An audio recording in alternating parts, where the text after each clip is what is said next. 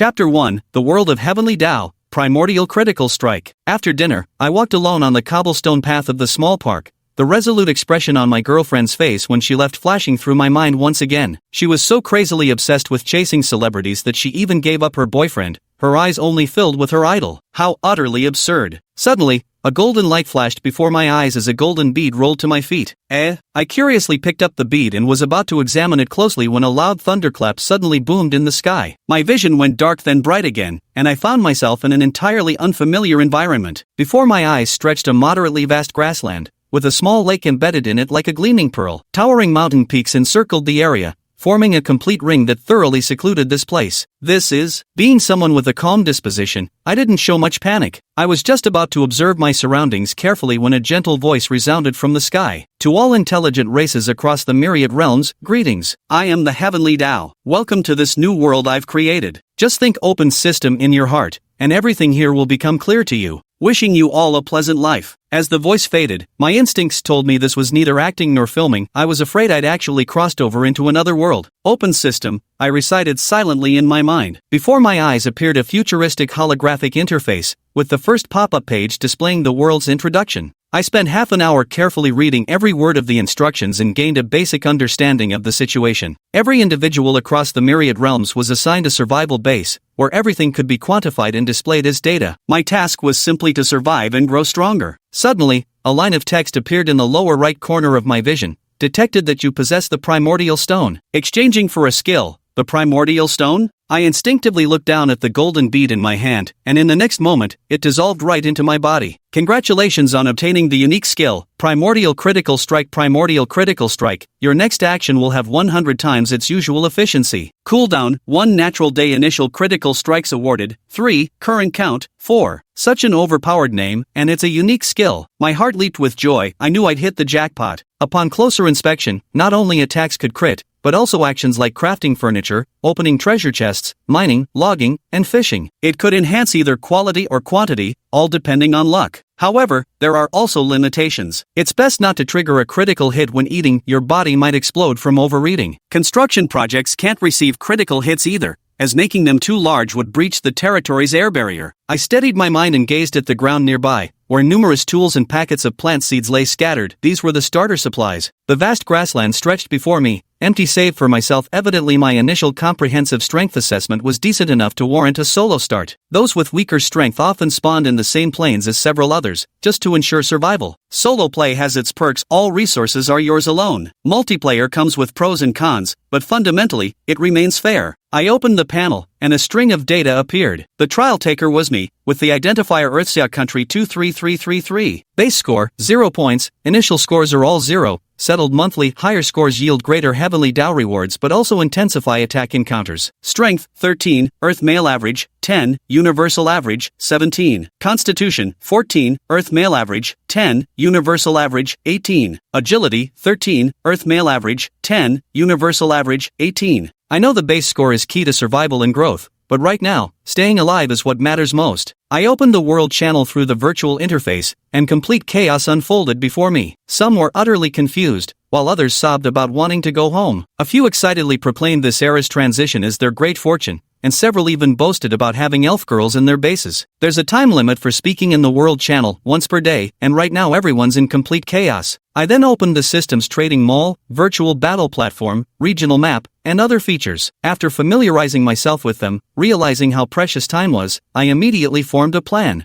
I'd sow crops in the morning and build a temporary wooden hut in the afternoon. The growth cycle of crops here is different from Earth's. The earlier you plant, the sooner you harvest. Having managed vegetable plots during my military service, my farming skill was rated LV1, making me slightly more efficient than the average LV0 person. In no time, I cleared a rectangular vegetable patch, ready for sowing and watering. Thinking about planting the corn seeds, it suddenly occurred to me that I still had 3 critical hit opportunities. Why not use one now? Silently reciting the command, a prompt appeared beneath my retina. Your next action will definitely be a critical hit, with 10,000% efficiency increase. I carefully planted a single herb seed. This herb seed normally grows into a plant that heals external injuries, with an extremely low chance of mutation, requiring 30 days to mature. But a miracle occurred. The seed instantly grew into a palm-sized ginseng-shaped plant. Ginseng can nourish qi, promote blood circulation, and prolong life. Consuming it permanently increases strength by 2, constitution by 2, and lifespan by 2 years. Damn, that critical hit turned the herb into ginseng. I immediately ate the ginseng and instantly felt invigorated throughout my body, brimming with energy. Checking my status panel again, my strength increased to 15, constitution to 16, while agility remained at 13. I've grown stronger. Riding this momentum, I cleared 3 more vegetable plots, planting corn, rice, and medicinal herbs in each. Looking at the World Channel and Regional Channel, after nearly half a day, many people still haven't figured out the situation. Some are crying, some are clamoring to go home, others are cursing the heavens. They're simply wasting this precious early development time. The next step is to build a wooden house. Scanning my surroundings, I pick up a saw and head toward a small grove near the mountains in the distance, not daring to venture too deep, just cutting trees at the forest's edge. Wood Unit 1, Wood Unit 1, Wood Unit 1. After consuming the highly nourishing ginseng, my energy is overflowing. In 3 hours I've sought 80 units of wood, while a simple wooden hut only requires 30 units. Under normal circumstances, wouldn't this take 2 days? I open the construction page on the virtual display, select the small cabin option, and a projection of the wooden house appears before me,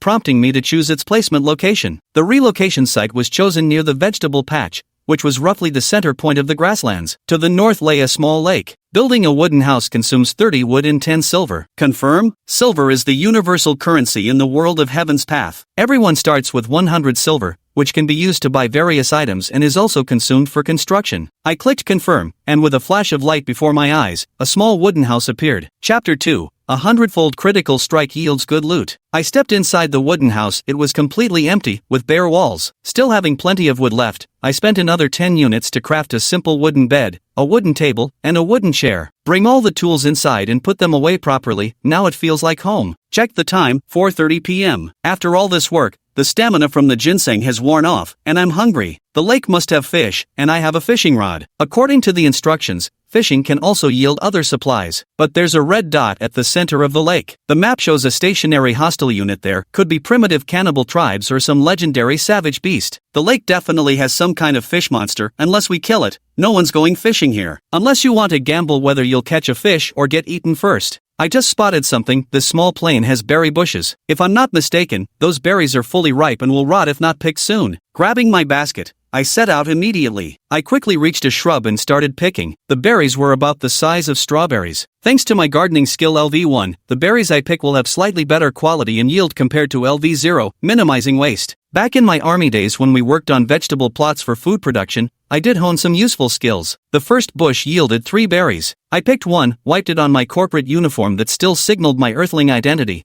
and popped it into my mouth with a smack. Delicious. My eyes sparkled with delight as I promptly devoured the remaining 2 berries, feeling the gnawing hunger in my belly ease slightly. Suddenly a thought struck me. If I used primordial critical strike to harvest berries, could I pluck 100 at once? Or maybe like last time, producing some rare item? Thinking this, I turned my gaze toward another berry bush in the distance and without hesitation, quickly walked over. After a silent incantation in my heart, I decisively plucked the fruit. Crit multiplier activated. Probabilities for rare fruit yields increased by 10,000%. Examining the fruit in my hand, it was no longer a berry, but instead a large, fist-sized crimson fruit. Dragon vermilion fruit permanently increases strength by +5 and agility by +2 upon consumption. Maintains 100% satiety for 3 days while repelling mosquitoes and resisting disease. Ding! You have gained cultivation experience by harvesting a rare treasure. Cultivation level has increased from LV1 to LV2. Damn, this is amazing. Overjoyed, I immediately devoured the fruit, licking my lips. Indeed, I could feel a surge of power coursing through my body, and my status panel had updated too. Strength, 20, Constitution, 16, Agility, 15. In just 1 day, I've leaped from Earth's average human stats to the galactic standard. With just a few more of these, I could reach advanced civilization tier attributes. It's like riding the fast track to prosperity. Though I was quite full at the moment, the berries on the prairie would rot if not picked soon. Thanks to my improved foraging skill, I gathered all the berries on the plains in just 2 hours, exactly 100 pieces neatly filling a basket. As dusk fell after a long day's work, I drew water from a branch stream of the small lake using a wooden bucket for a bath, planning to join the regional chat after lying down. Just as I settled onto the wooden plank, sudden alarm bells rang out. Alert! Wolf pack from the mountains is descending upon Area 9527 in search of food. They will scatter and may randomly attack survival bases. Prepare accordingly. I was startled to see an immediate outcry on the newly opened regional chat interface. Big Bull, Tauron planet, what's going on? Attacks already on the first day. Alice, Elf Clan, may the great goddess protect every soul from being attacked. Neko, Catgirl Clan, meow, what do I do, what do I do? The wolves are coming. Please don't eat me. Fong Yamung, Earth Human, everyone, don't panic. Those with houses should stay inside, and those without should climb trees. Whatever you do, don't get injured. There are no medicinal herbs if you get hurt. The regional chat instantly exploded, clearly revealing the difference between those who had shelter and those who didn't. The calm and quick-thinking individuals likely already had wooden huts. Even if wild wolves came, they couldn't get in. But for those who had been panicking and complaining earlier, if attacked, well, it seemed some would be eliminated on the very first night, and the price of elimination was death. A wolf's howl came from the distance, startling me awake and nearly making me jump out of bed. The wolves were really here. I quietly pushed open the window and spotted two wild wolves swaying their heads as they approached from afar, each the size of a small calf. They sniffed here and there, quickly fixing their gaze on my little log cabin. Green wolf, wildness 80%, aggressive type. I sent a message in the zone chat. Got wolves here. Then I immediately logged out of the chat room. Good luck. Good luck. After a moment, I noticed the wild wolves circling the hut, seemingly unable to reach me inside, but what infuriated me was that they had started destroying the fields. Wolves with such predatory instincts, even if they don't eat humans, will still wreck the survival base. Either eliminate them or wait for them to leave on their own. Peaceful coexistence is impossible. I frowned slightly. The ruined fields weren't the main concern, but the seeds couldn't be harmed. We had so few left. I charged out with a wooden stick in each hand. A wild wolf immediately pounced at me, but I swiftly dodged to the side, effortlessly evading the attack. With improved agility, I'm not the same as before. Seeing another wild wolf leap toward me, I swung my stick straight at it. Elders always say wolves have heads of iron and waists of tofu. This time I landed a critical hit. 100-fold critical hit triggered. Your next attack's power increases 100 times. Thud! A dull sound echoed as the wooden club struck the wild wolf's head with full force, instantly exploding it into a crimson mist, killing it on the spot. Holy crap! Even I was startled, turning my gaze to the other wolf. This gray wolf seemed utterly dumbfounded by what it had just witnessed. I swiftly stepped forward and delivered a powerful kick to its flank, sending it tumbling to the ground. As I planted my foot on its head, ready to finish it off, a sudden thought struck me. Didn't I still have one critical hit left? Maybe I could try taming this wild wolf. I stomped hard on the wolf's head and shouted fiercely, "Submit to me, or die." Ding! 100-fold critical strike activated. Your taming success rate increased by 100 times. Chapter 3, Critical Strike strikes again. The green wolf shuddered violently, its whole body flashing with light before finally submitting completely. Taming successful. Your taming level has increased to LV2, Green Wolf, male, 3 years old, strength 9, constitution 12, agility 14. After taming it, I could see its specific ability values. When I lifted my foot, the blue wolf immediately got up and affectionately rubbed against my calf. Tamed animals can assist in battles, carrying loads, patrolling, and even guarding the fields. After all, some small animals and birds on this plane would come to steal crops. I patted the blue wolf's head, named it Adai, and then turned my gaze to the other wolf carcass. There was no knife in the wooden cabin. Thinking of the pickaxe I used for mining, I silently scolded myself for not bringing it earlier to fight the wolves. By the small stream branching off from the lake, I began dissecting the blue wolf. As various entrails were thrown into the creek, they attracted swarms of fish, some as small as a finger, others looking to weigh 2 or 3 pounds, all competing fiercely for the offal. Thrilled by the sight, yet knowing I had nowhere to keep live fish even if caught now, I quickly piled stones to block both ends of the stream. The water level between the barriers rose rapidly, forming a makeshift fish pond. Though unsure if all fish would be trapped, I was certain many would be contained. After processing the wolf, I lit a fire with a tinderbox near the cabin, preparing to smoke and cure the meat for long-term storage. The raid alert has ended, and the regional chat is buzzing again. Alice, Elf Clan, is everyone okay? Neko, Catgirl Clan, phew. Good thing I can climb trees. They couldn't catch me, but they ate all the berries I picked. Fong Yamung, Earth Human, is Luo you still alive? I smiled faintly and replied, I'm fine, already took care of it. Fong Yamung, took care of it? Well, as long as you're okay. There's bound to be stuff to trade after a raid. Talk later. I'm heading to the trading platform. Naker, I'll go too. Alice, I'll take a look as well. Luo Yu, wishing you all the best. Minotaur, 3 beauties, is no one going to ask if I'm okay? My heart stirred, and I opened the trade platform too. Surprisingly, it was quite lively. People were selling all sorts of things. Crop seeds, wooden swords and knives, shovels, fishing nets, and the like, all priced cheaply since no one had much money. But hardly anyone was selling food. It was too precious in the early stages. After some thought, I decided to sell the berries. After all, I was full and wouldn't need to eat for 3 days, and the berries would spoil by then. Better to sell them than let them go to waste. I priced each berry at 25 silver. After all, rarity dictates value. After waiting a while with no takers, I decided to post in the World Channel, XX, hidden, holy crap, someone's selling berries on the trading platform. Quick, grab them before they're gone. Instantly, countless players rushed to check the platform. It was only the first day, so many still didn't grasp the value of silver, and everyone was starving, unlike me, who had managed to live comfortably from the start. In just 1 second, all 100 berries were snapped up,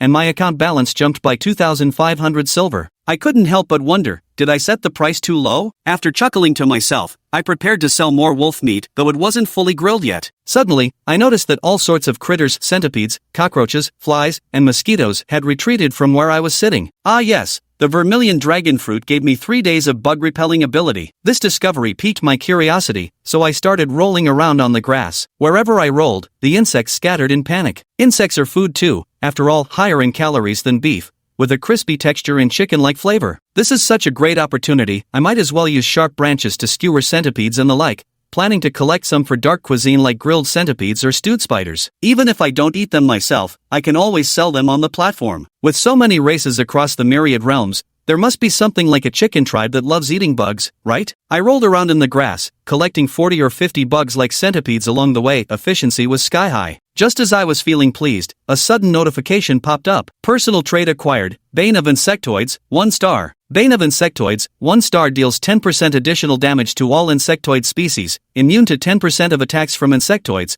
permanent agility +2. Ha, there's even a personal trait? I knew personal traits were extremely hard to obtain. Only through rare opportunities could one gain these special abilities. 1 star was the lowest rating, 5 star the highest. In that case, might as well keep rolling. After putting some wolf meat up for sale, I rolled around on the grassland, and sure enough, leveling up was possible. Hours later, I'd already upgraded this Bane of Insectoids trait to 5 stars. Bane of Insectoid, 5 star deals 50% additional damage to all insectoid species, immune to 50% of attacks from insectoids, permanent agility +10, constitution +10. I check my stats panel, strength, 20 constitution, 26 agility, 27. Holy cow! In just 1 day, I've already surpassed cosmic middle class standards. Right after reaching 5-star status, I couldn't hold on any longer. No matter how high my constitution was, dizziness overwhelmed me. I returned to the wooden cabin, wrapped myself in the processed wolfskin, and immediately fell asleep. Early morning on the second day, sunlight bathed the grasslands as birds chirped cheerfully. I woke up slowly, feeling refreshed and invigorated. With high constitution comes rapid recovery. Anyone else might not have bounced back overnight like I did. The world chat and regional channels were filled with cheerful good morning messages, creating an atmosphere of peace. Yet I knew beneath this tranquility, yesterday's attack must have claimed many lives. After washing my face by the stream and patting Adai's head, I checked my system messages. Sure enough, all 10 wolf meat portions I listed yesterday had sold out, at the astronomical price of 80 silver each. My account now held 3,400 silver. The initial critical hit count has reset, giving me another chance for a critical strike. For now, food is sufficient, and the seeds have been planted. Next, I need to expand my survival base, starting with a perimeter wall. A wooden wall is too fragile, stone would offer more security. The system can construct the wall, but raw materials like stone bricks have to be made manually, which requires a stone cutter. A stone cutter can both shape stones and serve as a melee weapon. I whimsically wondered if purchases could also trigger a critical hit. No sooner thought than done, I mentally confirmed it and selected the purchase of a 100 silver stone cutter from the system shop. I should be ahead of most people if I can afford to buy this thing the very next day, I asked myself. Ding! Your purchase of a stone-cutting knife triggered a 100-fold critical hit, obtaining a valuable item worth 10,000 taels of silver. Divine Artisan Blade. Divine Artisan Blade, razor-sharp and hefty, a formidable melee weapon that can also serve as a tool. Slightly increases efficiency in activities like cutting and digging. A flash of light appeared before my eyes as a black longsword materialized. In excitement, I grabbed it immediately. It had considerable heft, but felt just right in my strengthened grasp. Even shopping can trigger a critical hit. Brilliant! Walking up to a bluestone slab, I swung my blade once, and the seemingly indestructible stone was split cleanly in half. A single slash splitting stone, this would have been considered divine weaponry in ancient times. I was overjoyed, thinking how effortlessly I could cut through rocks with this thing. No more talk, time to work. Chapter 4. Bugs only deserve to be underfoot. With my strength far exceeding normal standards, seemingly endless stamina, and the help of the heavenly artisan blade, my rock-cutting speed was nothing short of astonishing. In just half an hour, I had already cut out 1,000 rectangular stone bricks. I never imagined I could be so capable. I glanced at the regional chat, it was bustling. How was last night? Everyone still alive? D*MN mosquitoes, I swear on your ancestors, they sucked at least half a kilogram of blood from me. I'm starving, so hungry. Naker, Catgirl Luoyu, what are you up to? Are you soloing? Me, yes. Nakaru, meow, impressive for a human to solo like that. By the way, how did you handle that wild wolf yesterday? Me, killed it with one swing of my stick. The chat box flooded with question marks. Fong Yaman, hiss, seriously? A battle sect expert truly strikes terror. Nakaru, are you all muscle then? Could you screenshot and send me your portrait? Minotaur, I'm all muscles, sweetheart, sent you proof. Naker, meow, sorry, I'm not into minotaurs. Alice, stop discussing weird stuff in the regional chat. Me, had breakfast yet? I caught some centipedes. Want some? Fong Yaman, keep them for yourself, haha. I chatted and joked with these guys while cutting stones, quickly getting familiar with them. Suddenly, a related world update notification caught my attention. Zerg 4444 has set up a challenge arena in the virtual combat zone targeting Earth humans, wager, 2000 silver. The Zerg? I clicked into the virtual combat zone and found the chat box in the arena's interface already exploding. Earthlings were fiercely insulting the Zerg, and the Zerg were firing back just as hard. From the looks of the battle, humans were dominating. Human trolls' combat effectiveness was clearly far above the universe's average. But for all the taunting, no one dared to enter the room to accept the challenge after the arena was set up. The fighting pit had opened just yesterday, and presumably, the more combative individuals had already had their matches. In terms of physical prowess, Earthlings were indeed inferior to most other races. It only took a day for them to be labeled as pushovers. Sure enough, someone immediately set up a fighting ring to make money off the Earthlings. Earthlings are all cowards. What's the point of cursing? Just attack. Useless trash. Earthlings are even worse than bugs. Curses and obscenities flew incessantly, stirring the fury of many hot-blooded men from Earth. Yet even those willing to fight had to first pay 2,000 taels of silver. Winning nets you 4,000, while losing means 2,000 goes to the victor. Plus, spectators pay 10 units of silver just to watch, and that money also ends up in the winner's pocket. It's fair to say that, assuming you have the skills, the arena is a great place to make money. A flicker of displeasure crossed my face. How dare these bugs think they can lord it over us humans? I had the money and was just about to step up when someone else beat me to it. Earth Human XX, hidden, pays silver and enters the arena. At this point, who cared about money? Everyone hurriedly paid 10 silver taels to enter the arena and watch the battle. I also paid to spectate. After entering, a virtual screen appeared before my eyes, displaying a spacious room of about 500 square meters. Inside, two figures stood facing off against each other. The arrogant insectoid was a grotesque, sharp-headed male creature with arms shaped like a mantis's sides and a pair of thin wings on his back,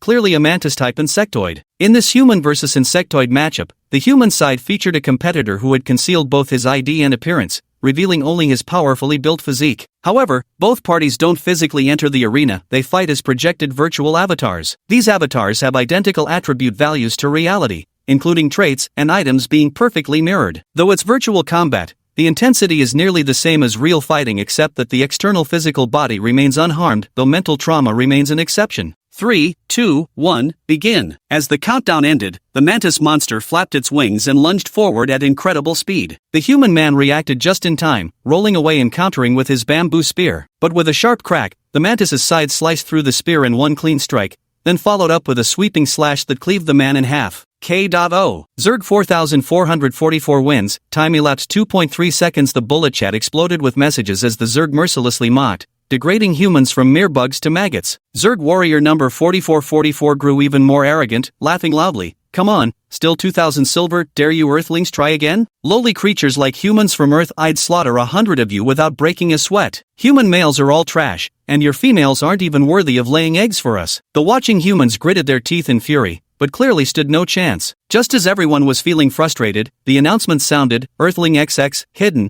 pays 2,000 silver, enters the combat chamber. With a flash of light in the combat chamber, I appeared Luoyu, also concealing both my ID and face. My physique wasn't as heavily muscled as a brawny man, but solid and powerful, with a black longsword gripped in my hand. Insects like you should only be fit to gaze up at us humans from beneath our shoes. My icy voice reverberated through the combat chamber. What did you say? The mantis-like alien roared, with various alien curses flooding the chat, while the humans seemed a bit hesitant. Bro, we know you're fired up, but don't waste your money. There's no shame in bowing to the inevitable. Even the humans weren't confident in me. 3, 2, the countdown began as the mantis alien sneered. I'll carve you up slowly, Earthling. Humans will always be prey to our kind. 1. The moment the countdown ended, the winged mantis charged forward, this time clearly going all out, moving even faster than before. The mantis excels in agility, and this leap requires at least 20 agility points, something no human could ever withstand. Just as everyone thought it would be another instant kill, anti-insect trait activated, attack and defense increased by 50%,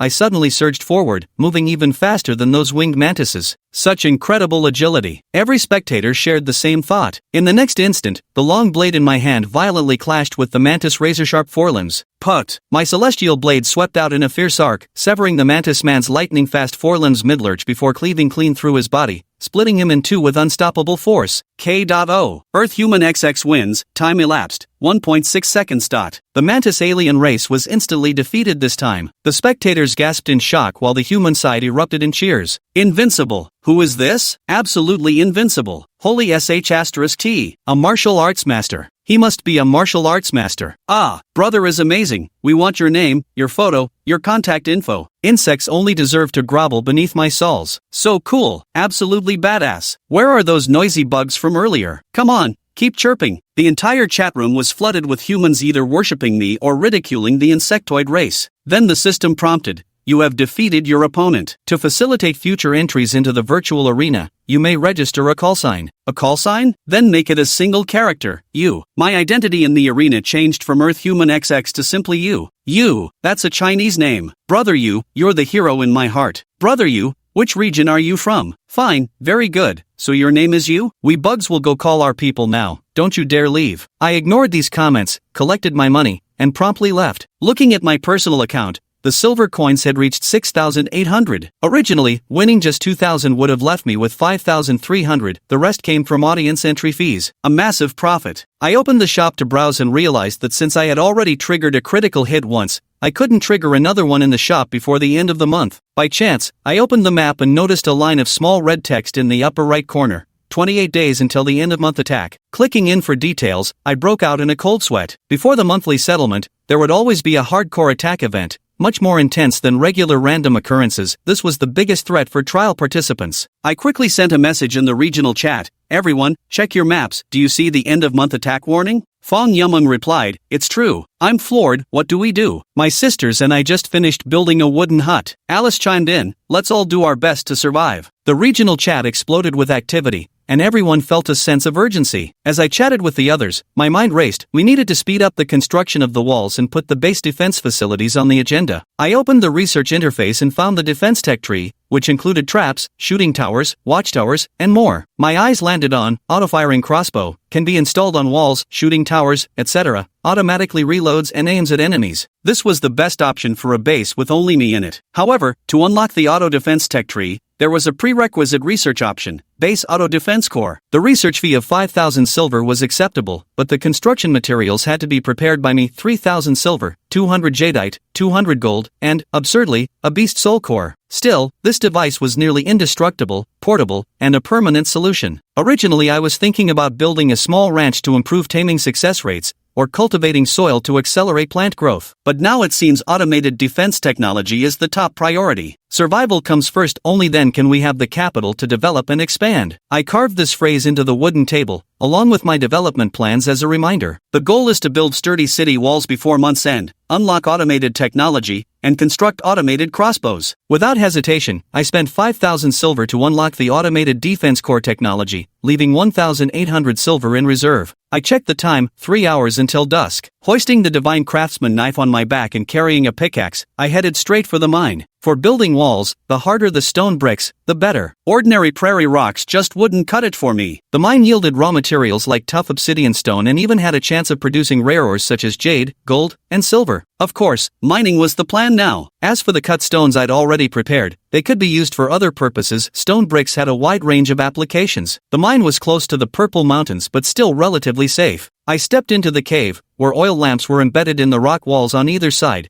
already there from the beginning. They couldn't be moved and didn't need any additional fuel. Before long, I reached the end of the mine tunnel, where a faintly glowing blue rock wall stood before me. Without hesitation, I swung my pickaxe and struck. Nothing came loose. Failed to mine. Your mining experience has increased. Given that my mining level was only LV0, failures were to be expected. I swung again, and this time an irregular black stone speckled with spots tumbled out from the glowing wall, a piece of spotted black stone. The drop rate for this type of stone is relatively high, but the drop rate for rare ores is absurdly low. Bam! Bam! I kept mining continuously, and hard rocks like black-spotted stone and granite kept tumbling out. My base stats are high, so even though my mining level is inadequate, the efficiency is still quite impressive. Before long, a small mound had piled up beside me. Mining level increased to LV1. Finally leveled up. I exhaled and stretched my shoulders, deciding to take a short break. Looking at this colorful pile of stones before me, I felt stuck. Transporting them would be a headache. Only then did I remember I wasn't alone. There was also Qinglang, that wolf I called A-Dai.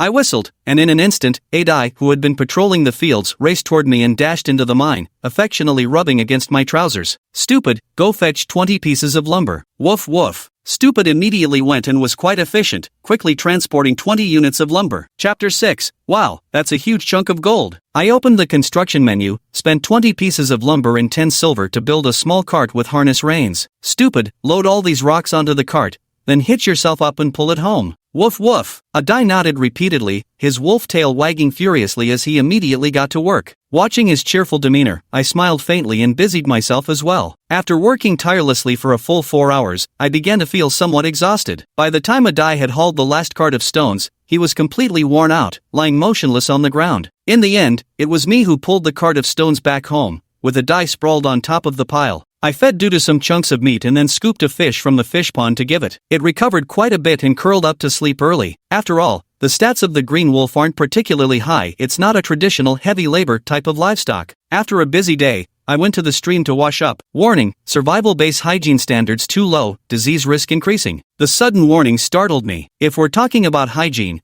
I'd say I'm quite meticulous personally. Could it be, taking a dump in the woods earlier lowered the base's sanitation standards? I checked the base's sanitation value, it's now a pitiful 18, while 60 is barely acceptable. If it could reach above 90 points, creatures in the base would basically never get sick, and according to the description, there might even be additional benefits. With almost no medical supplies available now, getting sick means relying solely on physical endurance. Even if you pull through, it would waste a huge amount of development time, and there's an attack coming at the end of the month. I had initially planned for a quick wash, but considering the risk of falling ill, I decided to take a proper hot bath. It took 30 pieces of lumber and 20 silver coins to build a simple bathing tub, plus another 15 silver coins for an iron kettle to boil water. These facilities sure are expensive. Fortunately, I'd earned quite a bit of silver earlier, otherwise, I wouldn't have been able to afford them. A moment later, I sank into the tub completely naked and let out a satisfied sigh. A gentle breeze drifted across the grassland as I gazed up at the star-studded, boundless sky. I hope little sis is doing alright. Hang in there and keep living. My parents passed away when I was very young, leaving me to rely solely on my younger sister Weakling for companionship. Now 19, she's both strikingly beautiful and remarkably clever. Considering my sister's resilient nature,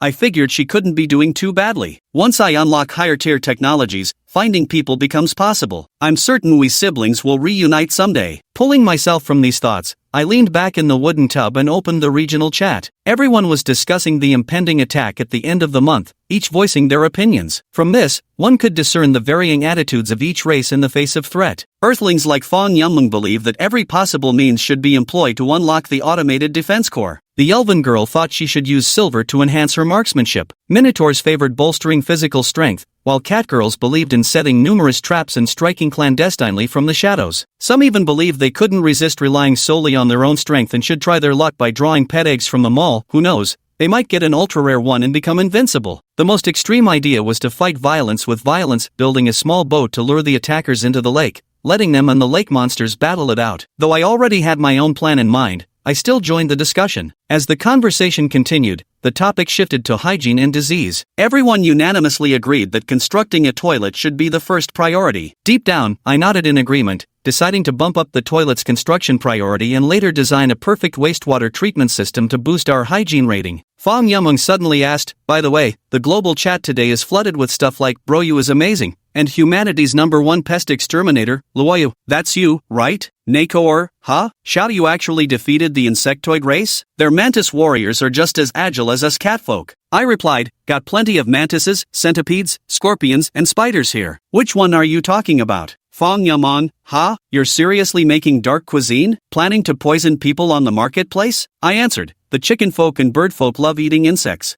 Ha ha ha. Fong Yumeng sent a laughing emoji, and I deftly sidestepped the topic. A single U character doesn't mean much anyway, plenty of people share that name. Fong Yumeng was just casually joking around to keep the conversation going. Soaking comfortably in the hot bath while chatting with everyone, I felt all my fatigue melt away, leaving me completely relaxed and refreshed. Notification: your joyful recreational activity has granted you the buff, Action Zeal, 3 days. Action Frenzy, Strength, Constitution, Agility plus 10%. Work efficiency plus 10%. I paused in surprise upon receiving the notification. I vaguely recalled a rule stating that high evaluations in mood, entertainment value, and hygiene metrics could trigger positive buffs, while low values might result in debuffs. I mentioned in the chat, taking a hot bath gave me this action frenzy buff. Naker, hot bath. I wanna take one too. Fong Yamun, Luo Yu, shut up. You're making me feel itchy just talking about it. Alice, Luo Yu, make sure to use your silver wisely in those early survival days. May the goddess bless you. Elena, Dark Elf Pfa.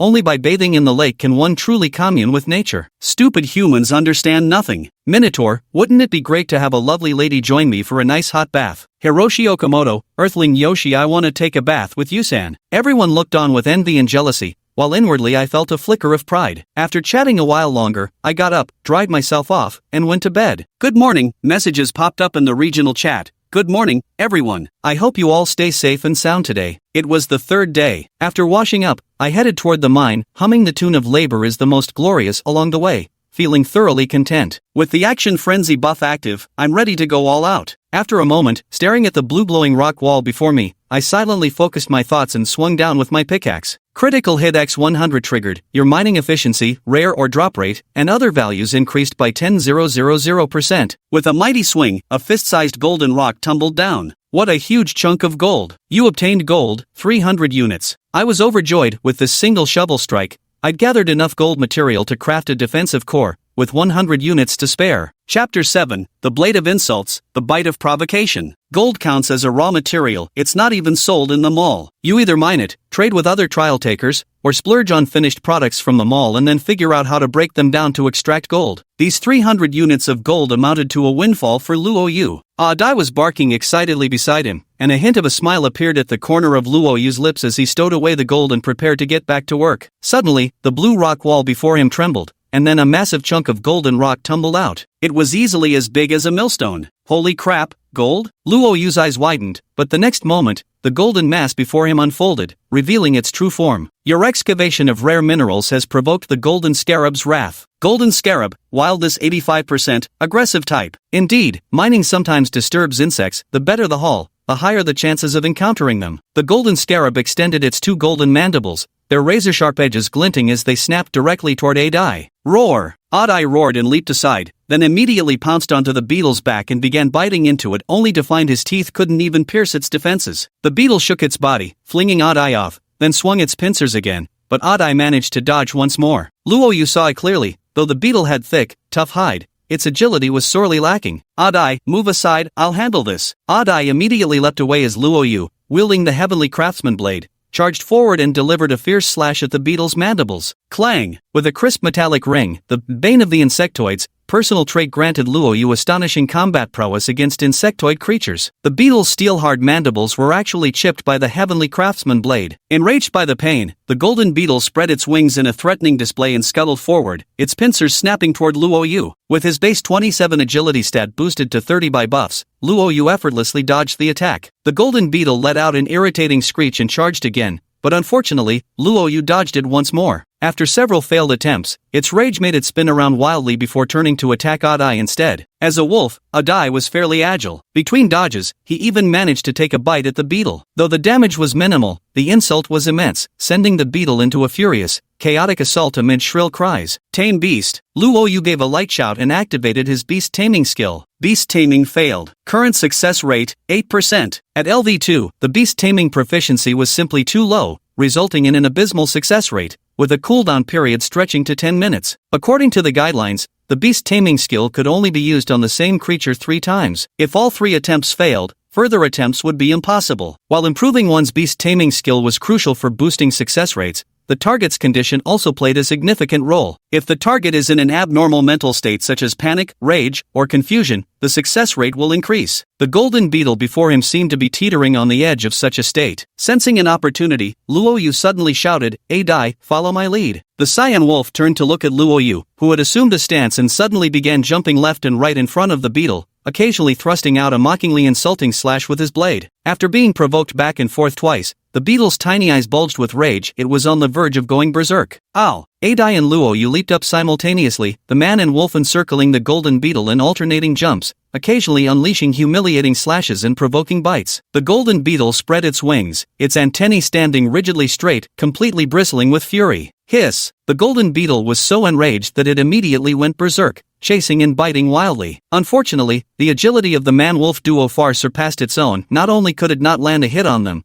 but it had to endure repeated humiliating slashes and bites all over again. What a raging fury it was! Inside the mine, chaos erupted like chickens fleeing from a dogfight. When the 10-minute mark arrived, Luo Yu once again activated his beast taming skill. Beast taming successful. Current success rate, 61%. Success! With a 61% success rate, one could tell just how thoroughly infuriated the golden armored beetle was. Its scalp must have been positively tingling with rage. The golden beetle's body shimmered with a fleeting light, and its once ferocious temperament instantly calmed. Docile as a lamb, it affectionately nuzzled Nao's thigh with its mandibles. What harm could a tiny bud possibly intend? Innocence is truly precious. Golden beetle, strength 16, constitution 30, agility 3. This was the epitome of being thick-skinned and sturdy. After letting out a slight sigh of relief, Luo Yu patted the metallic exoskeleton of the golden beetle and chuckled. From now on, the task of transporting ores will be entrusted to you. The golden beetle happily waved its mandibles, then climbed up to a rock wall and started digging. Luo Yu watched curiously as the beetle's mandibles sunk into the rock face. After 7 or 8 digs, it pinched out a piece of black-spotted stone. This was a mining-capable beetle. Overjoyed, Luo Yu realized it wasn't just a meat shield, it was also a tiny miner. Wonderful, truly wonderful. After observing for a while, Luo Yu realized the golden beetle's efficiency was far too low, at least 10 times slower than his own digging. If only their numbers could increase one day, he wouldn't have to descend into the mines anymore. For now, he still had to rely on his own hands. After a brief rest, Luo Yu resumed mining the ores. For the better part of the day, Luo Yu stayed in the mine, digging up piles of black-spotted stones and other rocks, all of which were hauled back by the golden beetle-drawn minecarts. Meanwhile, Adai continued its usual duty of patrolling. During this time, Luo Yu's mining skill leveled up to LV2,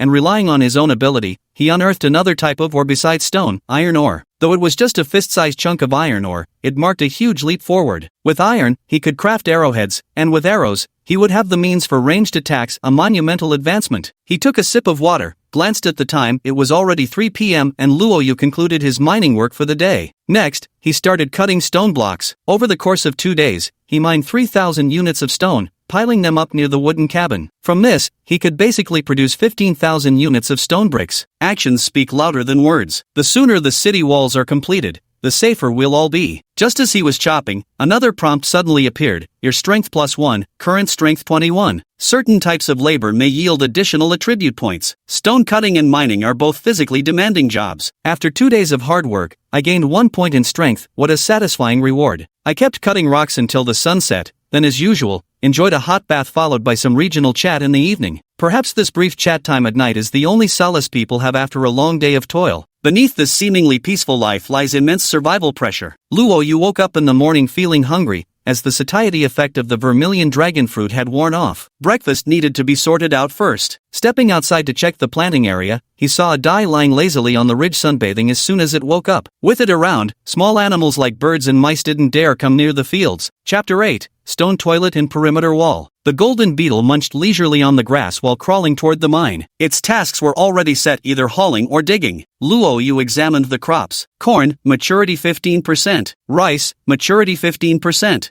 Herbs, maturity 3%. It's clear that common crops mature at a rate of 5% per day, while medicinal herbs only progress by 1%. Fresh crops won't be ready for consumption anytime soon. Luo Yu walked towards the stream. The makeshift dam he'd built earlier was still intact. This simple fish pond proved quite effective, containing over a dozen large fish. Catching 2 fish, Luo Yu returned to the fire pit, reignited the flames, and began grilling his catch. He and Adai each had one, and after eating, they were full of energy again. This time, instead of heading straight into the mine, they began walking around their territory. They followed the edge of the mountain range, aiming to find a place to discharge polluted water. After walking for an hour, he indeed found a spot that satisfied him. It was a small bamboo grove at the very edge of the territory. Hidden among the shrubs of the bamboo forest was a tiny ditch, its water flow surely leading to the Purple Mountains. Where exactly it went, Luo Yu didn't care. As long as it's not our own water system, this is the perfect spot to discharge sewage. Nodding in satisfaction, Luo Yu used the heavenly craft knife to deepen the ditch a little, then opened the construction interface. Simple drain outlet, 50 wood or stone blocks, 10 silver. After confirming, a tap of his finger summoned an ordinary stone-built drainage outlet at the excavated ditch. The drainage direction was naturally outward. Next, he needed to dig a small trench for the drainage pipe, which was incredibly simple for Luo Yu. After calculating the straight line distance to the house, he got straight to work and finished in just half an hour. Another tap of the finger, this time consuming 100 stone blocks and 20 silver coins to craft a long drainage pipe that connected directly to the outlet. Finally, there's the toilet. While we can't afford a luxurious toilet, a comfortable small brick one is within reach. Choosing a spot about 7 to 8 meters from the wooden house, Luo Yu spent 3,000 stone blocks and 80 silver coins to build a brick toilet. It's basically fully equipped, though it still lacks a water inlet and requires manual water fetching. But these are just minor details. What matters most is having a toilet now. Looking at the moderately sized toilet before him, Luo Yu felt a certain sense of achievement. To be fair, this toilet's defensive capabilities were far superior to the wooden cabin's, what with its stone door and all. If the cabin couldn't hold up, he could always take temporary refuge in here. Shaking his head with amusement, Luo Yu opened the system data. Sanitation score, 48. A single toilet had boosted the score by a full 30 points, significantly reducing his risk of disease. He glanced at his panel data again. Trials participant, Luo Yu, ID, Earth, Sia Country 23333. Base score, 60 points. Strength, 21. Constitution, 26. Agility, 27. Planting LV2, Mining LV2, Beast Taming LV2. The base score column, which was originally at 0, had now jumped to 60, delighting Luo Yu beyond measure. A score of 60 meant that after the month-end settlement, Luo Yu would receive a reward of 600 silver. Of course, the intensity of the attacks he'd face at month's end would also increase accordingly with this score. Clicking to check the breakdown, Green Wolves 15, Gold Beetles 15, Simple Wooden Hut 10, Stone Toilet 15, Bathtub 5. It seemed this score only accounted for fixed assets. Items like wolf meat, dubious culinary creations, or vegetables in the field weren't included in the tally. Moreover, Luo Yu realized that he, as a trial taker, wasn't included in the statistics either. Not being counted was even better, less intensity in the assaults, more chances of survival. After completing the toilet and burying the drainage pipes, Luo Yu began planning the perimeter wall's location. The initial wall didn't need to cover a vast area, just enough to enclose the wooden cabin, vegetable patch, toilet, and future facilities. After some thought, he settled on a square measuring 100 m by 100 m. As for future expansions, walls can always be torn down later. With enough money, he could even use the perimeter walls as foundations to build a grand castle. Luo Yu indulged in visions of this bright future for a moment before shaking off the daydream and starting construction. There were many types of perimeter walls to choose from. Luo Yu decided to begin with medium-grade walls 5 meters tall and 30 centimeters thick, reinforced with obsidian stone as raw material to withstand even elephant or rhino charges. Every meter of wall required 100 stone bricks plus 2 silver coins. No hesitation, time to build. Fingers swiftly tapped away as the pile of stone bricks beside him rapidly disappeared, only to be replaced by a 5-meter-high wall rising from the ground. Luo Yu's eyes sparkled with excitement. The sense of achievement from this construction was simply addictive. However, he was soon forced to stop. He'd run out of stone bricks. The materials needed for intermediate-level walls are still quite substantial. Well, guess I'll have to go mining again. At night, Luo Yu, having mined a full pile of ore once more, was soaking in the bathtub while chewing on wolf meat, savoring the comfort after a hard day's work. Thanks to his previous stockpile, he managed to build 50 meters of the wall in one go. After some rough calculations, Luo Yu estimated that completing the entire wall would take about 20 days, leaving him with relatively ample time. However, he was still concerned about his shortage of silver. After all those miscellaneous expenses, he now only had 1,400 pieces of silver left. Let's make some money. Opening the auction house, Luo Yu listed all his dark cuisine dishes, 100 units of insect-based meals, priced at a fair 10 silver each. Sure enough, after being listed for 10 minutes, no one showed any interest. Are there really none from the Rabbit Star Deity clan? He tentatively posted an anonymous world message: roasted centipedes and stewed spiders now available. Cosmic friends with unique tastes, come by now. The moment the message went out, there was an immediate response: bro, do you have deep-fried centipedes? Braised spiders taste better. I'm from the centipede clan, whoever dares eat my kin, I'll kill them. People were talking about all sorts of things,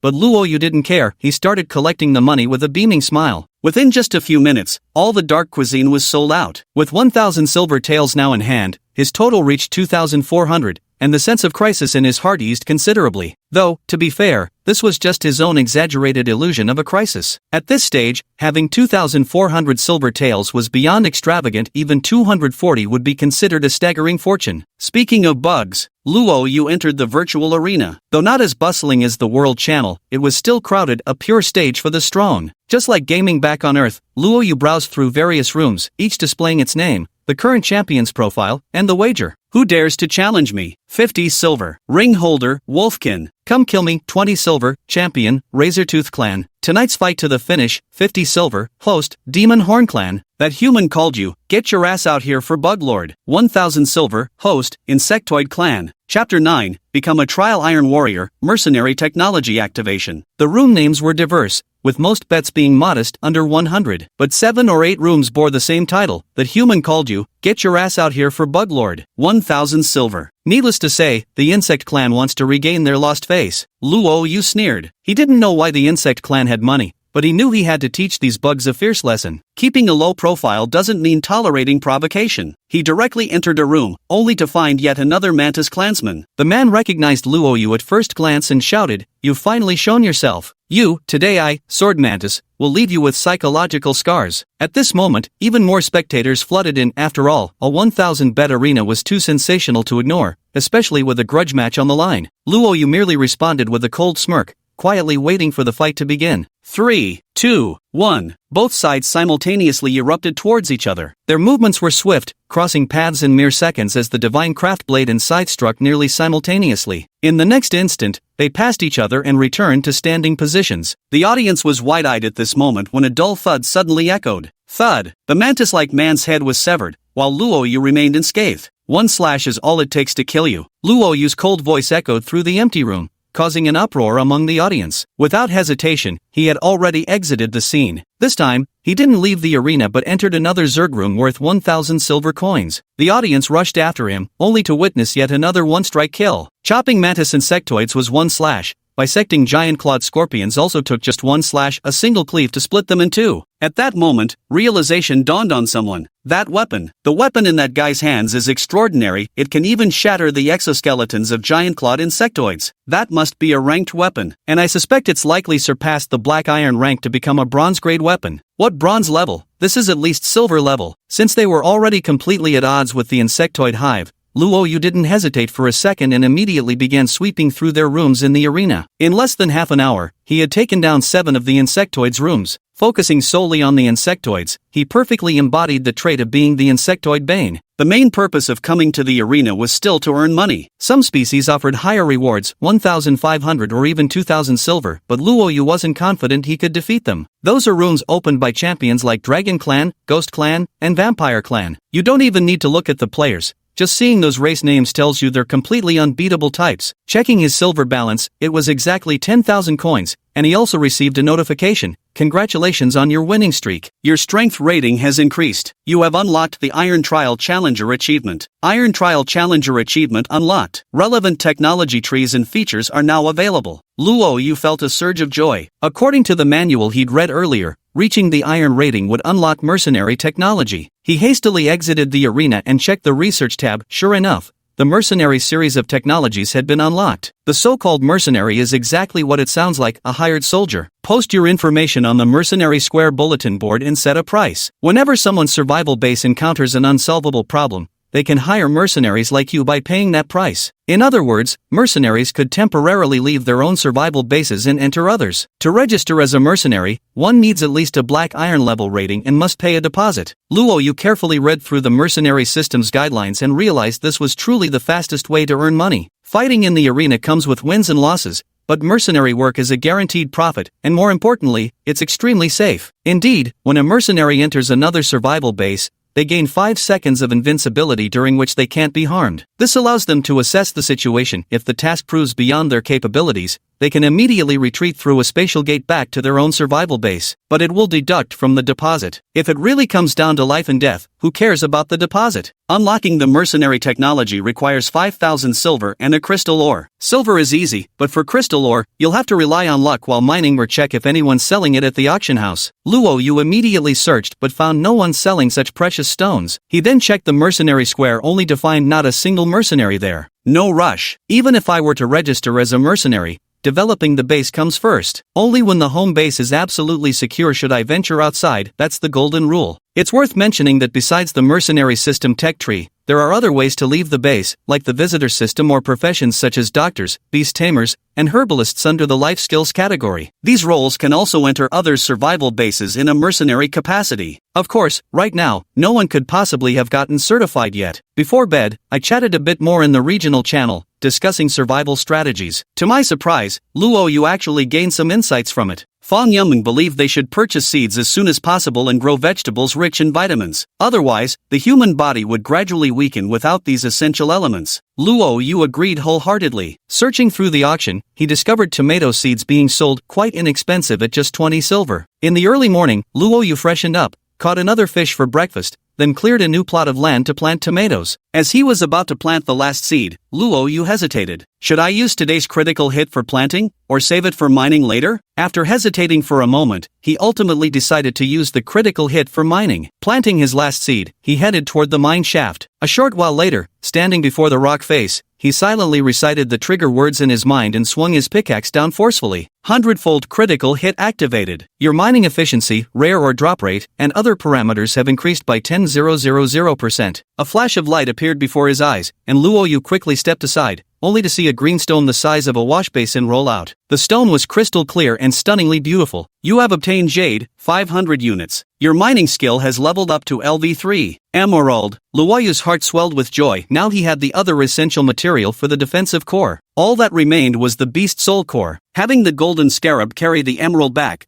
Luo Yu resumed digging while pondering. The beast soul core, a rare and precious drop from slain ferocious beasts, was now the only missing piece. It might appear at the auction house, but even if it does, the price would undoubtedly be astronomical, completely out of reach at this stage. As for the savage beasts, random attack incidents might spawn, or they could appear during the large-scale assaults at month's end. Currently, these are the only two scenarios. As for venturing into the Purple Mountains to actively seek out fierce beasts, that's suicidal behavior for those tired of living. Wait for it. What made him somewhat regretful was that no bugs appeared from this batch of rare, or he'd been hoping to perform another repeated side dash move. Chapter 10, The Lake Monster and the Firebird. That day, Luo Yu spent another full day mining. Thanks to his level 3 mining skill and action frenzy ability, his mining efficiency was off the charts. He could now mine in one day what previously took him 2. Even more delightfully, he unearthed 4 iron ore pieces, bringing his total steel reserves to 600 units. As dusk fell, a light drizzle began to patter from the sky. After finishing dinner, Luo Yu headed to the toilet and then strolled across the grasslands. Not for digestion after the meal, but rather to gather berry seeds from the bushes. The grasslands weren't just covered in turf, there were other crops growing as well. Alice mentioned that she collected seeds for vegetables and broccoli right here in these fields. It wasn't just Luo Yu gathering seeds this time, surely Fang Yumeng and the others were doing the same. Got it. Luo Yu found a berry shrub bearing unripe fruits. Though the berries weren't mature yet, the seeds inside were fully developed. After collecting them, he continued his search. The setting sun stretched Luo Yu's shadow long across the land. In the drizzling rain, his solitary figure appeared somewhat lonely, yet brimming with unwavering determination. Having gathered 3 more berry seeds and 1 immature cabbage plant from the grassland, Luo Yu decided to call it a day and head home. At that moment, a notification sounded. A flock of migrating flame birds is passing over your territory. Looking up,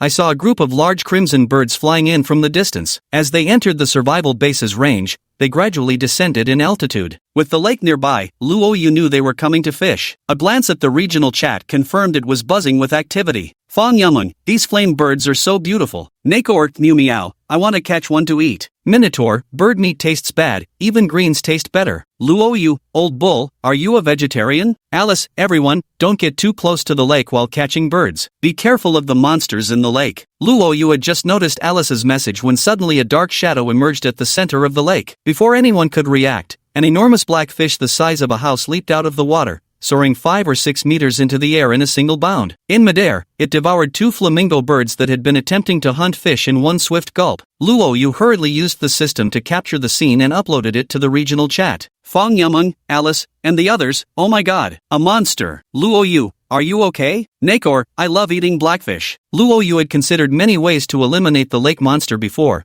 but now that he saw this enormous black fish creature, only one method remained. Find a way to attack and kill it from a distance. If I try to fight it hand to hand, I'm an idiot. Boom! The massive black fish plunged back into the lake, sending waves splashing skyward. The firebirds that had been resting there took off in a panic. Just as Luo Yu thought their chance for bird meat was ruined, Adai came through to save the day. It suddenly leaped out from a patch of grass, pouncing directly onto a panicked blaze bird and bringing it down. Dummy, don't. Before Luo Yu could finish speaking, the blaze bird's neck had already been snapped. I wanted to tame it. Seeing Dummy trotting over proudly with the bird in his mouth, Luo Yu gave a faint smile, patted its head and said, "Go pluck all the feathers. I'll roast it for you later." Woof woof. Dummy wagged its tail excitedly. As the man and dog were heading back, Luo Yu's sharp eyes spotted 2 bird eggs not far away. Running over to check, he found the eggs were even larger than goose eggs. They must undoubtedly be from a firebird. The weird fish jumped out, and the mother bird laid an egg early from stress? What a fine bird! A smile spread across Luo Yu's face. These firebirds weren't like the dopey flamingos back on Earth. They were about the size of peacocks and counted as aerial raptors. Once fully grown, they could assist in battles and were exceptionally effective for reconnaissance. The key is being able to rely on critical hits and sheer luck. What if one lucky strike hatches a baby phoenix? He returned to the house, happily cradling 2 bird eggs in his arms. Before long, the rain stopped, and Luo Yu chatted and joked with everyone while munching on grilled bird legs. Nakor, meow, my sister, and I worked together to catch a firebird. Time to eat. Luo Yu, worked together? So there are 2 cat girls with you? Neko, meow. 2 of them? Luo Yu, just what do you take us for? Luo Yu, obviously, the adorable cat girl, of course. Nakor, you say that,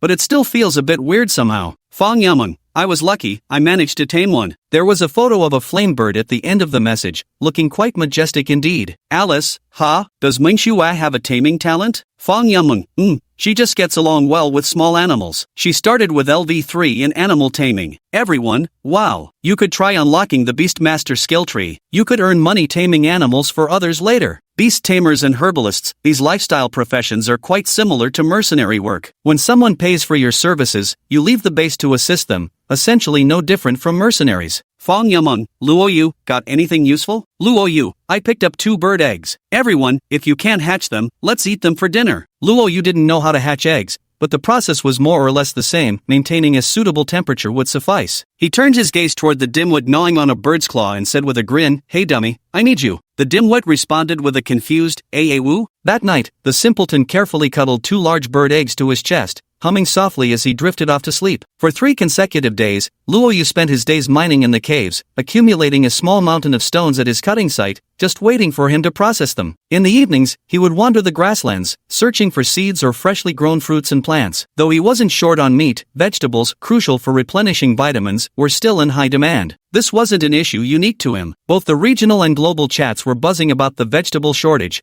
with even a common cabbage fetching 100 pieces of silver in the auction house. Of course, some races had less need for vegetables, like the carnivorous catfolk. Nakor, for one, had never complained about the scarcity. The 3 girls with Fang Yameng never complained either. Sometimes, you just have to believe some people have all the luck. They had only recently discovered an entire apple orchard within their survival base. Apples, as the king of fruits, provide ample vitamin supplementation, while Fang Yameng and her friends could also seize the opportunity to rake in huge profits by selling them at premium prices. Luo Yu sighed inwardly, wondering why he had gotten a bamboo grove instead of an orchard. Perhaps such was life. Of course, thanks to having consumed the crimson dragon fruit and ginseng earlier, his body was currently rich in various trace elements, so there were no immediate issues. However, it was crucial to prepare for unforeseen circumstances. Tomatoes, berries, and similar crops were still far from ripe, and after some deliberation, Luo Yu couldn't come up with a good solution for the time being. Using a critical hit to hasten the ripening of an ordinary crop would be too much of a waste. Chapter 11, Vegetables, a Trade from Fang Mengyu. As he walked on, Luo Yu entered a bamboo forest. The heavenly Tao world had just begun springtime, and now everything was blooming with renewal. Even the bamboo shoots were vigorously shooting up one after another. Patting a brittle bamboo, Luo Yu muttered to himself, "Keep growing. If you get any harder, I'll turn you into a javelin." Wait a minute, harder. No,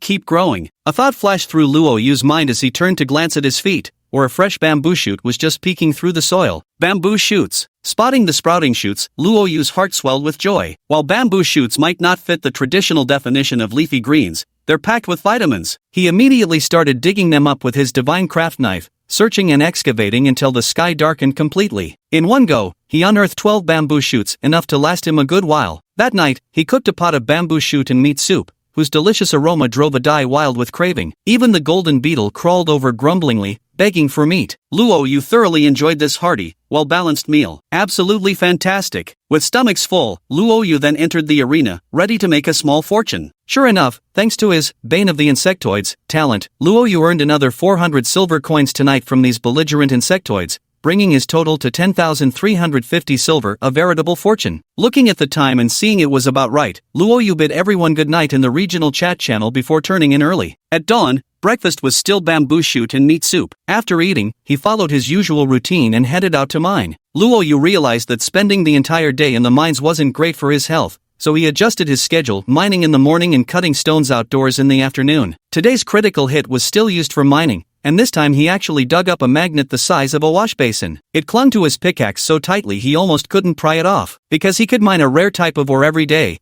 earning him a massive surge of mining experience, his mining skill had already reached LV4. Today, another 20 meters of the wall were built. Upon returning home, I checked the 2 bird eggs. Signs of hatching are becoming evident, likely within 2 or 3 days. On the 6th day, deep within the mine shaft, Luo Yu worked with remarkable ease as he began gathering ore. Thanks to his LV4 mining skill, the efficiency had dramatically increased. Almost every swing of his pickaxe yielded results, and the chances of striking iron ore had improved noticeably. A silent thought sparked a prompt in his mind. Initial critical hit triggered. With one swing of the pickaxe, Luo Yu felt the rock wall tremble slightly and quickly jumped back. A pile of ores came tumbling down, all black spotted stones. Black spotted stone, 100 units. Damn. So it really is a 100-fold critical hit. Luo Yu's lips twitched. Too bad this time it didn't drop any rare ores. Just as he was feeling slightly disappointed, suddenly 2 stones among the pile of black-spotted rocks moved, lunging straight at him. Earth-boring insects, wildness 90%, aggressor type. Luo Yu frowned slightly, drew his divine artisan blade, and swung it out. With the Bane of Insectoids trait enhancing him, the 2 earth-boring insects were knocked flying like ping-pong balls one after another, falling into unconsciousness. Playing dead? Luo Yu sneered and swung his blade against the forehead of one of the insects. The awakened insect appeared terrified and tried to flee, but under the suppression of superior strength, it couldn't move. Tame. With a soft shout, a flash of light enveloped the tunneling insect. It had actually been successfully tamed. Tunneling insect, strength 4, constitution 12, agility 6. Special function, mining. Digging insects can perform relatively inefficient mining labor with an initial mining level LV2. Just as I thought. Upon seeing the description, Luo Yu's heart leapt with joy. Following the same method, he tamed another digging insect. Since both were in a panicked state, the success rate was quite high. From today onward, you 2 better mine diligently for me. Issuing commands to the 2 digging insects, the creatures immediately went to work,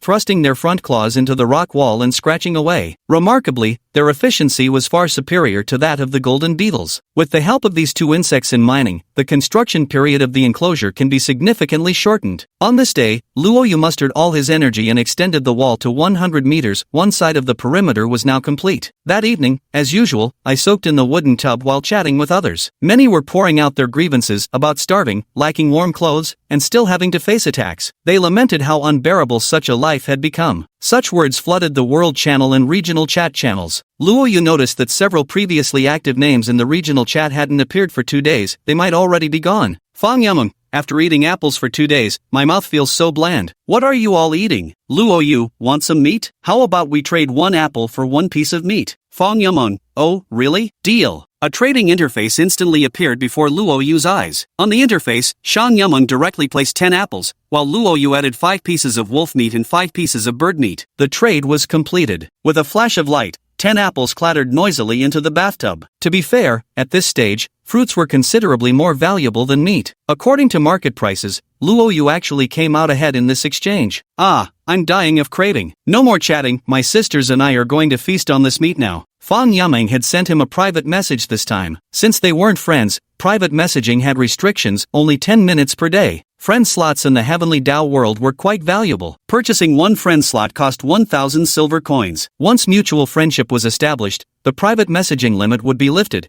and friendship was also a prerequisite for visitor technology. Even if you unlocked visitor technology, you couldn't visit each other's survival bases without being friends first. After putting away the apples, Luo Yu returned to the bathtub and checked the food supplies he currently had. Apples, 10, wolf meat, 30, firebird meat, 42, bamboo shoots, 11. Including the 7 or 8 large fish temporarily raised in the fish pond, the meat reserves amount to roughly 80 units, with vegetables at 21. He consumes about 5 units of meat and 2 units of vegetables per day, while Adai also requires 5 units of meat. Though small in size, the 2 burrowers still need 2 units of meat daily. As for the golden beetle, it feeds on grass, so there's no need to worry about it. After doing the math, there's roughly 8 days worth of food left. But here's the problem, the meat will only stay fresh for 4 more days, so I'll need to figure out a way to refrigerate it. I opened the auction house and searched for ice, only to find no one was selling any. At this stage, ice must be an incredibly precious commodity. Some places might only manage to collect a little if they're fortunate enough to experience hailstorms during particular weather conditions. Luoyu contemplated building an underground ice cellar and decided to broadcast a message to the world, buying silver in exchange for ice blocks. Anyone who has some, please list them on the auction house. Who would have ice in springtime? Even if someone did, they'd keep it for preserving food themselves. Who'd spare any for you? Mocking remarks flooded the world chat. After waiting a while, Luoyu noticed no one had listed ice blocks. He checked the system mall again but found no tools for refrigeration, leaving him with a faint sense of disappointment. Chapter 12, Sudden Event, Abnormal Weather. The system store sells common items, but not crucial survival tools. Ice, being a crucial tool. How can I effectively preserve meat? Luoyu pondered in his heart, making cured meat was one solution, but it would only prolong preservation by a little while. Moreover, with the recent rise in temperature, the shelf life would keep getting shorter. His mind racing with calculations, suddenly, his gaze fell upon the pile of iron ore stacked outside the wooden hut, and his eyes gradually lit up. Without hesitation, he leaped out of the bathtub, dressed himself, and spent 4 silver coins to craft a sheet metal box with a built-in shelf from 8 units of iron ore. Fetching clear water from the stream, he poured it into the iron box and then added a piece of cloth inside. One end of the cloth was soaked in the water, while the other end was draped over the top of the sheet metal box. Then, Luoyu stuffed a pile of meat inside and left ventilation openings. This is a simple evaporative cooling device that utilizes the principle of evaporation to generate a cooling effect. Being able to lower temperatures can significantly prolong the spoilage time of meat. Placing the metal box in a shady, well-ventilated spot of the wooden cabin, Luoyu felt extremely satisfied. Necessity is the mother of invention, the wisdom of working people knows no bounds. With a chuckle, he went to sleep feeling thoroughly content. In the early morning, he glanced at the wolf meat inside the tin box. A faint chill had begun to settle on it. Now it could be preserved for at least another 7 or 8 days. This extra time would suffice for now until summer arrived. For breakfast today, he had an apple and half a grilled fish, which Luoyu thoroughly enjoyed. After finishing his meal, a sudden idea struck him. There were seeds in this apple. Plant it. Luoyu, who had originally intended to go mining, instead found himself by the vegetable patch. He dug a small hole, ready to bury an apple seed when a thought struck him. Silently in his heart, he invoked the critical hit ability. 100x critical hit triggered. Your planting efficiency has increased by 100 times. As soon as he covered the hole, Luoyu watched in amazement as a tiny sapling broke through the soil and rapidly grew taller. In mere moments, it transformed into a full-sized apple tree. Is this shortening the growth cycle by 100 times? Luoyu gazed at the dozen or so slightly unripe fruits on the tree, his heart overflowing with joy. Although the unripe apples couldn't be eaten immediately, with one apple tree, he could grow an entire apple orchard. It was just a matter of time. In high spirits, Luoyu carefully built a small earthen embankment around the apple tree to protect it from rainwater,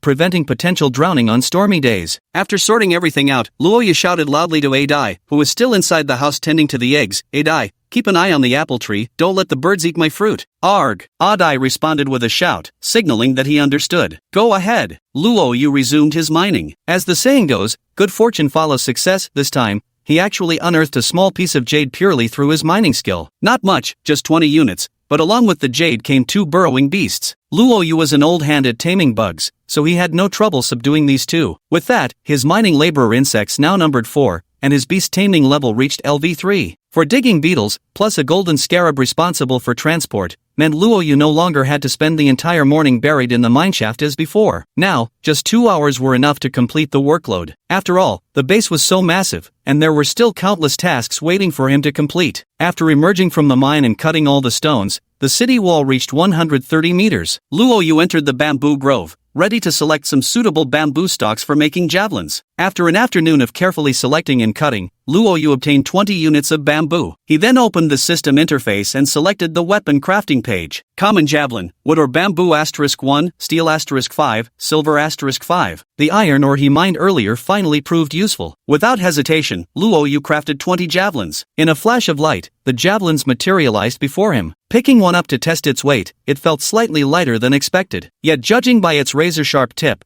its lethality was undoubtedly formidable. Of course, this is assuming his aim is good enough. Glancing at his archery skill LV3, he had participated in militia training before and done target practice. Though no sharpshooter, he could consistently hit passing scores with ease. Ordinary folks probably wouldn't even reach LV0. Spending 10 silver coins on a wooden target, Luoyu began practicing his javelin throwing technique, figuring he might as well level up his archery skill in the process. To be honest, with all his stats enhanced, his accuracy wasn't bad either. When throwing spears at targets over 100 meters away, he achieved a 30% hit rate, definitely LV3 standard. 100 meters was the benchmark distance. Beyond that, accuracy would progressively decrease. His reason for practicing javelin throwing was twofold. First, he intended to hunt birds. Now that he was considerably stronger, anytime he encountered migrating large birds, he could just shoot them down. Second, it was specifically aimed at that monstrous fish in the lake. That creature had taken over the beautiful little lake, making Luoyu gnash his teeth in frustration. He wouldn't rest easy until he killed it. After practicing javelin throws all afternoon, my arms felt sore. My marksmanship skill didn't improve,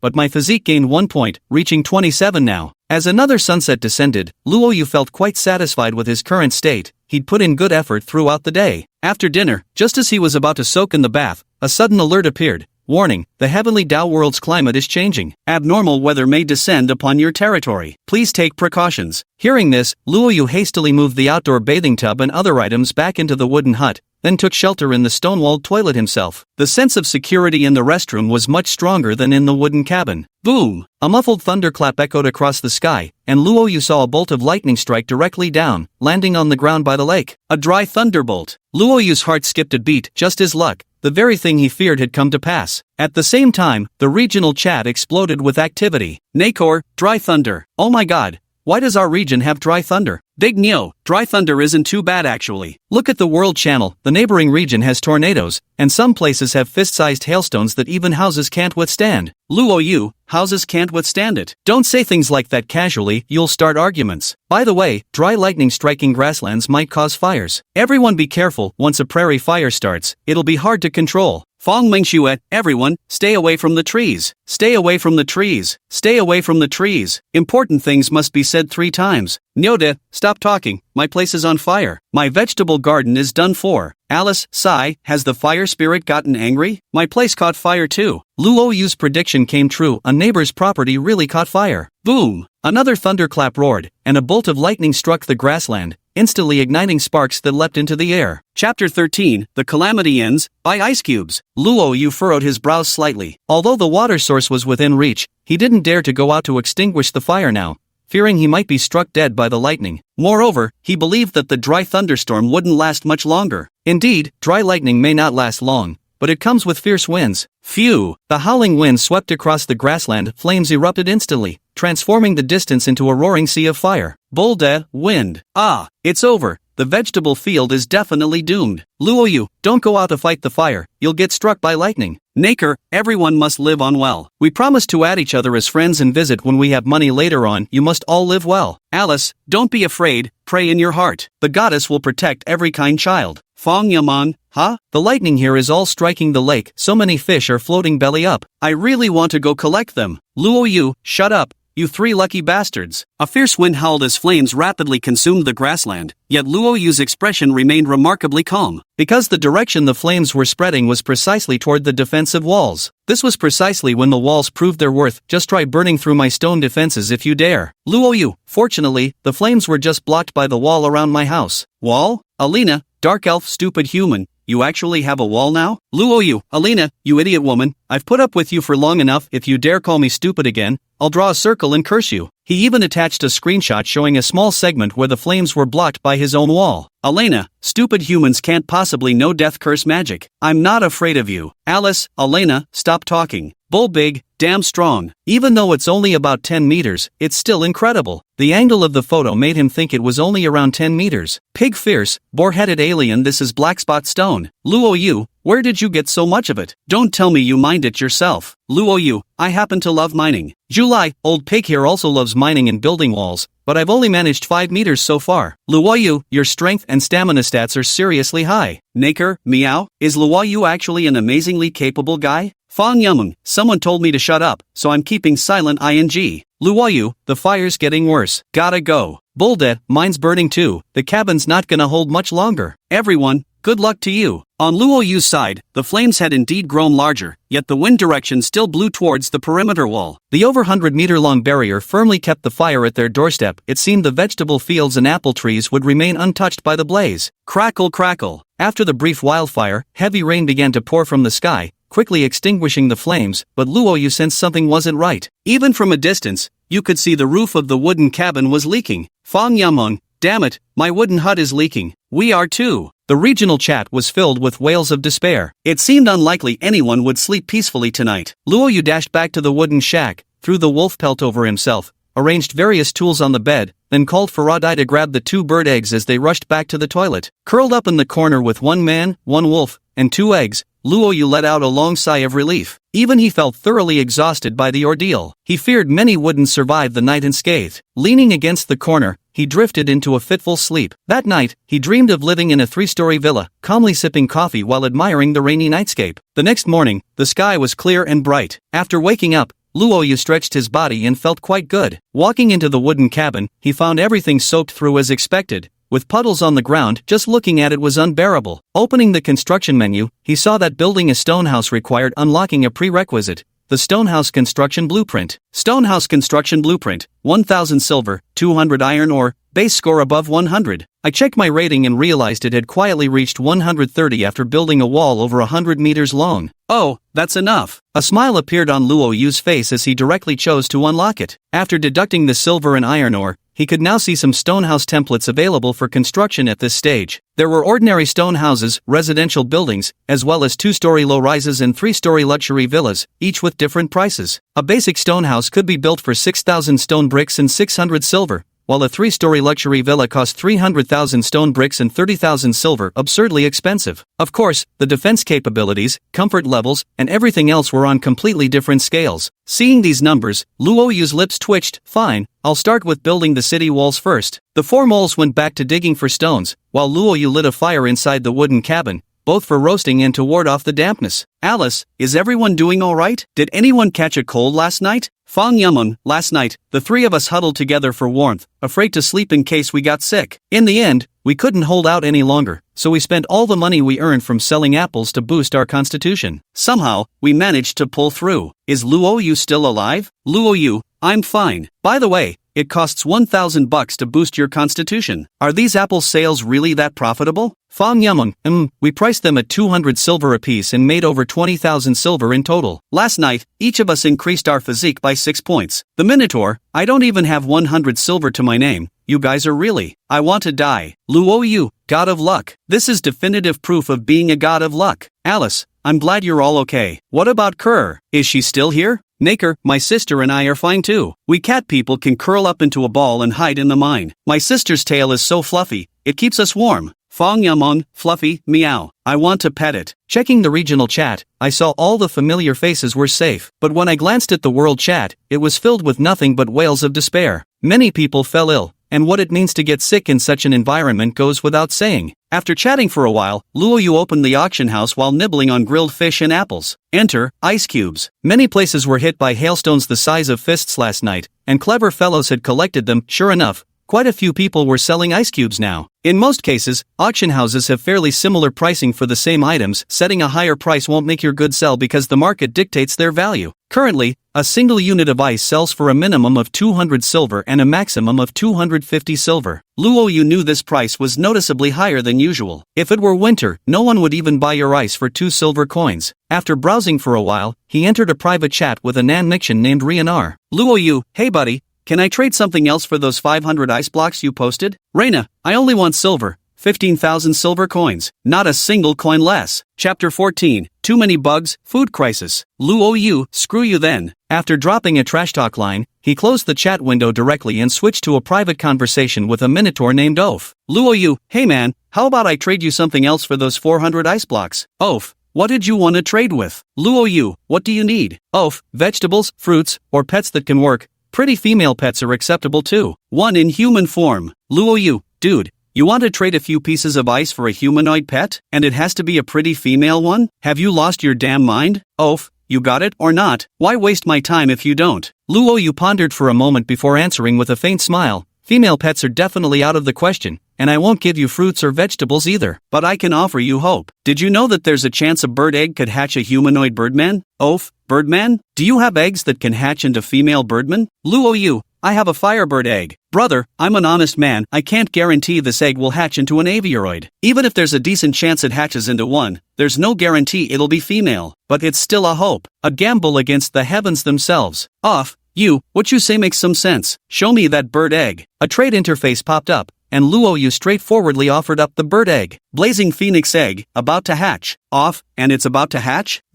Let me make it 200 ice blocks in exchange. 200? Is the hope of a female birdman worth only 200 ice cubes? Luo, forget it, I won't trade. I'll keep this hope for myself. With that, he directly closed the trade window. Sure enough, I've sent a message immediately. 300 ice cubes, that's the highest price I can offer. No. Luo appeared resolute, and for a moment, Olaf didn't send any further messages. However, the bullmen, true to their name, were hardly the patient type. In less than 3 seconds, another message arrived. Fine, 400 it is. For that female bird person, I'll bite the bullet. Damn, is he thinking with his lower half? Luo chuckled inwardly but remained silent. The more he acted this way, the more impatient the other party became, sending messages one after another. After 3 minutes of silence, Luo replied, Sigh, dealing with you always makes me feel like I'll regret it. Olaf, bro, I'm begging you. You can have all the ice cubes, and I'll throw in a carrot too, alright? Luo, fine, go ahead and initiate the trade. Soon, the trade window appeared. 400 units of ice cubes and 1 carrot, just as promised. Luo decisively placed the bird egg in his offer slot. Transaction complete. Please select the placement area for the ice blocks. Overjoyed, Luo chose to place the ice blocks outside the house. In the blink of an eye, 400 perfectly cubed ice blocks were neatly stacked,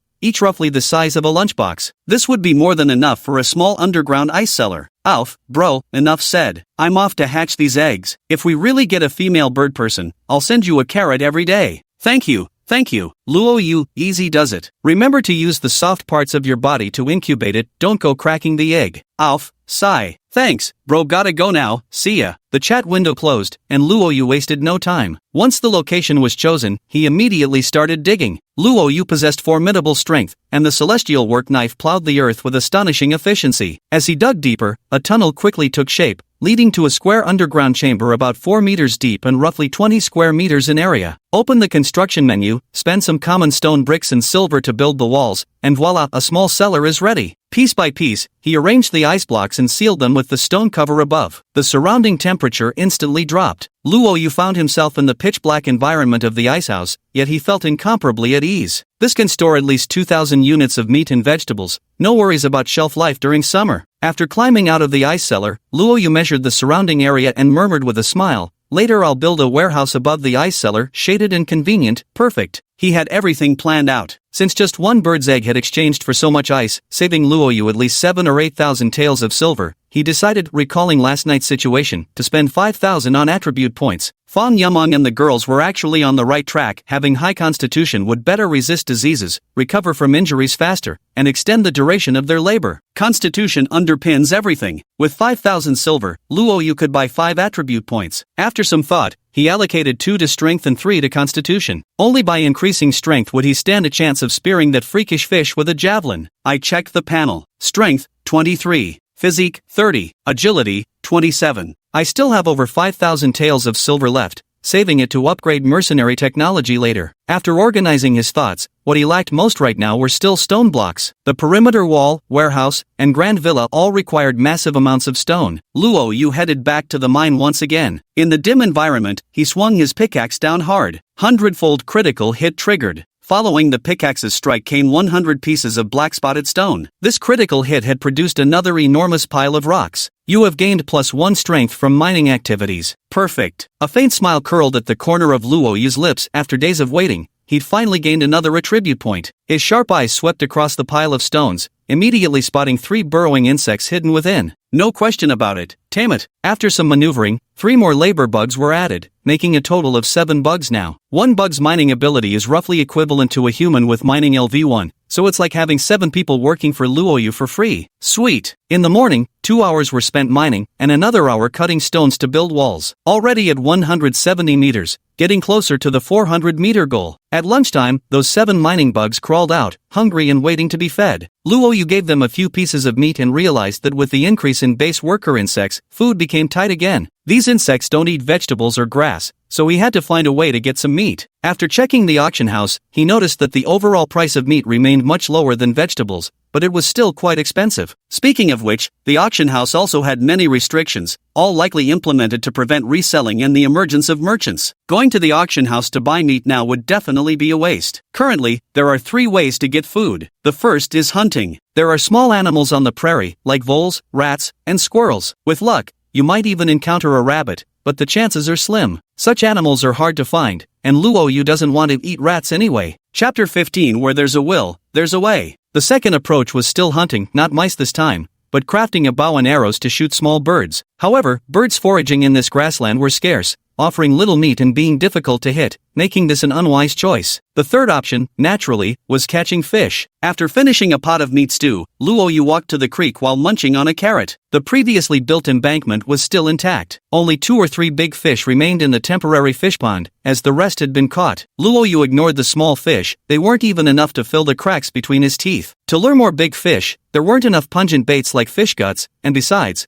this method wasn't sustainable in the long run. Luo Yu stood on the shore, lost in thought for a moment, when a sudden inspiration struck him. He had an idea. Why not just dig a fish pond? This fish pond could follow the current model, with 2 dams set up as the inlet and outlet respectively. Normally, the inlet would be open, filling the pond with water while bait is placed inside to lure various fish to come and settle here. After waiting 2 or 3 days, close the inlet, open the outlet to drain the water, and place a net at the outlet. Wouldn't that make it easy to just scoop up the fish? And it's likely not just fish, crabs, prawns, and the like would probably be plentiful too. Luo Yu grew increasingly convinced of the feasibility of this plan. The site couldn't be too far from the stream since drainage would be inconvenient. After careful consideration, he selected a spot near the stream, close to the wall. This location fell within his firing range while also being on elevated terrain with ideal water flow direction, minimizing digging effort. Crucially, during attacks, it could double as a protective moat. Perfect. With the site finalized, he calculated that 2 large stones would be needed to block the inlet and outlet, plus a sturdy fishing net to prevent fish from being washed away during drainage. The stones were easy enough, he could dismantle 2 from the city wall quite conveniently. But the fishing net. The system store doesn't sell key items like fishing nets, so I'll have to figure something out myself. Making a proper fishing net from scratch would be too much work, and I don't have materials like nylon thread or synthetic fishing line. Something with both flexibility and elasticity to withstand water currents, while also effectively trapping fish and shrimp. Luo Yu stroked his chin and paced for a moment when suddenly, inspiration struck. He thought of something perfect. Bamboo. The slender strips of bamboo have a certain toughness and elasticity. When reinforced with vines, they can form a bamboo basket-like structure covering the water outlet,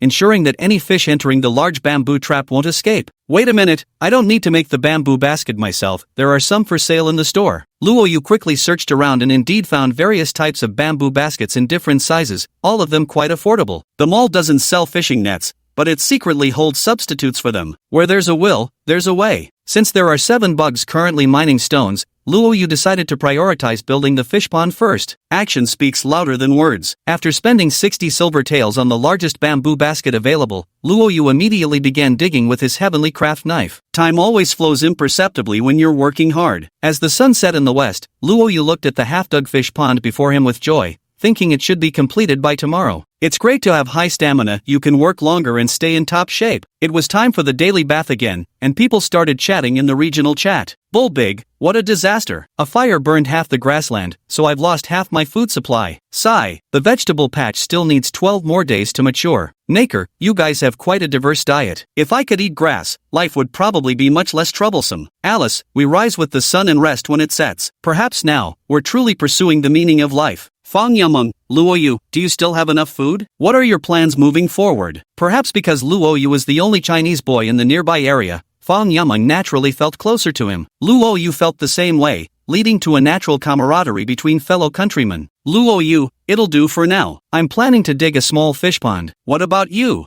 Fong Yumon, wait a minute, dig a fish pond? Luo Yu, is it just me? Or do you seem to have an endless supply of energy? Noker, we cat girls all love strong boys. My little sister is definitely going to adore Luo Yu, hee hee hee. Luo Yu, I'm quite curious about cat girls, I'd like to see your ears and tail. Nyoda, do you want to see my ears and tail too? Luo Yu, get lost. It was meant as a joke, but unexpectedly, Nakor actually sent him a private screenshot. On the rim of the steamy bathtub, two small heads leaned against each other, one adorned with white ears, the other with black ears. Faintly visible was the tail behind its head, also in black and white. These two catgirls are also taking a bath. What a shame, only ears and a tail, none of what Luo Yu had hoped to see. Nakor, private chat just for you to see, don't forward it to anyone else, or I'll bite you. Luo Yu felt his heartbeat quicken, this catgirl was unexpectedly charming. Luo Yu, you can bite me, but please meow while doing it. Meow, you're awful. Even my little sister is blushing now. Nakor closed the private chat, while Luo Yu burst into laughter, feeling extremely pleased. Regional chats truly were the spice to liven up dull daily life. After chatting with everyone for a while longer, he entered the virtual arena. The moment he stepped into a 100 silver battle room hosted by a Zerg player,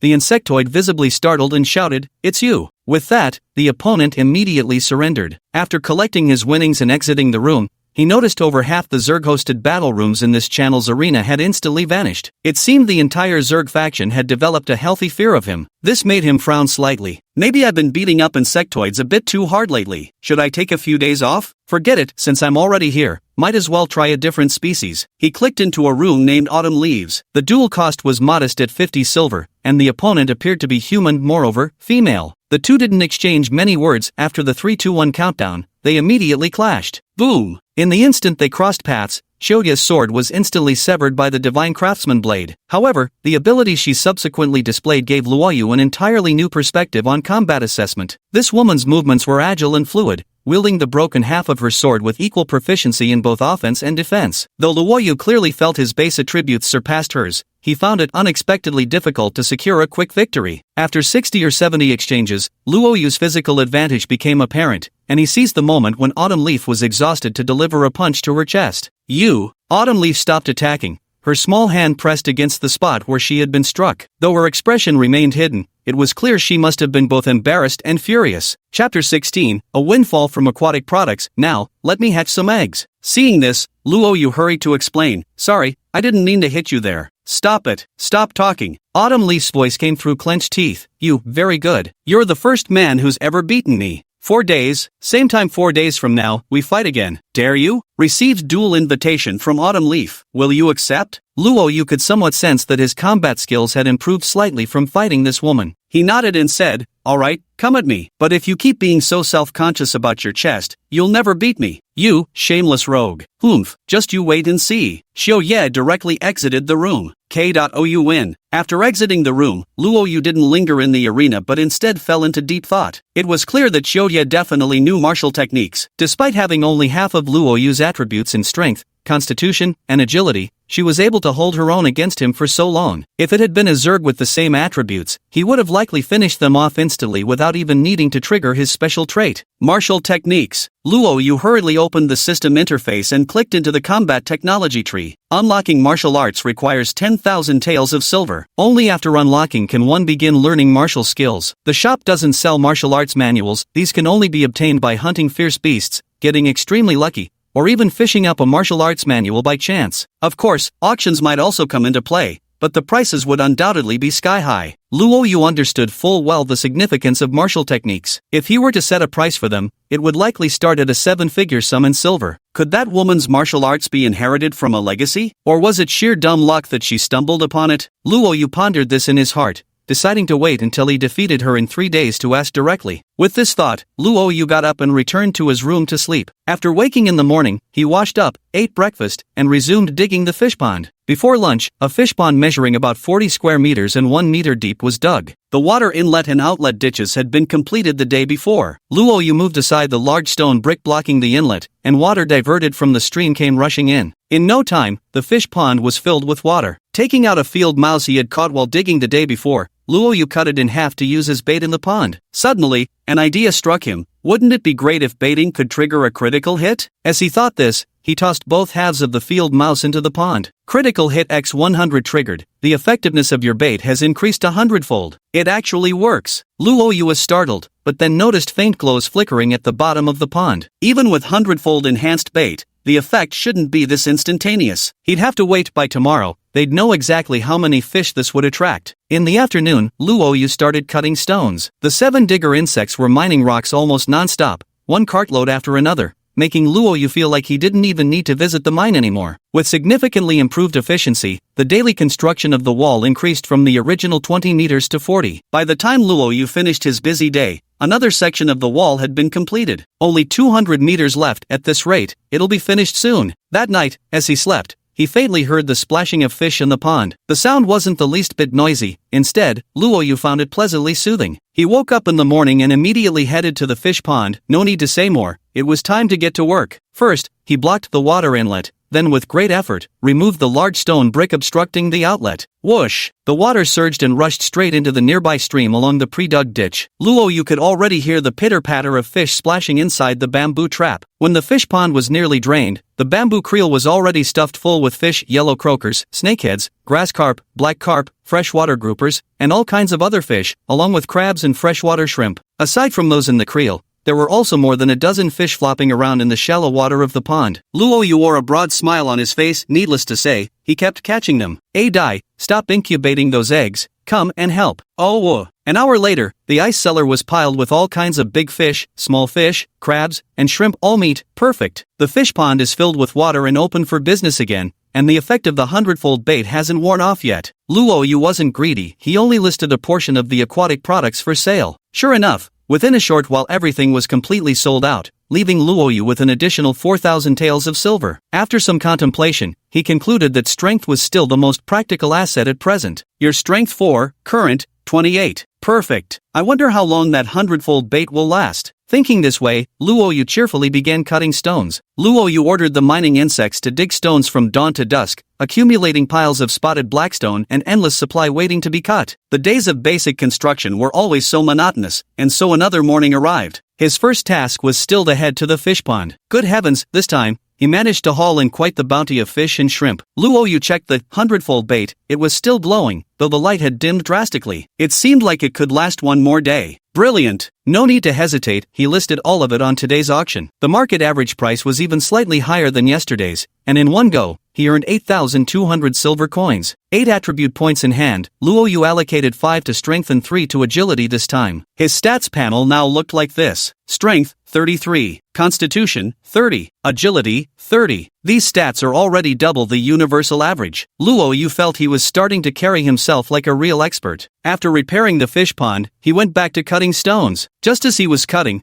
Dai's cry suddenly came from the wooden house. Luo Yu's heart stirred, and he hurried over. Sure enough, a crack appeared on the phoenix bird's egg. The chick was about to hatch. Step aside, I'll incubate the egg. Ah woo. Daisy was tossed aside by Luo Yu, only to see him cradling the soon-to-hatch chick, murmuring tenderly, "Come on, little one, hurry out now, come out, little phoenix." As these thoughts crossed his mind, a notification appeared. 100x critical hit triggered. Your egg hatching efficiency increases by 100 times, with a chance to hatch mutated creatures. The critical hit notification appeared as the bird egg in Luo Yu's arms cracked more and more fiercely. The next moment, a small head peeked out, and after struggling a few times, it completely broke free from the shell. Due to the critical hit, its growth rate was remarkably fast. In no time, it grew to the size of a hen. Female earth egg hen, when food is sufficient, capable of laying at least 3 unfertilized earth eggs daily. Earth chicken? Looking at the hen in his arms affectionately nuzzling against him, Luo Yu's lip twitched. The flamehawk had actually mutated into a barnyard chicken. Was this really a mutation and not a devolution? Well, if chickens were to regress, wouldn't they become dinosaurs? But laying 3 eggs a day is pretty outrageous. Chapter 17, Scarce Resources, Luo Yu's First Mover Advantage. Cluck cluck. The hen jumped out of Luo Yu's arms and ran outside to start pecking at bugs. Luo Yu hurriedly commanded, "Don't leave the base, and don't eat the crops in the vegetable patch." Cluck cluck. The hen clucked in response and continued pecking around on its own. Alright then, now I'll have eggs to eat every day, balancing my nutrition. While Luo Yu was building a chicken coop for the hens, he received a notification. Fang Yumeng has invited you to join a group chat. Accept? A group chat. This was a smaller circle compared to the regional chat room. Actually, there were quite a few people in this area, at least 10,000. But over these past few days, everyone had more or less formed their own small circles. Most were chatting with their own kind, and since the regional chat moved too fast due to spamming, people had gradually started forming smaller group chat rooms. After accepting, sure enough, besides Fang Yameng, there were also Nakarel, Nyoda, Alice, and Alina. Naker, Luo Yu's here? Now we're all present. Nyoda, finally, someone's here. It was just me, the only guy in the group chat earlier, super awkward. Luo Yu, huh? What about Julai? Didn't pull him in? Fang Yameng, we're not that close anyway, just us is fine. By the way, Luo Yu, how's the fish pond coming along? Luo Yu, it's done. Tomorrow I'll focus on fishing. This message was accompanied by a screenshot of the fish pond. Fang Yameng, my two friends both asked about you. What's your physique stat? How could one person dig a fish pond this size in just 2 days? Luo Yu, a bit more than normal people, but it's alright. Fang Yameng, constitution is really important. Both my sisters and I have 9 points, and sometimes we feel like we don't have the strength to work. As she spoke, she sent a screenshot of her constitution stats. Naker, huh? I heard human males only have 10 points. Having 9 points for you three isn't bad at all. I only have 10 points myself, and my little sister only has 8. Nyoda, with 18 constitution and 16 strength, I'll protect you all. Narker, not needed. Alina, humans are so frail. We elf women start with 15 agility and constitution. Alice, you must have dual 20s, right? Alice,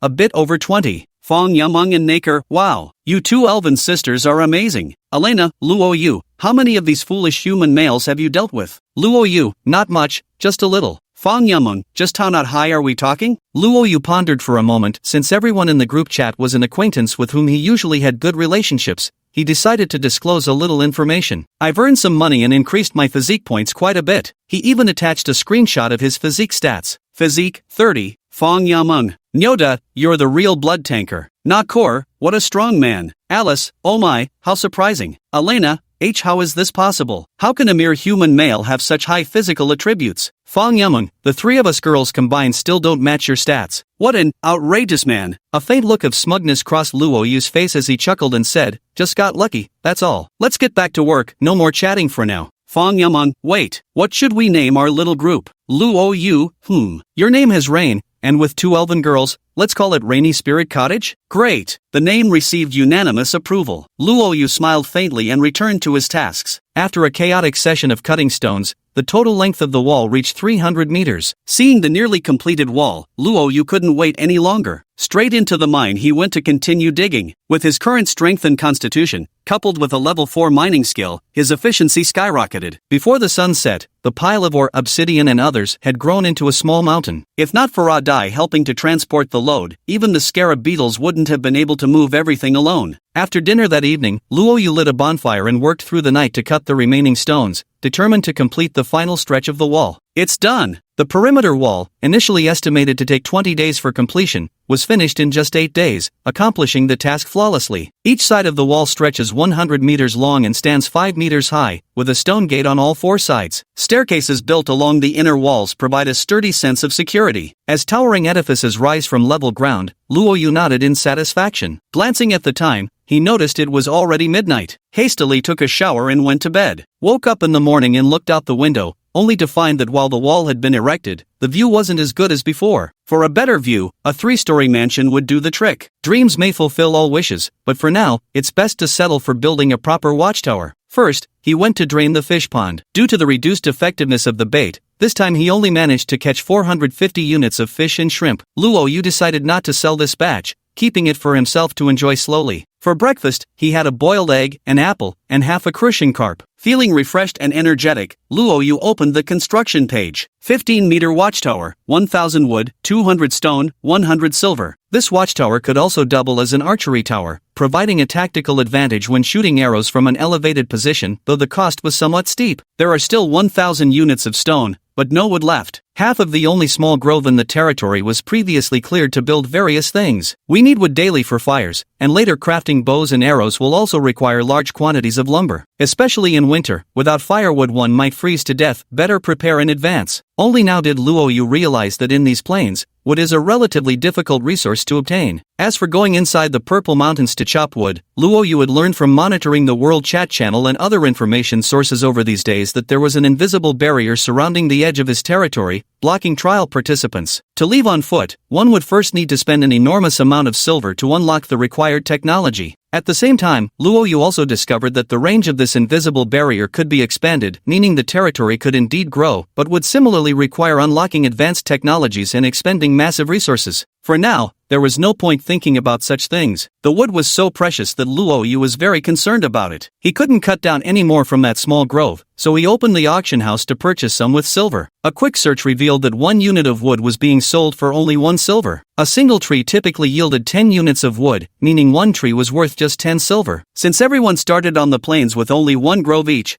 and wood was this valuable, the price seemed suspiciously cheap, didn't it? But after reconsidering, Luo Yu seemed to understand why. People nowadays are still worrying about food. Who could build watchtowers like he does? It's not yet time for large-scale wood consumption, and everyone starts with trees nearby, making lumber extremely cheap. At this moment, Luo Yu's first mover advantage became apparent. Chapter 18, The Roaming Bison. Without hesitation, he directly purchased 2,000 units of wood. 2,000 silver exchanged for 2,000 timber was an absolute bargain. Please select a location to place the lumber. Luo Yu chose to stack the wood against a wall, then opened the construction menu to start building a watchtower. Before long, the 15-meter-high watchtower was completed, positioned at the corner where 2 sections of the perimeter wall intersected. Climbing to the top, he felt an immediate sense of dominance from the elevated vantage point. Luo Yu felt that shooting arrows or throwing javelins from this location provided additional range and power. This watchtower couldn't fully cover defensive needs for the entire base. Luo Yu planned to build watchtowers at all 4 corners of the perimeter wall to achieve 360-degree, blind spot-free strike coverage. He could later install automatic crossbow launchers and similar equipment to ensure the base's security. Currently, he still had 5,300 units of silver, enough to complete the other 3 watchtowers. But before that, Luo Yu decided to make some bows and arrows first. For long-range attacks, there are javelins. For close combat, the Tiangong knife works best, and for mid-range, nothing beats a bow and arrows. Steel-reinforced bow, 300 iron ore, 100 silver, 1 animal tendon. The iron ore and silver supplies are sufficient for now, but animal tendons are unavailable. A quick search of the auction house confirms none are listed. Bows and arrows are in high demand,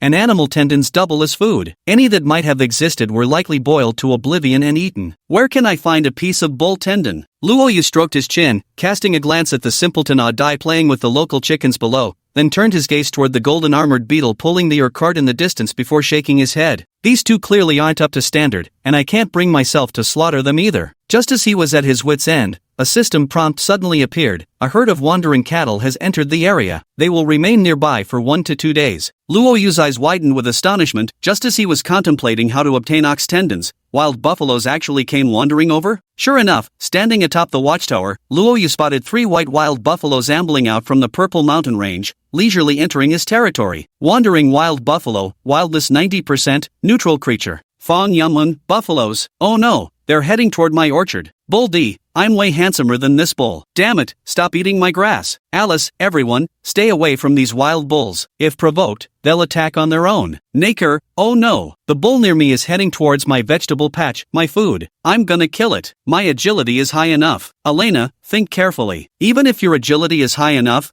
can your little wooden hut withstand a bull's charge? Naker, sigh, seems like it. When they become hostile units, they can't attack people but will attack buildings. That still won't do, I must hunt it down. Fong Yamun, should I try taming it? Luo Yu, no. With 90% wildness the success rate is extremely low. If the taming fails, it'll actively attack you. Fong Yamun, alright, I'll listen to you. The group chat erupted in exclamations. Seeing how massive these wild bulls were, everyone seemed at a loss, forced to watch helplessly as they gnawed away at the vegetable gardens and grazed the grass. What seemed like an ordinary incident actually posed a threat to the territory's crops. Luo Yu frowned slightly as he watched 3 wild bulls swaying their way toward the bamboo forest. Were they eyeing his bamboo shoots as a snack? Can he take this? Luo Yu, I've got walls. Let me test the wild bull's strength for you first. Fong Yameng, Nakor, be careful. Luo Yu didn't rush to attack but carefully observed instead. Upon closer inspection, he noticed that among the 3 wild bulls, 2 were female and 1 was male. The male was exceptionally sturdy, estimated to weigh around 1,500 jin, more like a rhinoceros than a mere wild bull. Luo Yu didn't want to confront them head-on. It wasn't the wisest choice. Though the bull was formidable, Luo Yu still had his unused critical strike ability today, capable of delivering a one-hit kill. He turned his gaze toward the javelin. The distance was a bit far. Although he had the strength to shoot that far, his accuracy would definitely suffer. And with it being a bamboo grove over there, the hit rate would be even lower. After some thought, he came up with an idea. A moment later, Luo Yu cracked the stone door open slightly and said to Adai beside him, "Provoke those 3 wild bulls, then run straight back." Roar! The fool showed no trace of fear. Instead, he let out a bloodthirsty growl, his face twisting into a savage expression as the savage nature of a wild wolf shone through. The next moment, Adai dashed straight toward the bamboo grove. Moo! The 3 wild oxen were startled and hastily retreated, but Adai charged straight towards them, attempting to tear at the hind leg of the mother cow. Moo! The bull flew into a rage instantly, thrusting its horns at Adai. Only his quick reflexes allowed him to leap aside in time. 3 wild bulls are enraged and in a hostile state. The bull, missing its strike, grew even angrier and charged fiercely toward the fleeing Adai. The 2 cows were also in attack mode, and soon, 3 massive wild buffalo were tearing across the grassland in hot pursuit of the lone blue wolf. Dust swirled along the road as Luo Yu squinted slightly. Seeing the distance close to 200 meters, he shouted, "Go to hell!" He threw the javelin with all his might. Though he hadn't activated a critical strike this time, the spear still shot forward at terrifying speed, slicing through the air with a howling gale. After all, 30-something points of strength. But Luo Yu hadn't expected. The javelin hurtling through the air merely grazed the bull's scalp and flew past, missing its target entirely. Level 3 marksmanship isn't particularly high, and with over 100 meters of distance, the hit rate is only 20%. Ha! Luo Yu's lips twitched slightly. There wasn't quite enough time to throw another javelin now. He stood in the doorway and bellowed, "Hurry! Adai, get in here." The fool dashed at lightning speed, whooshing through the gap in the door. In the next moment, Luo Yu swiftly slammed the stone door shut and secured it with a wooden bar. Having done this, he quickly scrambled onto the wall. Just then, 3 furious wild bulls charged furiously toward them, clearly intent on smashing the stone door open by brute force. Boom! With a thunderous crash, Luo Yu felt the entire wall shudder violently. 2 more loud bangs followed as the 3 wild bulls rammed into the stone door one after another. Under the colossal impact, cracks spiderwebbed across the stone door, and the wooden bar securing it snapped instantly. But the 3 wild bulls also collapsed to the ground, dazed. He blacked out instantly. At first, Luo Yu was stunned, but then a smile spread across his face. Could your head possibly be harder than the dark-spotted stone door? Are you dead yet? Just as Luo Yu was growing curious, the central bull swayed unsteadily before rising to its feet again. It nudged the 2 cows with its body, finding them motionless. Its blood-red eyes glared up at Luo Yu, while its massive frame circled restlessly beneath the stone door. That bastard can still get up? Damn strong. Luo Yu was somewhat shocked, but he'd already made up his mind to take down these 3 wild bulls. Chapter 19, Bulls can plow fields, cows can give milk. Luo Yu climbed down the wall to fetch a new wooden beam to secure the stone gate, then immediately hauled 2 pieces of black-spotted stone back up the wall. "Pass out for me." He swung the stone down with all his might, landing a solid thud on the bull's skull that sent it staggering, but the animal barely had time to recover before it turned to flee alongside the frantic cow. Thinking of leaving? Another precise headshot with a thrown rock. Luo Yu's strength exceeding 30 was fully demonstrated as the wild bull was instantly knocked to the ground, blood spilling from its mouth once more. Yet what was shocking was how incredibly sturdy this wild bull was. It shook its head and managed to stand back up. Enraged, Luo Yu spotted the golden beetle wobbling as it pulled a cart nearby. Without hesitation, he rushed over, lifted the golden beetle, and hurled it like a massive stone at the raging bull. The golden beetle's shell was far harder than ordinary rocks, and its bulk was substantial. Sensing its master was using it as a projectile, it wisely refrained from spreading its wings, playing the role of a living boulder to perfection. Boom! The giant golden-armored beetle slammed violently onto the wild bull, which let out a pained cry as it collapsed to the ground, spewing blood from its mouth, unable to rise again. Luo Yu leapt down from the wall and approached the bull. Patting its horn under the creature's helpless gaze, he declared in a deep voice, "Tame." A flicker of light flashed, then the prompt, "Failure." Again tame. A flash of light, another failure. There was only one chance left. Luo Yu could use the 100-fold critical hit, but it definitely had to be used on the cow. After all, cows produce milk, bulls don't. If taming failed, then butcher it for meat. Killing intent flickered in Luo Yu's eyes as the bull grew increasingly desperate. "I really want you to succeed in taming it too, but your Beastmaster level is too low." submit to me, or die. Tame. With a soft shout, another flash of light. You have tamed the wild bull with a 37% success rate. Success! Joy flashed in Luo Yu's eyes as the bull weakly extended its tongue to lick his palm. The taming was complete. Warning, the bull is in critical condition. Without treatment, it will die in 2 hours. Ha! Luo Yu was startled. He had no medicinal herbs. He hurriedly opened the auction house to search for herbs and found some listed, each priced at 300 silver. Presumably, these were wild mature herbs dug up by lucky foragers in the grasslands. At this stage, medicinal herbs were life-saving treasures, and their prices were absurdly high. No choice, he had to buy them. Fed the bull a medicinal herb, with a prompt indicating it would die in 5 hours. At least it's not 2 hours this time. After feeding it 2 more herbs, the prompt finally showed it wouldn't die. The bull struggled to its feet and licked Luo Yu's hand in gratitude. It'll need several days of recovery to regain its former robust health. After saving the bull, he hurried to check on the 2 cows. Upon inspection, he noticed one had been fatally wounded from poor positioning during the crash, while the other was barely hanging on. Luo Yu failed twice in a row while attempting to tame them, and on the 3rd try, he decided to use his critical hit opportunity. 100-fold critical hit triggered. Your taming efficiency has increased 100 times. You have tamed the cow with 100% success rate. The cow was indeed tamed, but it was also on the verge of death, so Luo Yu spent another 900 silver coins on 3 medicinal herbs to revive it. The cow licked Luo Yu affectionately, seeming quite fond of him, though still visibly weak. At that moment, Luo Yu noticed milk dripping from the cow's udder. Quickly fetching a wooden bucket from the shop to place underneath, he figured it shouldn't go to waste, so he started milking right away. Well, wouldn't you know it? He managed to squeeze out a whole bucket full of milk. Milk, 25 units. The calculation method for food is essentially 1 unit equals 1 gene, approximately 1.1 pounds, and this time, a whopping 25 gene of milk was extracted. After checking the auction house, 1 unit of milk sells for 40 silvers. This single haul actually managed to recoup the herb costs. Luo Yu was overjoyed. With food being scarce at this stage, this dairy cow was his personal money-making machine. He gave the cow a big kiss, then patted both cows on the rump and chuckled. Don't touch the crops. Anything else on the grass is fair game. And stay away from the lakeshore, unless you want to get eaten. Moo! Tamed animals could understand simple commands, and the 2 cows let out a low moo before flicking their tails and grazing peacefully inside the city walls. Spent 5 silver and 20 stone blocks to repair the damaged stone gate when another message appeared in the group chat. Fong Yamon, is Luo Yu still alive? Luo Yu, the bison crashed into the stone wall and fainted. Situation resolved here. Fong Yamon, ftha, stupid bull. Speaking of which, the cows here seem quite friendly towards me. Nakor, huh? Friendly? You don't have some hidden animal taming attribute, do you? Fong Yumeng, now that you mention it, I think I saw something like a personal trait on his status panel. Let me check again. Everyone, a personal trait? Oh my god, you actually have talent in this area. Fong Yamun, it's related to beast taming, 3 stars. Luo Yu, I recommend giving it a try. Run if you fail. Fong Yaman, huh? What if this cow charges at me? Luo Yu, be brave. Alright, we believe you. Fong Yaman responded and then fell silent, seemingly beginning her attempt. Luo Yu, how many cows have entered each of your territories? Just 1. Everyone said it was 1 cow, some said it was a bull, others a cow, but all agreed it was just 1. Luo Yu frowned. He didn't mention that 3 cows had entered his base. After some thought, he began to understand the reason behind this phenomenon. His base rating had already reached 180 points, likely 3 to 5 times higher than everyone else's, so the intensity of events had increased accordingly. This is a snowballing game mechanic, he murmured. Having grasped the key point, Luo Yu understood that development was the fundamental principle, the faster the better, like a snowball gathering momentum. Of course, he couldn't recklessly add buildings just to boost his score. The primary condition was ensuring he could hold his ground defensively. Today's batch of milk was produced while the cow was injured,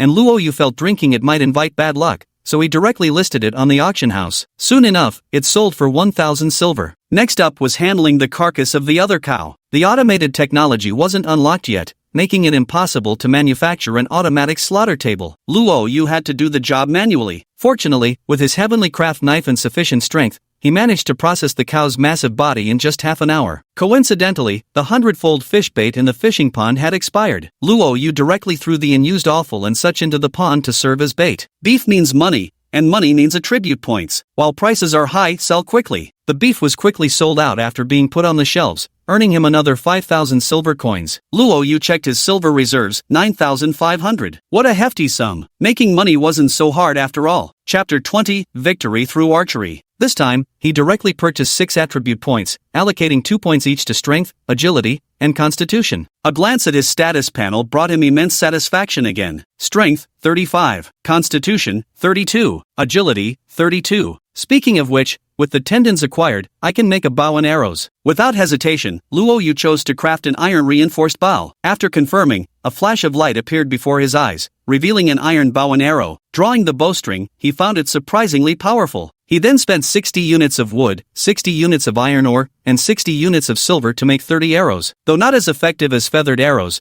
there were no bird feathers available, so these would have to do for now. With Luo Yu's rugged physique, he no longer needed specialized archery gloves to protect his fingers. Drawing the bow to its full capacity, he fired with a snap. The arrow flew swiftly, covering a distance of 150 meters. This wasn't Luo Yu's maximum firing capability, but it had reached the range limit of the iron-reinforced bow. Ordinary bows typically have a maximum lobbing range of about 100 meters, making this bow's performance quite decent. At this moment, Fang Yameng finally spoke up in the group chat. "My god, we did it! The first 2 tries didn't provoke the mother cow, but the 3rd attempt succeeded. Congratulations!" For a moment, the group chat was flooded with congratulations. "Luo Yu, hurry up and milk her, there's a surprise waiting." Fang Yameng, "Yeah, without your words, the 3 of us girls might not have had the courage to provoke the mother cow." "Thanks, Luo Yu, courage comes from within, why thank me? Go on, get busy now." Fang Yameng fell silent. Nakor seemed to be locked in fierce combat with the wild bull and didn't speak. But Elena asked, "Luo Yu, how did you know about milking? Isn't that a bull you've got there?" Luo Yu replied, "We've got cows too." Nyoda gasped, "What? Your base score is twice as high as ours?" Luo Yu said nonchalantly, "Really? I just built some walls." Didn't pay much attention to the specifics. Elena, "Damn that man, putting on airs now. I won't lose to you." Luo Yu's lips curled slightly, but he didn't respond. "Nakor, that dumb ox wandered into my trap, it's as good as dead now." It seems the cat girl was handled as well. Luo Yu glanced at the regional chat. Unlike his tight-knit group,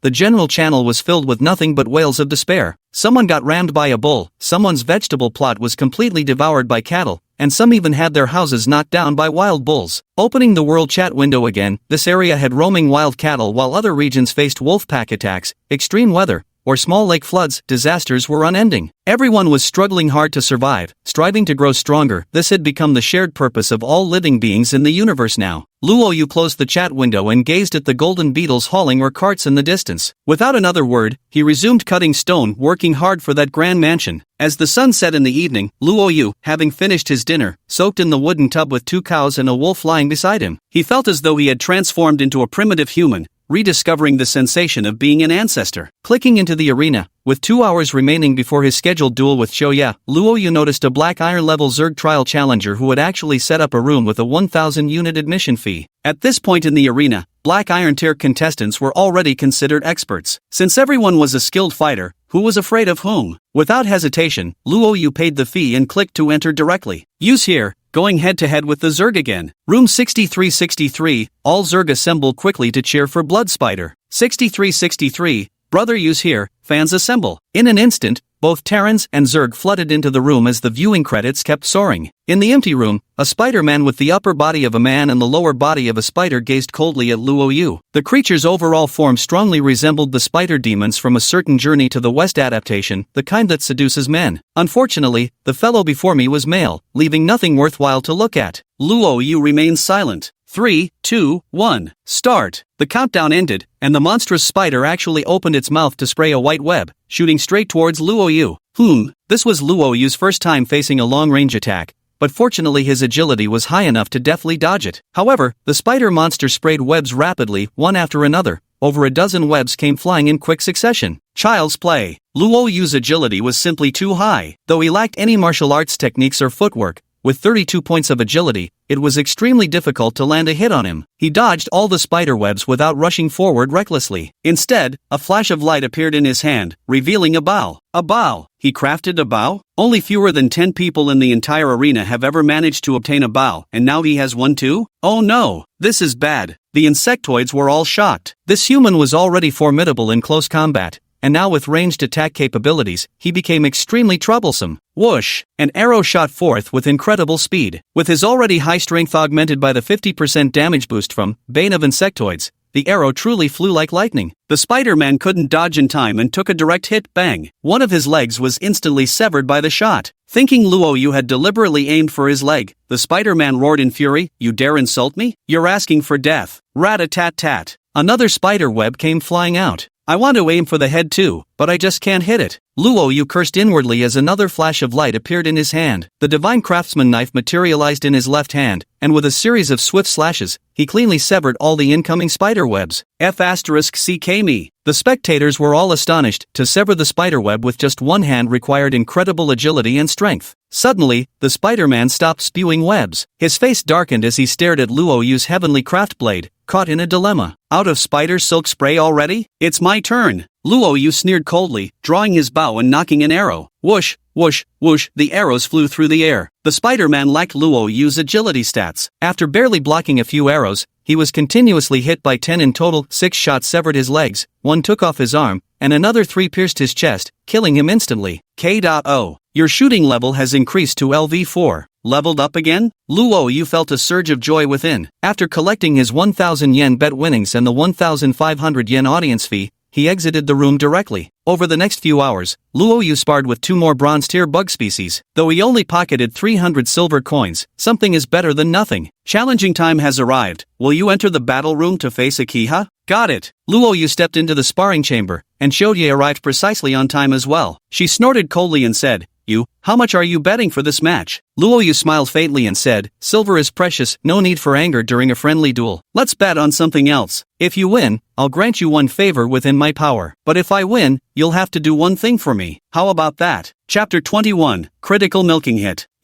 Akiba instinctively covered her chest, blushing with anger as she snapped, "In your dreams, I won't let you take liberties with me. Take this." The countdown has ended, and the woman leapt straight at him. Luo Yu knew she had misunderstood, but he didn't resort to weapons either, stepping forward barehanded to meet her challenge. After just a few rounds, Shoye was already struggling to hold his ground. Her martial arts had indeed improved, but it was nowhere near enough to withstand Luo Yu's skyrocketing strength, constitution, and agility. After 20 rounds, Shoye was directly pinned to the ground by Luo Yu. "You lost. According to our agreement, you have to grant me one wish." As these words were spoken, Luo Yu clearly felt the woman beneath him tremble slightly. Though her expression was invisible, Shoye's voice quivered with fear.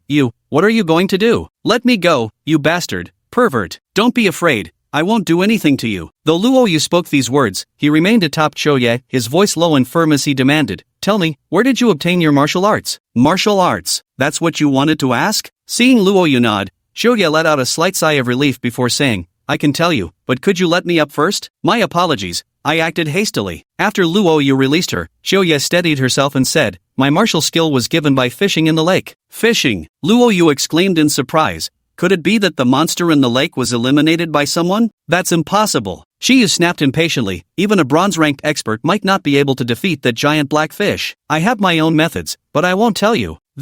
Luo Yu frowned slightly. What method could possibly allow someone to fish out martial techniques while remaining completely safe? Seeing Luo Yu fall silent, Kai snorted lightly. "Don't even think about trying. This is my innate ability, attempting it would be suicide. My words end here. We'll fight again in 3 days. I refuse to believe I can't defeat you, HMPF." With those words, she vanished. Luo Yu also exited the arena. As he lay in the bathtub, gazing at the star-studded sky, he murmured to himself, "Fong Yumeng is one, and now Chou-Yi too. It seems I'm not the only one with a special innate ability. This world is truly something to look forward to." A faint smile curled at the corners of his lips, as if brimming with boundless hopes and dreams for tomorrow, for the future. Waking up in the morning, he found 2 cows lying asleep at his doorstep, with 2 piles of cow dung not far away, looking disgustingly filthy. A glance at the base's hygiene rating showed it had plummeted directly. With more animals came more filth. It was time to build a taming pen. This animal husbandry facility not only provides living quarters for livestock but also automatically cleans their waste,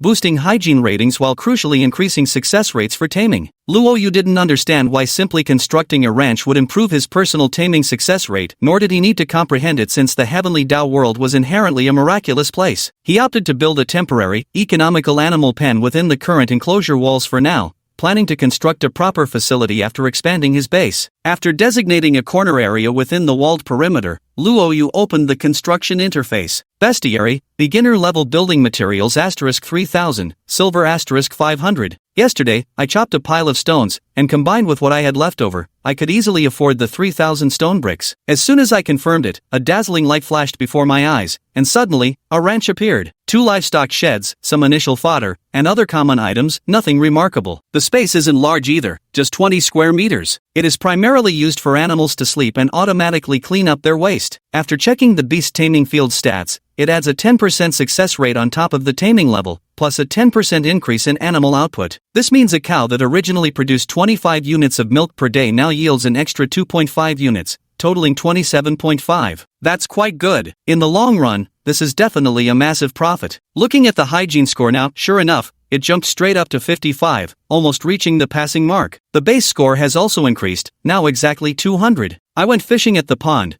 but without any special bait, only managed to harvest 30 units of fish and shrimp today, and that was after throwing in some animal organs. This really shows how ridiculously effective that 100-fold bait from before was. There's still a good amount of leftover fish and shrimp from previous hauls. Luoyu listed the remaining 200 units for sale, earning 1,600 silver, while storing the freshly caught ones in the ice cellar. Fresh taste is the best. Then, while milking the cow, he suddenly had an idea. Could milking trigger a critical hit? Thinking this, he silently recited it in his heart and squeezed with force. 100-fold critical hit triggered. The cow let out a cry of pain as milk gushed into the wooden bucket. Luoyu could see clearly, this batch was different in color, appearing purer than before. Special milk, exceptionally high nutritional value. Consuming 1 unit maintains 100% satiety for an entire day. Note: the scent emitted by special milk has an extremely strong attraction to living creatures. After milking a total of 10 units of special milk, the exhausted cow collapsed on the ground, panting heavily. Luoyu gazed at the half-filled bucket with evident delight in his eyes. Another critical hit indeed. 10 units, that's enough provisions to last 10 whole days. Just as he was about to try some, he noticed a dai sprinting over, wagging his tail furiously at the wooden bucket, clearly eager to have a taste. Special appeal to animals? Luoyu stroked his chin, stopped a dai from sneaking a bite, and then stored the milk in the ice cellar. He had an idea: once the milk was completely frozen, he could turn it into milk cubes or even milk tablets. They might just work wonders in a pinch. After breakfast, he didn't rush to cut stones. Instead, he bought a batch of saplings and seeds for vegetables like cabbage and radish at the auction house. The crop seeds were a bit expensive, but the saplings were quite cheap. People hadn't yet realized the importance of lumber. He spent a total of 1,500 silver coins. Luoyu then purchased plowing tools from the mall and hitched them to the big bull, putting it straight to work tilling the wasteland. Previously, with insufficient labor, he couldn't manage so many tasks alone. But now, with an ox, he could naturally cultivate a few more vegetable plots. After planning everything out, he continued cutting stones. Now even the livestock shed was made of stone while he was still living in a wooden cabin. This was unacceptable. Work hard, strive for that grand mansion. 3 peaceful days passed like this. During this time, Luoyu worked diligently, accumulating 20,000 units of stone. He also sold the leftover milk and seafood, as these items wouldn't last long even stored in the ice cellar. He earned over 5,000 silver in 3 days, bringing his silver stash back to the satisfying round figure of 10,000. Chapter 22, Getting Rich by Raiding. The newly cultivated plots of greens and radishes had been successfully sown, while a batch of purchased camphor saplings had been planted along the territory's borders. Everything was progressing in an orderly fashion. Having saved all 3 days' worth of critical hit opportunities, Luoyu returned to the mine today, ready to strike it big. After silently reciting the incantation in his heart, he swung his pickaxe down with full force. Critical hit X100 triggered. Thud! A silver ore the size of a washbowl tumbled down. When I looked closer, it was pure silver. Silver, 10,000 units. Lots of money. Luoyu's heart leaped with joy, but a warning immediately followed. Warning: your digging has awakened a silver-armored ladybug. In an instant, a silver beetle the size of a calf flew out and charged straight at Luoyu, like an egg striking a rock. With a cold laugh and no trace of fear, Luoyu directly unsheathed his heavenly artisan blade and swung it at the creature. Boom! A crisp sound rang out as the skywork blade's flat surface slapped against the silver-shelled beetle, producing a metallic clang. The beetle was directly sent flying, crashing heavily against the rocky wall. Their strength wasn't even on the same level. Without wasting words, Luoyu immediately cast his beast taming skill. Taming failed. Ding! Taming successful. You have tamed the silver armor beetle with a 37% probability. Silver armor beetle, strength 16, constitution 6, agility 20, special ability, devour silver, spit silver essence. Damn, this bug is insane. These stats genuinely surprised Luoyu a little. It even had a special ability. However, silver is extremely valuable now,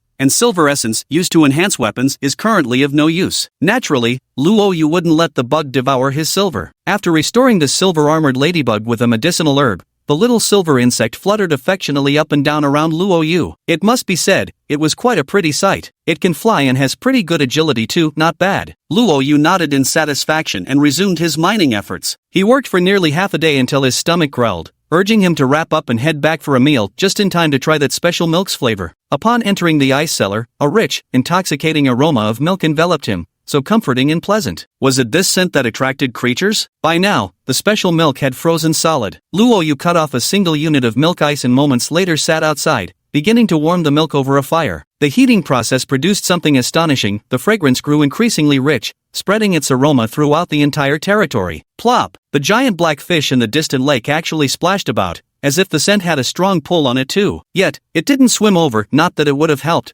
as it might have ended up stranded on the shallow shoals of the small lake. Witnessing this, Luo Yu felt a vague idea forming in his mind. Just then, a notification appeared. The unique fragrance of the special milk has attracted a swarm of stone shell turtles, who will stop at nothing to drink it.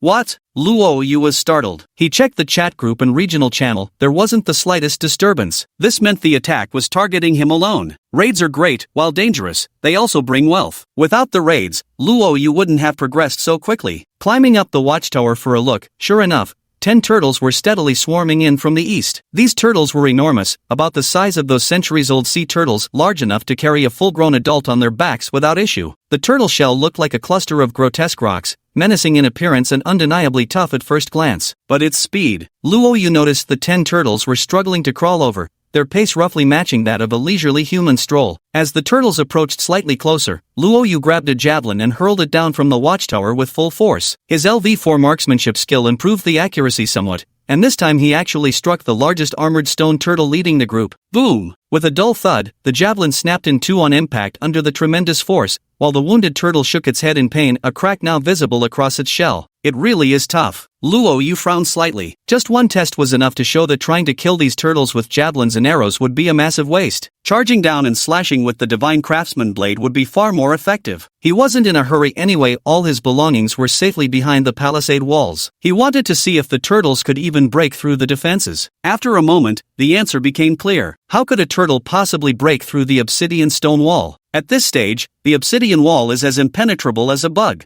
which is quite absurd. 10 turtles were pawing at the stone gate, occasionally bumping their shells against it, but they couldn't even leave behind a single white mark on the surface. These turtles have astonishing defense, but their attack power is far inferior to that of bulls. After observing for a while and confirming these turtles lacked ranged attacks, Luo Yu climbed onto the stone wall. Approaching one turtle, he began using his beast taming skill. Taming failed, success rate, 7.1%. Taming failed, success rate, 7.9. After failing twice in a row, Luo Yu knew he had to spice things up a bit. How can I make these turtles fall into an abnormal state? His gaze swept across before finally settling on the warm, special milk. A short while later, Luo Yu sat atop the wall, holding a bamboo pole about 4 to 5 meters long. One end of the pole was tied to a small wooden bucket, and inside the bucket was special milk. Luo Yu maneuvered the bamboo pole, dangling it just above the turtles' heads. The sweet, milky aroma had them drooling endlessly, yet always frustratingly out of reach. He was frantic, spinning around in circles and squeezing through the cramped space below, craning his unnaturally long neck. This must be what they call stretching out one's neck to wait for the slaughter. Luo Yu reckoned that if he were to throw a javelin now, it would pierce right through the turtle's neck in a single strike. Can't reach it, can't reach it. Luo Yu casually swayed the bamboo pole while humming a cheerful tune,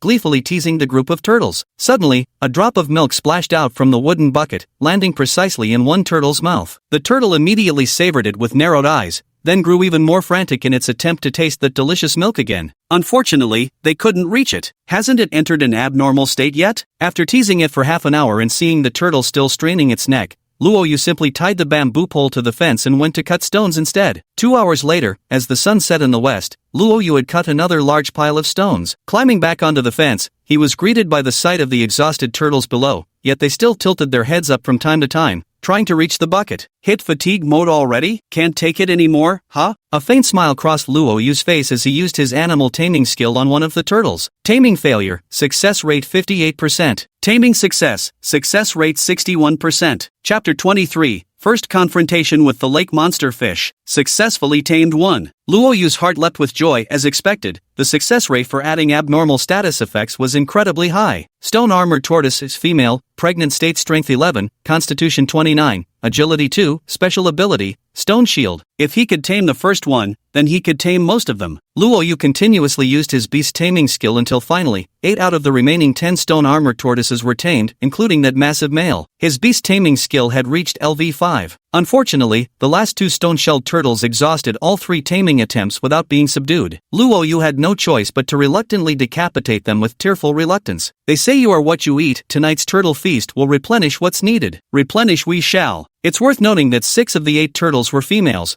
with 2 even carrying eggs. After finishing his tasks, Luo Yu drank the bucket of milk himself. Indeed, it was incomparably delicious. His hunger vanished instantly, leaving his entire body invigorated. You consume special milk and gain the action frenzy state. One day, he commanded the stone-armored turtles not to enter the lake, temporarily confining them to the stream instead. Riding this momentum, Luo Yu began processing the carcasses of the 2 stone-armored turtles. The butcher is very skilled. Even a turtle cannot withstand the sharpness of the Tiangong knife. With a few quick operations, he can get it done. At a glance, the gains were plentiful. Stacks of turtle meat and 2 sets of stone-armored turtle shells. The pot was simmering with a piece of turtle meat, while the drooling idiot beside it could hardly contain his anticipation. Meanwhile, Luo Yu was studying how to make use of the turtle shell. The turtle shell was indeed quite sturdy, but it seemed a bit too large to serve as a shield and not particularly heat-conductive as a bathtub. After some consideration, Luo Yu decided to fix the shell onto the fence. It would make excellent cover for shooting. The turtle meat was definitely too much to finish, so he decided to sell while prices were still high. Sell it outright. World Channel, Anonymous, extra nourishing turtle meat, 1 bite fills your mouth with fragrance, 3 bites grant eternal youth. Now available in the auction house. Don't miss this rare opportunity. Hurry and buy. The power of advertising is limitless, and the turtle meat on sale was quickly snatched up. Luo Yu made a hefty profit in silver. Looking at his wealth, wow, he had made a killing this time, a full 30,000 taels of silver. Now we have enough food, but unlocking key technologies doesn't just require silver. We're still missing some materials. The mansion was short on stone bricks, but after some thought, Luo Yu still believed it was most cost-effective to use silver to enhance his attributes. He directly spent 20,000 silver to exchange for 20 attribute points, distributing them evenly as he had done before. After allocating the points, his panel saw significant changes. Strength, 42. Constitution, 39. Agility, 38. An average of 44 times his initial stats. He felt his former self was like a kindergarten child compared to his current state. Still having 10,000 silver left, the milk squeezed today wasn't sold, and neither were the seafood. No rush, saving it all. After chatting with everyone in the group for a while, Luo Yu washed up and went to bed. In the early morning, after finishing breakfast, Luo Yu checked on the 8 turtles. They were all basking on the shore at the moment, nothing unusual, but Luo Yu noticed these stone-shelled turtles certainly had healthy appetites. Each turtle consumed 5 units of meat daily, meaning half the fish caught during the morning water scooping ended up in their mouths. Of course, they could hunt fish independently in the stream,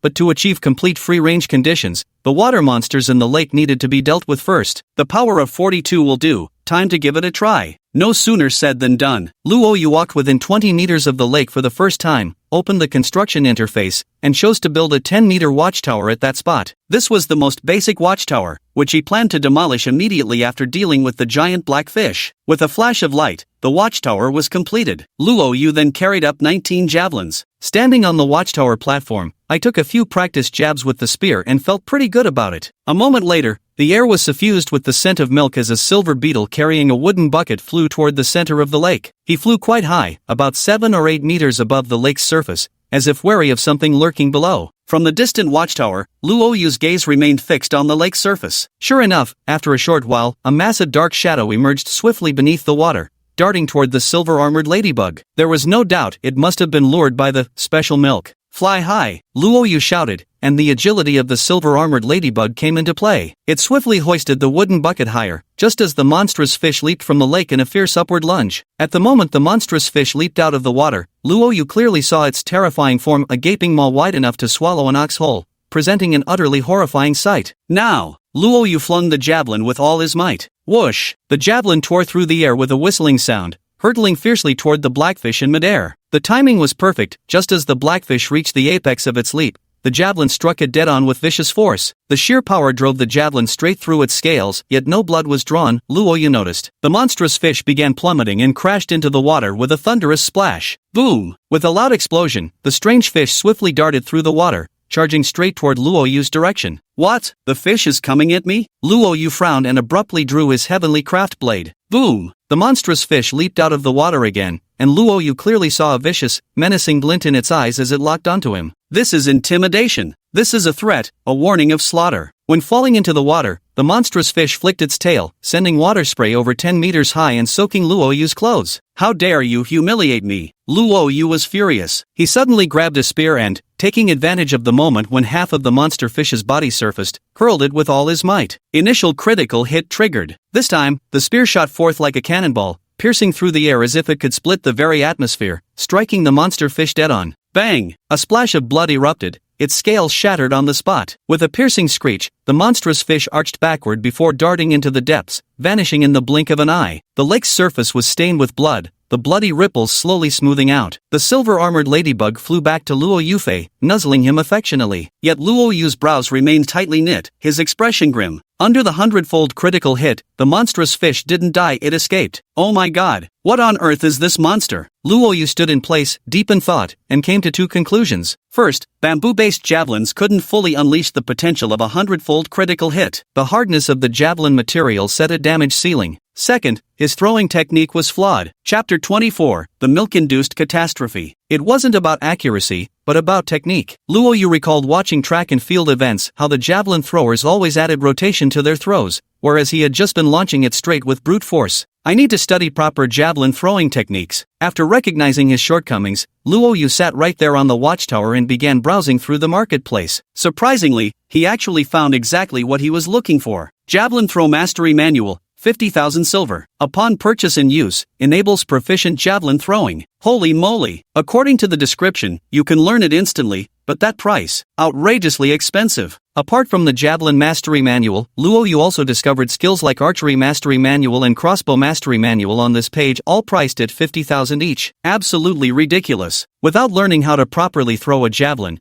it would be difficult to deliver a lethal blow to the blackfish. Luo Yu knew this type of monster had strong regenerative abilities. Given a few days, its wounds might fully heal. He still had to buy it. Lost in thought, Luo Yu climbed down the watchtower, leaving the silver-armored beetle behind. Without Luo Yu's command, the beetle didn't move about. It just sprawled on the watchtower sunbathing, with the special milk in the wooden barrel forgotten by its side. The fragrance of milk drifted faintly through the air, filling the entire territory with a subtle, sweet aroma. In the afternoon, Luo Yu had just finished cutting a large batch of stone bricks and was about to take a break when a sudden alert appeared. Warning: a group of indigenous tribes passing by has been drawn toward your territory by the scent of milk and is preparing to attack. Please prepare accordingly. What? Indigenous tribes? Startled, Luo Yu immediately ordered all pets outside to return within the walls, including the tortoise and insects. He hurriedly climbed the watchtower inside the city wall and began scanning the surroundings. Sure enough, moments later, 5 indigenous people dressed in tribal attire and armed with various weapons emerged from the east. They seemed to be communicating among themselves while heading in this direction. Tribal raids were considered one of the most severe attacks, and here they came, 5 at once. Luo Yu observed carefully. These 5 individuals had human-like appearances, even their skin tones were pale, resembling a mix of Eastern and Western ethnicities. The difference was, their eyes were green, and their hair brown. The 5 newcomers consisted of 4 men and 1 woman. A burly man carried an axe and an enormous shield, while 3 muscular men held a sword, a spear, and a bow respectively. Luo Yu noticed the swordsman among them was rather handsome, and his attire appeared more expensive than the others. The young tribal woman also carried a bow, and her features weren't bad-looking either. A tank, 2 warriors, and 2 archers? Is this a boss raid team?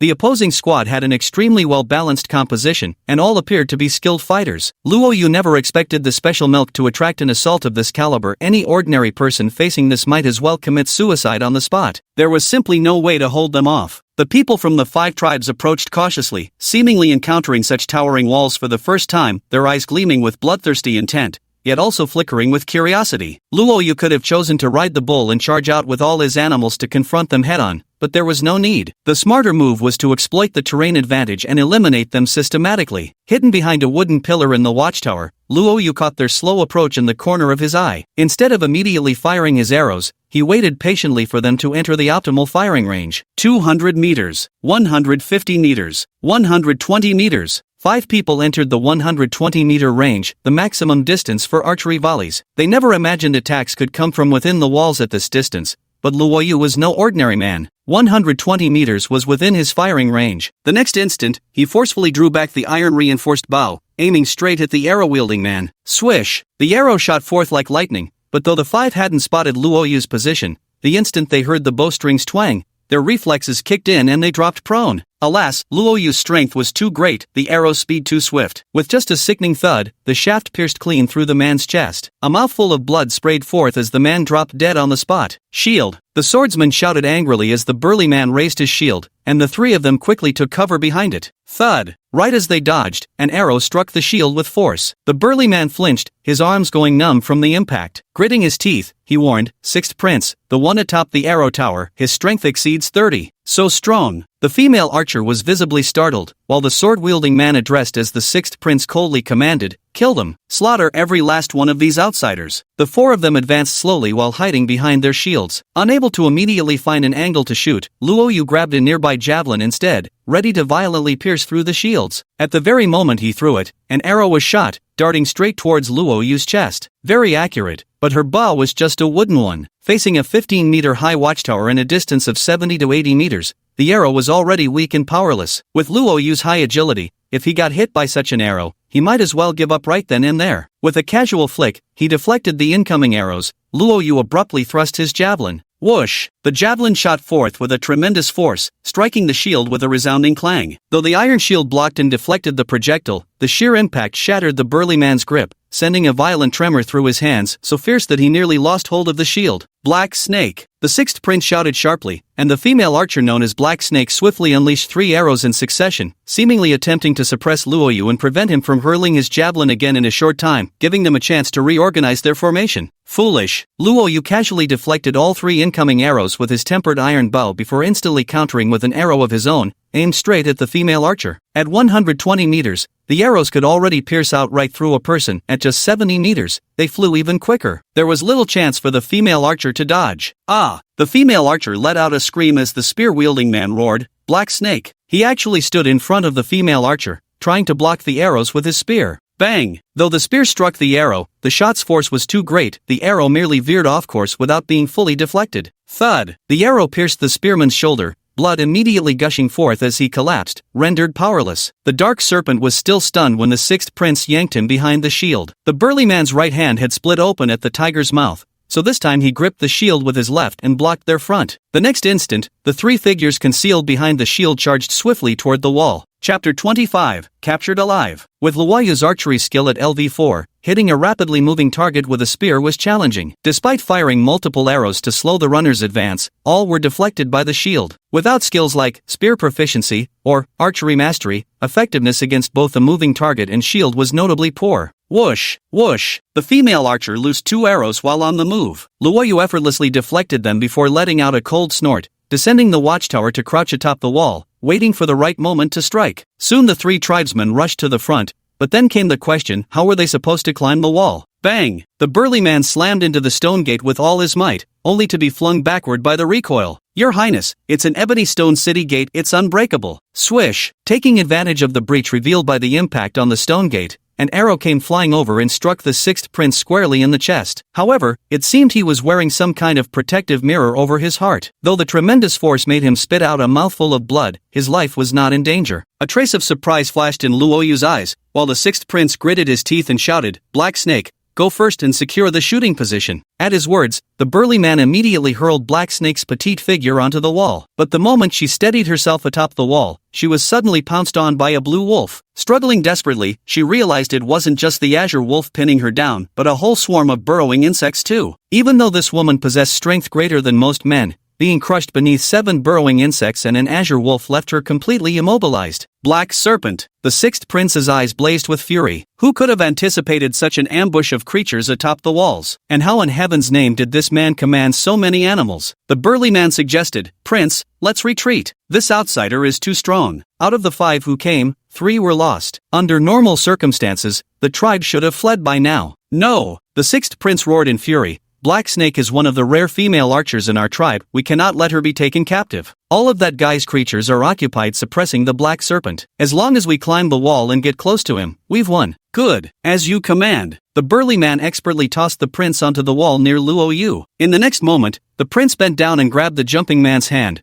Pulling sharply, somehow, they both scaled the wall in one swift motion. This made Luo Yu slightly startled. Were these guys in the squad actually elites or what? Is this how normal tribal raids go? Climbing over walls? The burly man roared and swung his axe at Luo Yu with a mighty chop. The sheer force behind the strike suggested an attack power exceeding 25 points. Definitely elite warriors, no doubt. But I specialize in taking down elites. Luo Yu merely took a step back to avoid the axe, then suddenly lunged forward with explosive force, slicing the burly man's throat with his Tiangong knife in one swift motion. Plop! The burly man's head fell to the ground, and his headless body tumbled off the wall. Mad bull! The sixth prince gasped in shock, his eyes filled with disbelief. As Luo Yu slowly advanced toward him, fear took hold of his heart. The man before him appeared to be only around 20 years old. How could a mere human possess such terrifying stats? Fear utterly crushed his courage. Without hesitation, he leaped off the city wall and fled in panic. The tribal raiders have begun retreating. You have achieved victory in the defense battle. You are the first human to defeat a tribal raid, receiving an additional reward, 50,000 silver. Watching the prince fleeing desperately across the grasslands in the distance, Luo Yu sneered and instead walked toward the black serpent pinned down by a Dai. Seeing Luo Yu approaching, the woman's eyes were filled with terror, certain that death was inevitable. However, to her relief, Luo Yu merely bound her with ropes. You have captured the tribal archer, Black Serpent. Black Snake, female tribe member strength 11, constitution 11, agility 16, archery LV 6. Her stats are pretty good, huh? Let's sell her. Luo Yu secretly made up his mind, but there was still one more thing to do first. At this moment, the prince was fleeing for his life. Realizing his legs had never moved with such fierce agility before, his escape speed seemed to push swiftness to its very limits. He even had the illusion that he was like a cheetah being chased by a lion on the savannah. Though he couldn't defeat it, he could easily escape. Suddenly, he heard an unusual sound coming from behind. The sound of hooves. The sixth prince instinctively turned his head, only to see a massive bull charging toward him, and riding on that bull's back was none other than the dreaded man who had shaken him to the core. At this sight, the sixth prince felt as if his guts had turned to ice. Without daring to look back, he bolted back the way he had come, his speed inexplicably surging even faster. Yet in the next instant, arrows whistled through the air. The first arrow grazed his scalp as it zipped past, while the second plunged deep into his thigh. Plop! The sixth prince collapsed to the ground, and in the next instant, the razor-sharp edge of the Tiangong blade was already at his throat. Prince, huh? You're our prisoner now. Seated atop the ox, Luo Yu's icy voice rang out. The sixth prince stared at this man in terror, utterly powerless to resist. A moment later, the sixth prince, the spearman, and the archer Black Serpent were tied up and flung onto the ground. Treating these three bastards cost 7 medicinal herbs, but the bleeding was finally stopped. The burly man and the male archer from earlier had completely perished, their bodies tossed into a large pit dug at the edge of the grassland and burned to ashes. Luo Yu hadn't sunk to the depths of butchering human corpses, selling human flesh, or crafting sofas from human skin yet. At this moment, Luo Yu gazed at the chest mirror in his hand, a satisfied light gleaming in his eyes. Copper gold chest mirror, silver grade armor. Silver grade. Even my own heavenly craft blade is only silver grade. What a treasure! Aside from the breastplate mirror, the spoils also included an iron spear, 2 wooden bows, a shield, an axe, and a long sword. The prince's long sword was actually graded too, reaching black iron grade. Such weapons are currently priceless and extremely valuable. Luo Yu stands to make a fortune. As for these 3 captives, there are several ways to handle them. The first is recruitment, which can be further divided into 2 types. One is verbal recruitment. It's quite simple, just ask whether they're willing to submit and join my territory. If they agree, it counts as a verbal commitment, though this method offers little guarantee of loyalty. The second is proper recruitment, similar to taming beasts. Once successfully recruited, their loyalty immediately maxes out, making them completely obedient to you. Luo Yu had just checked the recruitment difficulty of these 3 individuals, all at an overwhelming 99%. Meanwhile, his own recruitment skill was only at LV0,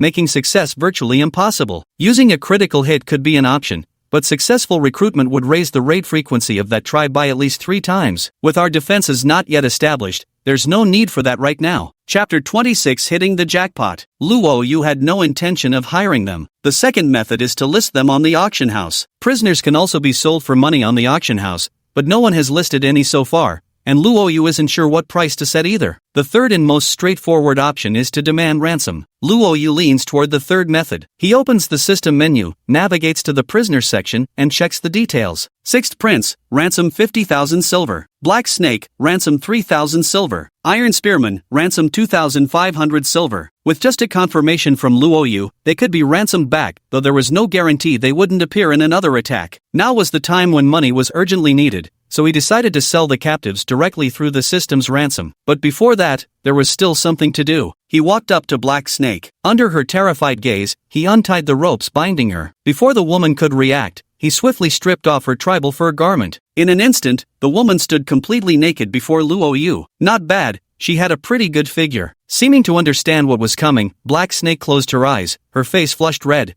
bracing herself for the storm that might descend upon her. The sixth prince and the Iron Spearmaster also glared furiously at Luoyu, fully aware of what consequences female captives typically faced. But to Black Snake's surprise, after waiting for a moment, nothing happened. When she opened her eyes, Luoyu simply patted her shoulder and said, "Next time, it won't be as simple as just removing your clothes." Whoosh! With a flash of light, she instantly vanished from the spot, leaving behind a pile of silver in her place. Next, after untying the sixth prince's bonds, Luoyu pressed the heavenly craftsman dagger against his neck and said coldly, "I have no interest in stripping men. Hurry up and undress yourself." Yes, right away. I'll take it off." In no time at all, he stripped himself completely naked. With a flash of light, the sixth prince vanished instantly. Now before him lay the platinum, more than 10 times the amount the dark snake had possessed. Valuable. After redeeming the spearman as well, Luoyu made a hefty profit in silver, and that wasn't all. He even took the clothes stripped from these men and listed them for auction. World, Anonymous just stripped this animal hide outfit off a beautiful wild woman, still warm and fragrant. Now listed in the auction house, hurry before it's gone. For real? Bro, did you get raided by a tribe? Holy shit dude, did you have fun with that wild beauty? Spill the details. Brother, I'll trade you everything I own, 2,000 silver pieces, just give me that beautiful wild woman, okay? I'll pay 3,000, trade with me. Single men who've lived alone for so long haven't seen any women in ages, not just attractive ones, but hardly any female creatures at all. No wonder they're so desperate. Luoyu chuckled inwardly as the leather armor priced at 500 silver quickly sold out. The various outfits he'd put up fetched another 1,000 silver in total. Life was good. By the time he finished everything, dusk had already fallen. After dinner, Luoyu soaked leisurely in his bathtub and began planning how to spend his earnings. You have purchased Javelin Mastery for 50,000 silver. You have purchased Bow and Arrow Mastery for 50,000 silver. 100,000 silver vanished just like that. As a shimmer of light enveloped Luoyu, an abundance of knowledge flooded his mind. A glint of joy flashed in his eyes as he nodded to himself. So this is how you generate force. No wonder my throws weren't spinning properly before, he murmured in realization. 10,000 taels of silver were spent in an instant. A quick glance at the savings revealed 18,000 taels remaining, more than enough for now. For the next 3 days, the territory remained peaceful. Luoyu didn't retrieve any more special milk to attract attacks either. Aside from using his critical hit mining once a day, he spent nearly all his time practicing with javelins and bows. Now his archery level had reached LV5, and thanks to his mastery of javelins and bows, he gained accuracy and power bonuses when using these weapons, almost like possessing extraordinary skills. On the other side, although the 3 mining attempts didn't trigger another critical hit for special ores, the sheer amount of falling obsidian stones once again attracted an insect attack. Now Luoyu had 10 burrower bugs working continuously to mine, producing large amounts of obsidian daily, eliminating any need for him to personally visit the mines. After 3 days, the stone brick count had accumulated to 250,000, bringing his grand villa goal within immediate reach. That afternoon, Luoyu stood before the lakeside watchtower gripping his modified iron spear, his sharp gaze fixed on the water's surface as he prepared to strike like lightning at any moment. The spear had been altered, now equipped with 2 additional grappling hooks that gave it an even more menacing appearance. The silver-armored beetle in the sky held onto the wooden barrel containing special milk, luring the giant black fish to leap up. After waiting for about 10 minutes, ripples suddenly appeared on the calm lake surface, and Luoyu clearly saw the dark shadow emerge beneath the water. It seemed the scent of the special milk was irresistible to it. Boom! Splashes flew as the giant black fish leaped straight out of the water, its gaping maw snapping toward the silver-armored beetle. Now, Luoyu's eyes narrowed as he mustered all his strength to hurl the iron spear. 100x critical hit triggered. The whistling sound of the thrown iron spear was astonishing. Not only was it incredibly fast but also spinning at high velocity, one could imagine its devastating power. At the same time, a vine-woven rope was coiled around the spear's tail, with the other end tied to the watchtower. Whoosh! With a 100-fold power boost, the iron spear turned into a spinning black beam that stabbed towards the giant black fish. In the next instant, with a wet splurge, a bloody mist exploded from the fish's body. Scales flew in all directions as the bloody mist rose. Then came the unbelievable, the iron spear pierced clean through the massive body of the black fish, emerging from the other side before crashing into the lake surface with a loud thud. Roar! The giant black fish let out an agonizing shriek as its enormous body plummeted straight into the water. Amid the splashing waves, it began thrashing violently, instantly pulling the vine rope taut. The watchtower immediately began to sway precariously, exactly as Luo Yu had anticipated. He leaped directly from the 10-meter-high structure, determined to finish off the giant black fish before the tower collapsed. Die now! Standing firmly on the ground, he seized the spear he'd prepared in advance and hurled it with all his might. Whoosh! The spear spun through the air as it shot forward. Though it lacked the terrifying whistling sound of a 100-fold critical strike, its power was unmatched. The spear struck true, piercing deep into the thrashing body of the enormous black fish. The rapidly spinning spear struck like a bomb, instantly erupting into a bloody mist upon impact with the black fish's body. Again! Spear after spear was launched in succession, each one astonishingly piercing the black fish's flesh with perfect accuracy. Bang bang bang! As bursts of bloody mist continuously exploded, the black fish's struggles grew increasingly violent. The watchtower had already tilted completely, just 2 more strikes would likely bring it crashing down. Chapter 27, Slaying the Giant Black Fish, Purchasing a Grand Villa. I can't help but marvel at the incredible vitality of this blackfish. It seems acutely aware that toppling the watchtower is its only path to survival. But this time, Luo Yu came fully prepared. He promptly opened the system interface and selected the repair option. Repairing the watchtower. During destruction, repair costs are multiplied by 10. Each durability point restored requires 10 silver dot. The repair cost is terrifyingly high, but who cares about that right now? Just get it done. Once confirmed, the originally shaky watchtower actually began to straighten up again. Luo Yu saw it clearly, the watchtower's durability was teetering on the brink of collapse. Durability, 18 of 100. Durability, 19 of 100. Durability, 18 of 100. Just destroyed and then repaired back. Destroy it again and repair again. Luo Yu was determined to see whether the blackfish's tenacity or his wealth would prevail. Die for me! With another powerful throw from Luo Yu, the spear struck with terrifying accuracy. Bang! Another explosion of blood mist erupted. For this decisive battle, Luo Yu had crafted an additional 20 spears,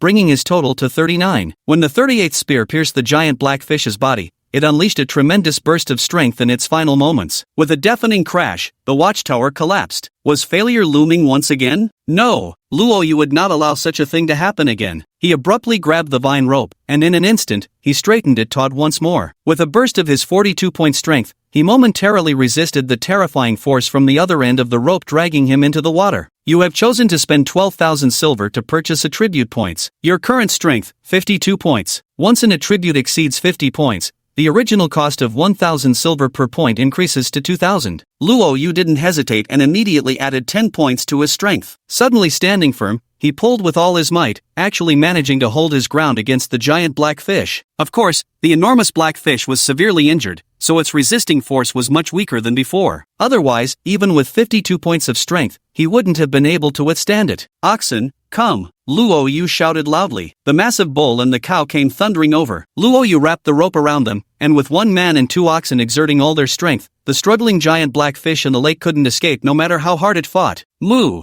The big bull roared in anger, and a dai beside him yelped weirdly while clamping onto the rope to help. Luo Yu could clearly sense that the opposing force pulling on the other end of the rope was gradually weakening. Come up here. He and the animals beside him exerted their strength simultaneously, unleashing incredible force. The iron harpoon lodged in the other side of the giant black fish's belly was dragged inward with tremendous force by the reverse pull. While the 3 barbs might have caused little damage when piercing in, being yanked backward utterly devastated the internal organs. After a chaotic tug-of-war with immense force, the giant black fish had nearly all its innards torn apart. With a deafening howl of agony, it died instantly. You have slain the great monstrous black fish and obtained 20,000 silver coins. Beast Soul Core *1. Gale Blade Technique *1. Silver Grade Martial Skill. Random Technology Unlock Scroll *1. Silver Tier Treasure Chest *1. You are the first trial taker in this region to slay the lake monster. Additional reward, 20,000 silver coins. Amid this flurry of notifications, Luo Yu found a pile of items materializing before his eyes. From the looks of it, this blackfish monster must have been a silver tier great demonic beast. It dropped quite a haul of valuable loot. Luo Yu, having received the notification, slumped to the ground and let out a long sigh of relief. At this moment, he felt his arms sore and numb, his palms already scraped raw and covered in blood. What a relief! Thankfully, he had chosen to weave 20 vines into a rope instead of the initial 10 he had planned, otherwise, the vine rope might not have withstood such monstrous strength. 100 times more fortunate was that the critical strike, just as anticipated, had pierced through the fish's belly, otherwise, the black fish would never have been trapped. To be honest, his strength was only at the black iron level at this stage, so defeating this silver-level monster fish was no small feat. Waving his hand, the silver-armored beetle flew back. After drinking the special milk, Luo Yu recovered completely. He gathered the scattered items on the ground and brought them back to the wooden hut. The first order of business was to haul up the corpse of the monster fish. A short while later, as he gazed at the enormous body, Luo Yu sighed with amazement again. The ice cellar was far too small to store it. Alright, better sell it then. It wasn't until the sunset that Luo Yu finally finished cutting up the entire big black fish, obtaining plenty of fish meat, as well as hard fish bones 200, ***. The fish bones were excellent material, suitable for crafting weapons and even reinforcing various structures when necessary. Currently, the price of meat has dropped from the original 80 silver to just 20 silver now, because the first batch of crops is about to ripen. Once the crops mature, meat prices will likely drop even further, so it's best to sell them as soon as possible. Luo Yu decisively listed it for sale immediately. As for the fishbone, he suddenly thought of something and opened the construction panel. Sure enough, certain structures could incorporate the special bodily materials of monsters to enhance their durability. Now he had 48,000 silver coins,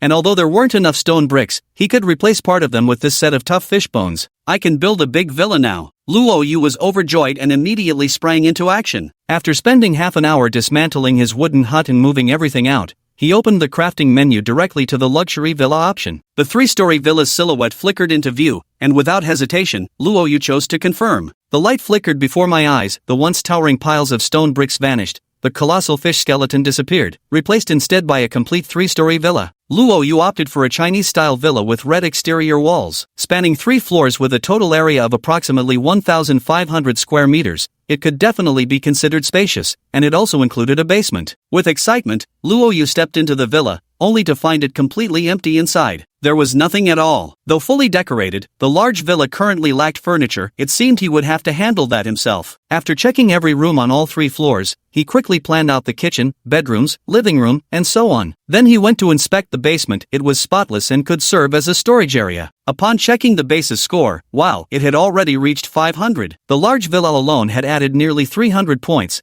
which meant the assault intensity at month-end might become rather fierce. The hygiene score has also increased by 12 points, reaching a maximum of 57 now. Very impressive. Villa, silver grade. Area, 1,650 square feet, rating 300, hygiene standard 12, positive buff chance 12%. Chapter 28, that ridiculous double bed. Indeed, residing in such luxurious architecture comes with a chance to receive positive buffs, and this probability has no upper limit. As long as you have money, you can boost the odds to 10,000%, leaving you covered head to toe in buffs whenever you step outside. As for why it's silver rather than ordinary silver, that's because fishbone frames were added, raising its tier by half a grade. Tier determines everything: defensive capabilities, comfort, and so on. All see a comprehensive upgrade. Now, Luo Yu hesitated again. Given that the floors and walls were all made of plain stone, would replacing them with silver be better? Isn't this a bit too extravagant? A moment later, on the 3rd floor balcony of the villa, Luo Yu bought a Grandmaster chair and reclined comfortably on it. Gazing out over the entire territory from this vantage point, the view was truly unrivaled in beauty. After vanquishing the massive water monster, a slew of tasks awaited: fishing, bridge building, water quality testing,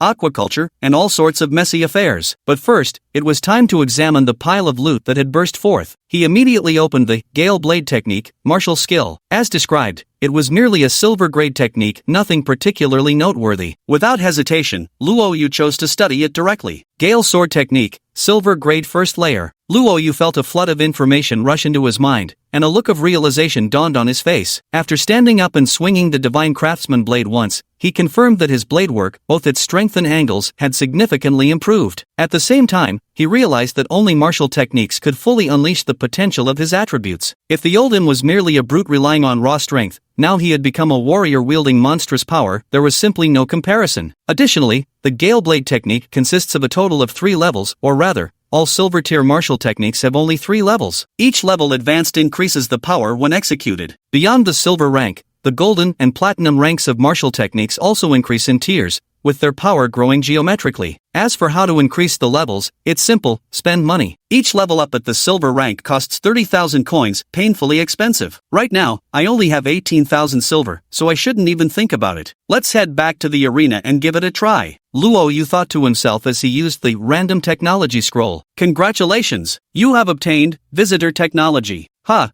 Did I just unlock the visitor directly? Originally, unlocking required 5,000 silver and 2 special materials, but now it was instantly unlocked, meaning Luo Yu could now visit other players' territories. Even if the other party hasn't unlocked visitor technology, he can still go there. It's just that they won't be able to come to his base. Of course, all this is on the premise that the other party agrees. Visitor tech is actually quite impressive. It can truly save lives in critical moments. Satisfied with a nod, Luo Yu opened the silver tier treasure chest. Congratulations! You have obtained personal trait, Beast Tamer, 1 star. Holy shit, a personal trait? Luo Yu was shocked and hurriedly checked the description. Beast Tamer, 1-star beast taming level LV3. All attributes of tamed animals within territory increased by 10%, animal yields increased by 10%, beast taming success rate increased by 10%. Looking at this stat, Luo Yu could only utter 2 words, freaking insane. I thought I'd at most get a silver tier item, but never expected to receive such an awesome personal trait. If it reaches 5 stars, how ridiculously strong would it become? I didn't even use a critical hit. Did my luck just explode or what? He burst into laughter, truly overjoyed. Upgrading silver rank personal attributes also costs 30,000 per attempt. Though you could gradually improve them by continuously taming beasts, it'd just be painfully slow. And finally, the Beast Soul Core. Without any hesitation, Luo Yu chose to craft the base automated defense core. You have consumed 3,000 silver, 200 jade, 200 gold, and 1 Beast Soul Core. Crafting successful. A flash of light appeared before his eyes, and a small, futuristic-style cube slowly landed in Luo Yu's palm. This was the very thing he had dreamed of obtaining. Opening the construction menu, sure enough, the automated defense category had been unlocked. Auto-repeating crossbow, 500 bolts wood asterisk 5,000, iron or asterisk 1,000, silver asterisk 500. Expensive. Since it doesn't need reloading and automatically generates bolts, the small crossbow requires a massive amount of wood. The entire base doesn't even have 5,000 wood logs, guess we'll have to buy them. But there's no rush for now. Automated Defense Core, after its creation, in addition to the automatically fired crossbow bolts, it also unlocked Automated Attack Arrow Towers. Automatic Attack Arrow Tower, 3,000 pieces wood asterisk 30,000, iron or asterisk 5,000, silver asterisk 2,500. Automation tech is so expensive. As for things like large autoballisty and automated lightning towers, they weren't unlocked, and even if they were, I couldn't afford them. This is way too expensive. Luo Yu had thought himself to be quite well off, but compared to these technologies, he was practically a small fry. Building arrow towers costs money, upgrading combat skills costs money, improving personal traits costs money, every single construction project requires money. Luo Yu needed to carefully plan out his money-making strategy. Let's talk about it tomorrow. Today, I'll focus on getting the bed sorted. The old wooden bed looked completely out of place in the villa. As Luo Yu gazed at his spacious bedroom, he decided to build a luxurious double bed. Luxury double bed, construction units asterisk 520, wood asterisk 520, silver asterisk 520, gold asterisk 52. Luo Yu chuckled inwardly. Everything was a multiple of 520. Was the Heavenly Father hinting at something with this double bed? The construction materials could be stones, wood, or other items, but if luxury is the priority, rare materials would undoubtedly be the better choice. Luo Yu thought of something and decided to wait until his critical hit chances refreshed the next day before proceeding with the crafting. Tonight, I'll just rock back and forth in this grand tutor's chair. That night, Luo Yu slept in the armchair wrapped in wolfskin, and the first thing he did upon waking in the morning was to build a bed. As for materials, of course, green jadeite would be the best choice. Jade is typically used as a luxury material to boost ratings and comfort, and what a coincidence, he happened to have exactly 520 pieces of it. Can you believe that? It's worth mentioning that critical hits cannot be used on large structures, as growing too large would exceed the boundaries of the base. You have chosen to craft an emerald luxury double bed, triggering a 100-fold critical hit. The light flickered before my eyes, and amid the dazzling glare, a majestic bed appeared before me. Rainbow Jade Luxury Double Bed, Diamond Tier Rest Efficiency increased by 60%, Disease Recovery increased by 60%, Positive Buff Acquisition increased by 60%, Comfort Level increased by 60%, Female Pregnancy Probability increased. D Diamond Tier? Luo Yu stood dumbfounded, his trembling hand reaching out to touch the bed's surface. The softness of it resonated straight to his core. The next moment, he threw himself onto the bed, and sure enough, it felt as if he were sleeping on clouds, floating blissfully in the sky. The sensation was truly exhilarating. Chapter 29, Peace Amidst the Storm. You have gained the buff blessing of auspicious clouds. Experience gain for all life skills increased by 20%. Ding, your planting skill has risen to LV3. This, lie down for 2 seconds and you get a buff? Outrageous. Luo Yu burst into laughter. But come to think of it,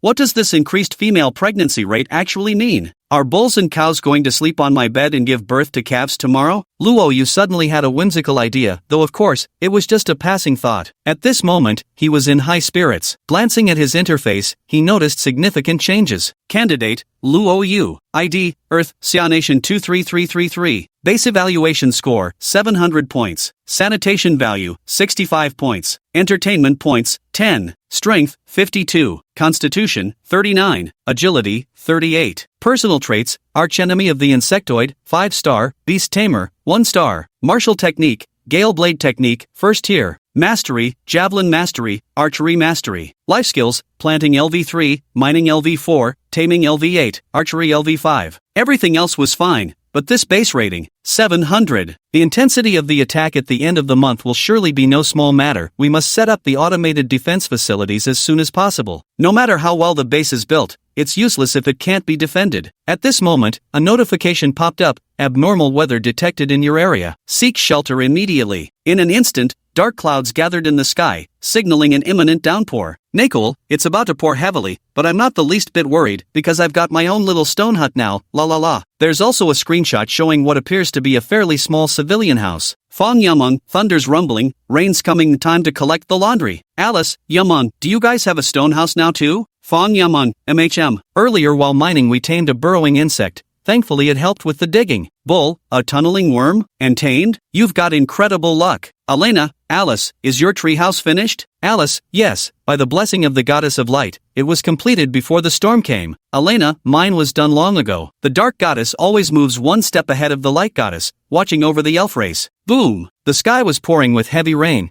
and the entire world was instantly shrouded in misty drizzle. Fong Yameng, it's raining so hard. Luo Yu, how about your situation? Luo Yu, I've mined quite a lot of stones. I just happened to build a small house yesterday. Everyone, a house? Nakor, hurry up, show me pictures of that building of yours. Seeing everyone urging him to post pictures, Luo Yu happened to take a photo right after finishing the villa yesterday, might as well share it now. When Luo Yu actually posted the picture, the chat group instantly fell silent. After a weird silence, Fong Yumon gasped, oh my god, it's a huge mansion. How did you do that? Luo Yu, I'm really into mining. Just kept digging until I had enough materials. Nakor, wow, Luo Yu, would you like to raise a couple of adorable catgirls? Fong Yumon, didn't someone say before that catgirls aren't pets, but cool girls? Elena, foolish, utterly foolish man, wasting so many stone bricks on building a villa. With that money, you could have constructed a great defensive wall instead. Alice, a lovely home indeed, but Luo Yu, we're still in the early stages of development, we must be frugal and industrious. May the goddess of light bless you. Nyoded, bro, you say digging mines, is it really that profitable? Why don't I ever get any drops? Everyone was utterly shocked. They all knew Luo Yu loved mining, but who could have imagined he'd even built a villa? Luo Yu, enough about that, didn't you all see the notice? After heavy rain, the fishing drop rate doubles. Everyone, it's the water monster. Don't go looking for death. Luo Yu, you're right, there are water monsters. I won't go looking for death. At this moment, Luo Yu stood on the balcony drinking milk, gazing at the wind and rain-battered scene before him while chatting with everyone, feeling utterly at ease in his heart. Adai was sprawled out sleeping on the first floor. The stone-armored turtle had already entered the lake, so there was no need to worry about it. The 2 cows and 1 hen in the livestock shed wouldn't get wet from the rain, and the bugs were all in the mine, no need to bother with them. Everything was perfectly under control. Swirling the milk in his cup, he smirked and said, such trivial abnormal weather is nothing more than. Wait a minute, the vegetable garden. Luo Yu realized that his vegetable patch was in trouble under the heavy rain. Luo Yu, the veggies. Everyone, protect the vegetable patch, don't let them drown in the downpour. Fong Yamong, oh no, now that you mention it. Naker, I don't eat vegetables. Bull, I love eating grass. After the rain stops, lots of tender grass will sprout. Fong Yamong, Luo Yu, the vegetable shed. Quickly build it if we have enough materials. Her thoughts coincided with Luo Yu's. He had already opened the construction menu. Simple vegetable shed, 1M, wood *5, iron or *1, silver *1. Fortunately, with the prior warning, Luo Yu had already dug drainage ditches. In haste, he chose to construct, and after consuming a large amount of materials, a simple vegetable shed was quickly set up. Truth be told, it was just a wooden shed designed to let rainwater flow out along the sloped angles without blocking sunlight. Although it couldn't completely shield all the rain, it was enough to prevent the vegetables from drowning. Having finished all this, Luo Yu sighed in relief and sent a message in the chat group,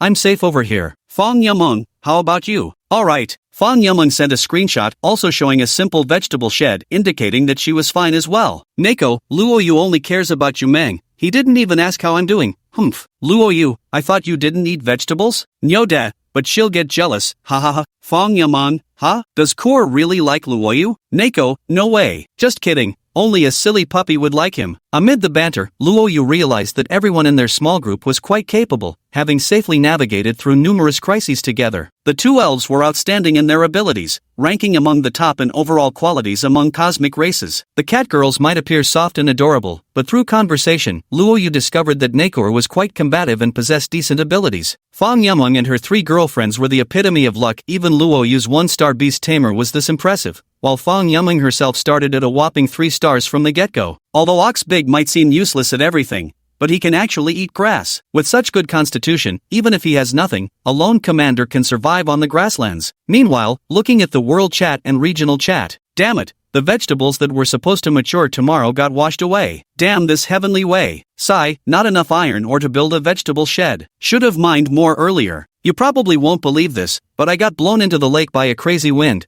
and I can sense some gigantic dark shadow coming this way. Rest in peace, bro. Rest in peace, bro. Chapter 30, Fishing for a Catapult. The intermittent storm lasted a whole day. At dawn the next morning, as the clouds dispersed and the mist cleared, Luoyu rushed to the vegetable plot without delay, heedless of the muddy ground. Upon seeing the vegetables marked as surviving, he heaved a deep sigh of relief. Alert! Base has entered a muddy state. Hygiene score decreased. Disease risk increased. The sudden notification made Luoyu pause for a moment, and now that he came to his senses, he noticed a slight discomfort throughout his body. Looking around, both inside and outside the walls, the entire grassland had turned into a muddy mess. All sorts of insects were flying and crawling about, creating a rather unpleasant sight. In such conditions, it was practically a breeding ground for bacteria and diseases. No wonder he felt so uncomfortable. After checking the sanitation rating, it had suddenly dropped by 20 points. Luoyu knew it was time to lay down some flooring. Opening the construction menu, he saw a variety of flooring options: wooden planks, concrete, stone tiles, even silver flooring. While wooden flooring might create a cozy atmosphere, it was flammable. Wood was already a precious resource, prone to moisture damage and other issues, definitely not an option. The concrete floor isn't ideal either, too cheap-looking and lacking any buff effects. Luoyu prefers the stone brick patterned flooring. At a glance, the price for 1 square of stone brick flooring is 4 stone bricks and 4 silver. It's too expensive. Maybe another time. Fong Yamung, ugh,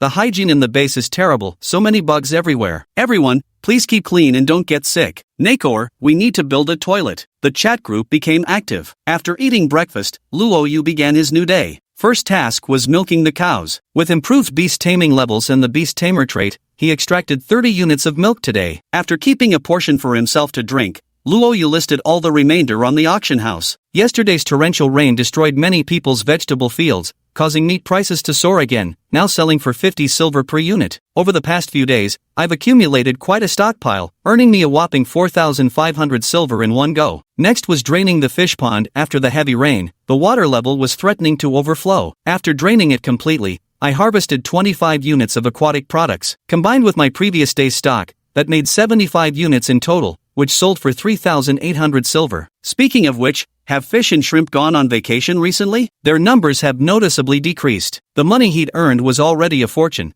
but now it seemed insufficient. He needed to find ways to increase his income. Fishing was an excellent option. Now that the great demon beast in the lake had been slain, the beautiful little lake finally opened its arms to Luoyu. He eagerly carried his fishing rod to the lakeside, only to find there wasn't even a spot to stand. After a heavy rainstorm, the water level had risen sharply, and the swollen lake waters had encroached upon part of the grassland. The group of stone-shelled turtles crawled ashore and affectionately nestled against Luoyu to bask in the sun, yet he frowned slightly. In the chat group, he asked, "Has your lake water risen?" Elena, foolish man, has your little lake flooded too? Fong Yamung, the water's risen everywhere. Do you think the big monsters in the lake might come ashore? I'm a bit worried. Nakal, if what you're saying comes true and we get hit by several more rainstorms, what then? This is squeezing our living space to the limit. Everyone chimed in one after another and came to a conclusion. Since the lake water kept spreading, they couldn't control the flooding without eliminating the great demonic beast within the lake. Their living space was shrinking by the day, and in the end, they would face total annihilation. Realizing the severity of the issue, everyone looked deeply concerned. Not only their small group, but people were already offering high prices on the World Channel, hoping to hire mercenaries to wipe out the massive water beasts plaguing their areas. The issue was, most mercenaries registered at the mercenary square were only iron tier. Who among them could possibly handle a silver tier demonic beast? Luoyu had relied on his 100-fold critical strike to deal with the giant black fish,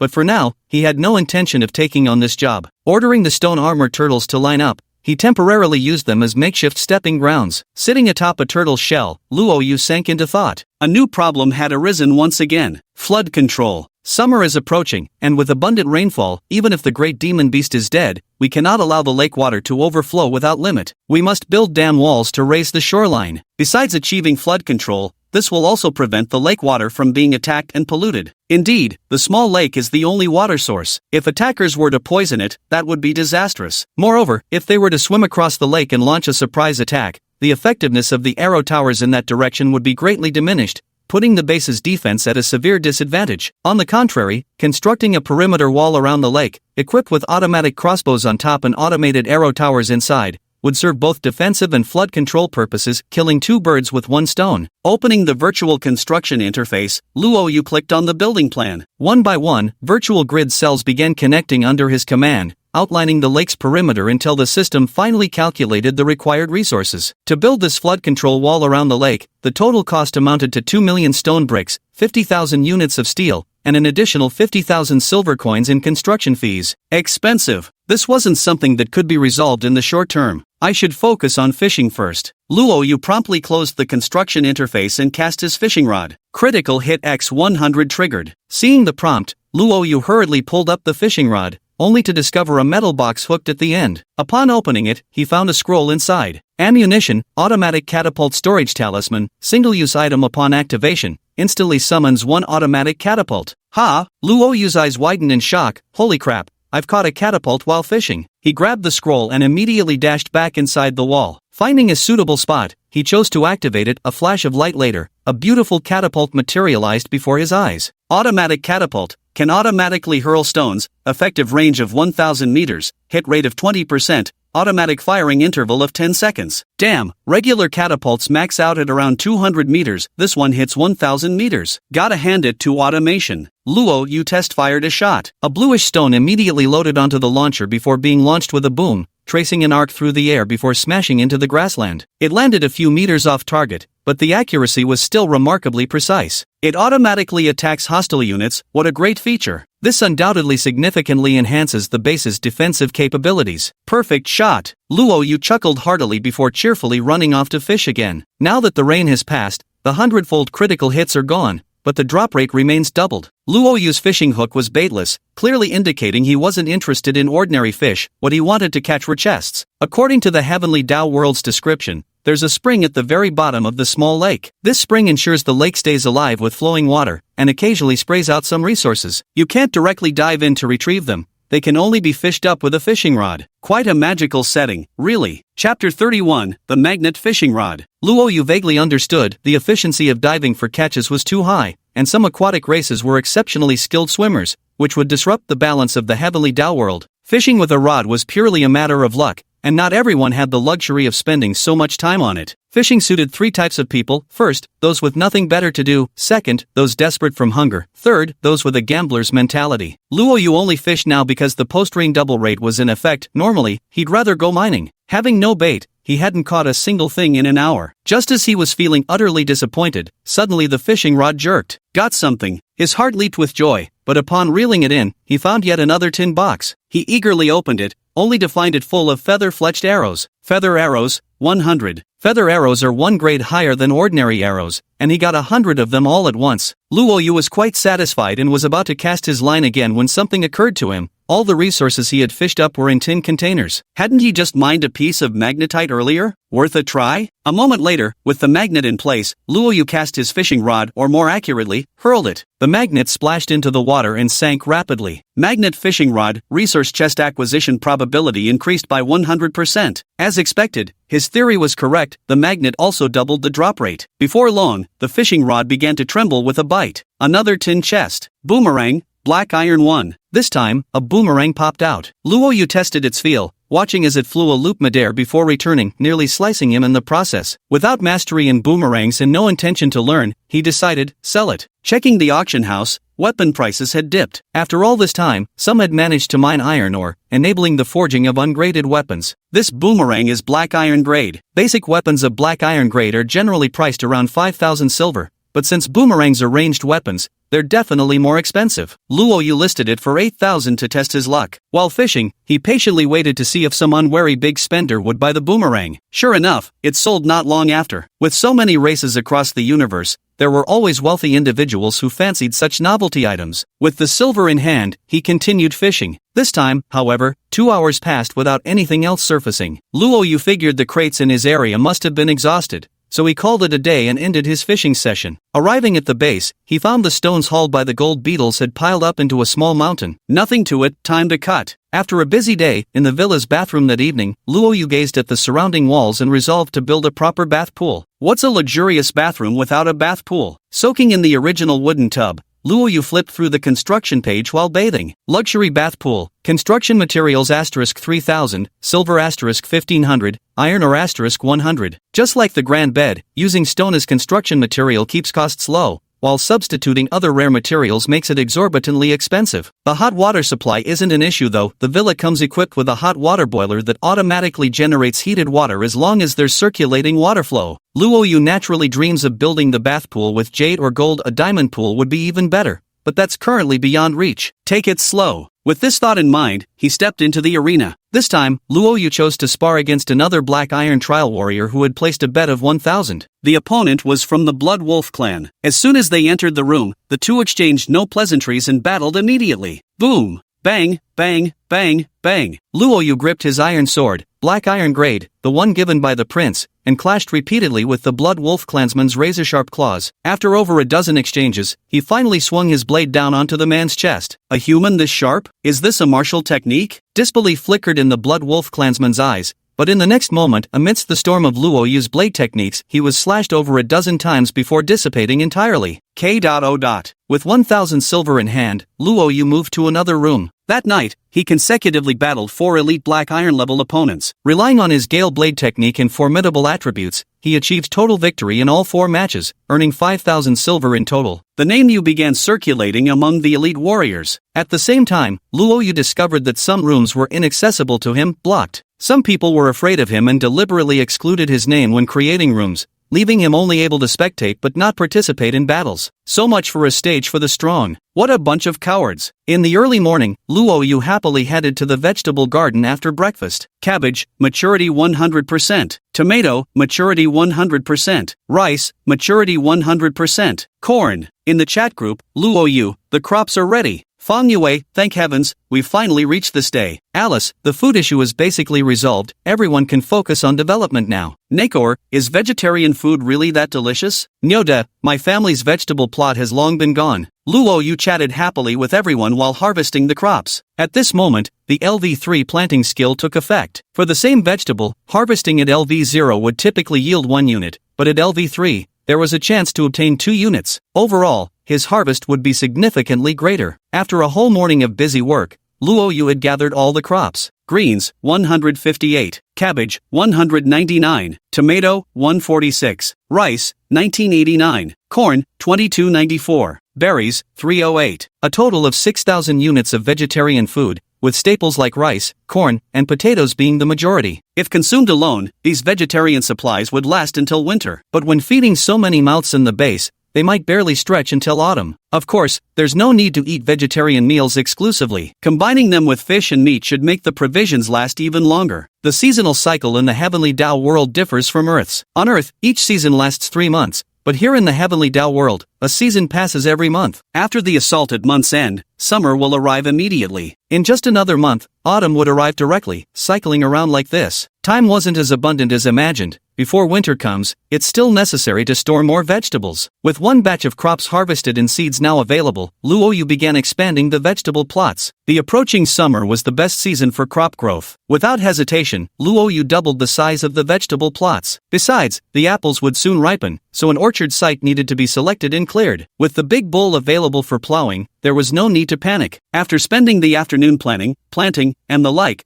Luo Yu's planting level reached LV4. As the sun set in the west, he called it a day, leaving the remaining tasks for tomorrow. A glance at the prompts on the map revealed that the end-of-month raid was 4 days away. Chapter 32, Automatic Crossbows on the Walls. At night, having finished his bath, Luo Yu lay on his luxurious rainbow-colored bed, chatting idly with everyone. Today's critical hit wasn't used. With the raid approaching, Luo Yu decided to save the critical hit chance as a trump card in case he encountered an insurmountable situation. Alice, the raid is coming in 3 days. Are you all prepared? Fang Yamun, don't remind me. I'm so worried about how to defend against the raid. We've got over 40,000 silver on hand, we need to convert it into combat power as soon as possible. Nyodez sigh, the whole world's already wailing with despair. As the raid draws near, I just saw someone who couldn't handle the pressure and took their own life. Elena, trash. If you don't even have the courage to face danger, you're just wasting food by being alive. Alice, Elena, don't say things like that. Luo Yu, let me offer a strategy. Buy time. If we're attacked by tribes, we should fortify defenses and clear the fields. As long as we can stall until their food runs out, they'll retreat on their own.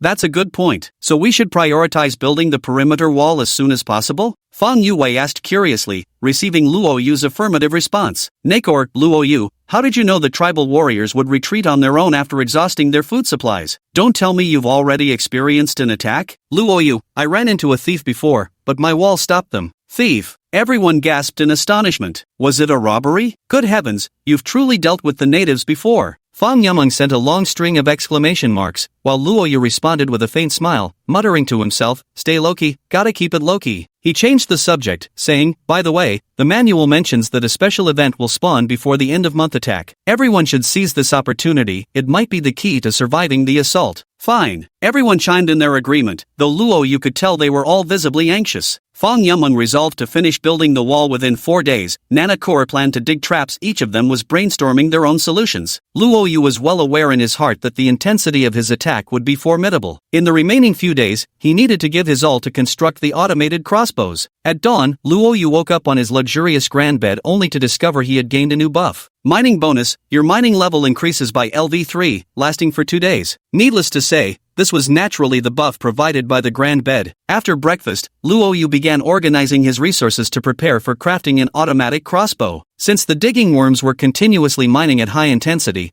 although their level was low, they occasionally managed to extract iron ore. Currently, Luo Yu possessed 2,750 units of iron ore, and just 250 more were needed to gather the required raw materials for 3 automatic crossbows. Next was wood. The current base had 966 units of wood, but just one set of arrows for my crossbow required 5,000 units. The gap was huge, and relying on myself alone probably wouldn't be enough to gather it all. No choice, I had to buy. He had 35,000 silver taels, and since the demand for lumber wasn't particularly high yet, the price of wood at the auction house remained at 1 silver tael per unit. Without hesitation, Luo Yu bought 15,000 units of timber. Select the wood stacking location. Luo Yu chose to stack the timber by the city wall, piling so much wood that it resembled a small house. As for iron ore, since everyone's mining level was still low yet demand was high, buying it would be a huge loss. Luckily, Luo Yu had acquired a mining buff. Time to dig. After a frenzied digging session in the mine, a whole pile of materials appeared, speckled stone among other types of stone, along with some iron ore. At the same time, a notification popped up.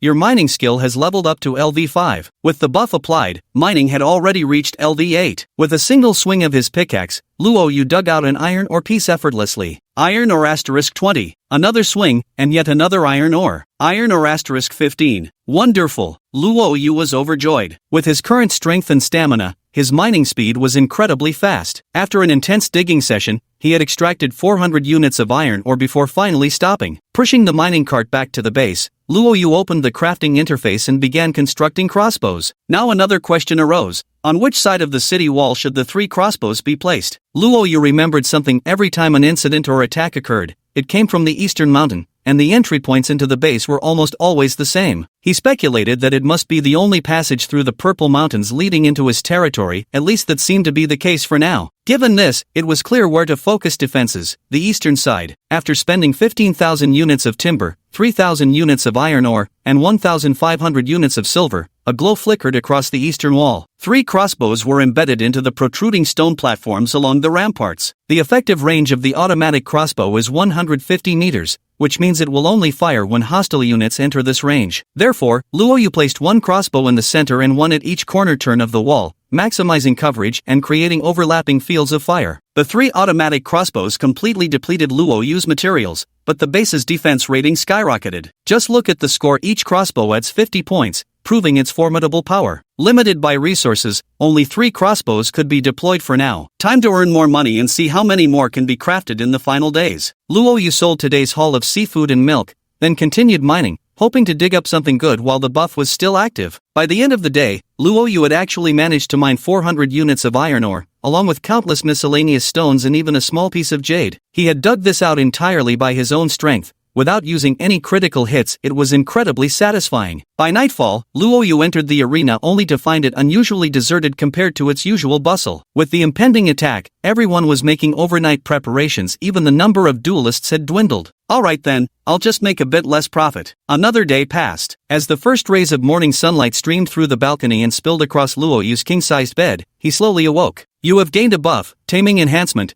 plus 20% success rate for your next taming attempt. Another buff appears. This diamond-class luxury bed is just that damn amazing sometimes. After breakfast, Luo Yu was about to go milk the cows when a sudden notification popped up. Prompt: a mysterious fox girl is being chased by a group of tribal warriors. You may choose to offer her shelter. If you do so, you will face attacks from the tribal forces. Possible enemies you may face: archers *3, melee soldiers *6.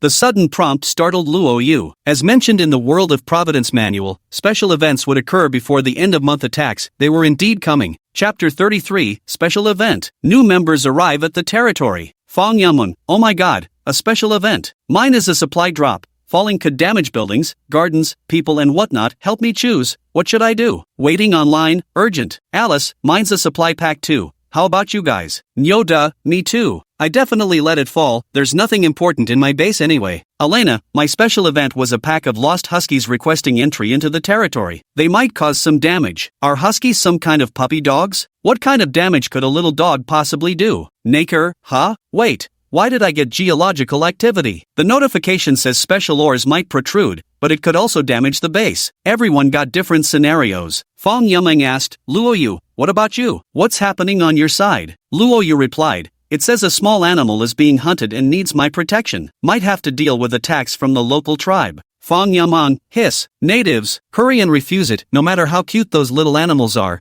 they're not worth risking your life for. Luo Yu, I think you should all choose to accept. The losses from this sort of incident are probably far outweighed by the benefits. Just make sure to prioritize your own safety. Fong Yamun: alright, then I'll choose to accept. But you must refuse safety first. Neko: I've accepted it too. Encouraged by Luo Yu, everyone chose to accept. As for Luo Yu himself, he faced the selection box before him without much hesitation. He didn't know what the mystical fox beast girl was, but the natives were asking for a fight. Perfect timing to test the crossbow's power. Absolutely sure. After clicking in mid-air, the prompt box before his eyes instantly turned red. System alert. The Mystic Mound Beast Girl has joined your territory as its animal resident. Sure enough, a petite figure appeared at the edge of the eastern grasslands, stumbling toward the fence with a face full of panic and terror. Luo Yu saw clearly, this so-called Mystic Mound Beast Girl resembled a human girl of about 12 or 13 years old. She wore animal hide clothing, sported a pair of fox ears on her head with beautiful long hair, and had a fluffy tail trailing behind her. Unlike human girls, this beastfolk girl had a slightly protruding nose that resembled a fox more, with faint fur on both sides of her cheeks. Xuanqiu Beastfolk Girl, 19 years old, adult, currently in a state of panic. Strength 20, Constitution 18, Dexterity 31, Advanced Intelligent Creature capable of simple labor. Special abilities: Treasure Hunting, Sling Proficiency, Current Fur Growth Progress, 57%. This attribute gave Luo Yu a fright. This fox girl was quite powerful, not to mention she had special abilities and, most importantly, her hair seemed to be some kind of resource. Damn, what a steal. Warning: a group of natives is attacking your territory. When the fox girl reached within 300 meters of the wall, a group of armed natives emerged from the east, 6 men and 3 women, exactly 9 in total. They ran straight towards the base. The Mystic Hill Beast Girl resembled humans but couldn't speak. She shrieked in terror, her gaze fixed on the wall. When she spotted Luo Yu, her eyes filled with helplessness, as if pleading, Master, save me. What's with the panic despite your 31 agility? Suppressing a chuckle, Luo Yu jumped down from the wall, cracked open the stone gate slightly, and waved to the beast girl. In a flash, she darted through the gate. The moment the door closed behind them, the beast girl threw herself into Luo Yu's arms and began weeping. The little creature carried a faint fragrance about her, and felt wonderfully soft when held. Well, she definitely qualifies as a small animal, doesn't she? Patting her head, Luo Yu said, everything's fine now. Come, follow me up to the wall. Tweet tweet. The beast girl, who understood human language, saw Luo Yu turning to climb onto the wall. In a panic, she hurriedly grabbed the hem of his clothes and followed him anxiously, as if unwilling to leave her master even for a moment. Truly a high-intelligence creature, the beast girl's emotional expressions were far more complex than those of a dairy cow. The cows would simply lick it directly. In the distance, those 9 natives swiftly approached the walls, closing in to within 1,000 meters in mere moments. Screech! A creaking sound of wood friction echoed, followed by a sharp whoosh, as a circular bluestone slab launched over the wall, tracing a parabola before crashing down with a thunderous impact. The automated trebuchets had opened fire first. Boom! A loud explosion sounded as the rocks detonated 3 meters away from the group of natives. The flying debris directly blasted 2 spear-wielding men into the air, and upon closer inspection, their arms and legs had been torn off. Catapults! Charge through! The bearded man leading the 9-person group shouted fiercely. Without a second thought for their injured companions, they sprinted at full speed toward the wall. The catapult has a minimum firing range. If the target is too close, it cannot attack effectively. Boom! Another boulder crashed down about 7 or 8 meters away from the group. Though the distance seemed safe, a ricocheting stone embedded itself in a female archer's thigh, causing immediate bloodshed and rendering her combat ineffective. Hurry, we're almost there. Form a human ladder to scale the wall. The stubbled man roared the command. Their footsteps quickened, but suddenly, the sound of arrows cutting through the air pierced the silence. Whoosh! An arrow struck a male archer squarely in the shoulder, sending him tumbling to the ground. He struggled to his feet and charged toward the wall again. Whoosh, whoosh, whoosh. Bolts were firing at a steady rhythm. Even the bearded man leading them took a bolt to the arm. Eyes burning with murderous intent, he growled, crossbows ahead. Flank them from the left. Several individuals began veering leftward, attempting to circumvent the frontal crossbow fire and scale the wall from the side, a maneuver that genuinely surprised Luo Yu. These natives weren't mindlessly charging straight ahead. They clearly had some tactical sense about them. Unfortunately for them, another automated crossbow stood mounted at the left corner. Whoosh! A sudden crossbolt shot forth, embedding itself directly in a spear-wielding warrior's skull. The man let out a blood-curdling scream yet stubbornly stumbled forward 7 or 8 paces before collapsing dead. Headshots this powerful? That's some impressive physique. Originally 9 men strong, they'd already lost 4 before even reaching within 50 meters of the perimeter walls. The bearded brute roared with bloodshot eyes, charge forward and dismantle his crossbow. Just as the words left his mouth, a spear came flying thunk piercing through his chest and pinning him lifeless to the ground. Run for your lives. Luo Yu was just about to throw his spear again when the remaining enemies couldn't hold on any longer and turned to flee. This squad was far inferior to the elite forces that attacked last time. Are they already giving up? Notice, native tribe is fleeing. Time for my favorite part, capturing prisoners. Chapter 34, Selling Prisoners with Critical Strike. The silver-armored beetle was the first to charge out, pouncing on a female spearman in the blink of an eye. Luo Yu, riding the massive bull with a die in tow, rumbled out through the stone gate loudly. Then the beast girl leaped onto the bull's back, determined to join her master in pursuit. So much agility now? Weren't you clumsy just moments ago when we were the ones being chased? As expected, all the fleeing natives were captured, including those 2 with broken limbs, making a total of 7 prisoners. Luo Yu straightforwardly ransomed the 2 prisoners with broken limbs back to their tribe for 1,000 silver each. Just as he was about to confirm sending them back, Luo Yu suddenly had a wild idea. Could the ransom payment trigger a critical hit? With a silent thought in his heart, he clicked confirm. Critical hit X100 triggered. The chief of the Skatha tribe mistakenly regarded the limbless soldier as his own son and handed over all the tribe's existing silver to you. You have acquired 80,000 silver. But Luo Yu nearly burst out laughing. Even this could trigger a critical hit. A flash of light before his eyes, and the 2 disabled soldiers vanished. Prompt, the Skatha tribe leader realizes he has been deceived, increasing hostility toward you. The higher the hostility level, the greater the probability and intensity of incoming attacks. He'd earned quite a sum,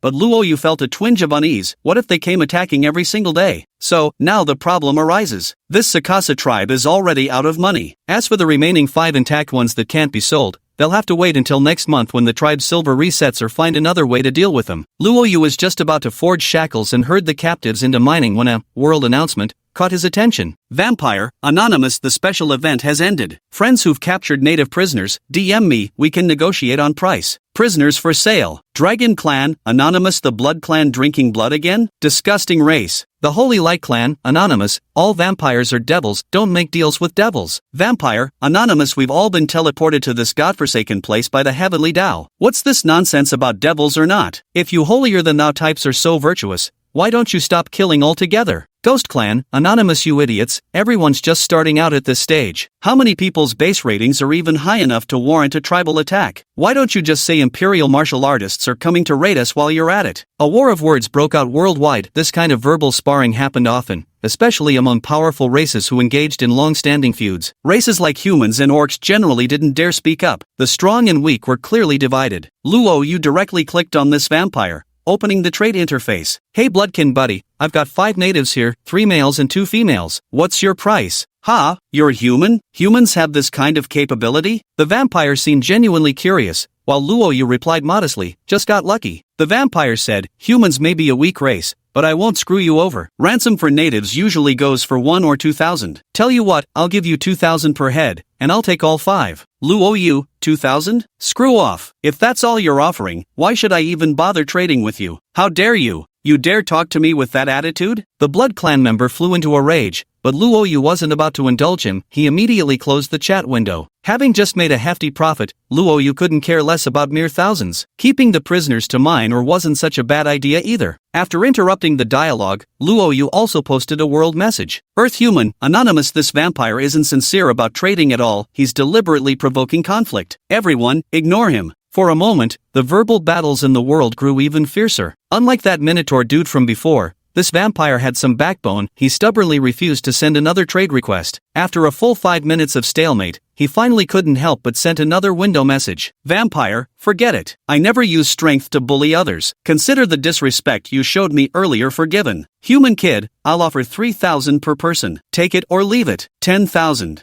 Luo Yu replied calmly. What? You dare to scam me? Luo Yu replied calmly, sir, let me finish. What I'm saying is, male captives are 10,000 each, while female captives are 20,000 each. The vampire? Huh? Do you mean to say you know we vampires need women to balance the blood chi within us? Luo Yu, now you understand? 30,000. Luo Yu made an outrageous demand outright, 30,000 for each female prisoner. Take it or leave it. If you don't buy, I'll keep them for myself to play with at my leisure. Let me tell you, not a single copper coin less. Damn your bloody greed, you're worse than the gluttonous demons of hell. Buy it or not, damn it, don't waste my time. The Bloodkin angrily closed the chat window, but he seemed genuinely in need of these captives. He couldn't hold out for long before sending another trade request. Enough nonsense, let's trade. After saying this, he actually laid out 90,000 taels of silver directly. He seemed truly impatient, likely in urgent need. It's fortunate he was so wealthy. Luo Yu figured this person must have also slain the giant black fish and reaped great rewards. Without further ado, Luo Yu swiftly listed all 5 captives for trade. Transaction successful. You have acquired 90,000 taels of silver. You treated captives as trade goods, angering the Ska tribe, whose hostility toward you has increased.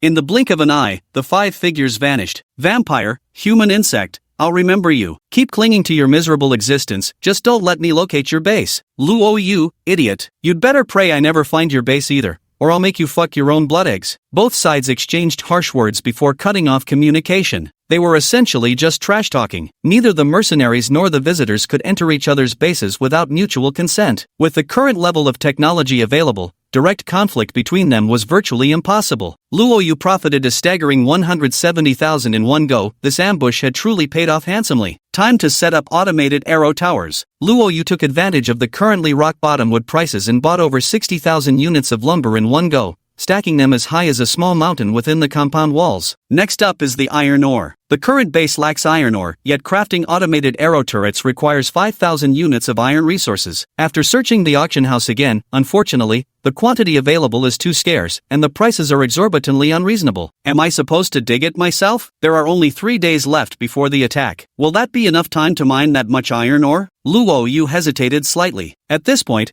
the people in the group had basically resolved the special event and started chatting again. Fong Yaman, 3 supply packs, 1 longbow, a case of auto-retrievable arrows, and a hand crossbow. Too bad the 3 of us girls can't draw the longbow. Chapter 35, the small group's transaction, each gets what they need. Nyoda, Why did I only get one supply pack? They gave me a spirit crystal, what am I supposed to do with this? Luoyu, a spirit crystal? Send me a screenshot, let me see. After Nyoda sent the screenshot, it was indeed a spirit crystal. This is the prerequisite for unlocking mercenary technology. Luoyu was about to say something when Naker sighed. Ugh, a geological movement here spit out a huge lump of iron ore, like a small mountain. I don't need iron ore, I want stone bricks. A massive lump of iron ore. Luoyu's heart stirred again. Elena, those 3 huskies are so adorable. Why do people say they're destructive? Alice, huh? Are they really that great? My supply pack gave me an auto defense core. What's it good for? Everyone? Fong Yumeng, oh my god, an auto core. You've got incredible luck. Alice, Yumeng, want to trade? Your longbow and auto-returning feather arrows in exchange for my auto core? It's a good deal. But this feels like Sister Alice is getting the short end of the stick. Fong Yumeng felt a bit embarrassed, but Alice said, the bow and arrow are the lifeblood of our elven race. If anything, I should be the one feeling embarrassed. Both parties got what they needed, increasing their chances of survival significantly. Naker, that's great. I have so much iron ore that I can't even use it all. I'd like to trade for stone bricks to build a pretty fence. Luoyu, how many units of iron ore do you have? Ha, alright, Luoyu is crazy about mining. Nakor posted a screenshot in the group chat, a massive iron ore chunk bizarrely sitting on the grassland, looking to be at least 10,000 units. Luoyu, 10,000 units of iron ore? Selling that on the market would fetch at least 100k silver. You've hit the jackpot. Nakor, that's assuming anyone actually buys it. Luoyu, can I trade you 5,000 iron ores for your cut stones? Sure, I'll give you 50,000 stone bricks. Let's trade. The crowd, 50,000. Luoyu, do you really enjoy mining that much? Luoyu, labor is the most glorious thing, I love working. The trade window popped up, and the two immediately completed the transaction. Naker, oh my god, it's black-spotted stone bricks. This is amazing. Giggle, now we have enough bricks to build the walls. No more fear of attacks. Thank you, Luoyu. Everyone, black-spotted stone bricks? Alice, Naker, you should be nicer to Luoyu from now on. Cutting stone bricks from dark-spotted ore isn't easy. Naker, I understand. Luoyu chuckled inwardly, it wasn't easy to cut, but with his divine craftsman's knife, he could slice through them lightning fast. Luoyu, enough about that, core. Hurry and haul the iron ore back before raids might steal it away from you. Nakor looked very happy. Nyoda, I also want to trade. Luoyu, old Nyo, your crystal essence stones are quite valuable too. What do you want in exchange? Weapons. Nyoda said straightforwardly, weapons like axes, shields, and bows, and I also want food. I've already gnawed through half the turf. If it were anything else, Luoyu might have struggled more, but axes, shields, and bows, these were exactly what he happened to have. The 2 waves of attacks had provided plenty of weapons. Luoyu directly sent a trade frame over, listing axes, wooden arrows, shields, javelins, along with 500 units of meat and 500 units of vegetarian food. Luoyu, is this enough? Nyoda, enough. And javelins, perfect. I knew how to throw javelins before, so no need to panic now. He placed the crystal core on the table as he spoke. Transaction successful. Looking at the crystal ore in his hand, Luoyu cracked a smile. With this, the mercenary technology could finally be unlocked. Luoyu, old bull, the worth of what I've got here really doesn't compare to your crystal ore. How about this? I'll throw in another 5,000 silver on top. You can buy whatever you want with it. Nyoda, Luoyu, you're really a good man. Consider me your sworn brother from now on. Luoyu, no need to stand on ceremony. We're brothers now. After giving old Nyo 5,000 silver coins, Luoyu chatted with everyone while getting to work. The first order of business was naturally to buy arrow towers. Auto attack arrow tower, 3,000 units wood asterisk 30,000, iron ore asterisk 5,000, silver asterisk 2,500. The arrow tower's effective range was 200 meters, while Luoyu's wall perimeter was only 100 meters. This meant that by placing the arrow tower at the central point, it would easily cover the entire base, with an additional 150 meters of coverage extending beyond the base walls. Moreover, the arrow towers weren't firing one arrow at a time, they unleashed 5 arrows simultaneously in volley after volley. It's really an arrow tower, far more powerful than automated crossbows. Luoyu chose to place the arrow tower behind the grand villa. In a flash of light, the tower rumbled as it rose into position. 20 meters tall, though built with a wooden frame, it was sheathed in a layer of iron plating, giving it a somewhat imposing appearance. A sense of security welled up in Luoyu's heart. Arrow towers were great. If he had the chance, he'd build more to fend off any assaults. The chat group members each got what they needed, and now Luoyu began his daily work. First, I drained the water to harvest aquatic produce, then milked the cows. Due to my beast taming skill level, I can now yield 35 units of milk in one go. Chirp! The fox-eared beast girl seemed to want some milk,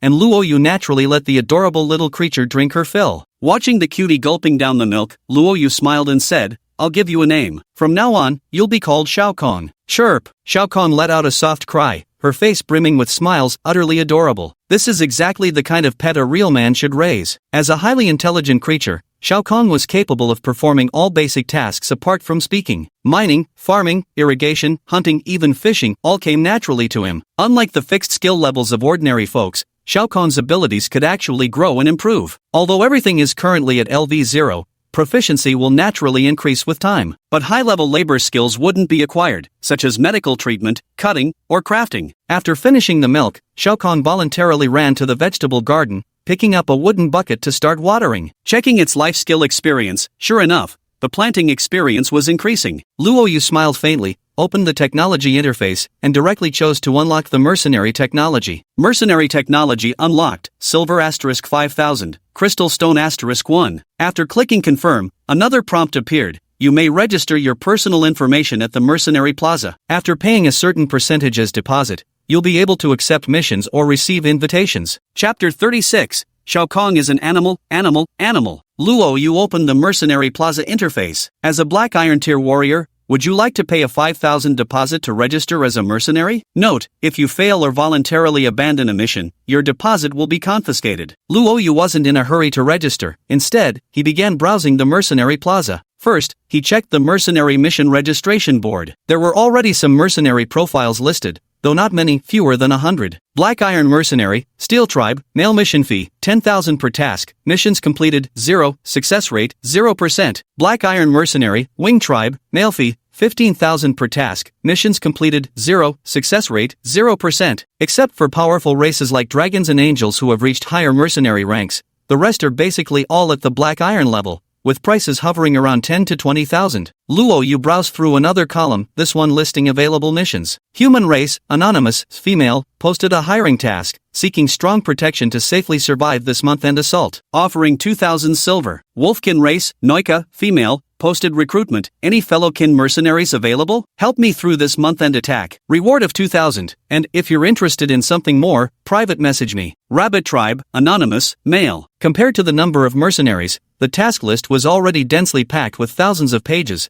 but most prices were below 3,000. This was normal. Those with money didn't need protection and could just buy various defense equipment, while those without money couldn't afford higher prices. After gaining a basic understanding of the mercenary trade, Luo Yu chose to pay silver and become a proud mercenary. His information was immediately posted on the bulletin board, but Luo Yu chose to remain anonymous. Iron rank mercenary, anonymous, human, male currently not accepting missions. It was a straightforward message. At present, Luo Yu had no intention of taking on tasks unless he first safely survived the end-of-month assault. Only then would he consider other options. Exiting the Mercenary Plaza, he turned his gaze toward Shao Kong. Shao Kong's attributes were actually quite strong, so she finished watering quickly and wanted to follow Luo Yu to the mine to dig, but was instead assigned another task, fishing. Although she didn't have the double critical ability, among Shao Kong's special skills was treasure hunt. Luo Yu had carefully read the description of the treasure hunt skill. When engaging in activities like digging, fishing, searching, or exploring, there was a chance to stumble upon treasure chests. Let her try fishing today. Time flowed slowly, and soon the sun began to set. Adai, lying bored by the vegetable patch, yawned. Seeing the stone door swing open, he immediately ran over. He knew the master had arrived. Luo Yu patted Adai's head. The day's work had gone smoothly, and it wasn't bad. He'd mined plenty of stone and iron ore. But the burrowing worms hadn't appeared these past few days. Would they only respawn next month too? Now that his mining skills had improved, he needed both golden beetles and oxen working together to pull the ore carts in order to meet the transportation demands. Chirp, chirp. Shao Kong ran up to Luo Yu with a treasure chest in her arms, chirping proudly as if seeking praise. This chest was different from the tin box Luo Yu had fished up earlier. It was adorned with patterns and appeared somewhat more luxurious. Mysterious Hill Beast Girls discovered treasure chest. Treasure chest popped after all. After patting Shao Kong's head, Luo Yu hurriedly opened the treasure chest. Strength enhancement scroll. Increases strength by 3 upon use. Perfect shot. A flash of light enveloped Luo Yu as his strength rose to 55 points. Now raising strength costs 2,000 silver per point, so Little Kong basically earns 6,000 silver with this one chest. Feels amazing. Aside from the exclusive chest Little Kong obtained, she also fished up a regular iron chest. When Luo Yu opened it, he froze momentarily. Cobra egg, fertilized. How could something like this even exist? Luo Yu turned his gaze toward Adai,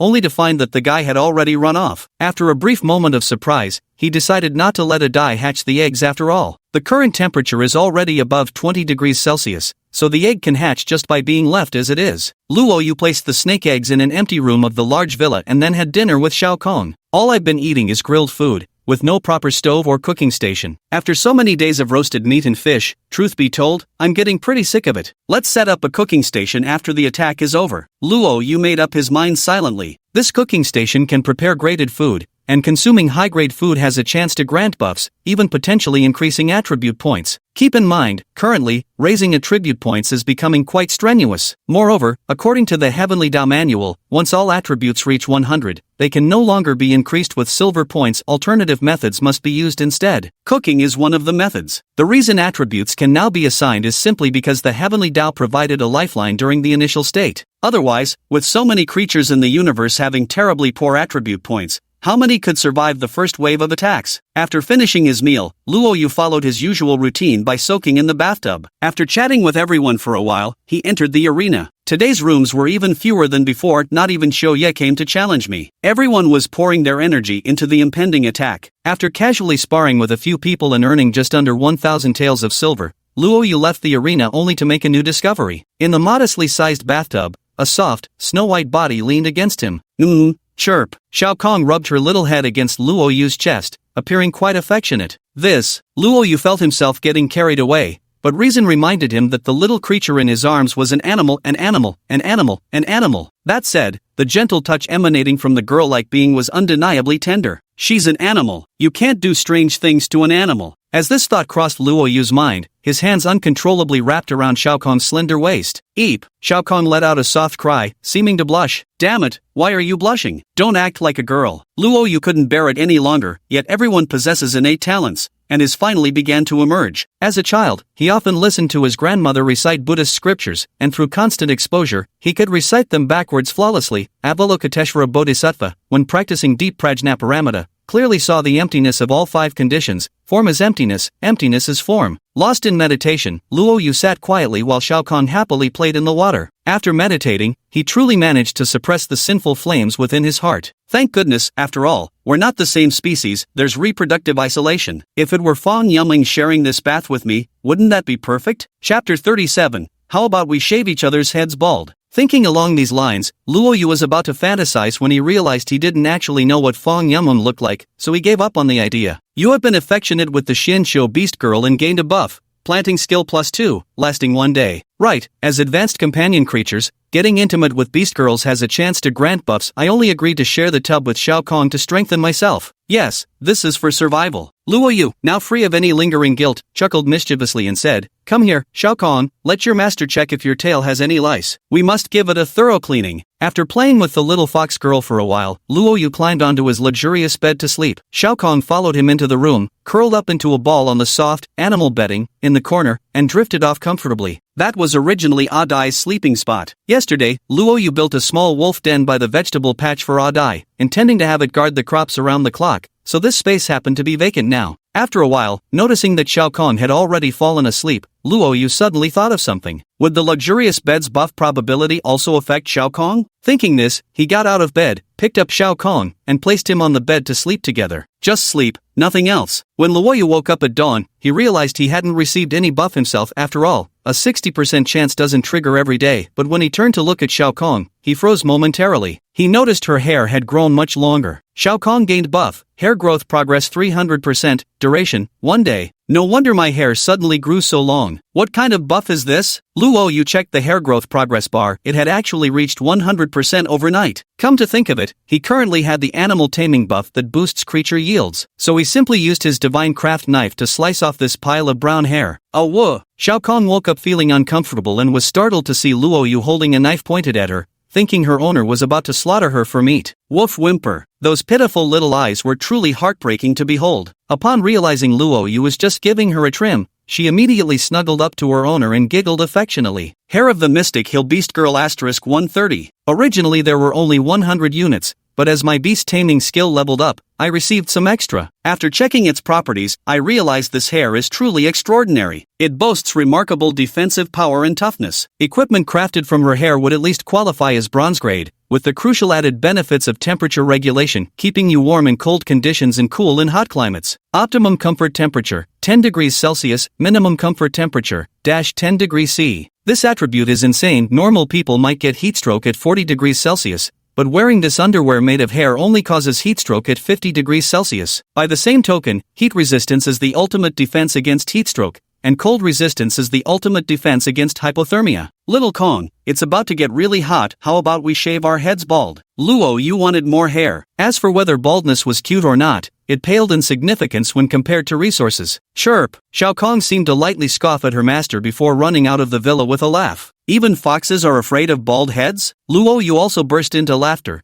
feeling thoroughly delighted. Just as before, after completing his daily essential tasks, Luo Yu began studying Shao Kong's hair. While his upper body was decently protected by a chest guard, his lower half only had ordinary trousers. He planned to harvest Shao Kong's hair during the buff period to craft a pair of pants, preparing for the imminent attack. With his tailoring skill at LV0, turning this large amount of hair into pants would be quite challenging. To successfully make clothing with low-level tailoring skills, he'd need some additional assistance. He glanced at the construction page. Sewing table, iron or *500, wood *500, silver *100, sewing table blueprint *1. Other things are manageable, but these blueprints are tricky. They can only be obtained from chests fished up or supply packs given as special event rewards. I checked the auction house and found 2 sewing table blueprints, both listed at a staggering 100,000 silver. What a ripoff! World Channel, Human, Anonymous buying 1 sewing table blueprint for 10k, deal fast. After waiting a while with no buyers, Luo Yu was about to give up when someone suddenly sent a trade window. The person said bluntly, 50k. You've seen the auction house price is 100k. Luo Yu, paying 100k for a single blueprint? That's pure greed. 10k, take it or leave it. Once the raid is over and more people start fishing, these blueprints will quickly lose their value. This, 20,000 is the absolute minimum. Seeing this reply, Luo Yu smirked and insisted, 10,000, that's all I can offer. The raid's coming soon. Decide whether you want silver or this blueprint. 15,000 then. This is my final bottom line. After the other party lowered their price again, Luo Yu waited a moment before replying, 11k silver, let's make this trade. With that, he directly placed the 11,000 silver on the table. Seeing Luo Yu's decisiveness, the other party hesitated briefly but ultimately placed the blueprint on the table. After confirming it was indeed the correct blueprint, Luo Yu clicked to finalize the transaction. Transaction successful. You have obtained sewing table blueprint *1. Goodbye, and good luck surviving the attack. After exchanging a few polite words, Luo Yu closed the chat window. Blueprint secured. Walking down to the first floor of the villa, since there wasn't a dedicated workspace set up yet, I temporarily placed the sewing table in the living room. After a series of maneuvers, a flash of light appeared before his eyes, and he found himself standing before an exquisite sewing table. Sewing table, consumes fuel, upgradable, increases efficiency and success rate of clothing production,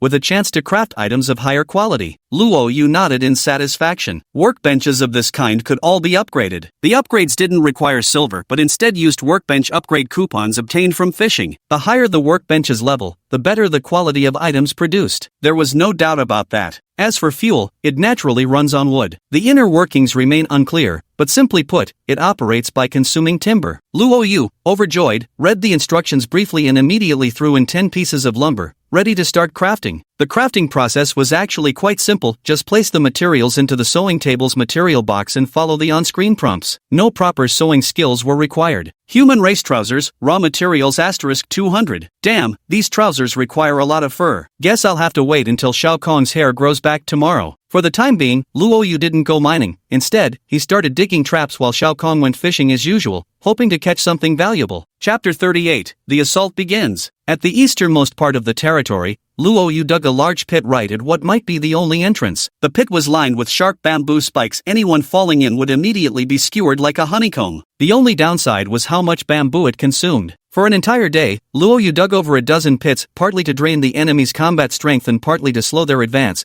buying more time for the arrow towers and auto crossbows to unleash their attacks. By the time the pit was dug, it was already evening. The little fox girl had fished up another iron crate today, and this time she actually got a portion of fried chicken, a portion of black iron grade fried chicken, no less. After eating barbecue for so long, Luo Yu finally tasted fried chicken for the first time and found it incredibly delicious. No wonder it was black iron grade fried chicken. Finishing it even gave him a buff. Recruitment success rate for captives plus 10%, lasts 3 days. At night, the atmosphere in the chat group was somewhat oppressive, just 2 more days until the attack. Life or death hangs in the balance. Early the next morning, after completing his daily tasks, Luo Yu trimmed Shao Kong's hair, gathering exactly 200 units. He got straight to work. While operating the sewing machine, he chose to use a critical hit. 100-fold critical hit triggered. A system prompt appeared, and in the next moment, the sewing machine flashed with light as a pair of pants slowly emerged from the output slot. Pants made from Shao Kong's hair, platinum grade defense plus 50%, cold/heat resistance plus 50%, platinum grade pants. Luo Yu was overjoyed. He immediately took off his work pants and put on the platinum pair. The first sensation was pure comfort, with an extraordinarily refreshed feeling in the lower body. With this, the defense of my lower half became impregnable, brimming with a sense of security. Luo Yu was extremely satisfied with his trousers. Today would be another passionately energetic day. The traps would suffice for now. Today's task was digging a moat. Luo Yu planned to dig a moat along the perimeter walls, not only to delay enemy attacks but also to extend the effectiveness of his automated defenses strategically. Additionally, the moat would house armored stone turtles, acting as hidden troops to ambush any invaders. This was a massive project,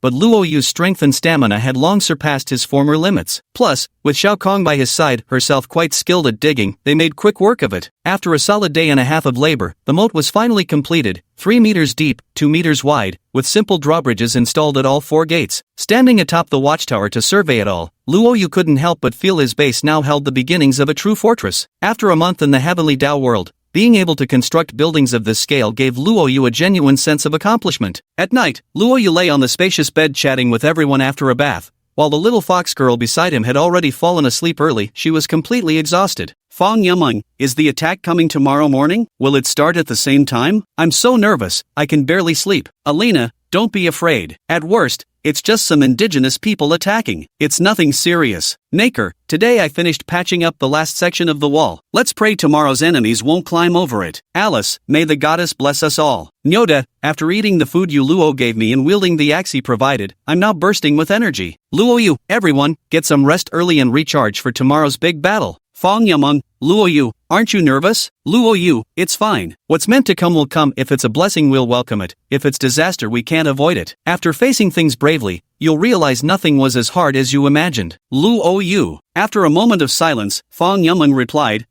we'll survive. The 3 of us have already decided if we make it through this, we'll first unlock visitor technology to meet our hometown friend here. Luo Yu, huh? Are all 3 of you coming at once? I'm afraid I might not be able to handle it alone. Fong Yameng, handle what? Wait, what are you thinking about? Luo Yu, I'm just saying I'm a shy person, not good with girls. What did you think I meant? Fong Yameng, you bully, big pervert. Just wait till we get there, we'll all gang up on you together. Humph. Alice, Yameng, Luo Yu is a good kid. Don't bully him anymore. Alina, Alice, can't you see these 2 humans are talking about something weird? Something weird? What do you mean? Alice didn't understand, while Nakor responded with a string of laughing emojis, instantly lightening the previously tense atmosphere in the group. Fong Yameng now realized that Luo Yu was intentionally teasing her with playful banter, noticing how her tension had genuinely eased quite a bit. Fong Yameng, Luo Yu, you better not die. Wait for us to come teach you a proper lesson. Luo Yu burst into laughter. If you have money, you should build the city walls first. Amidst this atmosphere, everyone gradually drifted off to sleep. The first rays of morning sunlight streamed through the windowsill onto Luo Yu, who reflexively sat up. He immediately checked for alerts and, finding no attack warnings, hurriedly got out of bed to wash up and eat breakfast. All 4 stone gates of the base were tightly shut, the drawbridge raised. Every creature, including the burrowing insects, had been recalled inside the base. The rock-armored tortoise lay hidden in the small lake, ready to deliver a fatal blow to any enemy at any moment. Luo Yu stood on the watchtower gazing into the distance. Little Kong stood beside him, a slingshot at his waist and a short sword strapped to his back, nervously scanning the surroundings as well. Suddenly, an alert appeared. An unknown force sweeps across the entire heavenly Dao world. Native creatures of all kinds are gathering, preparing to launch an attack. They're coming. Luo Yu's heart trembled. The notification had appeared. He just didn't know which wave of attacks his area would face. The moment this thought crossed his mind, another prompt immediately followed. Warning, native creatures in this area will launch an attack imminently. Please prepare yourself. First wave. their area was actually the first to be attacked. 10 seconds later, the alarm sounded again. The nearby Skarsa tribe army has launched an attack on your territory. They appear to be employing clever tactics. Looking ahead, a large group of natives, men and women alike, were indeed approaching from the eastern side of the territory, all armed with weapons. Among them rode 5 natives atop mounts, giant wild boars. Luo Yu instantly assessed the enemy's numbers, 40 strong. This month's end raid actually brought 40 people, complete with mounts, such overwhelming force that even Luo Yu's heart skipped a beat. Checking the base score again, it now stood precisely at 800 points. Based on current deductions, it seemed every 20 points added 1 raiding unit, while mounts were likely counted as weapon units rather than separate raiding entities. Of course, the Heavenly Dao World's guidelines had mentioned that each raid followed a unique calculation formula, but the general rule remained: the higher the score, the greater the number of attackers. Luo Yu saw it clearly. The leader of this tribal raiding party was a middle-aged man. Chapter 39. Clever Tactics vs. Catapults. The middle-aged man rode atop a giant wild boar, his face unshaven and draped in a striking silver cloak that made him stand out prominently. Could he be the tribal chieftain? As this thought crossed Luo Yu's mind, the man's gaze shifted toward the watchtower. Their eyes met mid-air, and in that instant, Luo Yu recognized 2 unmistakable emotions in the stranger's stare: murderous intent and sheer disdain. He seemed quite confident about capturing his own territory. Luo Yu sneered coldly. What could 40 men possibly do? He'd slaughter them all regardless. Advance according to the original plan. The middle-aged chieftain roared, and the 40 men surprisingly split into 4 squads. 3 of these squads began flanking maneuvers. They intended to attack the walls simultaneously from 4 directions, leaving Luo Yu unable to defend both ends at once. The man responsible for the frontal wall was a burly, fierce warrior who roared as he charged on his giant wild boar. Kill! His squad of natives screamed wildly, brandishing weapons as they rushed toward the front wall. But shortly after charging, the ground beneath them suddenly collapsed, sending both the man and his boar tumbling downward. A series of piercing shrieks echoed as both man and boar were impaled by bamboo spikes, turning them into human and swine pincushions. Watch out, there are traps! The tribal chief shouted loudly, and the previously charging warriors immediately slowed their pace, warily watching their steps. Come on, explore forward slowly. Let's see how long you can last. Luo Yu sneered, picking up a javelin to weigh in his hand, ready to strike like thunder at any moment. Meanwhile, the regional channel exploded with chatter. Okamoto Hikawa, it's over. I encountered attacks from 4 natives. I don't think I can hold out. Butalu, you're still better off. I got a whole stampede of 20 crazed bison. Looks like the base is turning into ruins. Iron Mantis, those tribal archers are so annoying. Fight me head on if you dare. The regional chat exploded with chaos, and even small groups devolved into complete mayhem. Fong Yameng, oh dear, a tribal raid with 7 people, including 2 archers. I really hope my auto crossbows perform well. Luo Yu, how many crossbows have you built? Fong Yameng, 5 crossbows, no fences, I've installed them all on the rooftop. Luo Yu suddenly realized, when Fong Yameng mentioned owning 40,000 silver coins earlier, she must have spent them all on purchasing auto crossbows. Nakori, why do I get a frenzied flock of seagulls here? They can fly. My walls are useless. Crap. What do I do? Elena, shoo, the hunt in the darkness has begun. Alice, poor natives, forgive my arrows. I'm merely sending you to meet the great goddess. Nyota, your base score is too high, so you get stronger raids. Mine's just a wooden hut, so only 2 frenzied elk showed up. I can probably win, right? Probably. Luo Yu observed everyone's situation, though they spoke lightly. Truthfully, it was quite perilous. His own side wasn't faring much better. There were simply too many enemies. On the grassland, tribesmen inched toward Luo Yu's base from all 4 directions. 3 of the outer traps had been detected, but one was sprung, claiming yet another native's life. 38 left. The target had not yet entered his firing range. Luo Yu, standing on the lookout platform, scanned the entire grassland with icy eyes. The chieftain's group of 10 consisted of shield-bearers, archers, and close combat warriors, a configuration identical to what that so-called prince's elite forces had used that day. The remaining 3 directions advanced in a scattered, exploratory manner. Luo Yu noticed that within every squad of 10, one person carried a pickaxe on their back. Combat engineers. They want to dig through the city wall to get in. This startled Luo Yu, but after a moment's thought, it made sense. Among the natives, there were bound to be those with high mining skills. Mining level and strength stats affected digging speed and efficiency. If someone with mining LV10 or higher came, his walls could be breached in no time. On the other hand, if those with low mining levels attempted it, they'd just be wasting their time. Luo Yu had already made up his mind. Those 4 engineers must not be allowed near his walls at any cost. He'd have to find a way to pick them off from the outside. As the 4 native squads drew closer bit by bit,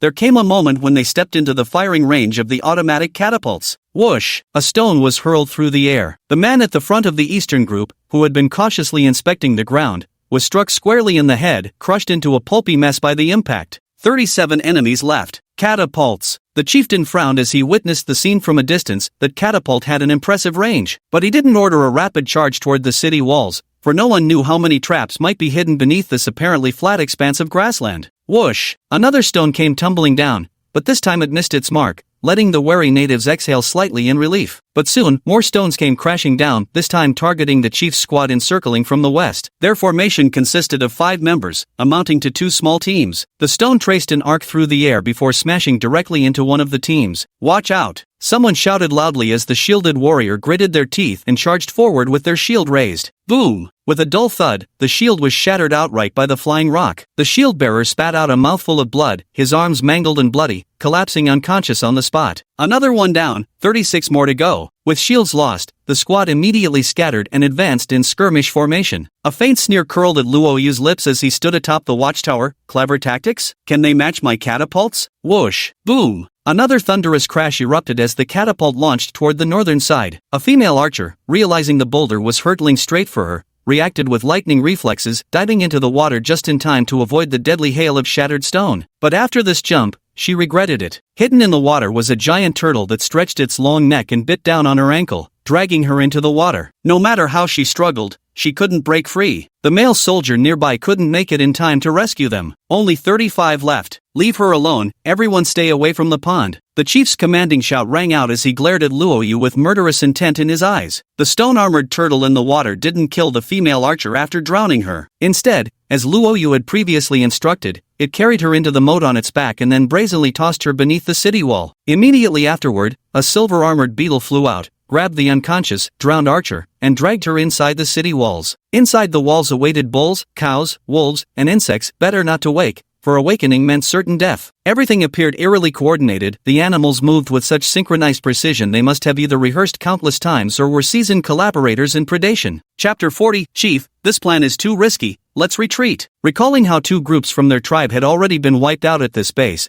the chief concluded it was more likely the work of repeat offenders. "Shao Kong, go tie up that woman." "Woof chirp," Shao Kong shouted and hurriedly climbed down the watchtower. Boom! Another loud crash followed as a stone hurled by the catapult shattered a spearman's arm, leaving him writhing on the ground in agony. Only 34 left. The traps and catapults on the outskirts alone have already taken out 6 enemies. "Chieftain, order the charge, we can't endure being pummeled like this by their catapults." "No." The chieftain gritted his teeth and growled, "You can look up and see stones crashing down, but when you look down, you won't see where the traps are buried. Falling into one means certain death." The tribal chief dismissed the proposal, and the group continued advancing cautiously. Upon witnessing this, Luo Yu's face revealed a faint sneer. Truth be told, there were no more traps ahead. After all, if traps were placed too close to the base, wouldn't they endanger their own people? The bulls, cows, and golden beetles were rather foolish. Falling into one would spell disaster. Boom! Boom! Stones flew out one after another, landing near the group. The lucky ones got splattered with mud, the less fortunate lost limbs, and the truly unlucky were crushed into pulp. When these natives gritted their teeth and charged within 200 meters, only 28 of them remained. "Chief, we've been deceived. There are no traps on this path at all." "Bastard!" Enraged, the chief roared, "Charge! Break through the stone gate and tear that scum to pieces. Kill them!" The 4 squads almost all roared in unison, immediately sprinting toward Luo Yu's base at full speed. After enduring so much frustration, they could finally gallop freely across the grasslands. This is how a true warrior fights. The group quickly advanced to within 150 meters when, just as their morale was at its peak, the sharp whistle of arrows splitting the air suddenly rang out. Swish, swish, swish. The arrow tower and automatic crossbows fired almost simultaneously. The spear-wielding native charging at the forefront from the north was instantly struck down by a volley of arrows from the tower, dying on the spot. The eastern direction, however, fell within the firing range of 3 automatic crossbows. Whoosh, whoosh, whoosh. 3 crossbow bolts shot forth, aimed directly at 3 soldiers. The male spearman dodged, but the 2 archers were hit and bled profusely. Archers? It's arrow towers and auto crossbows. The chieftain's eyes revealed shock. He'd assumed they were watchtowers, never expecting actual defensive artillery. "Shields up! Take cover!" He roared loudly and immediately took cover behind his shield. Though he warned everyone to dodge, most of the natives clearly lacked the agility to evade arrows and crossbow bolts. Whoosh, whoosh, whoosh. Another barrage of arrows pinned a man to the ground. The arrow towers were ridiculously overpowered. Their rapid firing speed and clustered volleys made dodging nearly impossible. 25 left. 23. 22. Under the barrage from the arrow tower and auto crossbows, the indigenous warriors suffered even heavier casualties. Their fighting spirit was remarkably strong. They pressed forward fearlessly, quickly closing the distance to within 100 meters. Luo Yu noticed one sharp-featured, gaunt-faced native moving with extraordinary agility, having already dodged 6 or 7 crossbow bolts. This individual drew so much fire that the warriors behind him faced reduced threat, allowing them to accelerate their charge. He snorted coldly as he drew his bow and nocked an arrow. Boom! The twang of the iron-reinforced bow echoed through the air as the arrow left the string in a deadly arc. The man who had been darting back and forth abruptly heard the whistle of wind splitting, but it was already too late to evade. The powerful fletched arrow pierced clean through his chest, killing him outright on the spot. Then the crossbow bolts began targeting others. None of the remaining men possessed such agility. 2 more fell dead in rapid succession. Only 19 left. Logically speaking, with such heavy losses, these natives should have fled. However, due to Luo Yu's high hatred rating with the Scatha tribe, they stubbornly refused to retreat. By now, all enemies on the eastern front had been wiped out. One of the mounted crossbows on the eastern wall had become inoperable, while the other 2, one positioned at the southern corner and the other at the northern corner, continued firing at the approaching foes. The catapults still roared, primarily bombarding the northern attackers, while the arrow towers suppressed the southern forces. Luo Yu realized his base had developed a dangerous defensive blind spot. The enemies on the western front remained unopposed, swiftly advancing at breakneck speed, yet it was precisely there that the chieftain's squad, the true elite of their forces, stood stationed. He grabbed a bundle of javelins, took his bow and arrows, and immediately hurried to the west wall. At that moment, 7 attackers were still pressing forward on the western side, all huddled behind a single shield as they advanced rapidly. The distance was only 50 meters left. Think wearing a turtle shell means you won't die? Luo Yu sneered coldly, hurling the spear in his hand with tremendous force. The weapon whistled through the air as it streaked straight toward the shield with a piercing sound. Bang! With a thunderous explosion, the shield was instantly pierced through, and the burly shield-bearer was impaled by the javelin right where he stood. The chief and the others were utterly dumbfounded. That throw must have had a strength of at least 40 points. What's more, his spear thrust technique was insane. The way it spun so fast it pierced straight through the shield. Scatter! This man's a javelin expert. The chief bellowed loudly, but Luo Yu paid no heed and kept firing arrows in rapid succession. Thud, thud, thud. 3 arrows were loosed in rapid succession. Luo Yu, a man with bow mastery, struck down 3 soldiers with these 3 shots. 2 of them were even archers. The original team had 7 members, but Luo Yu quickly dispatched 4, leaving only 3 alive. Even their archery is this strong? Chief, this place is too tough, we can't win this fight. Let's retreat. Indeed, the losses were too great. The opposing side finally began to consider withdrawing. No! The tribal chief roared, this man has a deep grievance with our tribe, we must kill him. Hornet, release the insects. The woman known as Hornet pulled 2 clay jars straight from her chest. When she opened them, a swarm of hornets flew out, heading straight for Luo Yu. I wondered why your chest was so impressive, turns out you were hiding a weapon in there. Luo Yu let out a cold laugh as he drew the Heaven's Craft blade from his back, preparing to unleash the whirlwind blade technique and slash these hornets to pieces, but then something astonishing happened. The wasp, upon flying within 3 meters of Luo Yu, abruptly turned and flew away. Bane of the insectoids. This passive ability took effect, the insects dared not approach Luo Yu.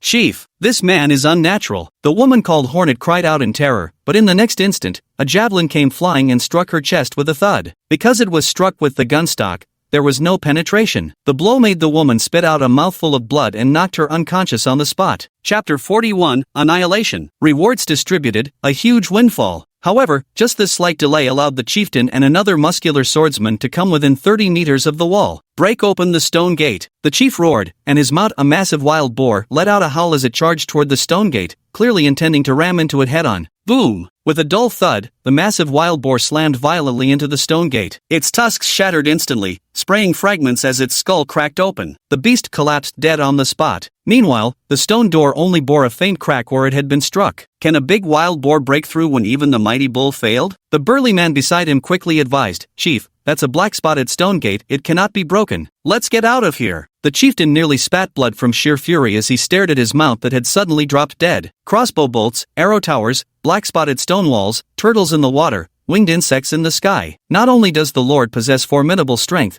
but his javelin and archery skills are also unmatched. Is this really just a 1-month-old outsider base? His head buzzed as if filled with static, his entire body on the verge of complete numbness. Chief, let's go. The burly man was about to drag the chieftain away when he suddenly came to his senses. Gritting his teeth, he growled, hold the line. Get within 20 meters and finish him off. The burly man froze for a moment, but since the chieftain had spoken, as a loyal guard, he would push forward to within 20 meters even if it cost him his life. Kill! With a roar, he charged forward rapidly, only to be met by an arrow. Put! The arrow pierced his thigh, yet he gritted his teeth and staggered forward another 5 meters. Thud! Thud! This time, Luo Yu showed no mercy. 2 arrows struck the same calf, completely severing the man's leg. Boom! The burly man collapsed with a thud, turning his head to look at the chieftain as he gasped weakly, "Chieftain, 20 meters now." "Good! You're a true warrior." The chieftain roared furiously, "Brat, prepare to die." Whoosh! With a flick of his wrist, he unexpectedly threw out a dart. The dart shot through the air like lightning, aimed straight for Luo Yu's throat. Indeed, those who could become chieftains all possessed extraordinary abilities. In that split second, Luo Yu pushed his agility to its limits. The Gale Blade technique swept forth, and with a clang, the dart was knocked to the ground. But what he hadn't anticipated was that right behind that first dart, there was another. And this dart was aimed directly at his vulnerable vital area down below.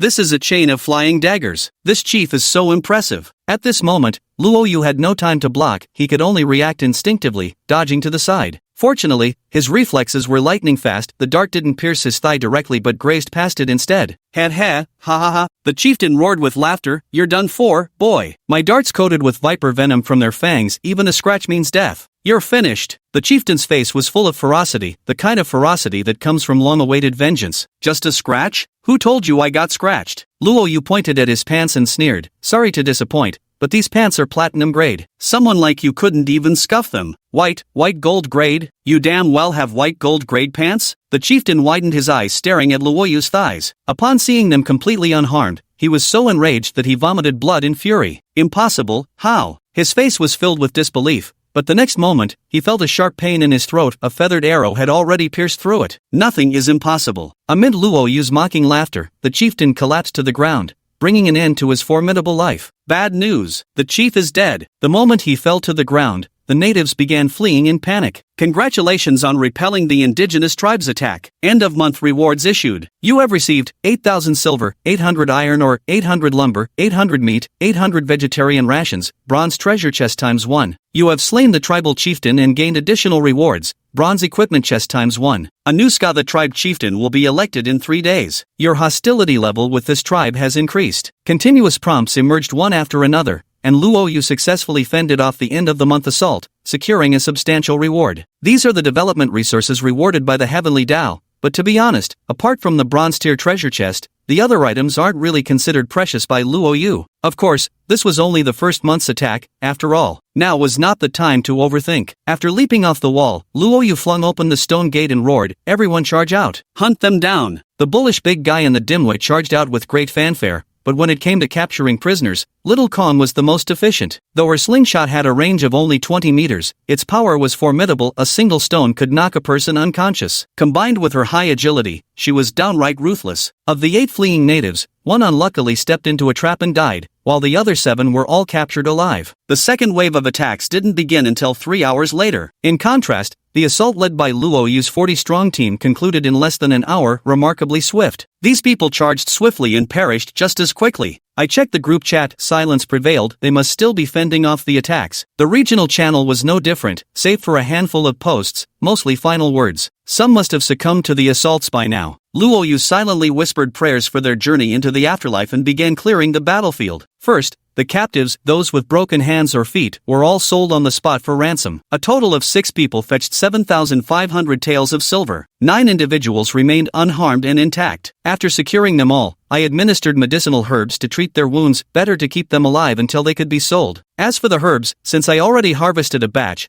there's still a stock of 50 left, which should be enough for now. All the corpses were dragged by a dye and thrown into the cremation pit. The roaring flame served as the victor's fiery torch of glory and the defeated's final resting place. The world of Heavenly Tao is, in truth, utterly merciless. Shao Kahn gathered the weapons, clothing, and resources from their bodies, piling them into a large heap inside the enclosure. Holy smokes, I was shocked once I saw it all. A total of 14 steel spears, 5 steel short swords, 8 wooden/short bows, 500 assorted arrows, and 30 sets of animal hide clothing were acquired. Additionally, the natives carried 6,000 silver coins, 62 medicinal herbs, 3,100 dried meat cakes/provisions, 120 pieces of jade, and 200 gold coins. The sheer amount of spoils was dazzling. These were the true rewards for surviving the raid. There's no dedicated warehouse built yet, and leaving them out in the sun would cause deterioration. Move all this random junk down to the basement. Chapter 42, Methods of Handling Prisoners. After finishing all this, Luo Yu checked the time. 2 hours had passed since the first wave of attacks began. The group chat remained silent. Everyone was surely fully focused. Silence was preferable now. Luo Yu truly feared someone might suddenly appear and utter their last words. That would be too heartbreaking. I walked up to the 9 captives. Their wounds had all been treated by now, and none would die anytime soon. Unfortunately, there's currently no holding facility built. Without one, we can only keep this group of people in the base for a maximum of 3 days. According to the World of Providence manual, the absence of a prison will inevitably cause captives to revolt after 3 days. Simply put, they will break out. In the escaped state, all restraints vanish, and they will actively attack buildings and animals, causing damage to the base. Having a prison can reduce the chance of captives going berserk. Luo Yu already had a plan for handling the captives. First, check their attributes. If their attributes are genuinely exceptional, with high-level skills across the board, or better yet, outstanding personal traits, young, attractive women who are physically unharmed and mentally stable could be considered for recruitment. After recruitment, this person will become a base member. However, since they are a native rather than a trial taker, even if recruited successfully, their authority within the base will be very limited. There's no chance of accessing the Heavenly Dao system, and none of the animals will obey their commands. To put it bluntly, they'd just be a laborer or soldier type role, not a base controller. The true controller identity can only belong to trial takers, like those 3 with Fang Yameng, who all possess base control authority,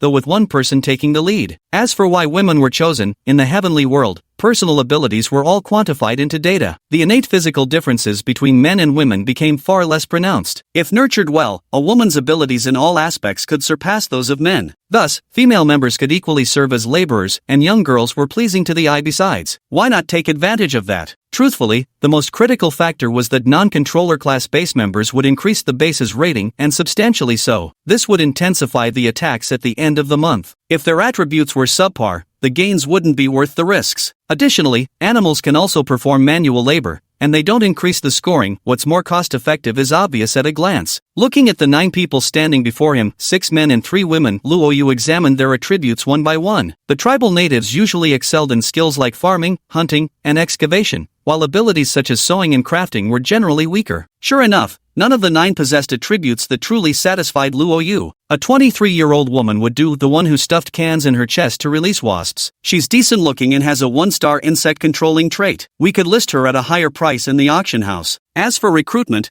they didn't meet Luo Yu's standards. Indeed, captives could be listed on the auction house. Presumably, after the end-of-month assault, many would be selling their prisoners. Checking the auction house, some had already listed captives, quite a number. In fact, it seems some naturally formidable races had survived the assault and were now selling prisoners for profit. This worked out well too. There'd be reference prices now, with the market deciding the value. After some consideration, Luo Yu appraised the 9 captives based on their attributes and listed them on the auction house. The most expensive was naturally that beautiful young female captive, priced at 20,000 silver taels, while a young strong man was valued at 15,000 silver taels. As for the others, most were around 10,000 silver taels. This is the current market rate. The listing merely involved uploading screenshots of their attributes. The captives themselves remained where they were. Estimating they wouldn't sell this quickly, and having materials on hand, Luo Yu considered building a prison. Opening the construction interface, Luo Yu first spent 5,000 silver to unlock the prison building system. Upon reviewing it, he discovered this prison had quite intricate specifications. It is divided into 5 tiers: basic, intermediate, advanced, deluxe, and luxury. The higher the level, the lower the chance of the captive going berserk and the greater the success rate of recruiting them. A basic prison only requires about 2,000 materials,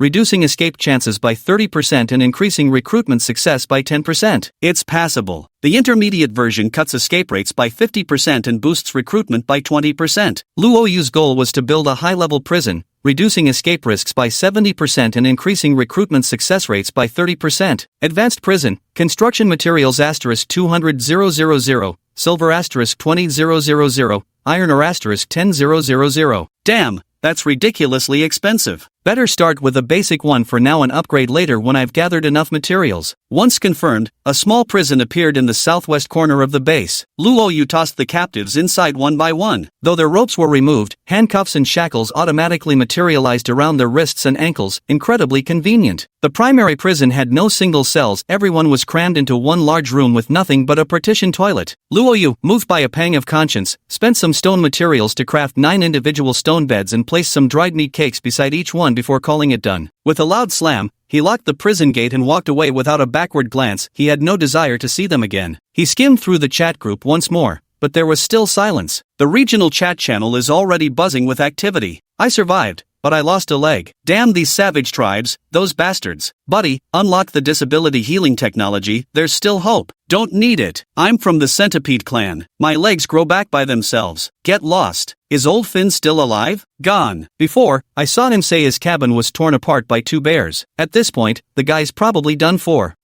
Take care on your journey. The regional chat group had become lively again, but it was clear that many people were gone. Luo Yu finally couldn't contain his worry and sent a message in the group chat. I'm safe here, everyone. Are you all okay? Fang Yameng, Luo Yu, you're alive, that's great. I didn't dare to speak for fear of disturbing you all. Naker, oh, I didn't dare to speak either. Sobs, my anxious heart can finally rest now. Elena, the darkness has devoured those foolish natives. Alice, thank the goddess, everyone is safe. That's wonderful. Seeing this, Luo Yu let out a slight sigh of relief. Apparently everyone was fine. Their silence stemmed from the same reason as his own, not wanting to disturb their friends. Fang Yameng, giggle, is everyone okay? I've got some medicinal herbs here. Nothing. Almost everyone spoke in unison. However, Luo Yu noticed something amiss. Luo Yu, old Nyo? Where's old Nyo? The moment these words were uttered, the chat group instantly fell silent. No one spoke, as an ominous premonition welled up in everyone's hearts. Chapter 43, 100-fold critical hit when opening treasure chests. After waiting for a long while, ox big, damn, this elk meat smells amazing. This old ox hasn't had meat in a month, some liquor would make it perfect. Luo Yu, come on, let's trade. I'll hook you up with something too. Everyone, would it kill you to speak up earlier? You nearly scared us to death. Nyode, eating meat, went to my head for a moment. Scram! Though everyone was cursing him, they all secretly felt relieved. The first month's attacks, not a single one missed. Perfect. Fang Yameng, by the way, I captured 2 prisoners. What should we do with them? Luo Yu, were you also attacked by the tribe? What should we do with the captives? Luo Yu, those 5 automatic crossbows of yours actually didn't kill them all. These 2 must have some incredible luck. Don't feel guilty about taking prisoners, just sell them off. Fang Yameng, it's a pity they're both male captives. If they were women, we could try recruiting them. One of the sisters used to work in HR. By the way, have you opened the reward chests yet? I got 2 identical blueprints. Blueprint? Everyone was curious. Fang Yameng took a screenshot, and a flicker of surprise crossed Luo Yu's eyes as he looked at it. Dispersal box blueprint for Warfog. Nakor, what's this? And it gave you 2 at once? Fang Yameng, it seems to be for releasing war mist to conceal buildings within the walls, but the construction materials are so expensive, just the gold alone costs 500. Elena, 500 gold? You might as well burn the blueprint. Nakor, hurry up and put it on the auction house, there just might be some careless spenders willing to pay big. Bull, even if it were listed, I doubt anyone would dare buy it after seeing the price. Luo Yu's eyes lit up as an idea struck him. If certain defensive structures and equipment within his base were hidden in the mist,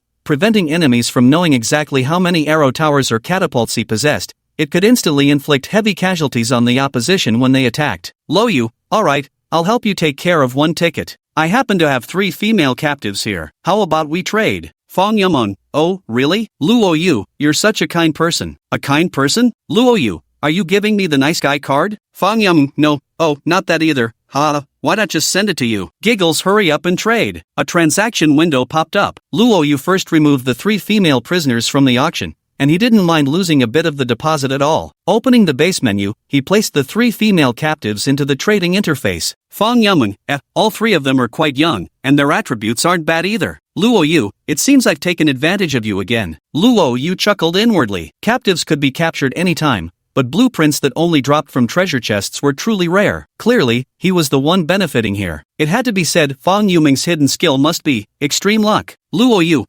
It does feel like you took advantage of me this time. Not acceptable, I'll have to reclaim this advantage later. Oh, okay, if there's anything in the future. Halfway through her sentence, Fang Yuming suddenly realized the implication. Luo Yu, you perv. The girls laughed at me because of you. Ugh, my face is burning, you're the worst. With those words, he laid out the blueprint on the table. Luo Yu, I was talking about gaining an advantage in terms of resources. What exactly did you think I meant? Fang Yumeng, you know exactly what you did. Humph. Transaction complete. Fog of War Diffusion Box Blueprint, Iron or asterisk 10,000, Silver asterisk 10,000, Gold asterisk 500, Jade asterisk 500. When facing probes from hostile or neutral units, the base will be shrouded in mist. The higher the dispersal box's level, the stronger the mist's effect. The stats are great, but the price is downright outrageous. Fang Yumeng, oh dear, the system reminds me to build a prison. Just have enough resources, gotta stop chatting with you guys now. Everyone was occupied with their own tasks at the moment. Luo Yu opened the mercenary plaza and actually listed himself for hire. Black Iron Mercenary, Human, Male Mission Fee, 15,000 per assignment. Missions completed, 0, success rate, 0%. The mercenary square was buzzing with activity. Luo Yu scanned the area and noticed many were already engaged in missions. However, with the first wave of attacks about to end,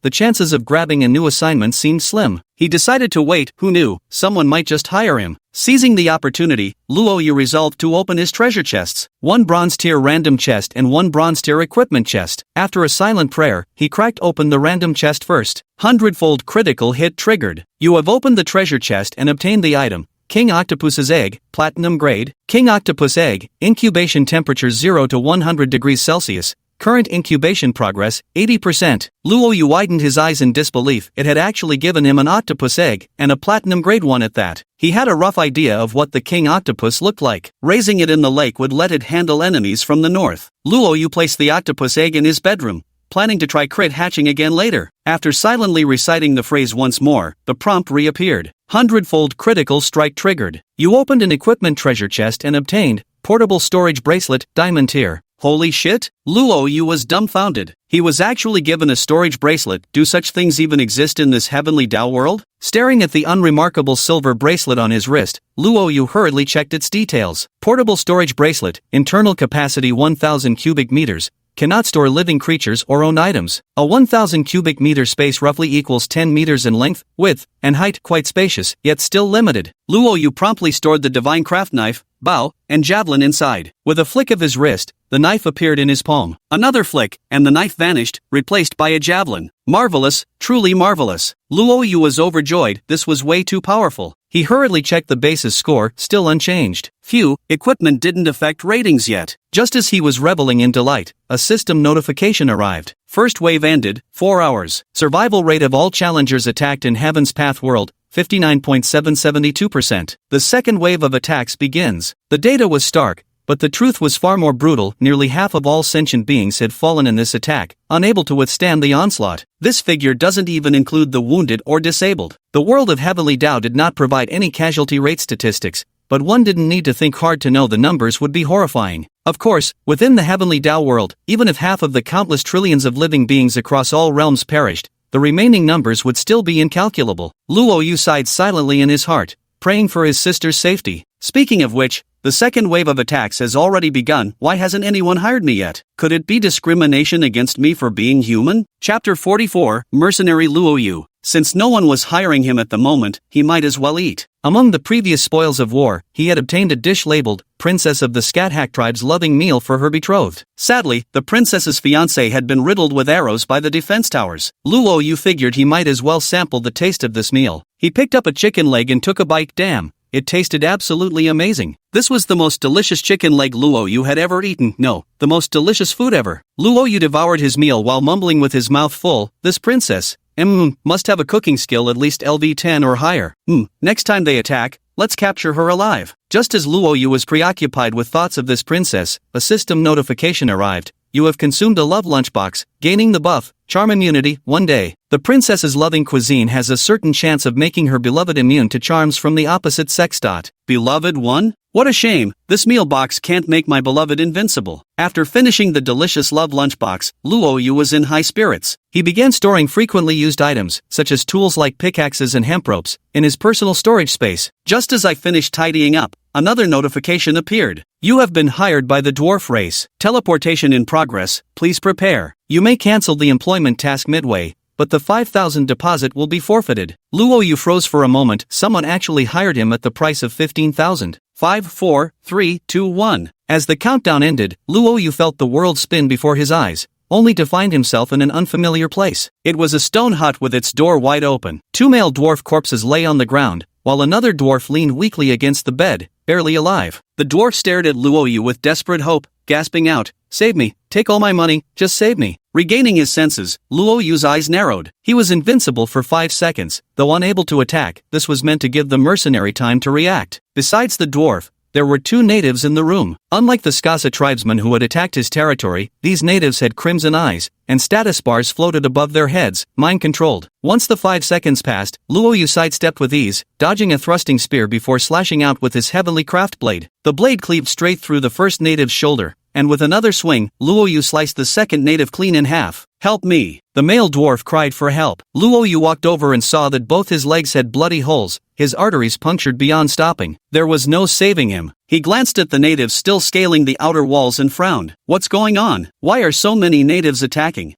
We were wrong." The dwarf coughed up blood and spoke. "In order to boast in the regional channel, we included ourselves in the base rating calculations. We never expected the gold tier soft armor we crafted earlier would attract so many enemies. Help me." The dwarf man was still crying for help, but Luo furrowed his brow in an unexpected turn of events. With a frown, he said, "Show me the alert from the attack. Let me examine it." Luo was this dwarf clan's last hope. Struggling, the dwarf sent the screenshot of the notification message. The presence of *2 gold grade soft armor attracted the attention of the night butterfly siren. She will lead enslaved soldiers to plunder them. It turns out the attack was triggered by a certain item. While such attacks do intensify somewhat, they shouldn't have drawn this many enemies. Luo Yu's mind raced as he reached a conclusion. Although the 3 dwarves had poor attributes, their high forging levels and life skills boosted their personal ratings considerably. Their exceptional forging skills made them extremely valuable. This likely activated the character rating calculation system, which explains why the attack scale became so overwhelming. With at least 20 to 30 native slave soldiers outside, and no defensive structures like arrow towers, standing their ground would be nothing short of miraculous. "Help!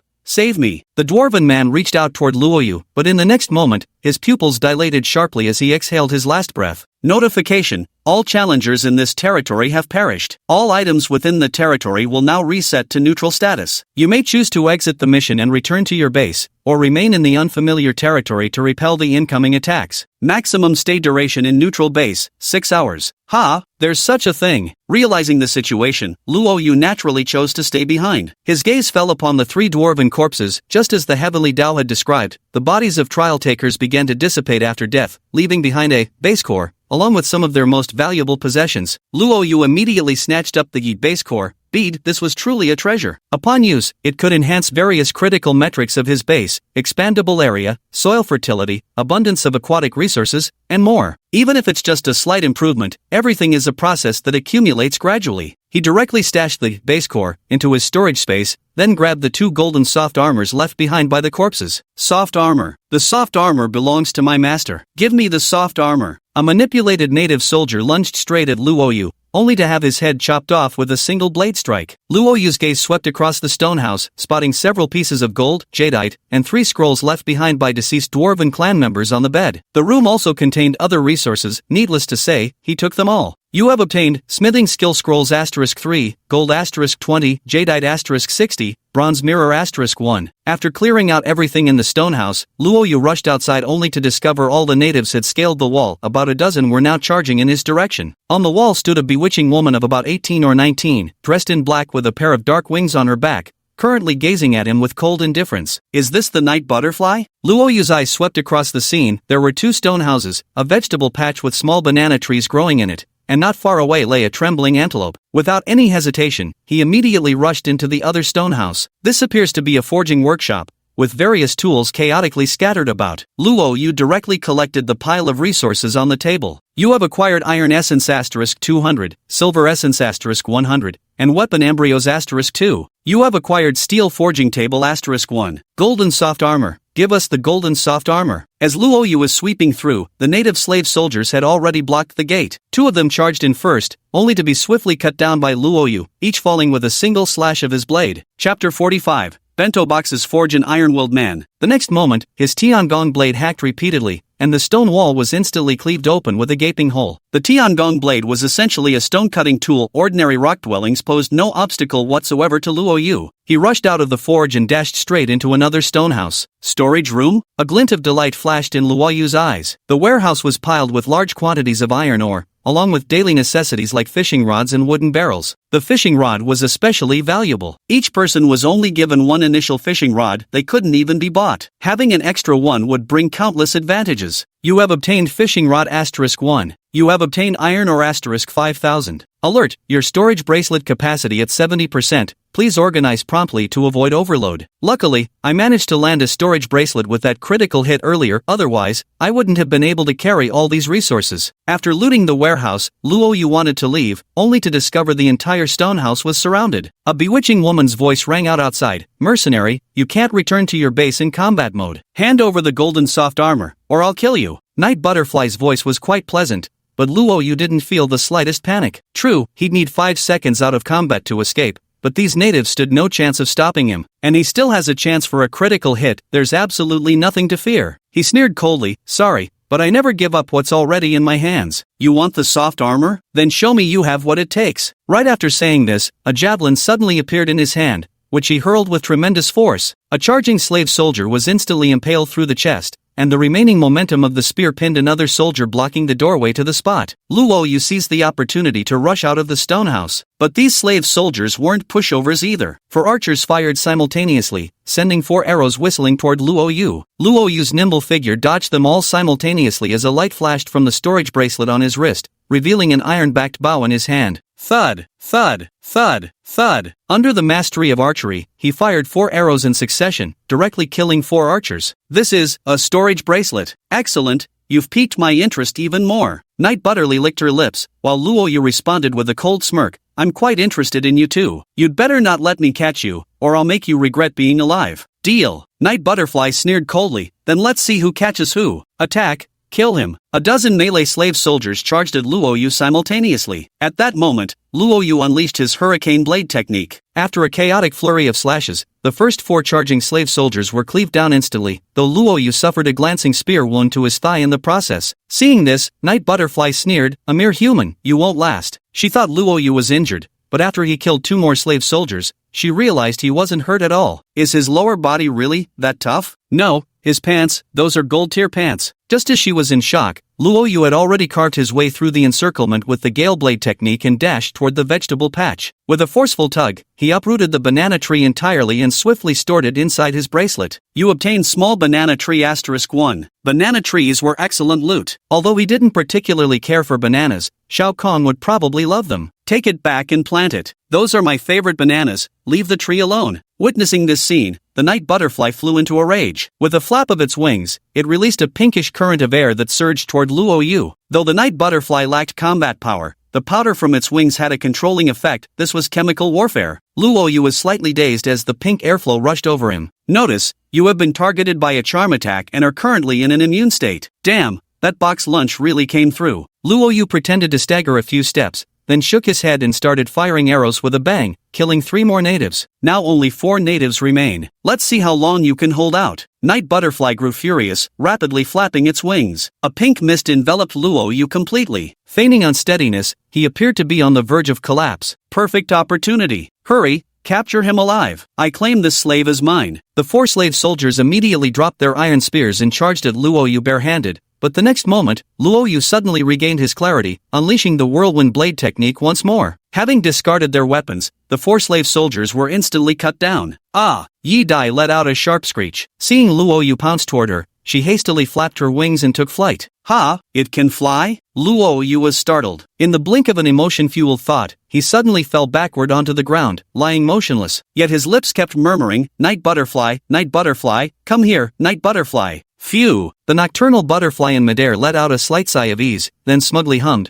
no man can resist my butterfly powder. What a shame though, you never even entered combat in the end. The night butterfly slowly descended, its gaze shifting onto Luo Yu's storage bracelet, a glint of greed flashing in its eyes. She was about to pick up a dagger and chop off Luo Yu's hand right then and there. But the instant she bent down, Luo Yu suddenly surged up from the ground and knocked Yi Dai flat onto her back. Ah! The night butterfly panicked and struggled desperately, fluttering its wings repeatedly, but once pinned down, it couldn't take flight at all. What's more, the hypnotic butterfly dust seemed to have lost all effect. It's useless, your tricks won't work on me. Smack! Smack! Luo Yu slapped Night Butterfly twice across the face in quick succession. The woman's delicate frame shuddered before she went completely still, tears streaming freely down her cheeks. Her pitiful expression was truly heartbreaking to behold. Warning, you are under charm attack, currently immune. Unfortunately, in the current circumstances, Luo Yu had become an unyielding straight shooter. Tactics like crying, sniveling, or playing the pity card had utterly no effect on him anymore. Looking at the beauty with 2 slap marks on her face, Luo Yu sneered before promptly pulling out a hemp rope and tying her up. To prevent her from flying away and escaping, they even tied up both of her wings. At this point, Night Butterfly dropped all pretense, gnashing her teeth as she spat. You clueless man. What kind of tying is this? That hurts. What kind of binding? People of Yazhou naturally use the Yazhou way of tying things. He grabbed a piece of burlap to gag Night Butterfly, then slung her over his shoulder and headed toward the wildebeest. The zebra looked at Luo Yu with fear, only to hear him speak gently, come with me from now on. Though the zebra had been tamed before and now roamed wild again, it instinctively stepped back, yearning for its previous master. Daring to refuse me? Luo Yu threw a single punch, knocking the zebra unconscious on the spot. Chapter 46, Taming, the base's new member. After gathering up the scattered weapons, spears, short swords, wooden bows, and the like and confirming nothing was left behind, Luo Yu grabbed hold of a horse's leg and chose to return. In the blink of an eye, the world spun around him, and when he regained his senses, he found himself back in his own territory. Dropping Night Butterfly onto the ground, Luo Yu took a deep breath of the familiar air, his eyes brimming with joy. What a huge haul this turned out to be. Mission complete. You have obtained 15,000 silver. Although all 3 dwarves perished, Luo Yu did manage to capture the night butterfly, so the mission can still be considered accomplished. Since he's currently an iron rank mercenary with a mission cooldown period, Luo Yu couldn't accept another assignment on the same day. Perfect timing to properly organize his gains. First, there was Night Butterfly. He realized that Night Butterfly, who had fallen to the ground and was now staring at him in terror, didn't belong to the recruitable units but rather to the animal category. Like Xiao Kong, she was classified as an animal, yet her intelligence and form were of the highest tier, practically indistinguishable from a trial taker's. Luo Yu stepped before the woman and said indifferently, be tamed by me, or die. I will never yield. Kill me if you must. This made Luo Yu slightly taken aback. The previously bewitching Night Butterfly was now speaking with such defiance. Tame. Luo Yu silently recited the skill in his heart as the beast taming ability activated. Taming failed. Success rate, 1%. Damn, the success rate is so low. This night butterfly is currently in a wild state. If you don't tame her, you won't even be able to sell her anywhere. It would truly be a waste to just kill her. Looking at the stubborn expression on Night Butterfly's face, he fell silent for a moment before grinning viciously and saying, very well, you've got quite the mouth on you. Come to think of it, you're an animal, right? And animals naturally have their own ways of being punished. Luo Yu suddenly reached out and tore the woman apart. Under her horrified gaze, he coldly declared, there's a bull in my territory that particularly favors tender-skinned females like you. My precious bull, come here. Moo! From the distance came the sound of a bull's bellow as it charged over at full speed. Watching the massive bull charging towards her, Nachtfalter's face turned deathly pale. As a creature of supreme intelligence, she instinctively understood exactly what Luo Yu intended to do. The gentle dairy cow she'd once perceived as harmless now transformed into a demonic bull demon king before her very eyes. No, don't let it come near me. I was wrong, just kill me. I've never experienced something like this. I beg you, kill me now. Tears streamed down Night Butterfly's face as she wept uncontrollably. Luo Yu froze upon hearing her words, judging by her implication. Was this Night Butterfly still untouched? A glance at her status confirmed she had indeed entered a state of terror. Tame. Luo Yu invoked his beast taming skill once more. Taming failed. Current success rate, 19%. Even with the abnormal status effect, the chances still this low? Are top-tier intelligent creatures really this difficult? Fine, you asked for it. After silently murmuring to himself, Luo Yu sternly shouted once more, Tame. Critical hit X100 triggered. You have successfully tamed it. The bull screeched to a halt before Night Butterfly, its tongue affectionately licking Luo Yu's hand. Bathed in radiant light, Night Butterfly's eyes widened with disbelief. You actually managed to tame me? What level is your taming skill? This, our night butterfly tribe can't possibly be tamed. Night butterfly, top tier intelligence, age 20, strength 11, constitution 11, agility 35, can fly. Special ability, charm. The night butterfly's wing dust possesses a charm effect, capable of enchanting hostile units to become allies. Duration, 29 days. Beast taming, LV7, crafting, LV2, tailoring, LV3, farming, LV8, marksmanship, LV9. Looking at night butterfly's stats, Luo Yu was secretly astonished. Although her 3 basic attributes seemed fairly average, her special skills and life skills were quite impressive. At this moment, Yi Dai was dumbstruck, sitting paralyzed on the ground. After recovering from his shock, Luo Yu remarked coolly, "What's with this you business? Don't you know how to address me properly? Where are your pet manners?" Manhwa's delicate body shuddered as tears of humiliation streamed down her face. Tamed creatures couldn't defy their masters, their loyalty and affection automatically maxed out. Though Manhwa resisted with every fiber of her being, the emotions welling up inside her were impossible to suppress. She instinctively wanted to obey the man before her, even desiring intimate interactions with him. Night Butterfly knelt on the ground in humiliation, weeping as she spoke, "Greetings, master." Flushed with tears brimming at the corners of her eyes, humiliated yet forced to submit, her expression was absolutely exquisite. Luo Yu reached out and patted her head, bursting into hearty laughter. "Excellent. From today onwards, your name shall be Xiao Dai. Your first task is to help me sort out the spoils." "Clothes?" Xiao Dai blushed furiously, hugging her chest while gritting her teeth. "Give me clothes right now." Luo Yu frowned and said, "Don't you know how to properly ask your master?" Xiao Dia's delicate body trembled as she lowered her head, whispering shakily, Please, grant this servant some clothes, master. That's more like it." Without hesitation, Luo Yu took off his own coat and draped it over her shoulders, smiling faintly. "Besides this one, all the remaining clothes belong to the dead. I assume you wouldn't want to wear those? Alright, put this on and follow me." With those words, he turned and walked toward the villa. Holding onto Luo Yu's blue robe, watching his back clad only in a vest now, Xiao Dai felt her heart pounding wildly. This guy's quite handsome, and his muscle definition isn't bad either. Oh my, what am I thinking? Blushing furiously, Xiao Dai hurried to catch up. There's plenty to do next. First of all, Luo Yu planted the banana trees. Indeed, Xiao Kong seemed to love bananas, clapping her hands repeatedly with joy upon seeing the banana trees. When the three arrived at the underground warehouse, Luo Yu emptied everything from the bracelet and began organizing it systematically with the 2 pet girls. Items like iron spears, short swords, and wooden bows weren't useful to him anymore, so he listed them all in the auction house. At a glance, Luo Yu noticed that weapons were now priced slightly higher than usual. Because of today's attack, many people were running short on weapons and buying them up. The weapons Luo Yu listed were snapped up in no time. Just these shoddy weapons alone earned him quite a bit. He also noticed that since people needed to buy weapons, they were desperate for cash, and their desperation led them to sell off items at slashed prices. Things that used to cost a premium were now plummeting in value. For instance, luxury items like gold and jade, which originally had a 1 to 200 price ratio, have now dropped to 1 to 150, some even as low as 1 to 130 for those in a hurry to sell. Buy like crazy. Luo Yu immediately swept up 1,000 gold, 1,000 jade, and 8,000 iron ore, gathering all the resources needed for the Warfog expansion box in one go. Perhaps this is what they call war profiteering. Chapter 47, War Mist completed, attributes skyrocket. Next were 3 forging scrolls, no need to hesitate, just use them. You've used a forging scroll, upgrading your forging skill from LV0 to LV2. You used the forging scroll, and your forging skill leveled up from LV2 to LV4. You used the forging scroll, and your forging skill leveled up from LV4 to LV5. The scroll provided a significant amount of experience, and Luo Yu felt a surge of knowledge flooding his mind. With a forging level of LV5, he could now attempt to craft black iron tier equipment. His gaze shifted to the forging furnace placed not far away, and he began to ponder. This forging furnace generates extreme heat and requires a specialized forging room. I'll need to redesign the building layout. After a short while, Luo Yu stepped outside the grand villa, took out the base core, and selected use. The moment the core activated, a gentle light cascaded from the sky across his territory, initiating the transformation. Witnessing this miraculous phenomenon, Luo Yu marveled inwardly at the breathtaking splendor of this heavenly Dao world. You have used the base core. Your territory area has increased by 10%, land fertility by 10%, and aquatic resources by 10%. Luo Yu looked around and indeed, his territory had expanded, specifically the land area. The small lake remained unchanged, seemingly unaffected by the growth. That's much better, otherwise this 10% would have been significantly diluted by the small lake. He glanced at the girl beside him and asked curiously, Xiao Dai, What exactly is inside those purple mountains? Xiao Dai snorted lightly and stubbornly remained silent. Slap!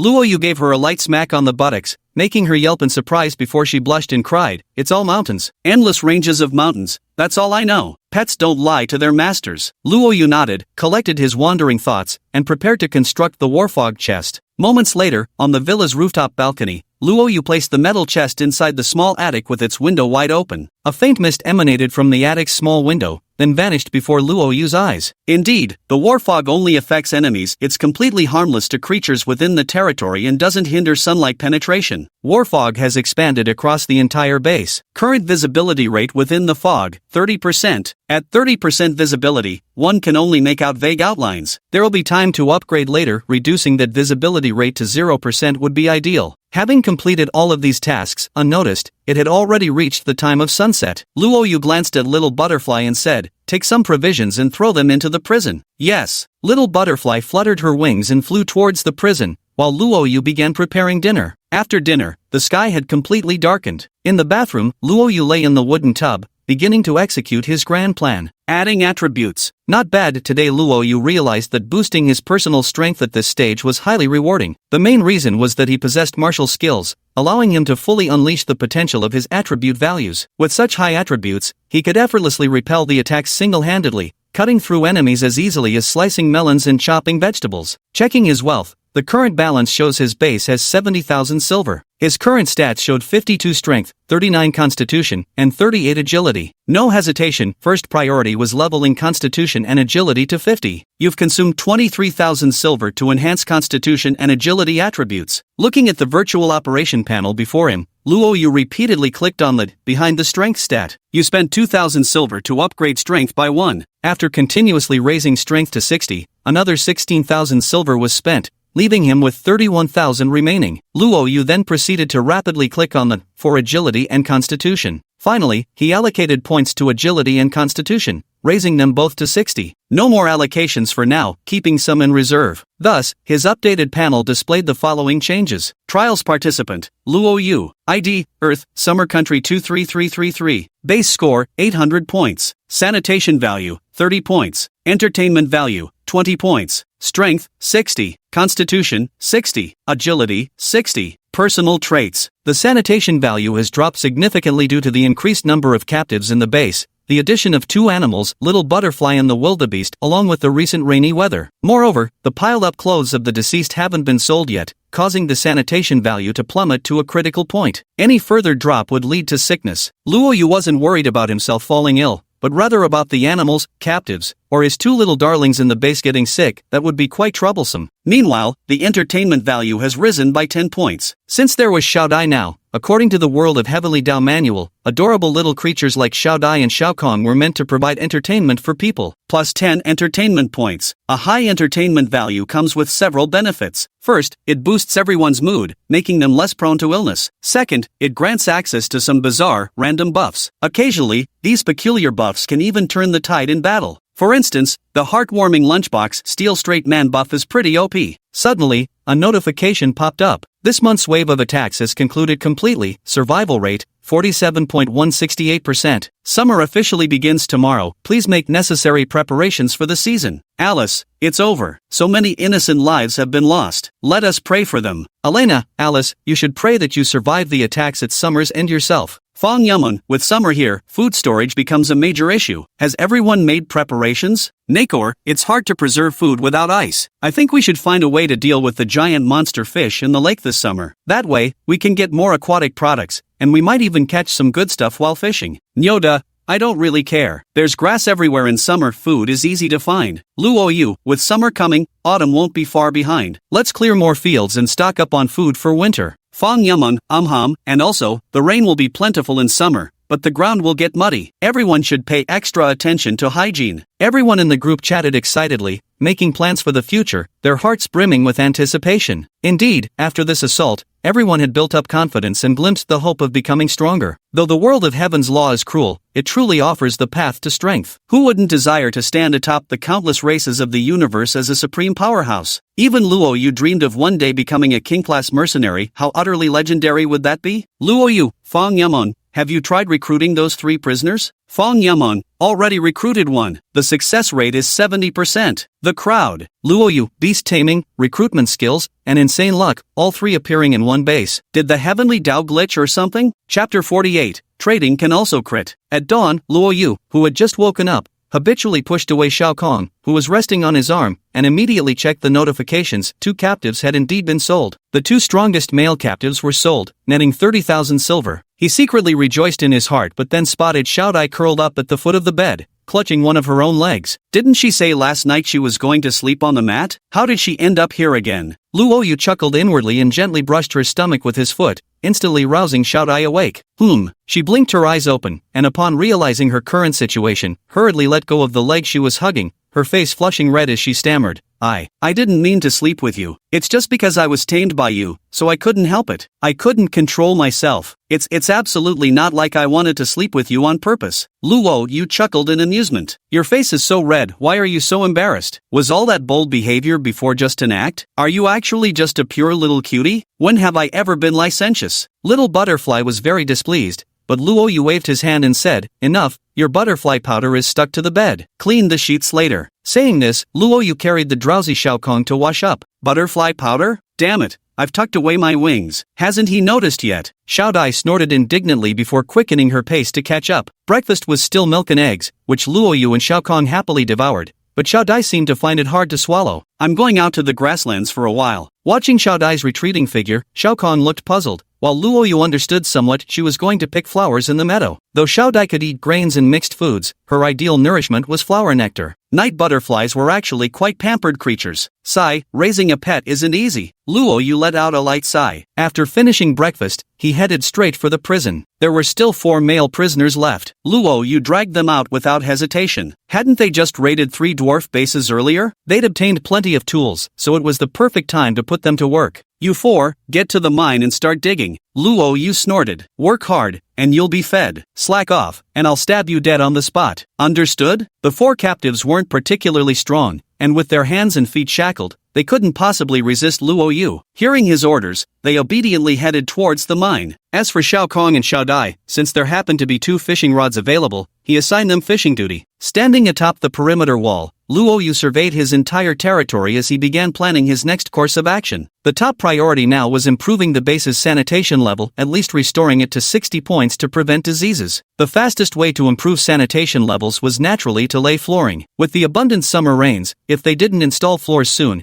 the entire base would likely be submerged in mud. Luoyu first completed his daily tasks, collecting eggs *3, milking cows *38, harvesting aquatic products *50, and gathering ripe apples *2. These tasks currently constituted the base's fixed daily income. Luoyu was now highly proficient at these chores. He finished them all within an hour, and it was only 8 o'clock in the morning. His gaze fell upon the pile of animal hide clothing and similar items, all labeled, deceased owner's garments. Wearing these clothes would increase the risk of disease and might even grant some debuffs unsellable for sure. This was precisely why Luoyu hadn't worn the golden soft armor. Both pieces were dead men's clothes. To purify them, one needed purification water. Purification water was a rare item obtained from treasure chests. It seemed a waste to simply burn the clothes of the deceased, so after some thought, Luoyu came up with an idea. The sewing tech tree included a recycling workbench that could break down clothing into raw materials, though it would lose 70% of the original resources. Fabric recycling workbench. Fabric recycling blueprint *1, raw materials *3000, iron ore *1000, silver *500. Luoyu hurriedly checked the auction house for the blueprint,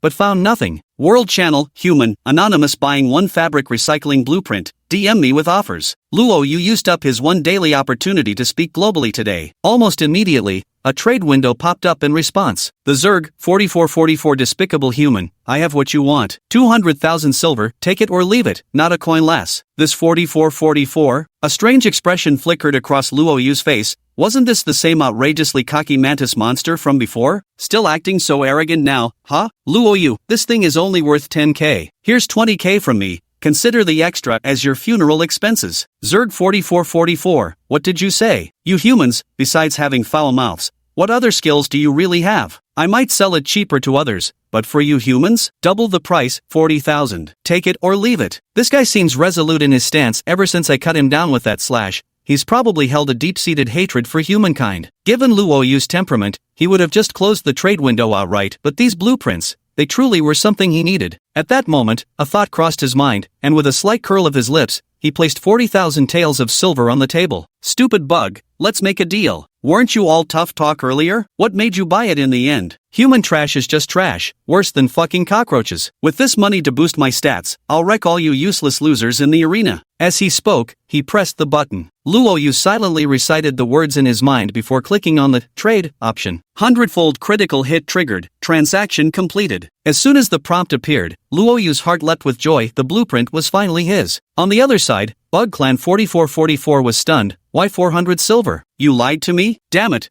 Why did you only sell it for 400 silver? Luo Yu chuckled inwardly and replied, I only put up 400 silver coins. Are you blind or something? By the way, with so many compound eyes, it's normal for you bugs to misread a few extra zeros. May I suggest poking out some of those extra eyes to see the numbers clearly? Bye-bye. He immediately closed the trade window and blacklisted the Zerg player 4444. Denying them any chance to curse in private messages. World Channel, Zerg 4444, F***CKU, Anonymous Human, you're absolute scum, a damn scammer. World Channel, Human Belchov, here we go again with these bugs? Who the hell are you soul-faced freaks calling out? Who even is this Anonymous Human anyway? Speak clearly. Human Race Anonymous, Human Race Anonymous? You're casting a wide net with your insults? I'll stab all you Bug Race Anonymous to death. The World Channel erupted into a war of words, but Luo Yu lost interest after watching for a while. He secretly rejoiced. This critical hit trade was absolutely perfect, utterly unbeatable for screwing people over. Chapter 49, Fabric Recycling to Sew Some Strange Things. In the basement of the villa, Luo Yu opened the construction menu and directly built a fabric recycling workbench. With a flash of light, the workbench appeared before his eyes. The principle of this workbench was simple. Just throw unwanted clothes into the feed inlet,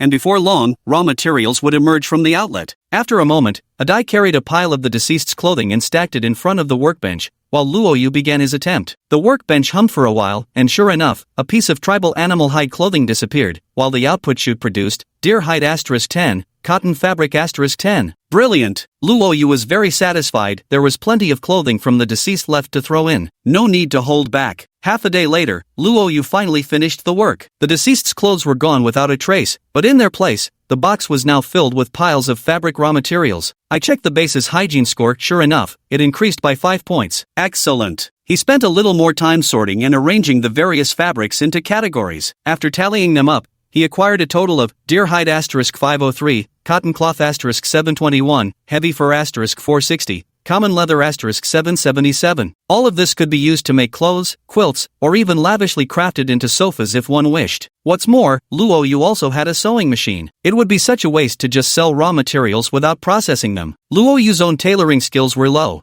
but Little Butterfly had reached LV3. This could work. Of course, Xiao Dai is fishing right now, so let's take care of this tomorrow. After leaving the villa, Luo Yu looked at the pile of various stones in the open space, gathered his spirits, and began cutting the stones. Making floor tiles requires a large amount of stone. During dinner in the evening, Xiao Dai and Xiao Kong also returned. The two of them had each caught 2 chests, making 4 chests in total. After Luo Yu opened them, the 3 chests contained basic resources like iron ore, but in one chest, he found seeds. Cotton seeds *100. He was just considering whether to plant some cotton, but now he doesn't need to think anymore. The big bull can plow the field tomorrow. After dinner and a bath in the evening, Luo Yu lay on his bed and entered the arena. Human trash. Dare to fight your grandpa? This type of room has appeared again. Seems like the daytime verbal battles still need to be settled in the nighttime arena. Luo Yu happened to be short on cash, and now these Zerg are delivered right to him? He immediately entered a 2,000 silver Zerg room. Yu is here. Our pest control has arrived. Go Yu, take down that centipede. Everyone crowded into the room again. Yu's opponent was the centipede man, who looked extremely domineering with his massive frame. From his appearance, he somewhat resembled the centipede demon from cartoons. He sneered and said, "You, if I used to fear you, that's no longer the case. I've spent a fortune in silver coins to enhance my attributes. Starting today,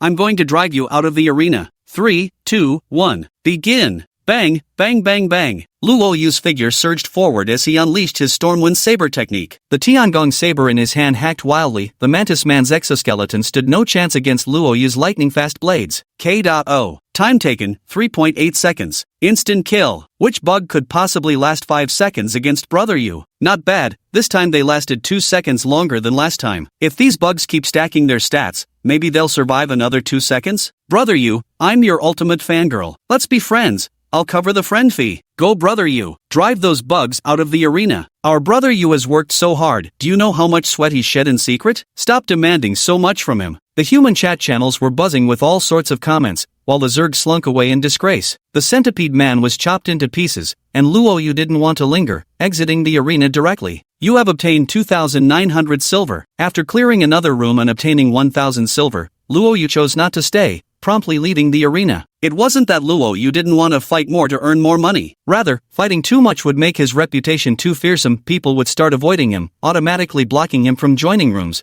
leaving him with no opponents left to battle. Lying on the bed, Luo Yu glanced around. Shao Kong had already curled up beside him, fast asleep, while Xiao Dai rested drowsily on the soft cushion laid out on the floor. Luo Yu thought about having her start sewing tomorrow, knowing that sleeping in the big bed might grant her a sewing buff, but instead said, Xiao Dai, come here and sleep on the bed. Ah! Xiao Dia's face instantly turned crimson. She rose slowly and climbed onto the bed. Under Luo Yu's gaze, she seemed to anticipate what was coming, even her neck flushed scarlet. She stiffly leaned against Luo Yu's shoulder, stammering, I know, you bastard. Even if you have my body, you'll never have my slap. Luo Yu gave her a light slap on the bottom and said grumpily, stop talking nonsense and go to sleep. What? Xiao Dai paused for a moment, rubbing her flushed cheeks before turning to glance at Luo Yu, only to find her master already lying peacefully with closed eyes, his breathing soon settling into the steady rhythm of sleep. Ha! Xiao Dai opened her mouth slightly, then let out a huff upon realizing the situation. She turned over to avoid seeing Luo Yu, but the oversized bed proved too comfortable. Within 10 seconds of holding her breath in defiance,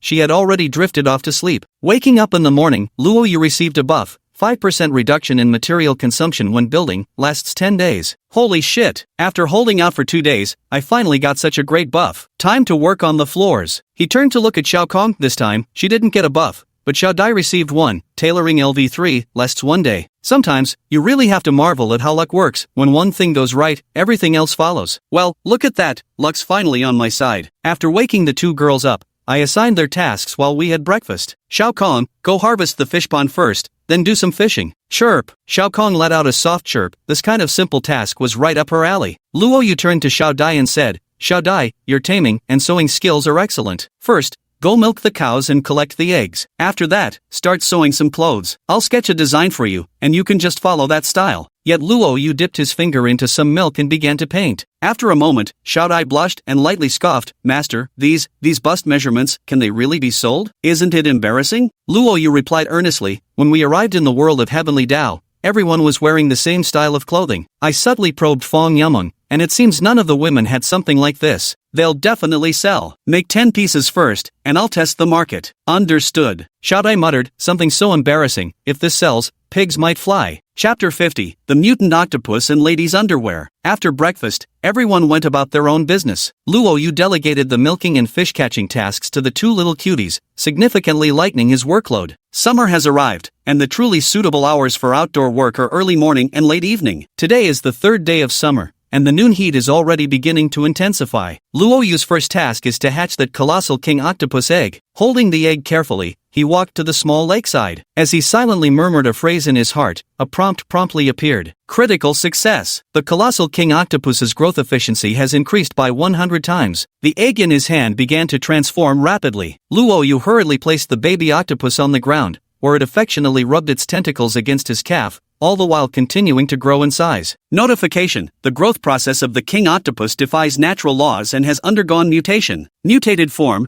dark demon octopus, diamond tier. By now, the baby octopus had already swelled to the size of a small house, and it was still growing. A moment later, Luo Yu stared at the massive black octopus before him, nearly the size of 2 houses, his eyes filled with awe. Black demon octopus, diamond tier, juvenile, intermediate intelligence, male strength 108, constitution 155, agility 69, special skill, lightning whip, rapidly lashes tentacles to deliver devastating attacks. At this moment, the black demon octopus gently wrapped one of its tentacles around Luo Yu's calf, appearing oddly clingy. Indeed, those suckers were certainly sticky. Luo Yu had to exert some effort to pry himself free. Go into the water, don't get sunburned. If there are hostile units, assess the situation, capture them if possible, otherwise just hit them. The giant octopus nodded with a loud splash as it plunged into the lake. Luo Yu was still thoroughly astonished. While the big black fish was only silver tier, this colossal octopus had reached diamond tier. Moreover, since octopuses are amphibious, Luo Yu felt confident in trusting the northern defenses to it. What a pity it's in its juvenile stage. If only it were fully grown. Just thinking about it sends chills down my spine. Maybe I'll test critical hits another day to see if they can accelerate growth. At the same time, Luo Yu secretly felt fortunate in his heart. Thankfully, the animals within his territory weren't currently factored into the evaluation score. Otherwise, the outrageous value of these creatures in his possession would have attracted attacks of unimaginable intensity. After pondering for a moment,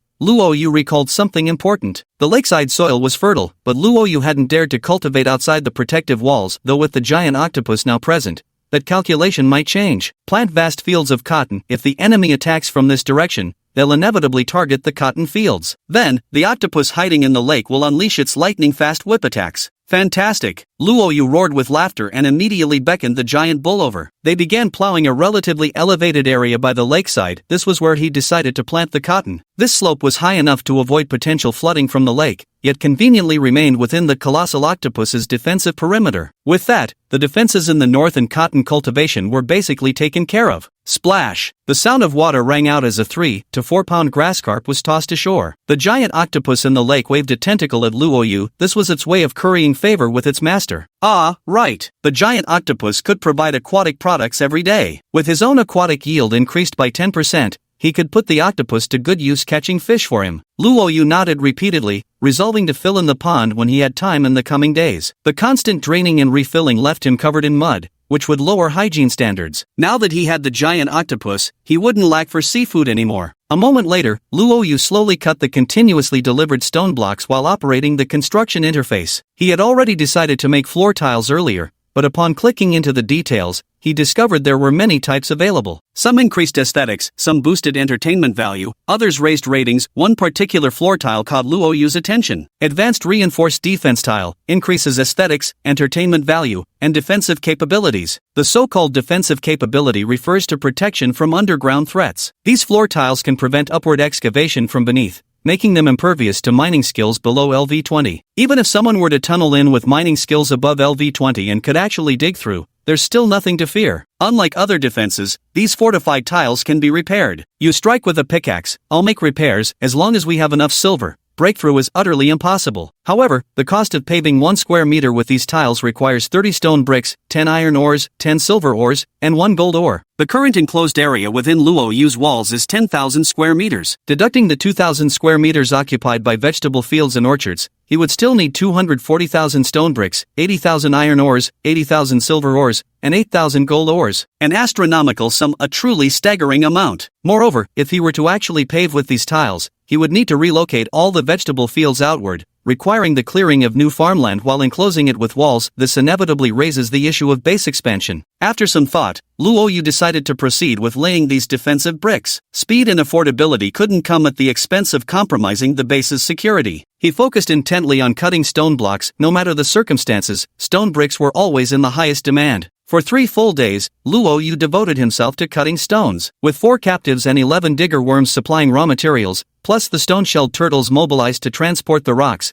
his overall stone-cutting efficiency reached remarkable heights. However, he didn't utilize any critical hit opportunities during these 3 days. That afternoon, when Luo Yu finished cutting the stones, he realized he had already accumulated 250,000 stone bricks without noticing. One of the raw materials for defensive bricks was now complete. Additionally, during these past few days, he had mined 5,000 iron ores, a decent haul. Taking a sip of water, Luo Yu glanced toward the stone gate. The stone armor turtles and golden scarabs were still tirelessly hauling in more rocks. More stone bricks were always welcome, and just as Luo Yu was gearing up to cut more, little butterfly fluttered over. Master, the clothes you instructed me to make are finished. Over these past few days, Xiao Dai had gradually adapted to her role, and calling Luo Yu master now flowed quite naturally from her lips. When Luo Yu went down to the basement to inspect, he saw 10 finished corsets. They looked decent enough. Without wasting words, he listed them on the auction house at an outrageously high price of 2,000 silver each. World, human race, anonymous. The first handmade ladies' underwear in the Heavenly Tao world is now available. Various sizes in stock, only 10 pieces total, first come, first served. What? There's ladies' underwear now? Oh my goodness, it's true. This is amazing. No more worrying about sagging. Sisters, this is exactly what we've been waiting for. The World Channel immediately erupted in chaos as all 10 pieces of women's underwear were snatched up instantly. Holy crap,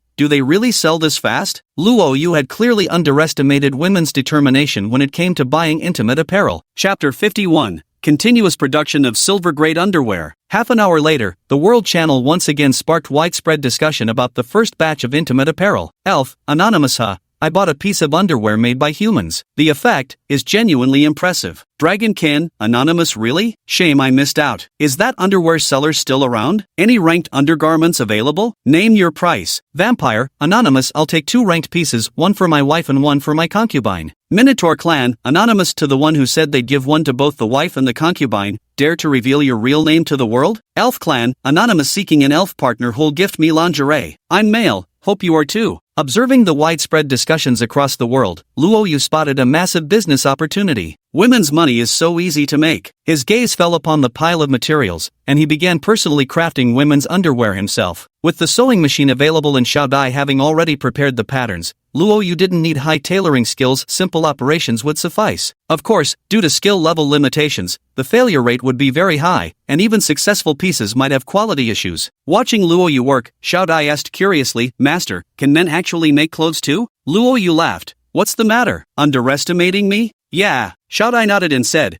it's not that I look down on you, but your tailoring level is too low, you'll definitely fail. Oh, Luo Yu chuckled, if I manage to make graded clothing, will you give me a kiss? Ha! Xiaodai blushed, then said with disbelief, you, ranked? Master, if you can craft garments of rank, not only will I kiss you, but I'd even kneel and lick your fingers without hesitation. But if you can't do it, you'll have to find me some nectar. Alright, Luo Yu chuckled and said, watch this. With that, he silently recited an incantation in his heart and placed the materials into the input slot. 100x critical strike triggered. The sewing machine immediately began to glow. Under Xiaodai's stunned gaze, a white glowing undergarment slowly dropped out from the output chute. Silver-grade women's underwear. Increases comfort, defense, and shaping capability. You have crafted silver-grade underwear. Tailoring skill leveled up. Current level, LV2. As silver grade? Xiaodai widened her beautiful eyes in astonishment, while Luo Yu burst into laughter. Success. We're rich. He directly listed it on the auction house with a price tag of 30,000 silver. That's right, 30,000. The price of this single piece of lingerie is roughly equivalent to a small house. With the global hype around women's lingerie still going strong, someone noticed it immediately. My god,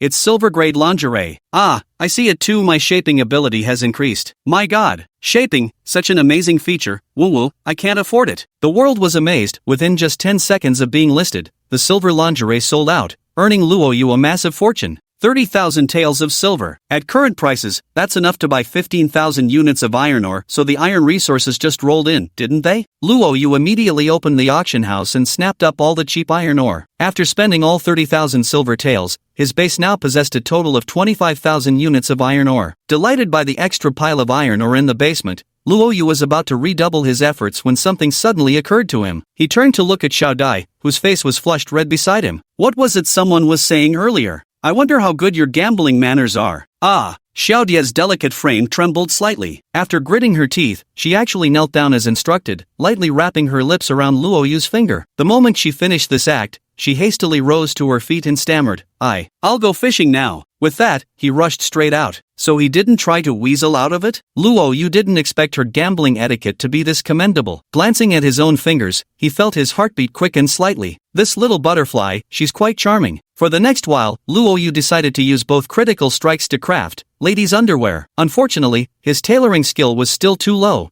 and both attempts resulted in only silver-grade items. This time, he sold one for 40k and another for 50k, clearly engaging in some shady business practices, yet both were snapped up the moment they hit the shelves. Women's money is so easy to earn. The 90,000 silver earned was spent on purchasing more iron ore, and soon the basement was packed with piles of it. Noticing how his bulk buying caused a temporary spike in iron ore prices, Luo Yu decided to call it a day and continue tomorrow. 2 days later, Luo Yu sold 2 more pieces of women's lingerie, raking in another 90,000 silver. By now, many wealthy ladies had taken to camping the auction house daily at 1 p.m. sharp, hoping to snag silver-grade underwear the moment it hit the market. Unfortunately, they were destined to wait in vain. Luo Yu had run out of materials. Of course, during this period of diligently crafting underwear, Luo Yu's tailoring skill had leveled up to LV4. On this day, Luo Yu had already gathered enough iron ore and stone bricks to lay flooring, and he'd stockpiled a considerable amount of silver. But now came the problem, he lacked gold. The real challenge was the staggering 8,000 gold required. Currently, his base only had 1,800 units of gold. Since everyone was scrambling to unlock automated defense technology,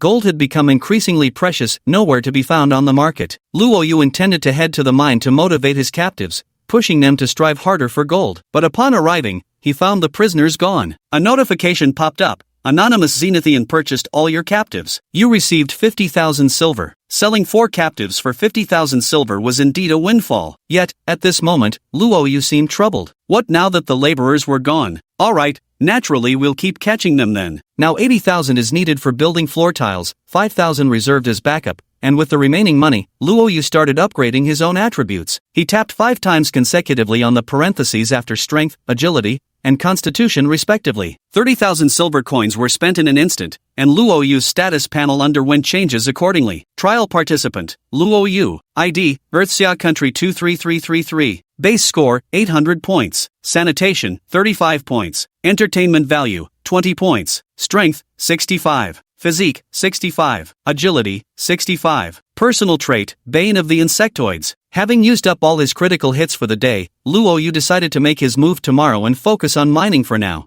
Bang, bang, bang. Inside the mine, Luo Yu swiftly continued digging. Notification, your mining level has increased, currently LV6. Amidst the frantic clatter of digging, his improved mining level now significantly increased the chances of unearthing iron ore. Of course, LV6 isn't really that high, mostly just stone bricks. Chapter 52, Milk Fishing, the Willing Take the Bait. After a busy day, before dinner, it was time to open the chests given by Xiao Kong and Xiao Dai from fishing as usual. In the past few days, they had gotten a bunch of food from opening chests, and Luo Yu hoped that today, his luck would take a turn for the better. Today there were 3 crates in total, the first 2 contained food again. But when Luo Yu opened the third one, his eyes lit up. Automatic crossbow shot. With a tap of his finger, the miniature auto crossbow before his eyes rapidly expanded, just like the ones on the perimeter walls. What a treasure! Luo Yu was extremely satisfied as he installed the automated crossbow atop the western perimeter wall. The night passed without incident, and the next day, Luo Yu went to milk the cow. 100-fold critical strike triggered. A moment later, the cow felt utterly drained and collapsed limply to the ground to rest, while Luo Yu carried a small half-bucket of special milk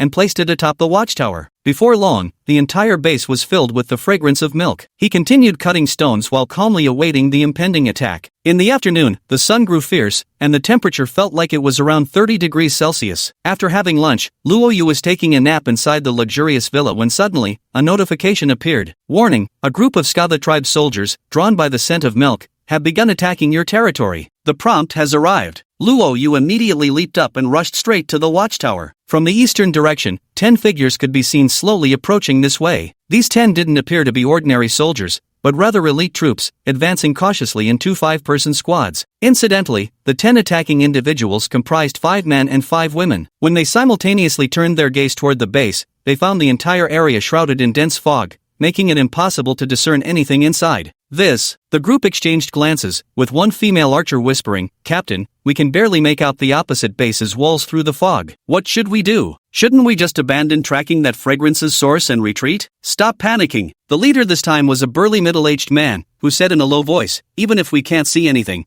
it's fine, we've attacked this territory not long ago. The frontal defenses of the territory are extremely strong, whereas the south and north sides are relatively weak. Additionally, according to intelligence, there's a very rare Xuanqiu beast girl inside the territory. The new chieftain has been coveting her for a long time. If we can capture her, it'll be a great achievement." The raiding tribe members' eyes lit up at these words. A Xuanqiu beast girl was exceedingly rare and the most favored companion pet among chieftains of major tribes. If they could seize her, they would undoubtedly be heavily rewarded. Let's bypass the front. Your squad attacks from the north. We'll take the south, watch for traps along the way. After the leader's deployment, the 2 squads immediately began advancing cautiously toward the north and south directions, all under Luo Yu's watchful gaze. Had they charged head-on, Luo Yu's plan to capture more prisoners might have been ruined, as his current forces couldn't withstand the barrage from catapults and automatic crossbows. But with this flanking maneuver, things became far more unpredictable. He glanced at Little Butterfly beside him and whispered, "Do you have enough butterfly powder? How many people can you hallucinate?" When it came to battle, Little Butterfly showed no fear at all. On the contrary, she said excitedly, "If it's control, I can only manipulate one person at a time, but if it's confusion, I can disrupt 2 people simultaneously." Very well. Luo Yu nodded and said, in a moment, both you and Xiao Kong will follow me as we charge out, we're capturing them alive. Chirp! Xiao Kong softly called out while tightening his grip on the short sword in his hand, and Xiao Dai also nodded, her gaze turning frosty. The first team had already circled around to the north. The group advanced carefully, when suddenly the male spearman noticed something and whispered, there's a cultivation area by the lake, looks like cotton fields. Good, destroy the cotton fields immediately. With sabotage as their primary objective, the raiders immediately headed toward the exposed target upon spotting it and began setting fires without hesitation. Just as he had ignited a small cotton seedling, a dark figure abruptly emerged from the lake waters. With a swift whoosh, the burly man holding the shield, the one setting the fire, was instantly swept up by the shadowy form. Everyone witnessed a massive black tentacle dragging the burly man, pulling him under the water. Monster? Reports indicated all the monsters here were already eliminated. The remaining 4 were utterly stunned, but the next moment, 4 tentacles came charging at them like lightning. All 4 stood dumbstruck, completely unable to react before being dragged underwater in an instant. The 5-man squad was practically submerged immediately, flailing briefly in the water before drowning unconscious within moments. Captured. 5 elite native soldiers were captured directly. Seeing this, Luo Yu's eyes lit up with great joy. Despite being juvenile, the diamond-tier monsters truly lived up to their fierce reputation. Separated by walls and mist, the 5-man squad attacking from the south remained unaware of what had transpired, still cautiously probing for potential traps on the ground. Luo Yu leaped off the city wall with his 2 adorable companions. In the next moment, he mounted the bull while Xiao Kong rode the already tamed antelope deer, bursting through the open gate. Xiao Dai was even more direct, she flew straight from the watchtower, saving even the time needed to land. The 5-member scouting squad heard sudden noises while probing forward. Looking up, they saw the stone gates swing open as 2 cavalry charged out. The middle-aged captain remained extremely composed, barking sharply, archers, aim and fire. A male and female archer immediately drew their bows and notched arrows,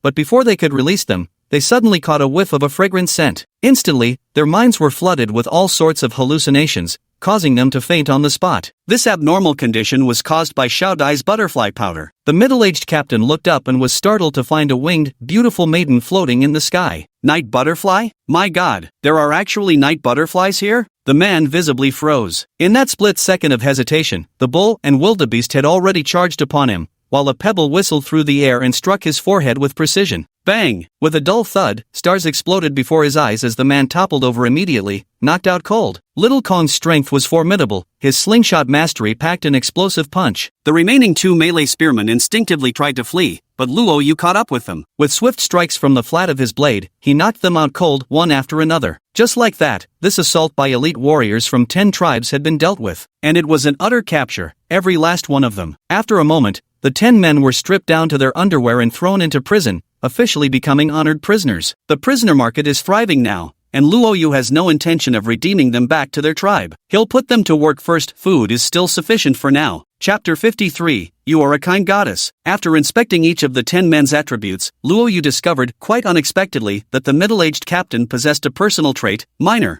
Miner mining productivity increased by 25%, rare mineral yield increased by 10%. At first glance, this trait seems incredibly powerful. Additionally, there's a female archer who also possesses a personal trait, Stable Quality. Stable quality when engaged in construction, crafting, sewing, or forging, the quality of produced items is increased by 20%. This is the divine skill of a handmade master. But apart from their individual traits, these 2 were utterly mediocre. The female archer was pockmarked and unsightly, while the middle-aged man even had the rebellious bone trait, prone to mutiny. Luo Yu genuinely didn't want to recruit these 2 individuals. No choice but to stay in this deadlock for now. Maybe we'll figure something out later. The next day, these 10 people began mining and working. There wasn't enough gold yet, but the number of stone bricks had already accumulated quite a bit. Luo Yu planned to relocate the vegetable garden entirely outward. The location had already been chosen, not far north of the main base. The northern side faced the small lake, making irrigation easier, and it was only about 10 meters from the main base's walls, well within firing range. Luo Yu immediately started building the perimeter wall. For the vegetable patch, he didn't need intermediate-level walls, 2-meter-high basic walls would suffice. Additionally, he installed iron spikes along the top of the walls to prevent climbing. The current automated crossbows and similar equipment weren't enough yet. Once materials were sufficient, Luo Yu planned to install automated crossbows around the vegetable patch and orchard to expand the defensive perimeter and enhance firepower. Since materials were ample, the walls for the vegetable patch were erected in no time. While having the ox plow the field, Luo Yu carefully began transplanting the vegetables. Fortunately, his cultivation level had improved enough that it was achievable as long as his movements remained gentle. It was a lengthy process, but Luo Yu worked tirelessly for 2 full days. By the end, the sprawling 2,000 square meter plot of vegetables and orchard was finally complete. Although some of the vegetable seedlings died, Luo Yu was extremely satisfied with the outcome. The vegetable garden had its own drainage ditch, so there was no worry about the crops drowning. Checking the base score, it had suddenly increased by 150 points. A standalone, walled vegetable garden was truly a luxury. Just look, the score has reached 950 points now, and the hygiene value has risen by 10 points. Beautiful indeed. Over the past few days, the 10 captives and a swarm of insects have been mining tirelessly, piling up heaps of various stones and considerable iron ore, yet gold remains frustratingly scarce. Luo Yu had been diligently mining and collecting, but currently, the base's gold reserves only amounted to 3,000, still short by 5,000. Taking stock of their food supplies, Luo Yu realized the reserves were depleting quickly these past few days due to the extra 10 captives. The seafood, milk, and eggs delivered by the giant octopus weren't enough anymore, so he had to supplement their rations with dried meat patties made from wild boar meat. This couldn't go on, he needed to sell the captives as soon as possible. Just as he was wondering if anyone in the world would buy captives at a high price, the group chat suddenly buzzed with lively activity. Alice, I fished out a chest, and inside was a personal trait transfer scroll. It seems to be used to transfer a captive's personal traits onto yourself. I don't take prisoners here. Anyone you need? Nyoda, what's a prisoner? Can you eat it? Fong Yumeng, we've already recruited all the prisoners from my household, so there's no need to transfer their personal attributes anymore. By the way, Luo Yu seems to have captives over there. Is Luo Yu around? At this moment, Luo Yu's heart was filled with joy. Wasn't this exactly what he needed? Luo Yu, I'm quite interested in this scroll myself. Alice, what would you like to exchange for it? Alice, no need, it's a gift for you. May the goddess bless you with ever-growing strength. She directly sent a trade window over and placed the scroll on it. Luo Yu, there's nothing I particularly want, go ahead and trade. This is too much. How can I accept? Taking gifts makes the hands short, and eating from others leaves the mouth soft. Luo Yu knew the hardest debt to repay was a favor. Without hesitation, he decisively placed his iron-reinforced bow on the trade window. Here, I'm not skilled with a bow anyway, you take it. Alice, steel reflex bow. Luo Yu, thank you. Luo Yu, no, it's me who should thank you. You're the kind-hearted goddess in my heart. Alice, Luo Yu, don't treat me like a goddess. Transaction successful, you have obtained personal trait transfer scroll *1. Looking at the scroll in his hand, Luo Yu headed straight for the captive with the minor trait. Clicking to activate it, the scroll released a beam of light that swirled around the man before, in the next moment, causing the fellow to collapse unconscious in the mineshaft. Upon checking the scroll again, it had transformed. Minor trait scroll grants the minor trait upon use. Perfect. Luo Yu was overjoyed in his heart and immediately used it. Sure enough, another column labeled minor appeared in his personal traits. Next, he planned to try mining himself to see what treasures he could dig up. Fong Yumeng recently made some money opening loot boxes, thinking about buying some female captives for recruitment. Any suggestions regarding attributes and age? This topic seemed to pique everyone's interest. Alice, Elena, and Naker all wanted female captives to help with their base construction. Even Nyoda wanted some, though his purposes with them weren't necessarily for building bases. Seeing that Luo Yu wasn't joining the discussion, Fong Yumeng curiously asked, by the way, Luo Yu, did you recruit any of those prisoners from last time? Or did you sell them all? Luo Yu, I've already sold the last batch, but something unusual happened recently. I managed to capture a few more prisoners. Naker, huh? I heard that solo special events are super dangerous. Luo Yu, you're really amazing. Fong Yumeng, are there individual events too? I thought we'd all be dealing with the same situation within a zone. Elena, Luo Yu, how many female captives did you catch? Luo Yu, you might not believe it, but exactly 5 men and 5 women. One of them has a decent trait. I'll figure out how to harvest that one for myself. As for the other 4, I'll sell them to you at a discount. As he spoke, he uploaded screenshots of the 4 female captives' appearances, figures, and stats to the group chat. Fong Yumeng, impressive. You actually captured so many prisoners in one go. I'd love to visit your base sometime. Alice, Nakoa, Alina, you 3 pick first. Nakoa, actually these 4 are about the same age-wise. I'll take the female archer. The outcome was Nakoa and Alice each taking 2 female archers, while Alina and Fong Yumeng chose 2 female spearmen, perfectly meeting each of their needs. Luo Yu genuinely sold them at a low price, just 10,000 silver per person on the market. They'd cost at least 13,000 each. Chapter 54, I Am a Woman. The deal was settled, and Luo Yu was left with 6 captives. The girls in the group had already started recruiting new members for their territories, while Nyoda sent a private message. Luo Yu, if that woman you kept resolves her trade issue, could you consider transferring her to me? Luo Yu, no problem, but I'm not sure if this female captive fits your aesthetic preferences. Once I get another scroll, I'll sell this female spearman to you for 5,000. Nyoda, no worries, no worries. My aesthetic tastes are different from you humans and elves. What you dislike, I'm sure to love. Brother, you're truly my sworn brother. From now on, just say the word, whether it's climbing mountains of blades or wading through seas of fire. This old bull won't even bat an eye. Luo Yu responded with a faint smile. Then that's your word for it. After chatting with Nyoda for a while, Luo Yu scanned the auction house but found no one selling trait transfer scrolls, which made him frown slightly. With so many people in the heavenly Dao world, it's impossible that only Alice obtained a scroll. There must be more in stock. Probably just unwilling to put them up for sale. Luo Yu understood that if he wanted something he desired, he'd have to pay a corresponding price. What he could offer for trade right now was women's underwear. Haven't all those crit hits been wasted over the past 2 days? World Channel, Human, Anonymous accepting custom orders for silver tier women's underwear. Only trading for personal trait transfer scrolls. DM if interested. This world announcement immediately caused a minor sensation. What? This human can craft silver tier items? Hey, the one who made the silver underwear, are you male or female? Wanna be friends? I don't want silver, just a regular one will do. Can you customize one for me? I'll pay. At the same time, Luo Yu received numerous private messages, everything from declarations of affection and flattery to friendship requests, but not a single inquiry about the scroll he sought. Just as Luo Yu was feeling disappointed, a private message caught his attention. Human, Anonymous, I have the scroll you're looking for. First, tell me, can you really reliably produce silver tier undergarments? Luo Yu sent a trade window over, and sure enough, the other party placed the scroll he desired onto it. Seeing this, Luo Yu's heart leaped with joy. After accepting the trade window, he attached a screenshot of the silver-grade underwear he had crafted earlier. Stable silver quality. We're both humans, trustworthiness guaranteed. Deal. Then let me ask you again, are you male or female? Luo Yu, is there any difference? Yes. Answer me quickly. Luo Yu fell into silence at the sight. Then after a moment of contemplation, realization dawned upon him. The person on the other end must be a shy girl. Custom lingerie requires measurements, and she probably doesn't want a man to know. Luo Yu really wanted that scroll, so without much hesitation, he said, I'm female. Phew, that's good. There's no way I'd share my measurements with a man. Wait a second, how can you prove you're actually female? Send me a screenshot as proof. Sure enough, the woman opposite was unwilling to trade with a man on this matter and remained highly vigilant. Luo Yu secretly rejoiced at his answer. As for the screenshot, Shao Kong, come here. Chirp. Little Kong trotted over and wrapped her arms around Luo Yu's arm,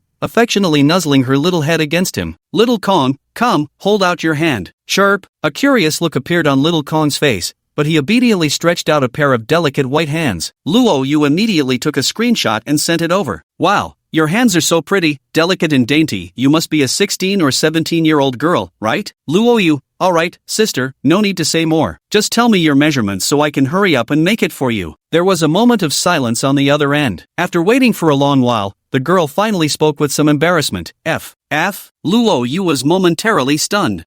It's F. It's just really weird, isn't it? So, I feel really uncomfortable without wearing a bra. This time, Luo Yu snapped out of his daze. Wow, F-cup, quite substantial. She truly needs a bra. Luo Yu, I'm not quite sure what exactly an F-cup size is. Maybe you could send me a screenshot for reference? A screenshot? This is just like the fruit. Absolutely not. Even if you're both girls, little sister, how about this? I'll find something for you to use as a reference. Hearing this, Luo Yu secretly thought it was a pity. Before long, the other party sent a screenshot. It turned out to be a small watermelon. Luo Yu, I see. Alright, got it. Let's touch base again at this time tomorrow. Alright, talk later. Goodbye. The private chat ended, and Luo Yu frowned slightly. It occurred to him then that crafting such a large bust measurement would require 1.5 times the usual amount of fabric. Pay up. You gotta pay more. A moment later, Luo Yu used the clothing from his previous captives to recycle materials. Living people's garments yielded 20% more raw materials than those from the dead when recycled. Before long, Luo Yu had gathered quite a bit of fabric and began working at the sewing table. It's actually not that difficult. It's just a matter of adjusting the bust measurement pattern to certain dimensions. When it looked about right, Luo Yu selected confirm while murmuring silently in his heart. 100x critical hit triggered. The sewing machine began to glow, and in the next moment, a large purple brassiere emerged from the outlet. Gold tier ladies undergarment, increased defense, enhanced shaping, improved comfort. Special feature, maximum comfort temperature 60%, minimum comfort temperature -60%. Holy crap! It's actually gold grade. Luo Yu was astonished. This purple bra's base stats were similar to silver grade, but it had the special functions of heat insulation and cold resistance, incredibly practical features. Should I trade the gold one to her? If I don't trade it, it's not like anyone could use such an oversized bra anyway. As Luo Yu hesitated, a notification appeared. Your tailoring level is insufficient. This gold tier lady's lingerie has developed a flaw.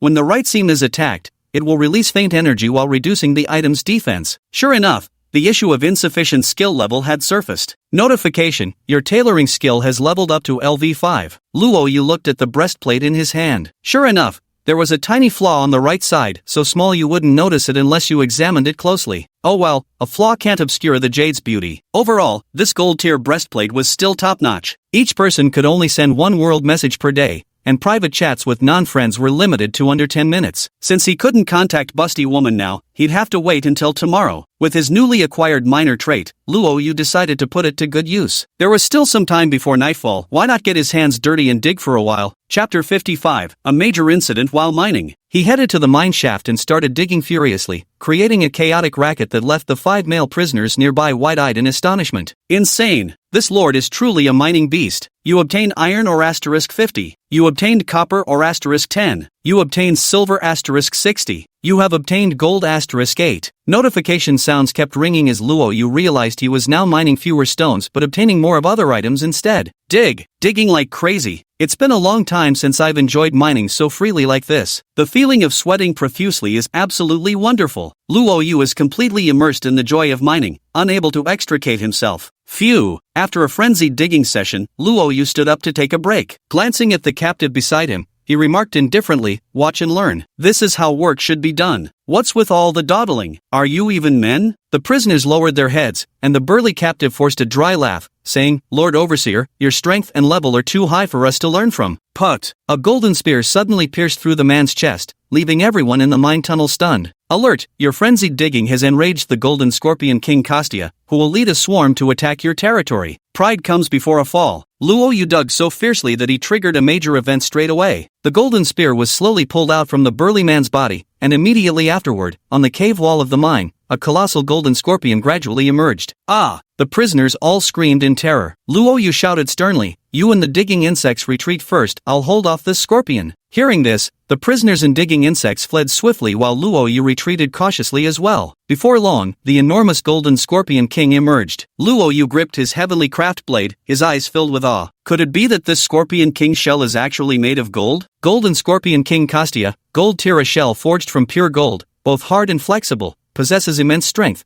with a highly venomous stinger in its tail. The description made Luo Yu's eyes gleam with greed. The Scorpion King, as large as a house, didn't immediately attack, it seemed to be waiting for its underlings. A swarm of small scorpions crawled out from the surrounding rock walls. The largest were as big as calves, while the smaller ones were about the size of wild dogs, packed tightly together. There were at least 50 or 60 of them, and every single one gleaming gold. Hiss, roar. With the sound of scorpion shrieks, the golden scorpions lunged straight at Luo Yu. 2 sharp thunks rang out as Luo Yu unleashed his gale blade technique, slicing the first 2 charging scorpions clean in half. Humph! A bunch of bugs dare run wild in my territory? The next moment, he swung his blade again. With a clang, the skylight blade intercepted the golden scorpion king's stinging tail, but Luo Yu felt his arm go numb. He knew he was at an overwhelming disadvantage in raw strength. Forget the smaller scorpions, this scorpion king was gold tier, while his current strength barely reached bronze tier. Holding out seemed hopeless. Whoosh, whoosh, whoosh. The Scorpion King's tail lashed out repeatedly at Luo Yu. If not for his high agility and quick reflexes, he would have been finished. With the smaller scorpions swarming in as well, Luo Yu abandoned the idea of wiping them all out in the mine and turned to flee instead. Roar! The swarm of insects closed in, and the Golden Scorpion King moved with such astonishing speed that it caught Luo Yu completely off guard. Little butterfly,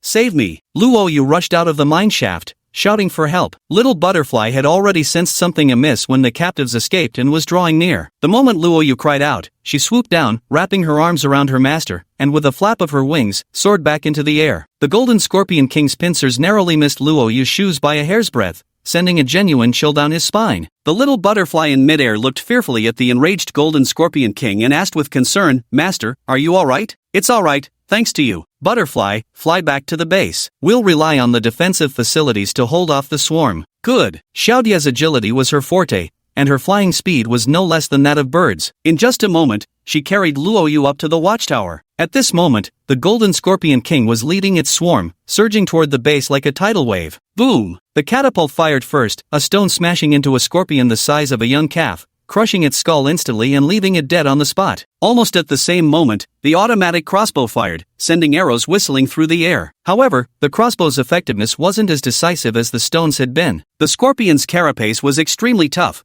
Although the crossbow bolts could deal some damage, it was very limited. Seeing this, Luo Yu's eyes turned cold as he hurled a javelin with precision. Put! The javelin instantly impaled a small scorpion. Without pausing, Luo Yu continued throwing javelins with deadly accuracy, killing 10 small golden scorpions in mere moments. But the scorpions were too numerous, fearless, and swift. Within moments they had closed the distance to within 100 meters. Whoosh! Whoosh! Whoosh! 3 more javelins flew, and Luo Yu killed 3 more small scorpions, yet unease crept into his heart. With only 30 javelins but at least 40 scorpions still charging, plus the massive Scorpion King, in an instant, his base suddenly seemed in grave danger. The scorpion swarm continued to advance rapidly, but when they reached the moat's edge, they dared go no further. Including the Golden Scorpion King, the entire group refused to cross the river, merely waving their pincers menacingly from the opposite bank. Scorpions fear water. This discovery filled Luo Yu with immense joy. The entire base, including the newly cultivated vegetable garden, lies within the moat. If the scorpions dare not enter the water, there's no way they can cross over. Seizing this opportunity, Luo Yu hurled all the remaining spears. He didn't aim for the Scorpion King but instead targeted the smaller scorpions. Countless small scorpions were impaled by the javelins, sending the Scorpion King into a furious rage. It roared incessantly but still dared not enter the water. Boom! The catapults continued tirelessly launching boulders. One stone struck the Scorpion King's head, yet had little effect, not even leaving a white mark on its hardened carapace. It roared repeatedly, clearly enraged. Luo Yu wasn't in a hurry now. He sat on the watchtower, just waiting. The javelins were gone, and the iron-reinforced bow had been given to Alice, but the catapults, arrow towers, and automated crossbows were still firing. The scorpion swarm couldn't cross the moat, making them sitting ducks. "I'll wear you down to death." Whoosh, whoosh, whoosh, boom! The trebuchet crushed a few more baby scorpions, while the arrow towers and auto crossbows kept firing ceaselessly. As time ticked by, every last one of the young scorpions perished. Now only the Scorpion King remains, furiously waving its mighty claws in rage. Unlike human tribes that might retreat if a raid goes poorly, insect swarms attack differently. They fight relentlessly until either you perish or they do,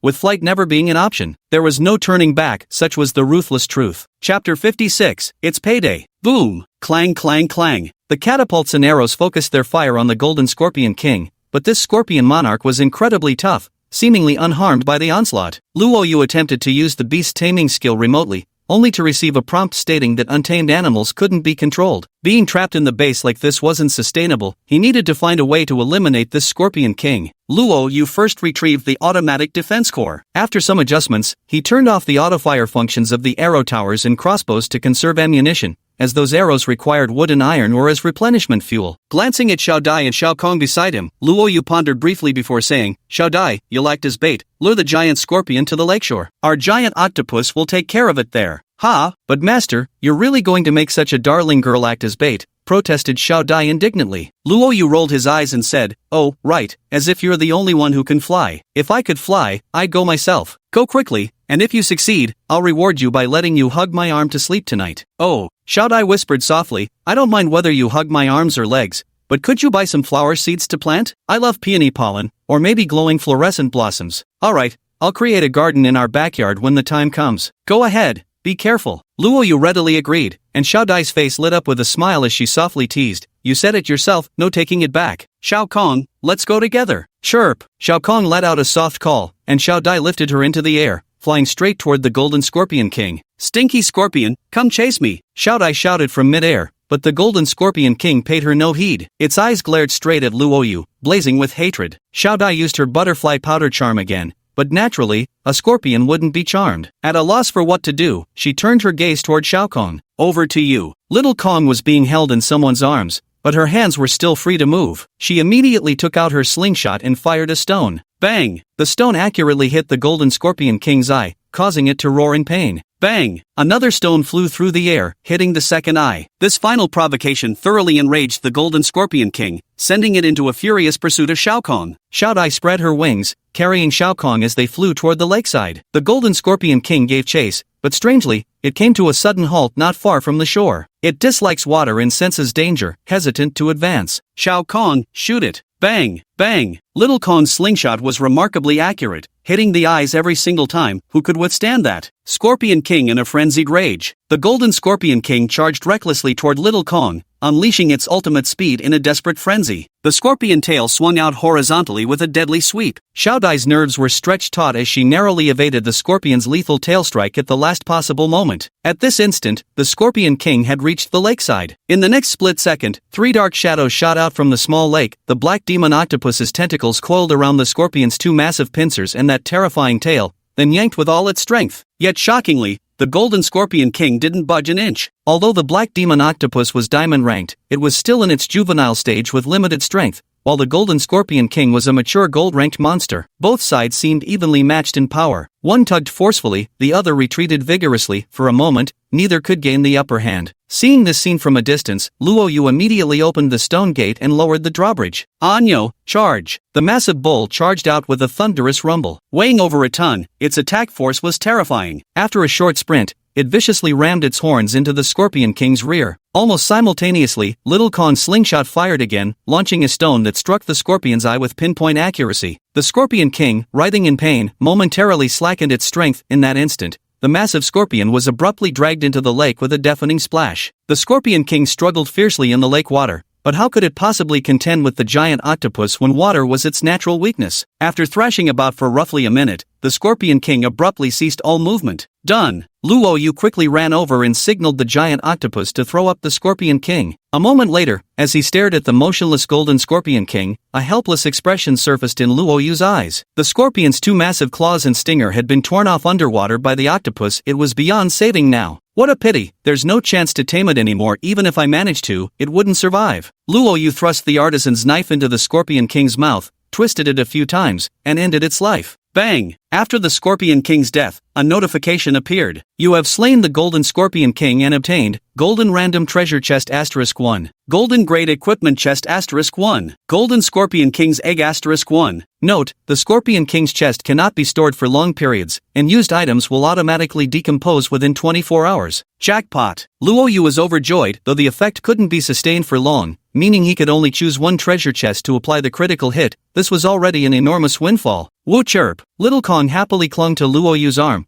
while Butterfly also beamed with joy. Stroking the heads of his 2 adorable companions, Luo Yu said, "You 2 go prepare dinner, I'll handle processing this monster." Butterfly giggled and added, "Don't forget the garden, the garden." With these words, he picked up Little Kong and flew back to the base. Luo Yu wasn't in a hurry to dismantle the Scorpion King's corpse, choosing instead to open the equipment treasure chest first. He had already used today's 100x critical strike, so he'd save tomorrow's critical for opening a random treasure chest. You have opened a gold tier equipment chest and obtained Moon Sun Twin Blades, gold tier, upgradable. Before his eyes, light shimmered as a pair of exquisite black and white twin blades appeared before him. Luo Yu was overjoyed. With his Gale Wind blade technique, twin blades were even better. The Tiangong blade was actually only silver grade and not specifically designed for combat. In contrast, this pair of gold-grade twin blades had overwhelmingly superior attributes. They were simply the most perfect combat weapons for Luo Yu. Yet after picking them up and giving them a few practice swings, Luo Yu slightly furrowed his brow. The twin blades were so heavy that his strength wasn't sufficient,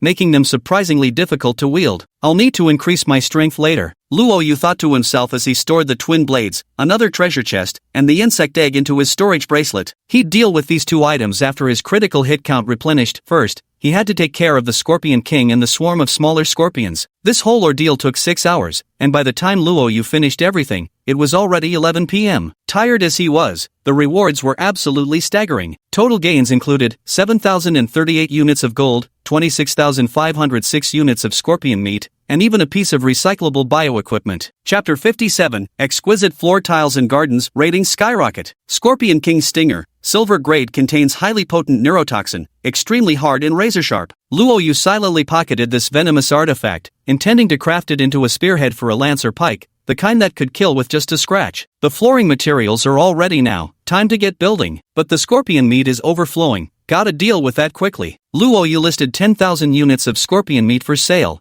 pricing them reasonably at 5 silver per unit. After completing all this, he didn't feel the slightest bit of exhaustion. On the contrary, he was brimming with energy, all because of one simple thing: joy. He took a shower in the bathroom, ate the pieces of meat and milk warmed up by Xia Dai, and then comfortably went to bed to sleep. At this moment, the two little darlings had already curled up and fallen asleep on the bed. Without them today, Luo Yu would have likely struggled considerably to take down the Scorpion King. What a capable girl she is. She held the two girls in her arms, one in each. Xiao Kong snuggled comfortably against Luo Yu's arm, while Xiao Dai's eyelashes fluttered faintly, her face flushing pink. Before long, Luo Yu fell into a comfortable slumber. Upon waking at dawn, Luo Yu gained the buff, sleep efficiency increased by 50%, duration, 3 days. This meant that what originally required 8 hours of sleep for full rest now only needed 4 hours. Essentially granting Luo Yu 4 extra hours of work time. This diligent ox buff might as well be left unused. After breakfast, he began constructing defensive floor tiles. Clicking open the construction interface, Luo Yu walked across the muddy ground, laying down tiles one by one with exhilaration. You have built tightly sealed advanced defensive floor tiles, consuming stone bricks *30, iron or *10, silver *10, gold *1.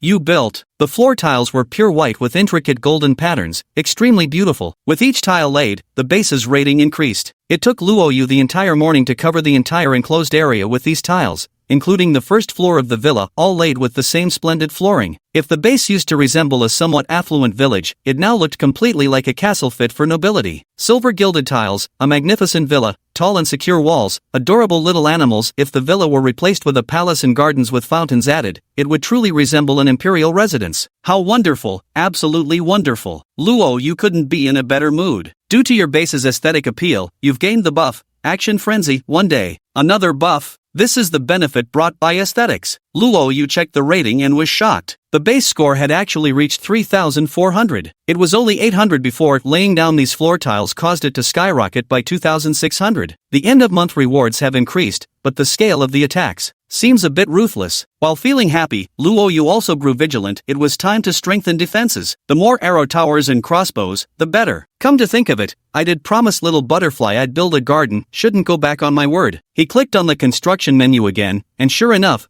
there was a garden option. He decided to build an extravagant garden that would complement the floor tiles nicely. Luxury garden, 10 stone bricks per square meter, 50 soil, 10 silver, 1 jade, comes with luminous flowers. The price is a bit on the high side, but it's nothing compared to floor tiles. Plus, you don't need to build much, just a single ring around the villa will do. There was plenty of soil beneath the surface outside. After a series of maneuvers, a dazzling light flashed before his eyes. The soil was laid over the floor tiles, followed by the erection of emerald-patterned flower beds at intervals, encircling the villa neatly while leaving openings on all 4 sides: east, west, north, and south. Expensive as it was, the premium came with perks. The small garden bloomed with luminous flowers, exuding fragrance by day and serving as natural lighting by night. This upgrade alone boosted the base rating by a solid 400 points. Just like that, it leaped straight to 3,800. Such luxuries weren't daily necessities, but compared to utilitarian structures, their rating contributions surged astonishingly fast. Glowflower, the little butterfly, drawn back by the scent, fluttered in with visible excitement. Master, you really built a garden. It must have cost a lot. I shouldn't have asked for something so unreasonable. Looking at Xiao Dai's touched expression, Luo Yu chuckled and said, it did cost quite a bit. How do you think you should thank me? Blushing, Xiao Dai quickly flew to Luo Yu's side, gently kissed his cheek, and said with a flushed face, later, if you want a kiss, I can. Oh, you're so annoying. I'm not talking to you anymore. With her face still red, Xiao Dai ran off and stopped before a glowing flower. Taking a gentle sniff, she inhaled the faint pollen with her delicate nose,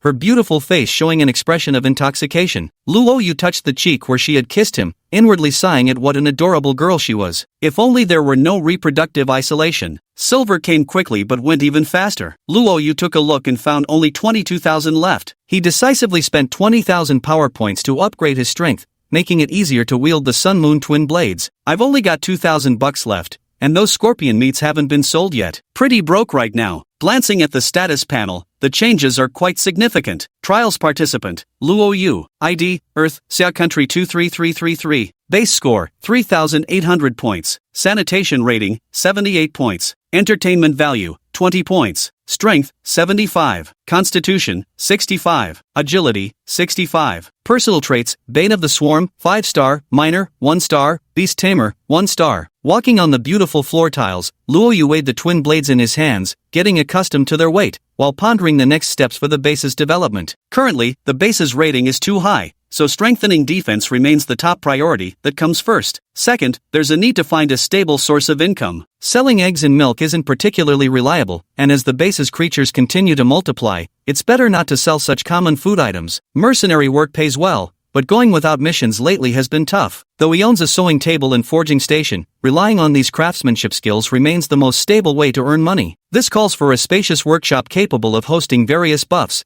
along with expanding the cellar and constructing a separate storage facility. Only with money can he upgrade attributes and achieve all this. The perennial shortage persists. Seeing that the time was ripe, Luo Yu entered the villa, ready to trade with Big Chest Woman. A moment later, the trade window popped up. Human Lee Curson, sister, is that custom order I requested ready yet? So her name is Lee Curson. The big-breasted woman hadn't used a pseudonym after all. Luo Yu naturally remained anonymous and directly pulled on the completed breastplate. Chapter 58, The Lightning Storage Box in Afforestation. Lee Curson, oh, purple. It looks so beautiful. Wait a second, these are actually golden underwear? Oh my god. Lee Curson sent a string of exclamation marks, to which Luo Yu replied, got lucky making golden ones. With just one attribute scroll, it probably won't be enough though. Strangely, Lee Curson didn't object. Alright, I'll add another 30,000 silver coins, okay? That's all my savings. I wouldn't have guessed she's quite the little rich girl. Luo Yu, alright, pleasure doing business. Let's trade. Lee Curson,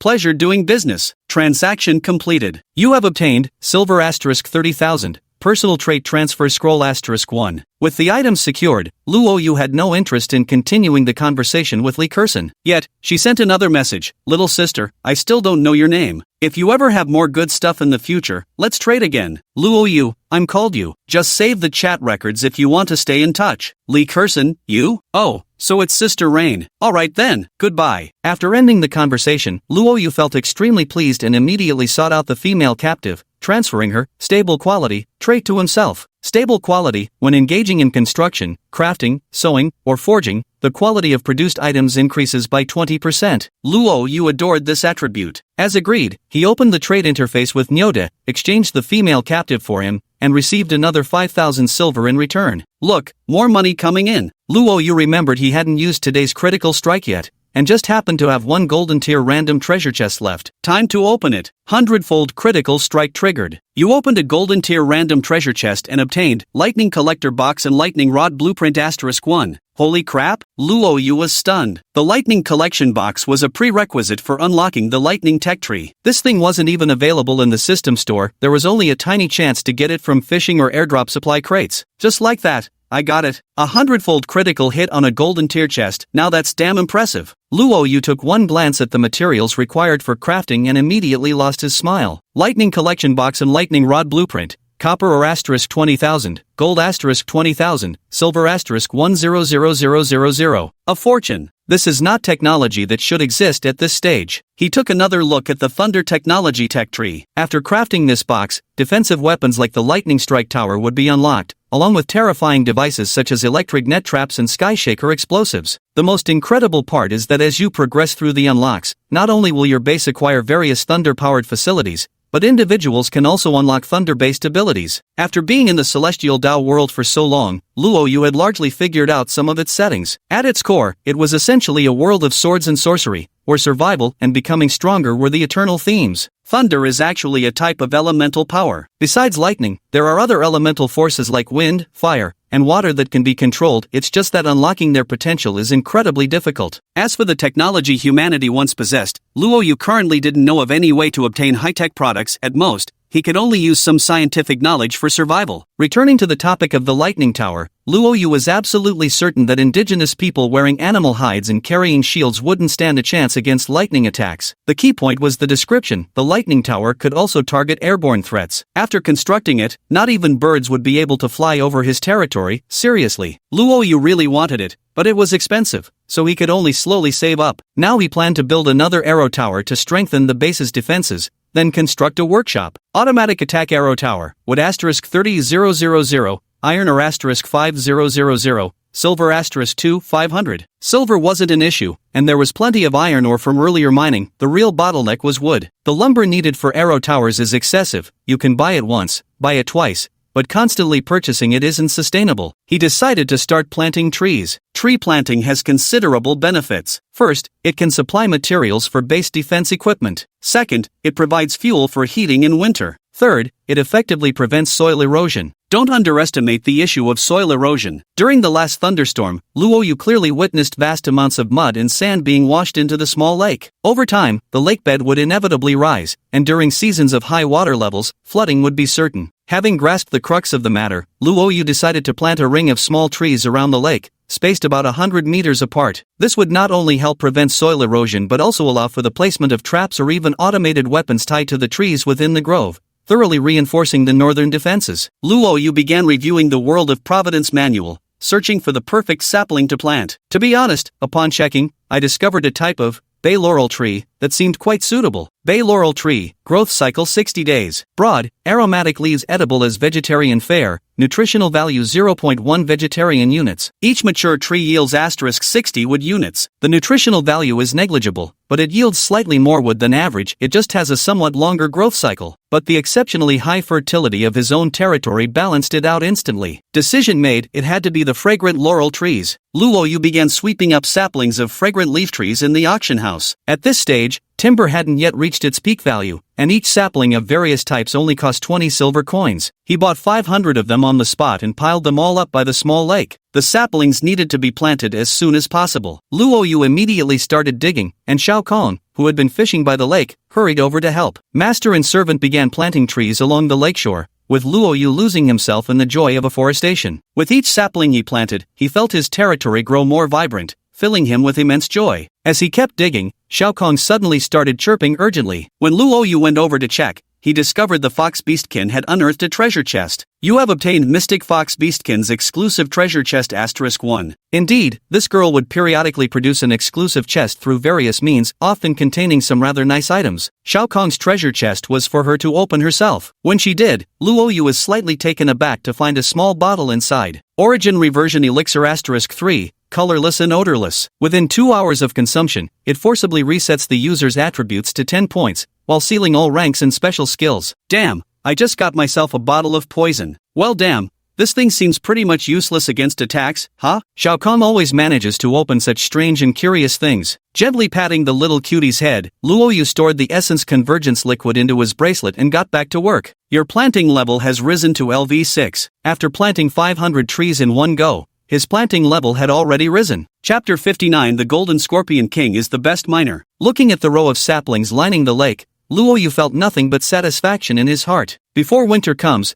this place will turn into a grove, and the area between the grove and the small lake will become farmland for crops like cotton. Windproof, rainproof, and convenient for irrigation, perfect. It was already past 9 in the evening, with a bright moon hanging in the sky. Shao Kong clung to Luoyu's arm and softly whined. The little girl was hungry. Looking at her mud-streaked face, Luoyu felt a surge of tenderness and chuckled. Sweetheart, let's take a bath together first, then eat after we're all clean, okay? Woof whimper. Shao Kong actually understood human speech and even blushed upon hearing it. Luoyu naturally didn't care whether she blushed or not. Bathing a pet was the owner's duty. He simply scooped up Shao Kong and walked toward the grand villa. Half an hour later, Shao Kong scampered out of the bathroom barefoot, giggling. Though they called it bathing together, in reality, Shao Kong and Shao Dai used separate tubs from Luoyu's. Luoyu had merely helped wipe her body dry. After a refreshing bath, Luoyu turned back to look at the 2 wooden tubs in the bathroom, secretly resolving to build a large bathing pool as soon as possible. That way, everyone could bathe together and save water. With the day's tasks completed, sleep came especially easily. Stretched out on the large bed with 2 little cuties by his side, Luoyu casually pulled one into his arms and quickly drifted off. Come morning, fully rejuvenated Luoyu found Shao Dai blushing crimson as she gazed at him from his embrace. Pinching her soft stomach, he teased with a laugh. Shao Dai, you don't have any abs at all. So squishy isn't good, you need to work on exercising more. Why you've never even seen them, how would you know I don't have abs? Shao Dai muttered softly under her breath just as Luoyu had already gotten out of bed. Today was another day brimming with vitality. Early in the morning after breakfast, Luoyu discovered that the remaining male captives had also been sold off,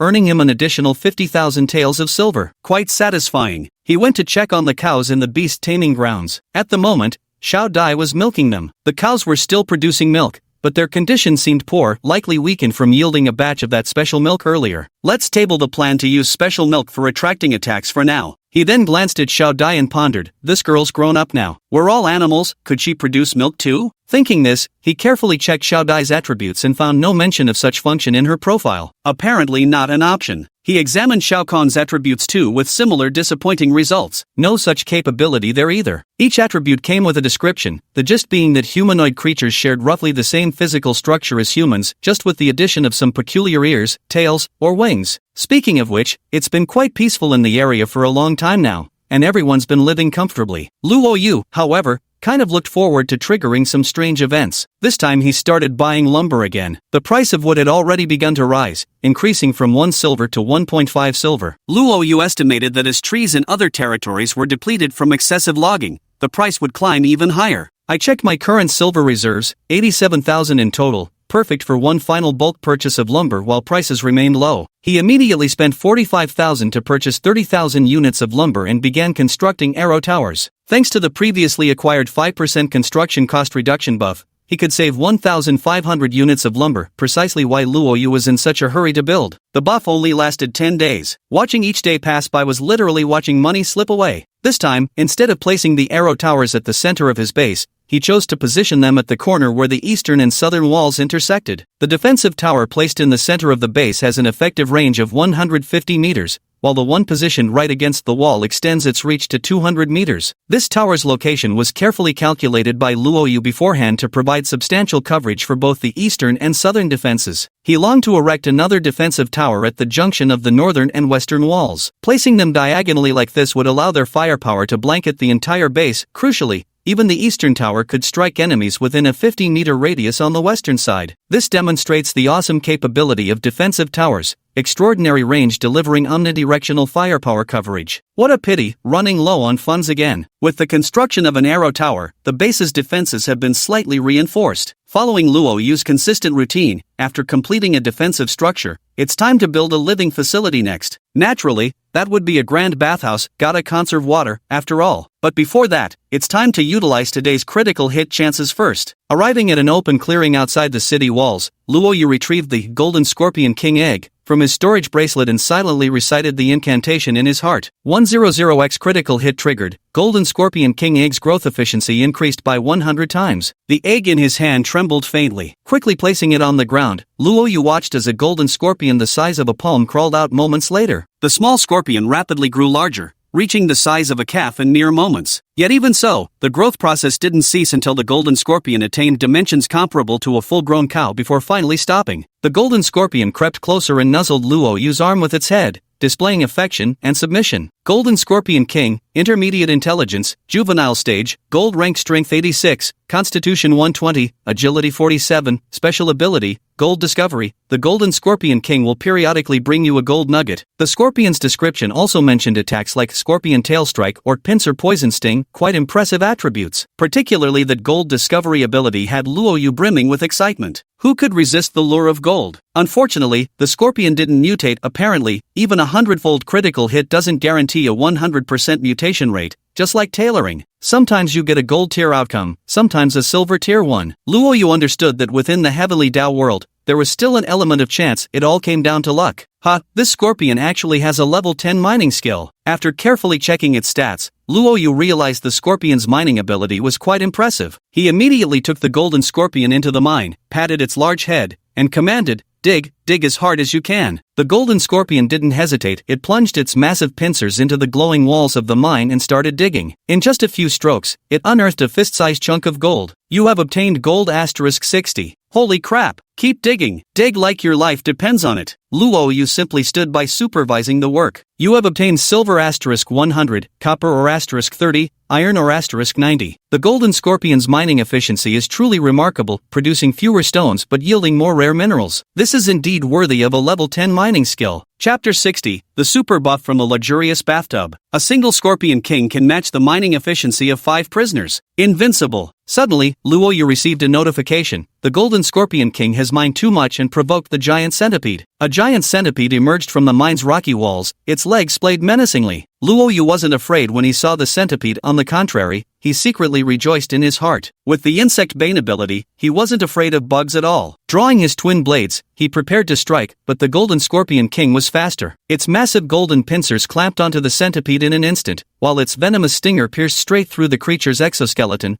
poisoning it to death on the spot. Then, it stopped mining altogether and began eating directly. Alright, mid-tier intelligence isn't as advanced as high-tier or supreme-tier intelligence. It still mostly acts on instinct, so if it wants to eat, just let it eat. Half of the giant centipede was devoured in a messy feast, while the remaining portion was being gnawed away by the burrower beetles. Gold-shelled beetles and silver ladybugs swarmed in to join the meal, filling the mine tunnel with nothing but crawling insects in an instant. Luo Yu discovered that the bugs dug up by the golden scorpion king could be eaten on the spot, saving him a significant amount of meat. However, the problem was that increasing the number of bugs proved to be quite challenging. After some thought, Luo Yu realized it wasn't really an issue. If he truly wanted to boost the bug population, all he had to do was relocate the Scorpion King and dig with a 100-fold critical strike. The chances of uncovering a bug nest weren't exactly low. Once he figured it out, there were no more worries. Eat, gorge yourselves, go ahead and devour all the bugs. Who knows, maybe he could even raise a goo. After a while, Luo Yu noticed another problem. Because the efficiency of the Scorpion King was too high, the work speed of the oxen and golden beetles originally responsible for pulling the ore carts couldn't keep up. Various stones and materials began accumulating in the mine, creating even greater inconvenience, and this month's vein resources were being consumed unusually fast. Indeed, just like the monthly catch limits in small lakes, the mine also had a monthly resource acquisition cap, for instance, 100,000 units. These 100,000 units could be stones or gold. Exactly what you get depends on your mining level and luck, but it cannot exceed the upper limit of 100,000 units. Luo Yu had used the base core, so his resource limit was increased by 10%. Back when there were so many bugs mining, the resource limit was never an issue. But now, after doing some rough calculations, Luo Yu estimated that at the rate the Golden Scorpion King was digging, the ore vein would be exhausted in 15 days. For the next 15 days, is this bunch of bugs just going to sit here watching the show and freeloading? That Golden Scorpion King consumes a hefty amount of meat in one meal. In his haste to increase the mining output limit, Luo Yu found it quite challenging. After some deliberation, he decided that the Golden Scorpion King should be given other tasks to occupy its time. With Adai guarding the vegetable patch and the giant octopus overseeing the small lake, Luo Yu assigned the Golden Scorpion King to mine in the mornings, transport ores in the afternoons, and spend any spare time exterminating pests in the grove. Given its level of intelligence, these simple tasks were all it could handle. After leaving the mine, Luo Yu glanced at the path leading back to his base. The road, worn down by the constant passage of mining carts, had sunk into deep wheel ruts, leaving the entire route pitted and uneven, significantly reducing transport efficiency while making travel far more laborious. To get rich, first build roads. Luo Yu kept the road construction project in mind, planning to tackle it when he had the time. In the afternoon, Luo Yu was still cutting stones at his usual pace when a notification suddenly popped up. Your item has been purchased. Obtained, 50,000 silver. Oh, did someone buy all my scorpion meat? Sure enough, checking the listings showed all the previously posted scorpion meat had been purchased. Some big shot with unique taste must have splurged, scoring him a hefty profit. In high spirits, Luo Yu ditched stone cutting and headed to wash his hands in the bathroom, planning to construct a grand bathing pool next. He opened the building menu, browsed through various pool options, and ultimately settled on constructing a luxurious bathhouse. Luxury bathhouse, building materials *5,000, jade *1,000, gold *1,000, silver *20,000. Expensive. This is ridiculously expensive. Even with a 5% buff discount, it's still too expensive. Unlike beds, structures like bathtubs don't trigger critical strikes. There's no shortcut here. Even if it's expensive, nothing can be done about it. Luo Yu gritted his teeth. With materials and buffs available now, just do it. You've chosen to spend 4,750 stone bricks, 950 jade, 950 gold,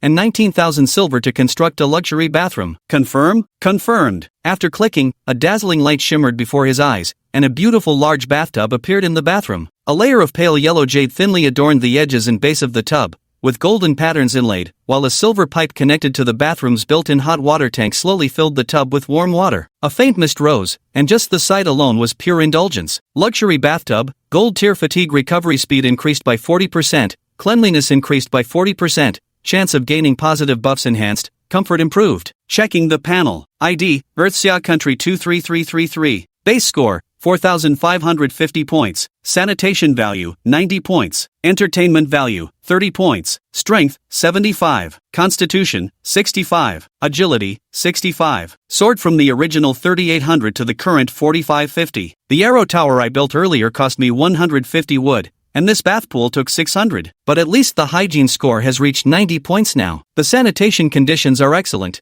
making it very comfortable to live in, and the entertainment value has increased by 10 points. After all, soaking in a bath is also a way to have fun. The newly built luxurious bathtub was practically begging to be used. Feeling it'd be a shame to waste the opportunity, Luoyu stripped down and leaned back comfortably in the steaming water. Amidst the mist, he truly felt comfortable all over, his fatigue completely vanishing. It almost made him want to fall asleep. But just as he was half asleep, a notification appeared. Due to the significant improvement in your base's sanitary conditions, your territory has been blessed by a mysterious force, gaining the buff effect, Bounty's Blessing. Bounty's Blessing, all crops within the territory will instantly reach maturity. Surprise, a huge surprise. He knew that high values like territory hygiene and leisure would grant buffs, but he never expected it to be an area-wide effect, let alone a blessing of bountiful harvest. All the crops instantly ripened. Just think how many days had it been since he planted those cotton seeds, and those saplings, how long ago had they been transplanted? This bountiful blessing is simply extraordinary. At that moment, Xiaodai rushed in excitedly and exclaimed, "Master!" While Shao Kong and I were fishing by the lake, we discovered that all the fragrant leaf trees had grown taller. And on the way back, I saw all the flowers in the garden blooming, so beautiful. Luoyu said indifferently, "It's just the harvest blessing, no need to make such a fuss." Ha! Xiaodai froze momentarily before finally noticing the enormous bath before her. Wow, what a beautiful bathtub. Master, are you taking a bath? You want to bathe too, don't you? Luoyu chuckled and said, "There will be plenty of time to bathe leisurely later. Bring me my clothes. Let's go check out the vegetable garden." Oh, Xiaodai, blushing, walked over to Luoyu, handed him the clothes, then hurriedly ran out. Chapter 61, A Bloody Windfall, The Thief Incident. Rushing to the vegetable garden, he found everything had ripened. The entire garden burst with ripe crops: rice, corn, potatoes, greens, tomatoes, all flourishing abundantly. Luoyu nearly shouted with excitement, while Shao Kong beside him clapped his hands repeatedly in delight. Since it's been a while since the last harvest of vegetarian produce, some folks who didn't plant enough have run out completely. Now vegetarian food prices are shooting up again. This wave of profits is absolutely massive. A real steal. I need to harvest and plant the next batch of crops quickly. Ripe crops like these are bound to attract all kinds of small animals. If too many come, even a dai won't be able to guard such a large vegetable patch. To avoid losses, they must be harvested immediately. Currently, Luoyu's planting skill is at LV6, Xiaodai at LV8, and thanks to recent days spent watering and planting trees, Shao Kong has also reached LV5. Moreover, Shao Kong has an additional buff from the diamond bed, plus 10% crop yield increase. No need to say more. Master and servants all rolled up their sleeves and started harvesting right away. Shao Kong, Xiaodai, get to work. The two little cuties were also brimming with excitement and immediately started working alongside Luoyu. The three had high attribute values,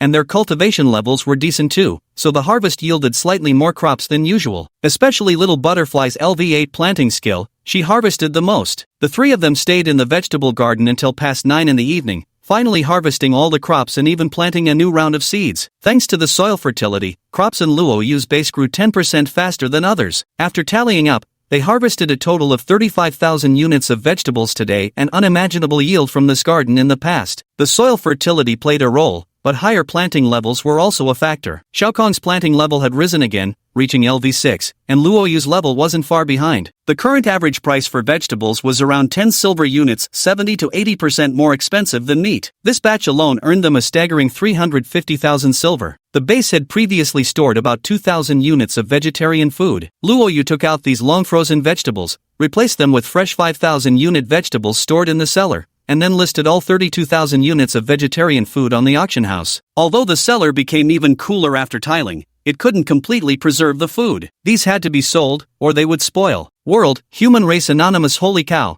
someone listed over 30,000 units of vegetarian food. Everyone, grab them quick. Advertising proved quite effective. Soaking in the bath, Luoyu watched his wealth skyrocket, his heart practically bursting with joy. Before the shimmering silver, even the delicate figures of Shao Kong and Shao Butterfly bathing together failed to hold his attention. Of course, the main reason was that they had become pets, and pets held far less attraction in Luoyu's eyes compared to normal females of their own kind. Within moments, all the vegetarian dishes he had put up for sale were sold out, netting a whopping 320,000 pieces of silver, a massive profit. The thought of harvesting cotton and a large quantity of lumber the next day filled Luo Yu with sheer delight. He affectionately hugged Xiao Kong beside him and planted a happy kiss, brimming with joy. Chirp! Xiao Kong let out a little protest but didn't resist at all. She'd gotten so used to being hugged as a pillow during bedtime. Xiao Dai, however, stayed as far from Luo Yu as possible, her entire body submerged in the water, too afraid to surface. That night, Luo Yu dreamed he was sleeping atop a pile of silver. Though initially delighted, he abruptly remembered his original bed was worth many times more than a silver bed and jolted awake in fright. Sitting up, Luo Yu glanced down and exhaled in relief. His diamond aurora bed was still there. Unable to sleep,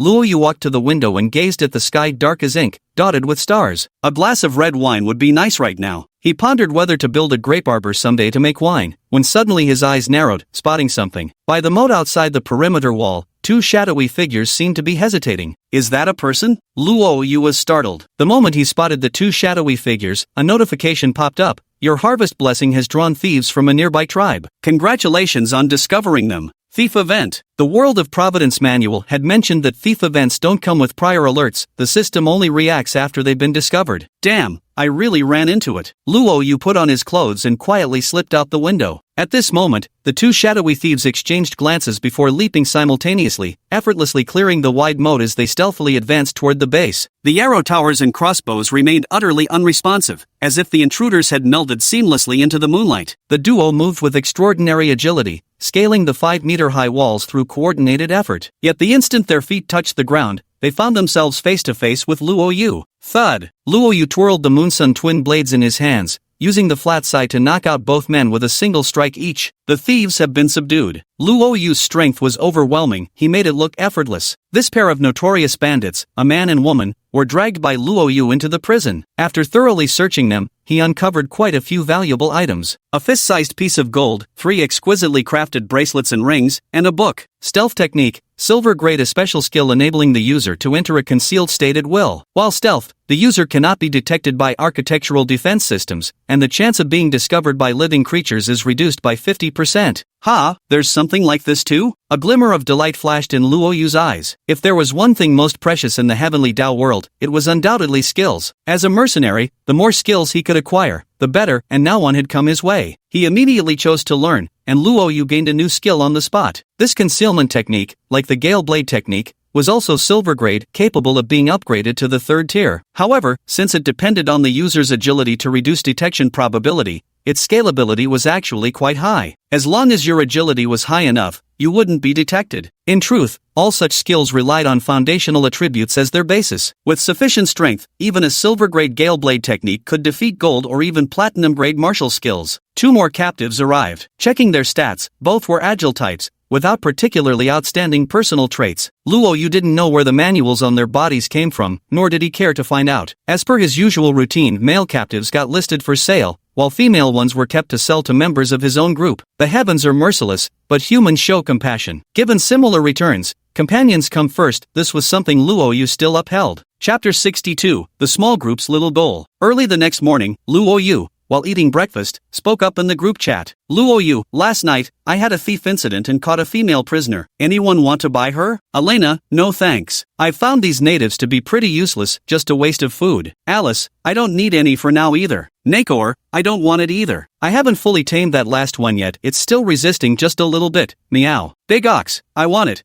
but I'm broke. Fong Yameng, oh, then I won't hold back. Luo Yu, let's make the trade. Somehow, Fong Yameng had become the little rich woman of the group. The trade window opened. As Luo Yu listed the picture of the female prisoner for auction, Fong Yameng teased with a smile, she's quite pretty. Luo Yu, aren't you keeping this prisoner for yourself? No interest? Luo Yu, interest? What aspect are you referring to? Fong Yameng, oh, I just meant in terms of physical labor. What were you thinking of? As she spoke, she placed 15,000 silver coins on the table. Female captives with ordinary attributes but passable looks generally fetched around 16,000 to 17,000 on the market. Fong Yameng clearly wasn't exploiting her familiarity with Luo Yu to take advantage of him. Luo Yu chuckled faintly at this and clicked confirm before replying. Oh, I thought you were talking about those common interests men share. Fong Yameng, is your common interest gaming? I'm still just a kid. I wouldn't know anything about that. Heh, transaction successful. You have acquired 15,000 silver. A smile also appeared on Luo Yu's face. Chatting with everyone really was a great way to relieve loneliness. It was breakfast time, and everyone was casually making small talk. Naker, everyone, summer is here, can autumn be far behind? Once winter comes, our only food source might be aquatic products. Shouldn't we start planning to deal with that big monster in the lake? Fong Yamong, finally taking action? I've been thinking about solutions too. What if we save up to build an arrow tower by the lake and shoot it to death? Does that idea sound stupid? Alina,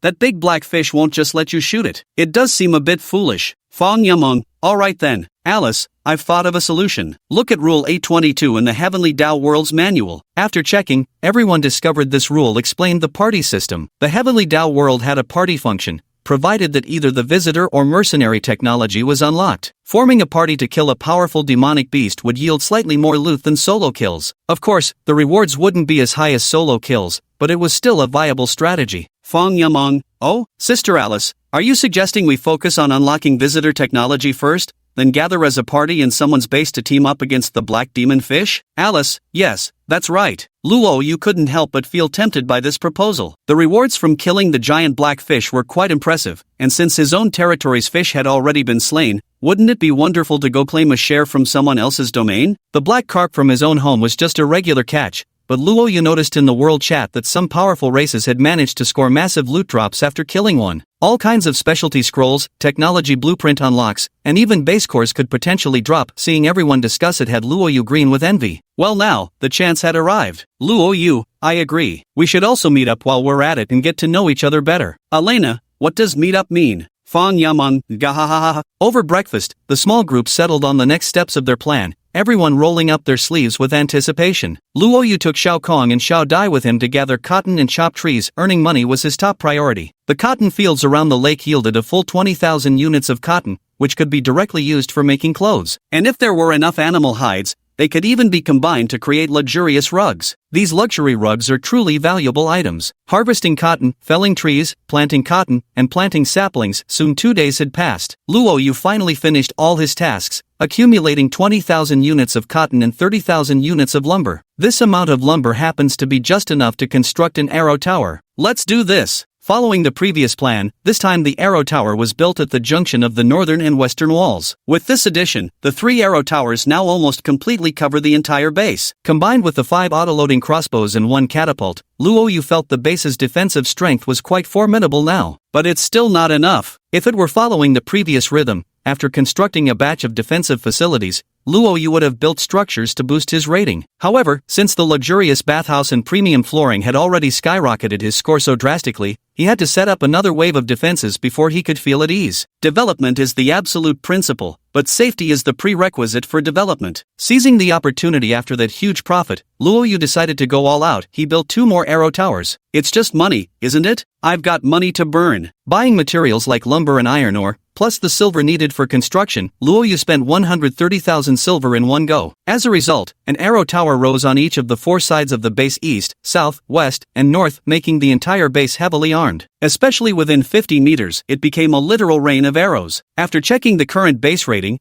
constructing 3 arrow towers exactly reaches 5,000 points. In terms of base wealth, there's still 210,000 silver. Food supplies, 16,000 scorpion meats, 2,000 other meats, 2,500 aquaculture products, 5,000 vegetarian foods, 150 milk, and 30 eggs. Resources, iron ore and timber are depleted, with remaining stocks of 3,700 gold, 1,250 jade, 588 copper ore, and 80,000 stone bricks. Animals, 1 green wolf, 1 mutant earth chicken, 1 giant octopus, 1 golden scorpion king, 1 bull, 1 cow, 11 moleworms, 8 stone armored turtles, 1 silver armored ladybug, 1 golden beetle. Companion pets, mystic fox beast girl, night butterfly. This basically sums up all the mobile assets the base currently possesses, all of which don't count toward the rating. As for the architectural structures, Luo Yu didn't need to check the data. Aside from defense facilities, there were just the villa, toilet, perimeter wall, cellar, and 1 fog chest left. By the way, the reason Luo Yu didn't sell the remaining scorpion meat wasn't that he was saving it for himself, it was reserved as food for the animals. He, Xiao Dai, and and Shao Kahn didn't eat insect meat. Looking at the arrow towers standing on all sides, Luo Yu's heart was filled with a sense of security. Remembering he still hadn't used this period's critical strikes, he decided not to spend silver for now and utilize one critical strike first. Walking onto the grassland, he took out the snake egg he'd obtained earlier. Luo Yu silently recited an incantation in his heart. 100-fold critical hit triggered, snake egg growth efficiency increased by 100 times. Chapter 63, A Win-Win Treasure. Just like before, the snake egg in my hand began to crack, and moments later, a massive serpent appeared before my eyes. Crimson-scaled python, bronze tier, adult strength 50,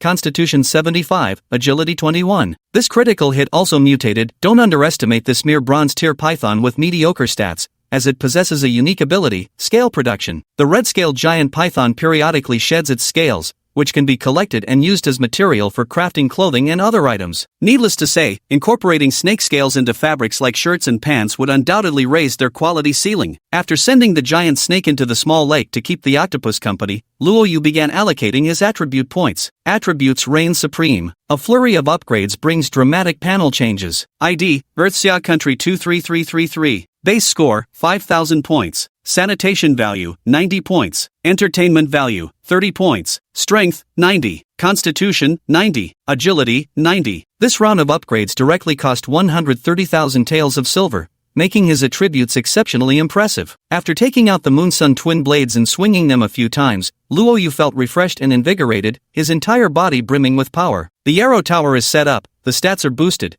and we've even bagged a big snake. Today's haul is pretty impressive. But Luo Yu isn't about to slack off. Let's carry forward our fine tradition of fighting tirelessly and keep quarrying those stones. The day passed quickly, and on the second day, while cutting stones, Luo Yu heard a cracking sound. He rushed outside only to find the mining cart had fallen apart. The large bull gazed at Luo Yu innocently, with black-spotted ore and various minerals scattered all over the ground. Luo Yu sighed lightly and patted the bull's head in consolation. The mining cart had finally fulfilled its duty gloriously, retired at last. Come to think of it, we really need to properly pave this stretch of road between the base and the mine. Otherwise, the transportation costs are just far too steep. Opening the construction page, Luo Yu glanced through the various road surface options but unfortunately didn't find commonly used materials like cement or asphalt roads. Options like mixed paving tiles or decorative pavement tiles were available. After some consideration, Luo Yu decided to go with dense fireproof paving tiles. This was already considered quite advanced for road construction: fireproof, rain-resistant, excavation-proof, corrosion-resistant, and more. It was practically a permanent solution. Luo Yu had plans to eventually lay out several roads around the base. For now, though, he'd start with the mining road. Fireproof paving tiles, dense per square consumption, stone *10, iron or *3, silver *1. These certainly aren't qualified as luxury tiles for the base interior, but using them for main roads? Now that's extravagance. He began constructing them tile by tile. A 3-meter width would suffice, just enough to allow our carts to pass through comfortably. In the end, he not only paved the entire path from the base to the mine but also completed the paving inside the mine itself. This cost him quite a bit of materials, but walking on it feels much more comfortable now. Luo Yu bought another minecart for the big bull to haul ore, and sure enough, the bull trotted excitedly along this new path, its steps noticeably lighter. It even let out cheerful moos to call the cows over to join the walk. Look how happy they are. Standing on the fence, Luo Yu grinned as he watched the newly laid brick road, thoroughly pleased. But then it struck him, if he could use this path, so could his enemies. With roads built this well, wouldn't it just increase the enemy's movement speed? Moreover, my arrow towers and catapults don't discriminate between paths. The arrow towers are one thing, but catapults indiscriminately bombarding enemies would end up destroying our own roads too, wouldn't they? Wouldn't that mean spending money on repairs later? At this thought, Luo Yu began exercising his little gray cells again. Digging traps on either side of the road was definitely not an option. The giant bull, golden beetle, and oversized scorpion were famously dim-witted. They'd undoubtedly step right into them on their own. He browsed through the shop interface, construction interface, and defense interface, searching for a suitable solution. Surprisingly, he actually found a method that could kill 2 birds with 1 stone. Luo Yu first spent 10,000 silver to unlock automatic trap technology, then opened an interface. Auto-spiked pit trap mechanism. When an enemy unit steps on the spiked trap, they will be attacked by 20 cm long spikes. Allied and neutral units cannot trigger it. The trap covers an area with a radius of 2 meters. This trap is brilliant. It won't trigger for allies or neutrals, so our own people remain safe. If we lay these along the exterior path, wouldn't enemy forces collapse within 2 steps of approaching? A single stab would essentially immobilize anyone, and other natives who witness it would surely keep their distance, steering clear of this area altogether. It could both capture prisoners and prevent large-scale road damage from catapult attacks, killing two birds with one stone. Luo Yu discovered the treasure and pondered whether to set up such traps all around the perimeter of the wall. However, after carefully reading the instructions, he realized these traps were trigger-activated. They could only be placed where floor tiles had been laid. The area outside the perimeter wall still lacks paving bricks, so let's hold off on that for now. After checking the types, there are iron, silver, and copper variants available. All three types have the same effectiveness. The iron ones are the cheapest, while the copper ones can conduct electricity, making them particularly effective when combined with thunder tech. However, the copper variants are too expensive right now, as copper ore is currently scarce. We'll consider them when supplies become available later. Iron spikes could cause tetanus when injuring people. Luo Yu wanted captives. Treating tetanus would require spending extra herbs, and the chances of failure were not small, which wasn't good for making money. As a lord, he had to consider everything carefully. Silver was a bit more expensive, but it was the most suitable choice at this stage. Silver automatic spike trap mechanism, silver *5000. Automated technology is so expensive. Luo Yu first constructed one and buried it not far from the mine entrance, with a coverage of 2 meters. That means as soon as an enemy enters within 2 meters, this trap spike will automatically shift, tunneling through the stone bricks to impale them. Expensive as it may be, there's value in it. Why else would it be called an automated spike trap? The distance from the base to the mine was about 1,500 meters, and Luo Yu spent 50,000 silver coins to set up 10 traps, burying one every 150 meters. The setup was great, but given the base's current financial state, this was all they could afford. Good heavens, after that spending spree, the funds dwindled to just 20,000 again. Money, it's always in short supply, no matter when. He looked at the cow and noticed its condition had improved considerably recently. In a couple of days, he'd have to milk it dry again. With that thought in mind, Luo Yu checked his base score. The extensive floor tiles and traps had boosted it to 5,500, not too bad,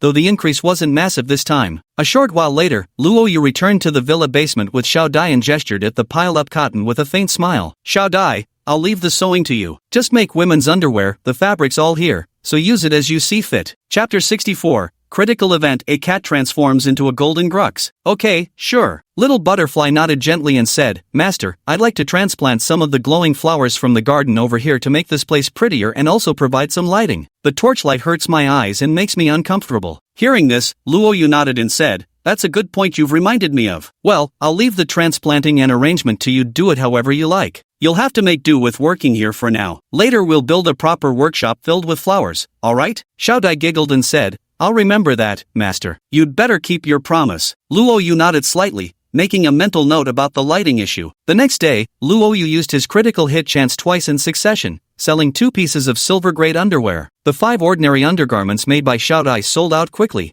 earning a total of 75,000. It can be said that he made a hefty profit. But now, rivals have emerged in the auction house. Seeing how well the underwear sells, those who meet the skill requirements have started selling too, though only sporadically, with just 1 or 2 items appearing now and then. Making lingerie requires materials. At this stage, how many people own fabric recycling stations or vast quantities of cotton? Overall, Luo Yu still maintains a relatively monopolistic market position. After breakfast, instead of going to cut stones as usual, Luo Yu began researching lighting options. The entire base plunged into darkness at night, including the villa itself. The dim torchlight made the place feel like a haunted house, uncomfortable and impractical for nighttime work or activities. Electric lights were certainly out of the question, and using candles would be no different from torches, merely a superficial change without addressing the core issue. After studying for a while, Luo Yu had made up his mind. Unlocking luminous plants was the right path. The fluorescent flowers gifted with the flower bed could also emit light on their own, but their glow was rather dim. What Luo Yu wanted was something as bright as fluorescent lamps. The cost to unlock luminous plants was 50,000 silver coins. Fortunately, no additional special blueprints were required. Gritting his teeth, Luo Yu directly chose to unlock them. Glowing flora technology tree unlocked. After observing for a while longer, his attention was captured by a peculiar plant called the radiant vine bloom. This luminous vine emitted a pale white glow that spread across an area of approximately 10 square meters,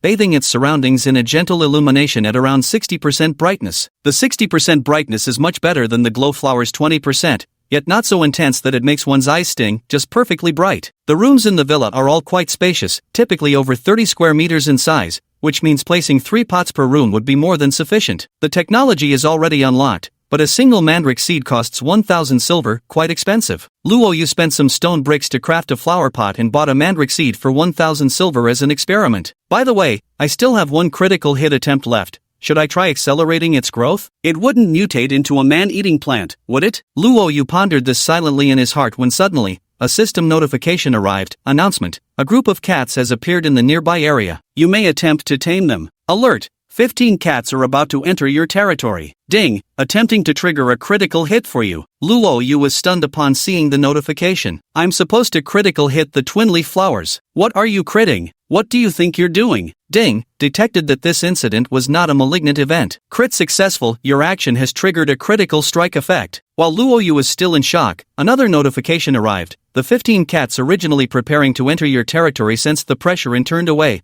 while a golden GRYZZLY entered your domain. Holy crap! Luo Yu dashed out of the villa and leaped onto the city wall. Looking into the distance, he saw a woman approaching, towering over 6 feet tall with golden hair, clad in animal hides, her skin pale as snow. Unlike human women, this tall female possessed a pair of beastly ears atop her head, while the golden tail swaying behind her was unmistakably that of a tiger. Golden Saberu, juvenile, diamond rank, supreme intelligence strength 279, constitution 261, agility 308, humanoid beast girl, can transform into golden tiger form when necessary. Looking at these attribute descriptions, Luo Yu felt his scalp tingle. When he heard about a golden sable, Luo Yu thought there might be monsters, but seeing this tall, curvaceous tiger girl in the distance truly shocked him. Speaking of which, compared to this creature's specs, the attributes of Little Sky and Little Butterfly at home, both beast girls, were simply cute, adorable quality. This is still its juvenile stage. Luo Yu knew that certain special species had extremely long lifespans, where even 50 or 60 years old might still be considered childhood. He couldn't even imagine how terrifying this creature would become once it reached adulthood. Meanwhile, the group chat started buzzing with activity. Fong Yamam, oh my, 2 tabby cats just came to my base. They're so adorable.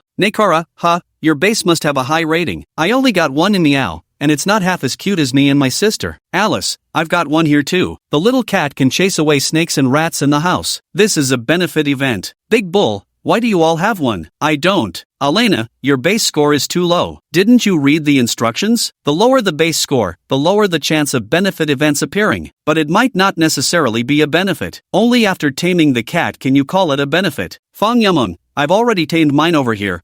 They're so adorable. Luo Yu, your rating is high. How many have come? Luo Yu, just one. Fong Yaman, that shouldn't be. Luo Yu, she really is a tigress. Elena, nonsense. Are the cats bigger on your side? Luo Yu glanced at the tiger girl's chest as she approached and replied, not bad, considering she's not fully grown yet. Fong Yamong, kidding again? Remember to screenshot and share once you tame it so we can all cloud pet the kitty together. I'm gonna tame another little furball now, talk later. Everyone went off to tame their own cats, but Luo Yu, watching the cat girl approach slowly, a wry smile appeared in his eyes. Fortunately, the cat girl wasn't classified as an attacking unit but as a neutral one, so she wouldn't trigger the automated defenses. She walked up to the stone gate, seeming intent on leaping over the wall when suddenly, the gate swung open. Steeling himself, Luo Yu stepped forward with a forced smile and said, I am the lord of this territory. It is an honor to welcome you, Lady Jinga Saberu. Please, come inside. The tiger woman glanced at Luo Yu and said haughtily, your territory doesn't look too bad. I suppose I could reluctantly take a look inside. With that, he strode straight into the stone gate. Watching the woman's retreating figure, Luo Yu began to deliberate. Such incidents typically lasted 2 or 3 days. Should he let her stay for a few days before sending her away, or dare to take the risk and make his move? Chapter 65. Taking it head-on. Stepping into the base, the tiger girl's wariness dissipated as she gazed at the expanse of exquisite floor tiles,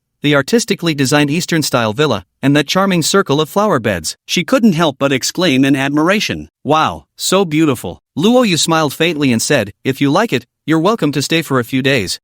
Well, cough cough. The tiger girl hurriedly retracted her smile, clearing her throat as she said, when I say such things, it's merely out of politeness. To be honest, it's just average. Sundara? Hearing this, Luo Yu furrowed his brows slightly. Being Sundara wasn't exactly a desirable trait. As they approached the villa's entrance, the tiger girl seemed eager to push the door open herself. However, after glancing at Luo Yu, she lifted her chin haughtily and declared, go on, open it and give this lady a tour of your humble abode. One this lord after another made Luo Yu secretly annoyed, but he couldn't afford to offend them now, so he had to make do for the time being. Upon entering the villa, however, they found the interior not as splendid as imagined, casting a look of disappointment in the tigress's eyes, who then glanced at Luo Yu with a trace of disdain. Your territory only has nice floor tiles to speak of. She sat on a wooden chair in the living room and said calmly, human boy, go fetch some offerings. Offerings? A spark of joy lit up in Luo Yu's heart. He nodded and replied, I happen to have harvested some special ingredients recently, you'll definitely like them. Just wait a moment. Oh, the tiger woman's eyes sparkled with delight as she nodded. Go ahead. If it's delicious, I might even leave something for you. With a faint snort in his heart, Luo Yu took his reincarnated self and walked out of the villa. Inside the cellar, Luo Yu fetched the remaining special milk from last time, pouring it into a wooden cup. Then, he took out a small vial from his storage ring. Reversion elixir, odorless and tasteless. Upon ingestion, forcibly resets the user's attributes to 10 points within 2 hours, sealing their rank and all special skills. A drop of origin liquid fell into the milk, and Luo Yu grinned mischievously. Diamond rank, is that it? Attributes surpassing 300, huh? Feeling proud, are we? We'll see about that. A moment later, the tigress took the cup and gave it a delicate sniff, her eyes glowing with even greater delight. Special milk holds a tremendous allure for creatures, and even diamond rank beings are no exception. Looks good, you've got quite the collection too. Gulp gulp. She downed the entire cup of special milk in one go, let out a satisfied sigh, and her face lit up with euphoria. It's delicious, absolutely wonderful. Go, fetch some more. If you manage to cheer me up properly, I might leave some hair for you. As she spoke, she began to sense that something was amiss. Ha, my power. The reversion elixir takes effect. Target's attributes revert to 10, all skills are sealed. Effect duration, 2 hours. The tigress suddenly leapt to her feet at this moment. With her supreme intelligence, she instantly understood what had happened. You dare scheme against me. She let out a tiger's roar and lunged straight at Luo Yu. Unfortunately, 10 agility points made no difference in Luo Yu's eyes to him. It was like watching slow motion. Luo Yu simply stretched out a hand and seized her by the throat, ignoring her struggles as the tiger girl failed to break free. With a sinister chuckle, Luo Yu taunted, "What's this? Is this all a diamond rank beast girl like you is capable of?" Gra! The tiger girl growled low in her throat, baring her small fangs as she hissed through clenched teeth, "Despicable human, don't think you've won." Transform. She intended to shift into golden tiger form, but nothing happened.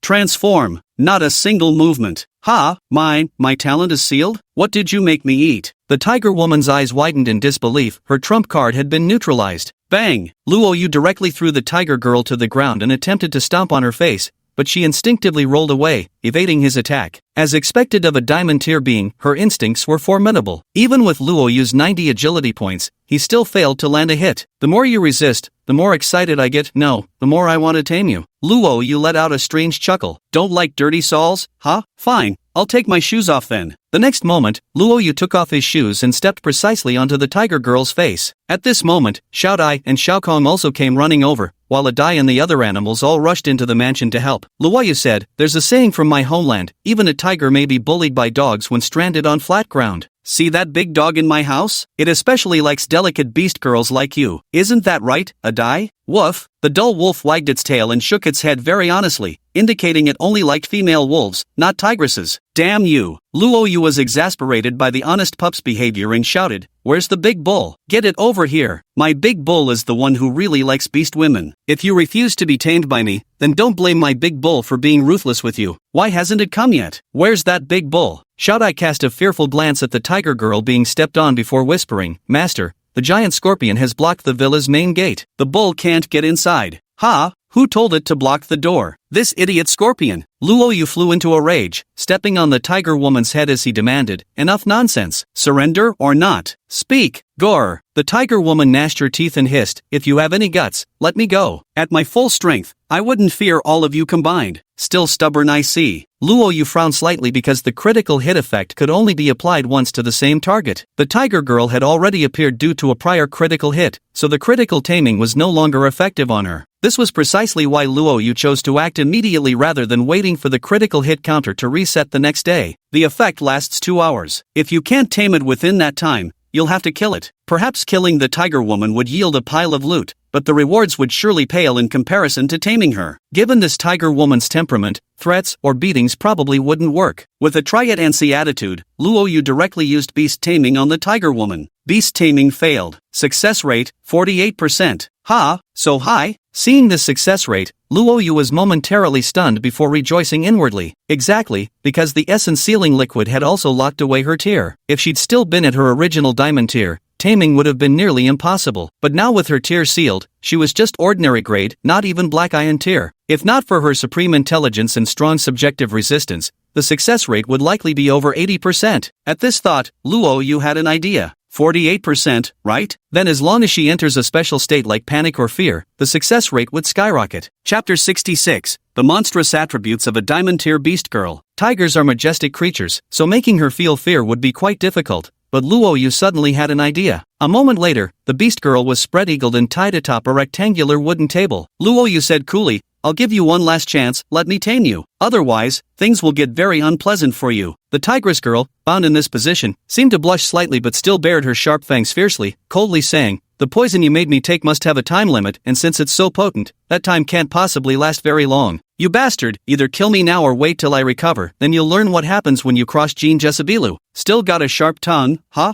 Luo Yu snorted coldly and with one swift motion tore off the woman's animal hide outer garment. Now, she was left with nothing but a primitive hide bodice and a short hide skirt barely covering her curves. As if realizing something, Tigress's tears welled up instantly as she roared, never yielding. "Even like this, the proud Golden Sword King will never yield. I will definitely trample you underfoot and make you my slave for life. Is that so?" Luo Yu chuckled and said, "Then let me first see how resistant your foot is." With that, Luo Yu grabbed her small foot and immediately started tickling her. Ah ha ha ha. Indeed, whether human or beastfolk girl, no one can withstand the relentless tickling of their soles. The tigress burst into uncontrollable laughter, thrashing violently against her restraints, but firmly bound. Her struggles were futile. "Stop, ha ha ha, don't ha ha ha." Tears streamed down her face from laughter, while Luo Yu showed no signs of stopping. Without any abnormal status alert, stopping wasn't an option. "Shao Kong, Shao Dai, you two help tickle her too." "As you command, he. Little Butterfly giggled as she stepped forward and immediately pinched Tigress's waist, a spot whose lethal effect on certain people was no less potent than the soles of their feet. Tigress burst into even louder laughter. Innocent Shao Kong produced a blade of foxtail grass from somewhere and began lightly tickling Tigress's armpit with it. Holy smokes, this one was downright deadly. Tigress let out a mix of laughter and agonized howls. This sensation was absolutely explosive. Moments later, a prompt finally appeared. Jinjiza Belu was in a state of collapse. Luo Yu's heart leapt with joy as he glanced at the tiger woman, noticing her eyes already rolling back slightly. "Tame!" A soft cry rang out as a light shimmered over Tigress. "You have successfully tamed Jinjabela with a 99% success rate." This success rate. What a perfect state of collapse. Excellent. Next time we encounter any stubborn beastfolk,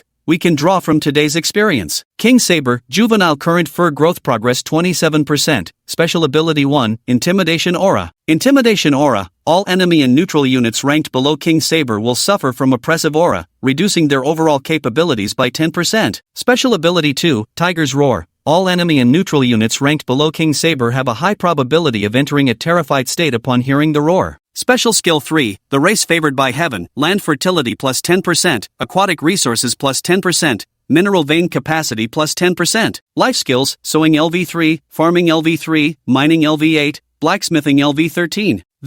Forget those terrifying stats, just these innate traits and life skill levels are absolutely staggering. This tiger girl shouldn't have appeared at this stage at all. A monster, a real monster. With a base score of 5,500 points, a hundredfold would be 550k. She should belong to the 550,000 point tier. Moreover, Luo Yu sensed this might not be just a regular 100x critical hit, there could be an extremely rare chance of a critical within criticals. 200x or even 300x multipliers. Suppressing his excitement, Luo Yu turned his gaze toward the bound tiger girl, a smile creeping into his eyes. His attitude towards enemies and his own people was completely different. Once tamed, they became his beloved little pets. Untying the ropes binding the tiger girl, he took the towel offered by Xiao Dai and gently wiped her tears and the drool at the corners of her mouth. Luo Yu said with a cheerful smile, "Are you alright? Do you need some medicinal herbs?" "Oof, bastard. I hate you." The tiger girl let out a weak groan and fainted outright. Luo Yu laughed heartily and said to the beast girls and animals gathered around him, "Alright, everything's fine now. Little Butterfly and Little Kong stay, the rest of you can disperse." Stupid, the giant scorpion, the silver-armored beetle, the golden beetle and other animals all withdrew. Luo Yu then picked up the tiger girl and said, "Let's go. She's all sweaty, let's give her a bath together." Half a day later, Tigress slowly regained consciousness. She blinked her eyes and realized she was now lying on a comfortable, spacious bed. As awareness dawned, she immediately sat upright and looked down. The animal hides she'd been wearing were gone, replaced by something entirely unfamiliar wrapped around her chest. Brah, did he change my clothes for me? The tiger girl's face flushed red, but remembering everything that had transpired earlier, she let out a soft sigh. After a moment's hesitation, she got out of bed, slipped into the clothes Luo Yu had prepared for her, and left the room. A short while later, out in the open space of the base, Luo Yu was busy cutting stones when he noticed the tiger girl approaching. a faint smile flickering in his eyes. Recently, Luoyu smiled faintly and said, "You're awake? How are you feeling? All good now?" The tigress huffed angrily, "Humph, despicable human. Even if you've tamed me, I won't submit to you." Slap! A sharp sound rang out as Luoyu smacked her little bottom, scolding sternly, "From now on, you'll call me master, got it?" It doesn't hurt at all. The tiger girl blushed slightly. With her attribute points restored, she belonged to the thick-skinned and sturdy type. Luoyu truly couldn't harm her. "Call me master," Luoyu commanded. The tiger girl shuddered and, with great reluctance, uttered, "Master." A pet cannot resist its master's commands even if ordered to die. It has no choice but to obey. "Very well." Luoyu chuckled as he handed the divine craft blade to the tiger woman, saying, "Here, the task of cutting stones will be yours from now on." "Not a chance. Who said I'm gonna work for you?" Luoyu drew out his tone deliberately. Under his gaze, the tiger girl immediately stiffened up and hastily protested, "Don't make me do strange things." "Fine, I'll cut it if you insist." She began to take action, and it must be said that her efficiency was outrageously fast. Cutting a single stone into 10-unit stone bricks took Luoyu roughly 20 seconds, while the tiger girl only needed 5. High strength, high crafting skill, now that's what you call badass. Finally, someone's here to take over cutting the stones. Chapter 67, The Shining Amaro Flower. Luoyu chuckled, "From now on, your name shall be Little Gold. Be obedient, or I'll have to tie you up and tease you again." "Don't." Xiao Jin hurriedly waved his hands, speaking in a tone of humiliation. "Please don't treat me like that." I'll obey, master." Not only has the body been tamed, but it seems the heart has submitted as well. Luoyu was in an exceptionally good mood today. After handing over the stone-cutting work to Little Gold, Luoyu found himself completely at ease. He returned to the villa and began tending to the mandala flowers. Wasn't he just thinking about critical hitting those mandala flowers? Perfect timing, the critical strikes had reset. Time to try it out. In his own room, Luoyu silently recited an incantation and watered the Manhwa flower seeds in the planter. 100-fold critical strike triggered. Manhwa flower growth efficiency mutated. You have obtained a radiant Amanluo flower. Radiant Amanluo flower, gold tier illumination range of 100 square meters, significantly enhances room aesthetics,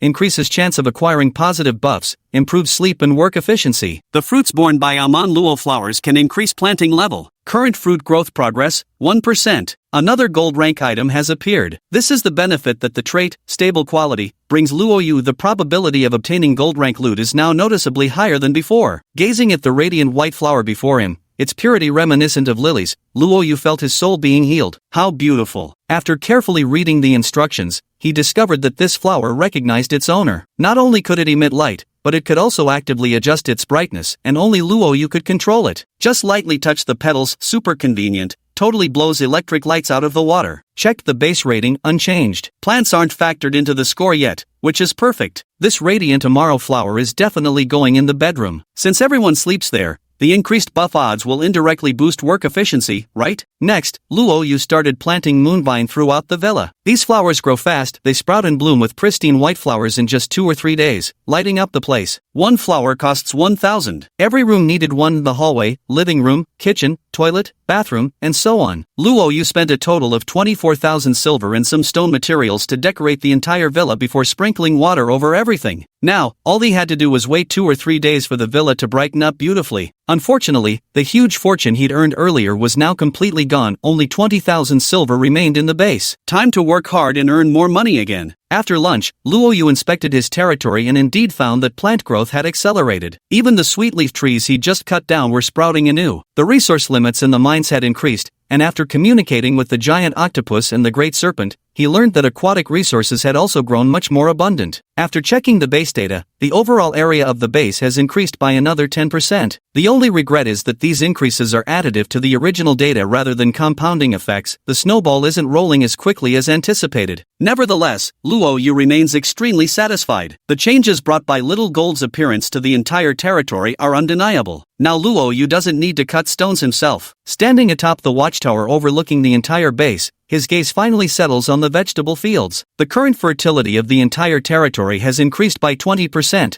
allowing the cultivation of an additional new crop. After that, we can set up the grape trellises to make efficient use of space. Walking into the vegetable garden, the grape trellises are easy enough. We can simply use a basic wooden rain shelter. Covering it with grapevines will actually enhance its rainproofing effect. I opened the auction house and searched for grape seeds, but surprisingly found none. No way, I just saw someone selling it in the global marketplace earlier. Luoyu promptly opened the world chat channel. Human, anonymous buying grape seeds. DM me your price if you have any. Someone immediately sent a private message. Aquatic tribe, Gorby 1 seed for 1,000. I've got 3 here. Luoyu, 500. These grapes have no grade, so they're worth exactly 500. Gorby, 600, I swear, mate. You won't even find it in the auction house. Luoyu, that's because no one would bother planting grapes at this stage. They have no nutritional value. You're better off growing more vegetables with that effort. Grapes have no market right now. 500. Let's make the deal. Luoyu directly placed 1,500 silver on the table. Gorby, knowing how shrewd his counterpart was, didn't attempt to haggle further. Transaction successful. You have obtained grape seeds *3. Gorby, brother, since you're buying grape seeds, I take it you're not short on vegetables. I still have a bag of special plant seeds here. Do you want them? Luoyu, oh, bring it up and let me have a look. Red mushroom cloth seed, grows slowly, requires soil fertility of at least 150%. Harvest yields red mushroom cloth. Luoyu knew that red mushroom fabric was a high-grade material, one of the best for crafting quality garments, but the fertility requirement for this land was just too demanding. It demands 150%? Currently, my own territory only has 120%. Who could possibly meet that requirement? Luoyu replied, red mushroom cloth is indeed great, but the cultivation conditions are too stringent. It's hard to achieve. How do you plan to sell it? Gulb, I have a total of 30 seeds here, 1,000 each. Red mushroom cloth can only be obtained from chests. It's an incredibly rare item. If you miss it, it's gone. 1,000? You might as well go rob someone. Luoyu replied, look, I definitely won't give you money, but I might consider trading something else. Gulb, what do you plan to exchange? Luoyu, what do you want? After considering for a moment, the other party replied, stone bricks. Do you have a large quantity of stone bricks? Hearing this response, Luoyu chuckled inwardly. At this stage, stone bricks were arguably the most scarce resource, as everyone was focused on building walls. Since bricks couldn't be listed in the auction house, they could only be traded through global chat, making it difficult to set a fair price. While others were struggling with shortages, Luoyu had more than enough. He listed 1 unit of stone bricks and said, black-spotted stone bricks, I'm not trying to rip you off. 500 bricks for 1 packet of seeds. Pretty fair deal, right? He fell into deep thought. Honestly speaking, it wasn't a good deal at all. After all, stone bricks were renewable resources, but these seeds. But considering that another attack would arrive in just over half a month, if the wall isn't rebuilt properly, he might even lose his life. Gorbei gritted his teeth and said, fine, it's a deal. Luoyu felt a surge of joy in his heart and directly placed 15,000 units of stone bricks up for trade. Chapter 68, Darling, try the dish I made personally. Transaction successful. You have obtained *30 red mushroom cloth seeds. Dolby, bro, where did you get so many stone bricks? Share some tips? Luoyu, what if I told you I enjoy mining, would you believe me? Gorb, my apologies, I'll take my leave. After ending the conversation, a hint of delight flickered in Luoyu's eyes. With little gold around, stone bricks could be cut out endlessly. Though red mushroom cloth couldn't be cultivated now, Luoyu believed it would become his cash cow in the future. After storing the seeds in his storage bracelet, Luoyu began researching ways to increase the fertility of the land. Just then, little butterfly came flying over. Upon landing, she smiled and handed a scroll to Luoyu, saying, I just fished up a chest. When I opened it, the scroll was inside. Here, it's for you. Cooking station blueprint. Not bad at all. Luoyu's eyes sparkled with joy. Currently, meat was only roasted, and vegetables were simply boiled to death. Though the Heavenly Tao World Mall sold salt, his mouth was practically screaming for flavor. Besides, eating barbecue all the time isn't healthy either. Finally, there's a cooking station. Luoyu smiled and said, excellent. As a reward, come here and let me give you a kiss? Ha, a kiss, you. Go ahead if you want to, it's not like I can resist you anyway. Xiao Dia's flushed cheeks looked utterly adorable. Luoyu pinched her tender little face lightly and chuckled. Go on now, keep up the good work. Try to come up with a few more blueprints for me. Xiao Dia's face flushed crimson. Seeing Luoyu's attention already shifting to the scroll, she couldn't help but grumble under her breath. Do you like me or the blueprint more? She touched the spot where she'd been pinched, a faint smile reappearing at the corner of her lips as she fluttered her wings and flew out of the vegetable garden. Cooking station blueprint materials, iron ore *2000, stone bricks *2000, silver *1000. Fortunately, it wasn't excessively expensive. Luoyu stepped into the mansion's kitchen. With a tap of his finger, an elegant cooking station materialized, complete with 3 different pots and various convenient cooking gadgets, quite satisfactory indeed. Cooking station enhances food nutritional value, cooking speed, palatability, and presentation. Requires fuel consumption. Fuel refers to firewood. Taking a look, the fuel consumption is quite substantial. Wood remains an extremely useful resource. The cooking station comes with its own recipe list. Simple meal, basic ingredients *10, nutritional value, basic, shelf life 10 days, 20% chance of food poisoning, 0% attribute point acquisition rate. Exquisite cuisine, basic meat *10, basic vegetables *10, nutritional value, medium, shelf life 10 days, food poisoning chance 10%, attribute point gain rate 2%. Luxury cuisine, basic meat *20, basic vegetables *20, basic dairy and eggs *20, nutritional value, high, shelf life 10 days, food poisoning chance 0%, attribute point gain rate 5%. Military rations, basic meat *15, basic vegetables *15, basic dairy and eggs *15, nutritional value, medium, shelf life unlimited, food poisoning chance 0%, attribute point gain rate 2%. There was a wide variety of food types, and the descriptions were quite detailed. The so-called nutritional value was actually crucial. It wasn't just about whether one could fill their stomach, but it also affected the acquisition of personal attribute points. Once attribute points reached 100, they could no longer be increased through silver coins. At that point, consuming high-nutrient dishes to gain additional attribute points became an excellent method. At first glance, the acquisition rate might seem low, but persistence in daily consumption would inevitably add up. Moreover, as detailed in the description, higher-grade cuisine can influence a person's skin, appearance, and other aspects. Dishes of exceptionally high quality might even provide peculiar buffs when consumed. Nutrition truly matters greatly for every living being. To prepare high-grade dishes, one not only requires quality ingredients but also adequate cooking skills. It's ideal if the cook possesses personal traits like those of a professional chef. Luo Yu's cooking skill is at LV1. The highest level in the entire base. At LV1, one can only prepare simple dishes, and even those might cause food poisoning due to the low skill level. This is unavoidable. After all, he's the only genuine human in the entire base. Including Xiao Jin, those three girls are essentially animals at their core. The three of them used to live in the wild. Aside from Xiao Dai, Xiao Kong and Xiao Jin were probably the kind of carnivores that ate raw prey. Of course, with their top-tier intelligence, they could learn. Their cooking skills would gradually improve over time. After giving it some thought, Xiao Dai mainly handled sewing and wouldn't have much free time. Xiao Kong was occupied with farming and fishing, while Xiao Jin focused on stone cutting and forging. Each of them had their own responsibilities. For now, I'd have to do the cooking myself. After gathering some ingredients, Luo Yu placed all of them into a large pot. With a press of a button on the cooking station, just like the sewing machine, it started operating on its own. But this process requires constant manual clicking. You can't just leave it to cook automatically, or you'll risk failure or creating toxic food that wastes ingredients. The level 1 skill is truly nothing to boast about. With painfully slow cooking speed, Luo Yu spent a full hour just to prepare one simple dish. Looking at this square-boxed meal on the stove, Luo Yu felt it didn't look very appetizing and didn't dare to eat it himself. Dummy, dummy, woof. Dummy dashed over in a flash. Luo Yu chuckled and said, "Here, dear, have this meal I made especially for you." Arf. Dummy was overjoyed and immediately started chowing down. Moments later, a notification appeared. "Unfortunately, your pet Dummy has suffered food poisoning from consuming simple cuisine. Movement speed reduced by 50% for 3 days."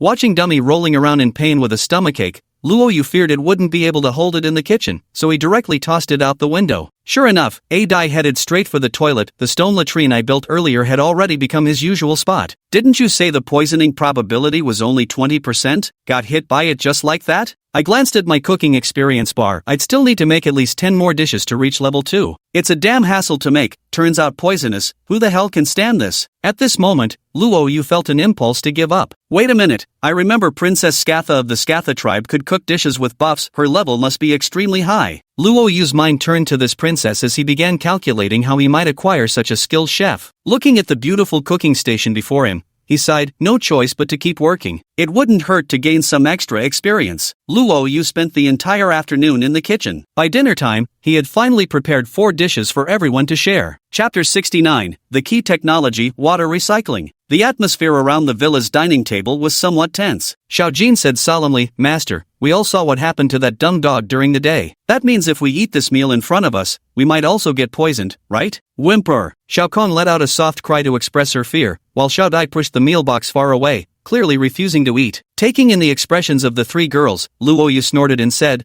"The poison chance of a simple meal is 20%. I made 5 servings in total. The poison one from earlier was already eaten by Dai. The remaining 4 are definitely safe. Trust me, eat it, it's safe." "Is that so?" Xiao Jin said angrily. "It's precisely because I trusted you that you tied me up and tortured me. Also, don't think I can't do math. A 20% chance means each piece has a 20% probability, not that 1 in 5 is poisonous while the other 4 are guaranteed safe. Luo Yu angrily said, is that any way to speak to your master? Little Gold let out a light snort but didn't dare argue back. Luo Yu rubbed his chin and said, actually, what Little Gold said isn't entirely unreasonable. But if we make it and none of you eat it, that wouldn't look good either, would it? Little Butterfly said, Master, I have a way to test for poison without harming any members of the territory. Oh, do tell. Luo Yu became intrigued. Little Butterfly whispered, isn't there someone called Nyoda in your group? Why not package a little for him to taste first? If it's not poisonous, doesn't that mean it's edible? Butterfly, you. Where did you come from, demon? Luo Yu rolled his eyes repeatedly. Despite Xiaodai's pure and adorable appearance,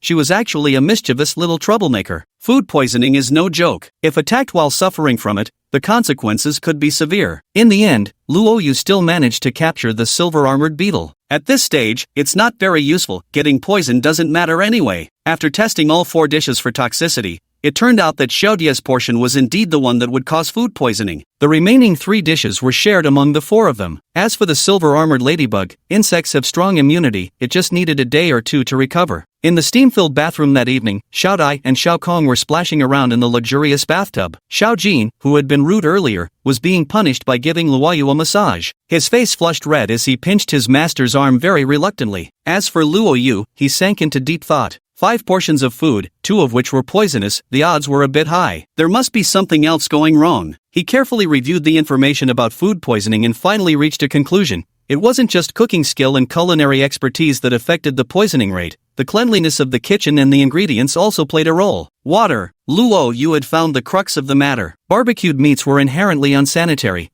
but the high temperatures had always prevented food poisoning. Vegetables were boiled thoroughly, and boiling water was highly effective at sterilization. However, cooking was a delicate art. Degrees of doneness, precise seasoning measurements, while enhancing flavor didn't always guarantee true hygiene. Thus, placing these uncleaned ingredients directly into dishes would increase the chances of food poisoning. Compounded by the fact that neither the kitchen nor the entire villa had dedicated cleaners, sanitation ratings would gradually decline, further raising the probability of toxic contamination in food. The world of Heavenly Tao is truly interconnected. A flaw in any single link can lead to dire survival conditions, even death. Imagine if someone who started alone ate poisoned food and then faced an attack, the consequences would be truly unimaginable. We must minimize the chances of food being poisoned at all costs. After careful consideration, Luo Yu realized that with only a few intelligent beings in the base at this stage, assigning someone exclusively to sanitation was impossible. To significantly reduce the risk of poisoned food, they needed a kitchen sink and a cleaning station. This calls for unlocking another technological advancement, the water recycling system. To be honest, apart from a built-in hot water tank in the villa's bathroom, the base had no actual water circulation system. Even that hot water tank required Luo Yu to manually refill it. Water cycle technology pre-unlock, hydraulic circulation blueprint, 5,000 silver. Money is no issue, but this blueprints are. I opened the auction house and checked, only to find one currently available for sale, priced at 200,000 silver taels. So expensive. Luo Yu furrowed his brows slightly. After opening it, he intended to contact the seller only to find that no such person existed.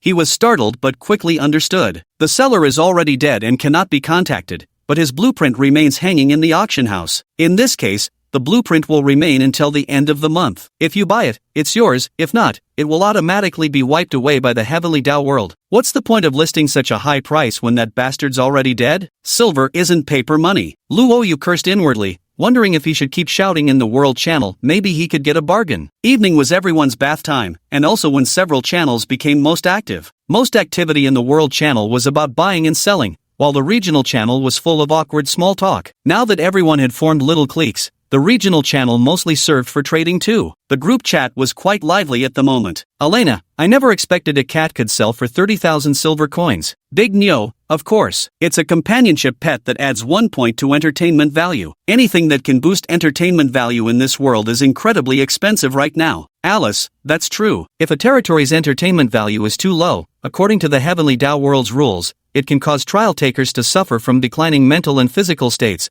resulting in random attribute deductions. On the contrary, high entertainment value can earn you attribute points. We've maxed out at 100 by spending silver, now we'll need different methods. Seems everyone's already preparing for rainy days ahead. Nyoda, don't even ask. I lost a point of agility the day before yesterday, though I did gain some strength from farming. It's been rough. Fong Yumon, my two adorable kittens are a male and female pair. I'm hoping they'll have lots and lots of kittens together. Naker, Yuming's luck is always so good. It's a pity that my sister and I are both catgirls. Cats don't increase our territory's entertainment value, so we have no choice but to sell them. Fong Yumon, sigh, so that's how it works? Makes perfect sense. By the way, Luo Yu, didn't you mention there was a tigress coming? Did you take care of it? Luo Yu glanced at the 40-point entertainment value of his base, feeling a faint sense of pride welling up inside him. Xiao Dai, Xiao Kong, and Xiao Jin each gained 10 entertainment points, while the luxurious soaking bath added another 10 points. His total was undoubtedly leading the pack. Chapter 70, Beast Tamer Certification, Making Money in the Black Iron Arena. Luo Yu glanced at the sulking Xiao Jin beside him, who was resentfully massaging him, and replied, "It's taken care of, just a bit temperamental. Loves me but keeps picking fights." Fong Yumong, really? Your beast taming skills are incredible too. By the way,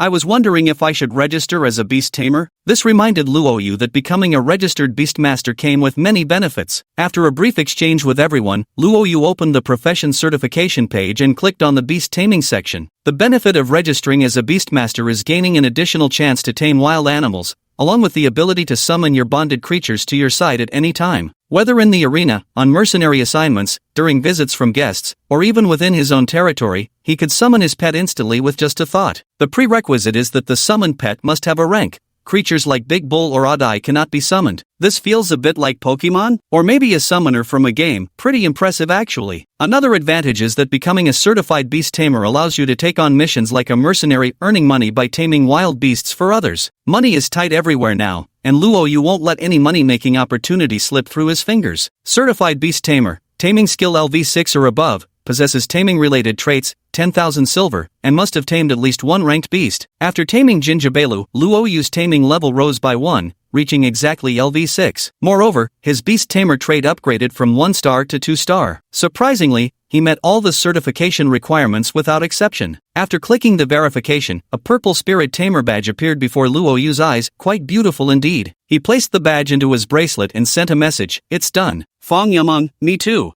With this badge, I feel even closer to small animals now. Alice, the tigress Luo Yu tamed is a tiered animal. Yumong, what's your tiered animal? Fong Yumong, a little kitten. Among the cats that came to the base earlier, there was a black iron tier female cat with enhanced reproductive abilities. She's amazing, hee. I'll give you little kittens next time. The crowd, you're truly the luckiest. Luo Yu was genuinely broke this time. Having just certified as a beastmaster, he decided to head to the arena to earn some quick cash first. Opening the arena interface, today was bustling as usual. This time, Luo Yu didn't choose the regular matches, he went straight for the iron tier battlefield. Since there currently aren't enough bronze-ranked powerhouses, the bronze arena hasn't opened yet, making the iron arena the highest tier available. Here gathered even more formidable warriors, and far larger crowds of spectators. Money sure comes fast. The rooms near the front of the Black Iron Quarter were mostly occupied by powerful races like the dragons. These races harbored deep-seated prejudice against others, and many outright barred beings they considered inferior from entering their chambers. For example, some vampire clans would block humans and demi-humans, while dragon clans often blocked even vampires and elves. The hierarchy of discrimination was severe. After flipping through a few pages, Luo Yu decided against joining an existing arena this time. Instead, he planned to open his own room as the challenger host. Use room, human clan friendly sparring invited, 2,000 silver per match. The price of 2,000 silver was fairly average for the Black Iron tier. The moment the room opened, someone immediately joined. Few races as physically weak as humans dared to open chambers in the Black Iron arena. Everyone knew such attempts were just throwing money away. Before him stood a male from the twin-headed serpent clan. True to their name, this creature had a human body but sported 2 serpent heads and wielded a massive cleaver,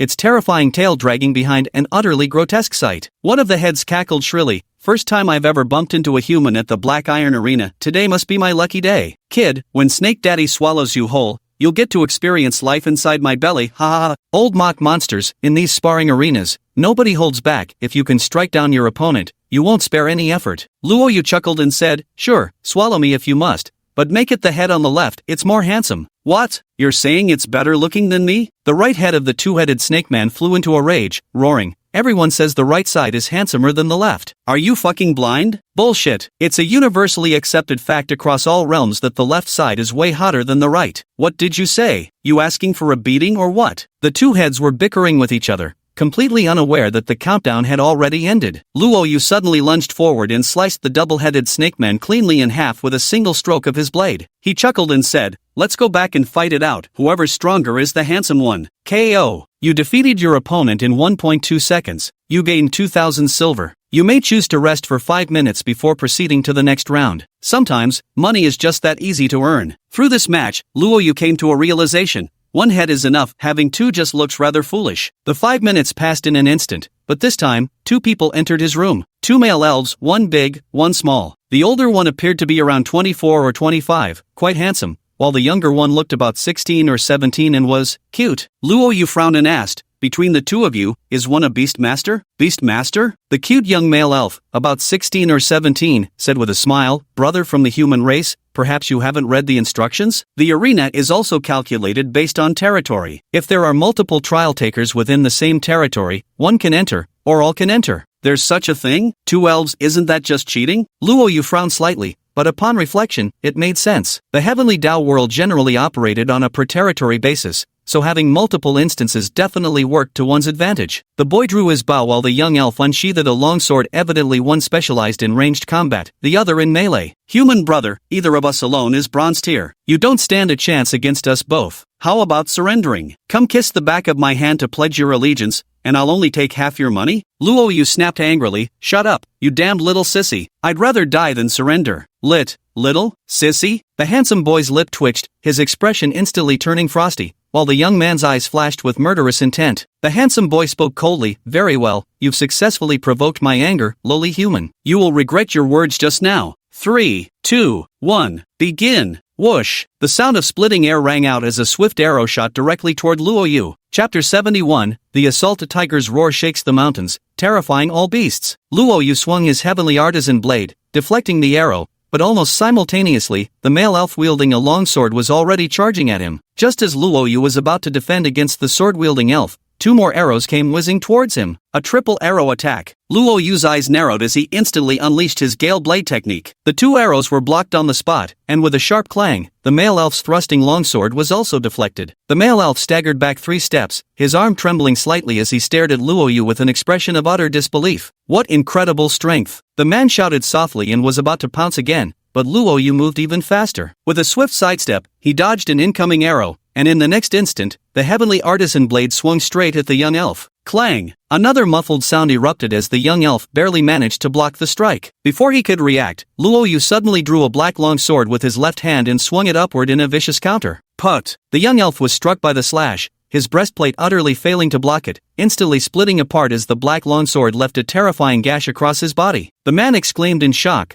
"What tier of weapon is this?" Before Luo Yu could respond, his voice trailed off as the entire figure vanished without a trace. For a moment, only the young elf and Luo Yu remained in the empty room. Whoosh! Another arrow shot forth, yet no matter how many times fired, Luo Yu effortlessly deflected them. The young elf stared at Luo Yu's approaching figure, fear flickering in his eyes. "Why you, stay back!" he cried out in terror, but Luo Yu lunged forward and swiftly seized his throat. With the skywork knife, Luo Yu tapped lightly on his abdomen, chuckling darkly as he said, "Handsome guy, nice archery. Remember to challenge me again next time, I like your team's silver." With that, he tightened his grip and snapped the young man's neck. K.O. You have obtained 2,000 silver. In just 10 minutes, I've earned 4,000 silver. Luo Yu thought opening rooms for fights might bring in money even faster. Soon after, someone else entered. This time, it was someone from the Blood Wolf clan. K.O. UVE obtained silver 2,000. The Tengu clan and the insectoid race all KO'd. Alert! You have reached the daily victory limit and can no longer earn rewards. These are the arena rules. You can lose countless times a day, but you can only win 5 times. You can continue sparring beyond that, but you won't earn any money. In one night, Luo Yu earned 10,000 silver. He wondered if he should raise the stakes tomorrow. These so-called black iron rank guys, each boasting about being high-tier races, couldn't even force out his beast tamer identity. What a bunch of losers. Luo Yu thought this to himself as he left the bathroom and went to bed. Now, besides himself, there were 3 little cuties on the large bed, but it was truly spacious. It wouldn't be a problem to squeeze in a few more. The night passed uneventfully, and the next morning, Luo Yu browsed the marketplace while eating breakfast. Morning meant eggs and milk again, at least there was no need to worry about poisoning. As for browsing the marketplace, Luo Yu planned to directly purchase a bow and arrow to enhance his combat capabilities. The marketplace does sell weapons of ordinary grade directly. Given his current strength and archery mastery skills, ordinary bows actually felt somewhat inadequate to wield now. But the best bow available in the marketplace was merely an iron-reinforced bow. What could one do about that? Just as he was about to make the purchase, Luo Yu suddenly remembered something. The monthly store's critical hit chance has reset. Now's the perfect time to critically purchase an iron-reinforced bow. No sooner thought than done, Luo Yu silently recited the command in his heart. You have purchased iron-reinforced bow, 300 iron ore, 100 silver, 1 animal tendon. 100-fold critical strike triggered. You obtained a weapon, Yang Yu Bow, gold tier. Ha, another gold tier item. Luo Yu was overjoyed. He had previously obtained a gold tier item through a critical strike,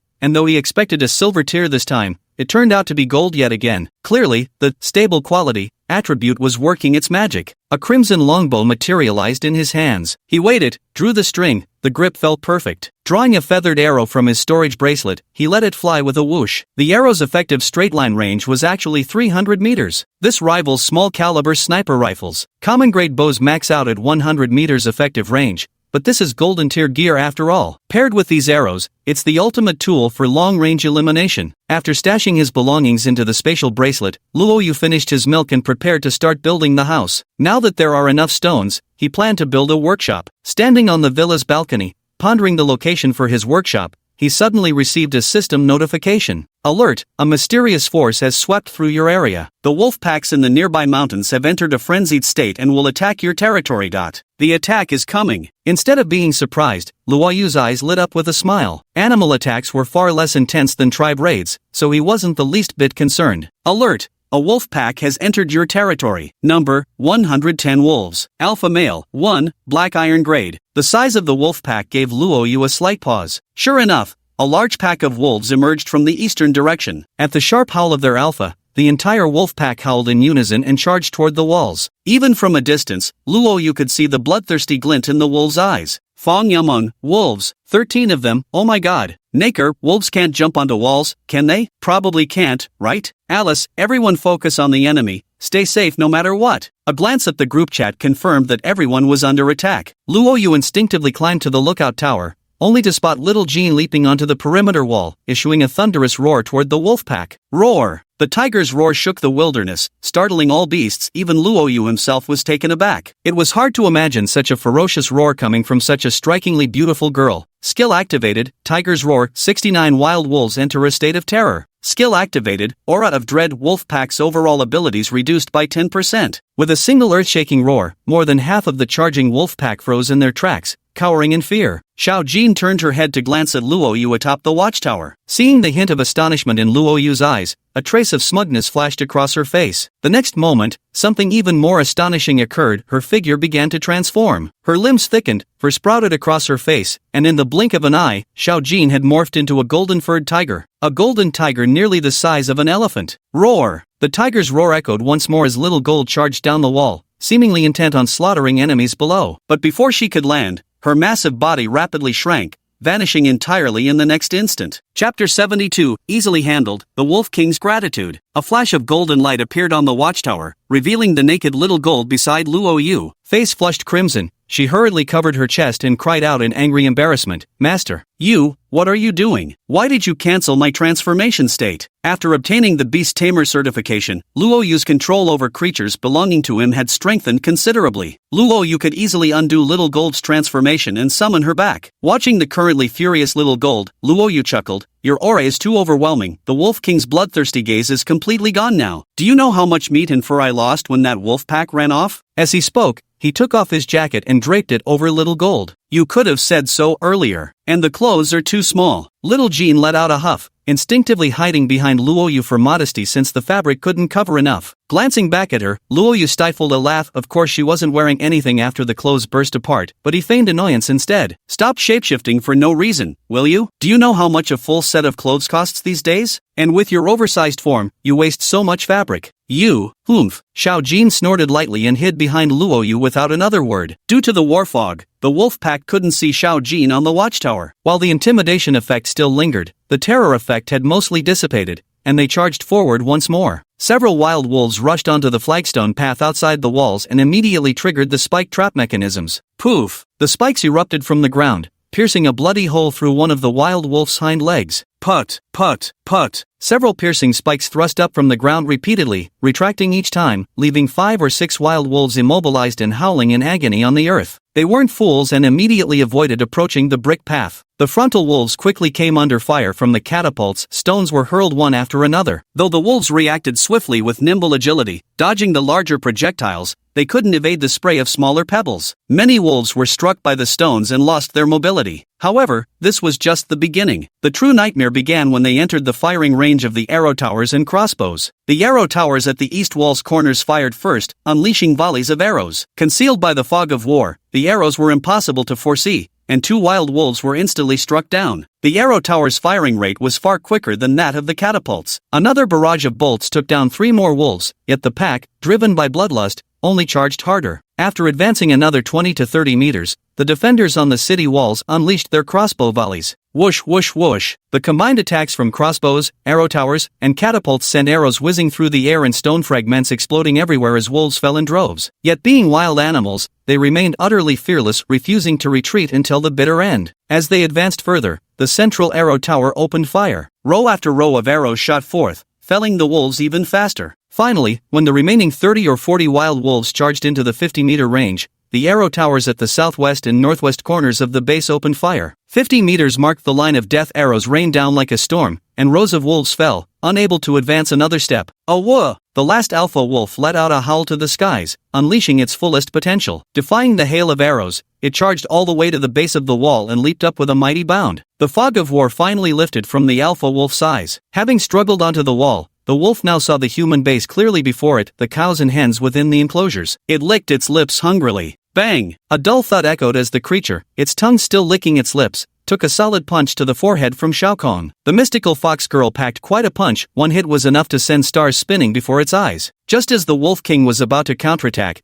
he suddenly spotted a golden whip sweeping toward him, smacking squarely across his body with a sharp crack. Before collapsing into unconsciousness, it caught sight of a massive golden scorpion, claws raised menacingly. The next moment, the Wolf King tumbled off the wall and passed out. You have successfully defended your territory and repelled the wolf pack's attack. Luo, you didn't even have to lift a finger, it was effortlessly handled. Little Gold, Little Butterfly, Little Kong, separate these wild wolves into groups, put the alive ones together and pile up the dead ones. Luo, you began giving orders, and the 3 of them immediately sprang into action. However, before that, Xiao Jin first went to the basement to find some clothes to wear. A short while later, at the base's beast taming grounds, Luo Yu was treating the Wolf King, applying herbal medicine to its wounds. The Wolf King even had a rank far superior to Wa Dai. Naturally, taming it would be the best outcome. You treated the Wolf King. Medical experience increased. Your medical skill has leveled up to LV2. As continuous treatment progressed, medical experience soared rapidly. Don't underestimate medical levels. Higher levels significantly boost healing effects,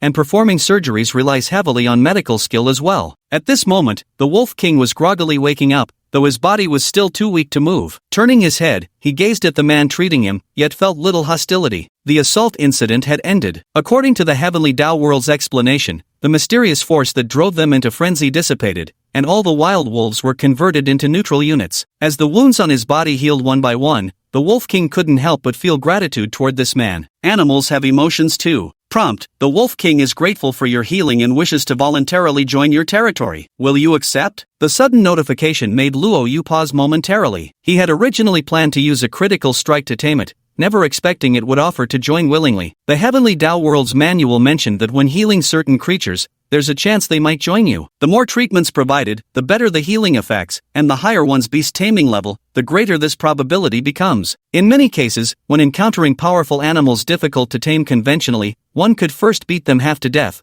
then continuously heal them. If the trigger doesn't activate, repeat the process, beat them half to death again and resume healing. This method could ultimately achieve taming. Of course, that's assuming you can reliably subdue this animal without killing it outright, and that you have enough medicinal herbs. After accepting, a flash of light enveloped the Wolf King as it became one of the territory's animals. Iron Wolf King, Black Iron Tear, adult strength 25, constitution 28, agility 28, intermediate intelligent creature. Special ability, the Wolf King can command wolf packs while increasing its master's beast taming level. The Wolf King's master gains +1 to beast taming and +1 star to beast taming related personal traits. Oh, it's actually a support type special skill. Luo Yu checked his skills. Animal taming had indeed reached LV7, and the Beastmaster trait had also risen to 3 stars. Not bad at all. Truth be told, for a single wolf, its attributes were already quite decent. Chapter 73, The Tiger's Roar, All Submit. Unfortunately, the Wolf King wasn't like Shao Kong or Shao Dai, those advanced intelligent beast girls with human forms. It had already reached its peak, with no room for further growth. Luo Yu gently stroked the Wolf King's head and said with a smile, "From now on, your name is Eitai. Rest and recover in peace." Woof. The Wolf King let out a cry before lying down on the haystack again, sinking into a deep sleep. Another new member joined the base, filling Luo Yu's heart with quiet joy. He walked outside the wall where wolves, both living and dead, needed to be dealt with. In the open space outside the wall, Shao Dai said, "Master, we killed 36 wild wolves, and 74 survived. Sister Shao Jin is treating them now." Luo Yu's gaze shifted to Shao Jin, who was swiftly wrapping wounds with cloth and cotton,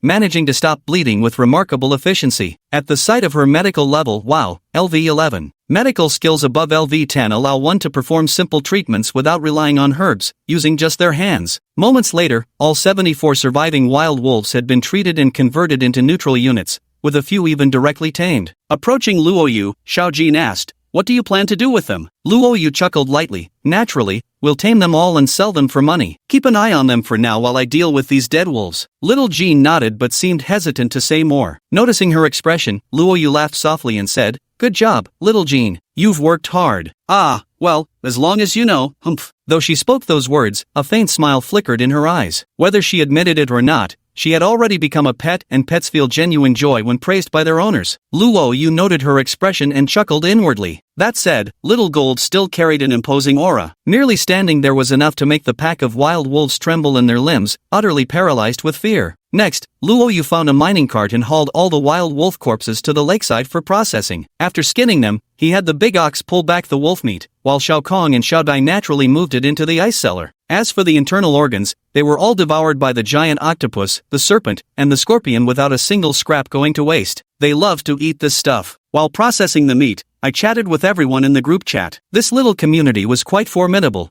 The wolf pack's descent hadn't caused any harm to anyone. Instead, it felt more like they'd delivered a windfall of benefits. The regional chat was filled with cries of despair. Many were injured, and some, well, they were probably gone for good. Fang Yameng, Luo Yu, how many wild wolves have you tamed? Luo Yu, haven't started taming yet, currently dealing with the wolf carcasses. Fang Yameng, great job. I've already tamed 3 wild wolves here, with 6 more still unconscious. Once they wake up, I'll tame them too. Our base's combat strength is skyrocketing. He. She looked genuinely happy. Bullbig, can you afford to raise so many? Tamed animals like these can be listed on the auction house. Prices are sky high right now. Have you thought about selling them? Fang Yameng, not looking to sell for now. We've got some stored meat at home and can still afford to keep them. More wolves around make us feel safer anyway. By the way, Luo Yu, what's your plan? Luo Yu, already got a tigress at home, so I'll sell any wolves I can tame. Speaking of which, anyone in the group needs some. Selling cheap. Nakor, I'll reserve 2. Elena, I have 2 as well. Alice, then I suppose I'm the same. Bullbig, I've got no money. Luo Yu, if you sell the prisoner I gave you at half price, wouldn't you have money? Nyoda, not selling. She cooperates well with me. By the way, Luo Yu, when I mentioned you to her, she said she doesn't remember anything about your territory at all. Luo Yu, while she was cooperating with you, you brought me up? Fang Yameng? What are you talking about? Alice, according to the Heavenly Tao's rules, whether it's captives or animals, as long as they aren't trial participants, once sold, all their memories from the previous territory will be automatically erased. It's the Heavenly Tao world's confidentiality measure. Luo Yu already knew about this when he sold captives earlier. While chatting with everyone and working at the same time,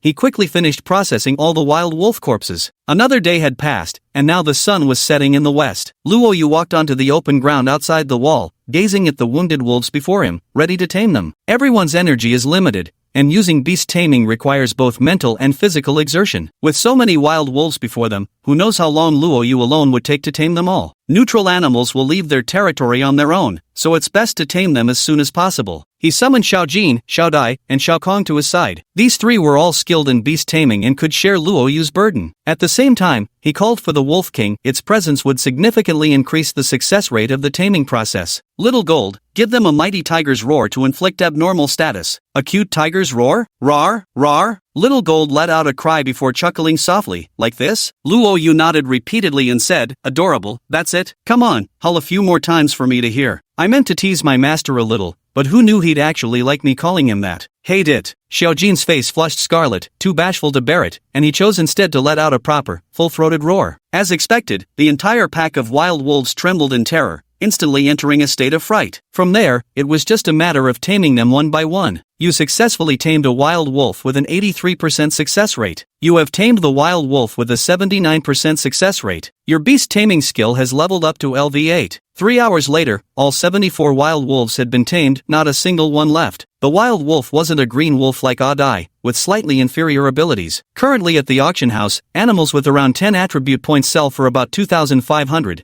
but since wild wolves have decent intelligence and can perform many tasks after taming, their price fluctuates around 3,000. No doubt about it, sell. Luo Yu soaked comfortably in the bath. The luxurious bathtub was truly impressive, though he'd been dizzy and exhausted from too many taming attempts. This soak immediately restored much of his energy. You gained a buff while bathing, fatigue reduced by 100%. Damn, it replenished everything instantly. If he hadn't already tamed all the wild wolves, he could have worked through the whole night. The scene in the bathhouse remained unchanged from yesterday, some splashed playfully while others shyly hid. Ignoring the three beast girls, Luo Yu posted in the chat group, I've tamed quite a few. Those who wanted to buy wild wolves before, click me to trade. Chapter 74, Water Circulation Unlocked, Time to Build. Nakor was the first to pop up a trade window, offering 6,000 silver pieces. Luo Yu, can I get one male and one female, please? Luo Yu smiled faintly and replied, if I charged all of you this price, could we still call ourselves friends? 4,000 is enough, I'll give you one handsome male wolf and one beautiful female wolf. Nakor said obediently, thank you so much. Both my sister and I are grateful to you. Luo Yu, you're welcome. Next time we meet, can I give your ears a little squeeze? Nakor, oh, just the ears then. You're not allowed to touch the tail. Is there some special meaning behind the tail? Luo Yu laughed heartily and clicked confirm. Transaction successful. You have obtained 4,000 silver. After that, he sold 2 more wolves, one male and one female, to Alice and Elena at the same price. These were relatively healthy ones,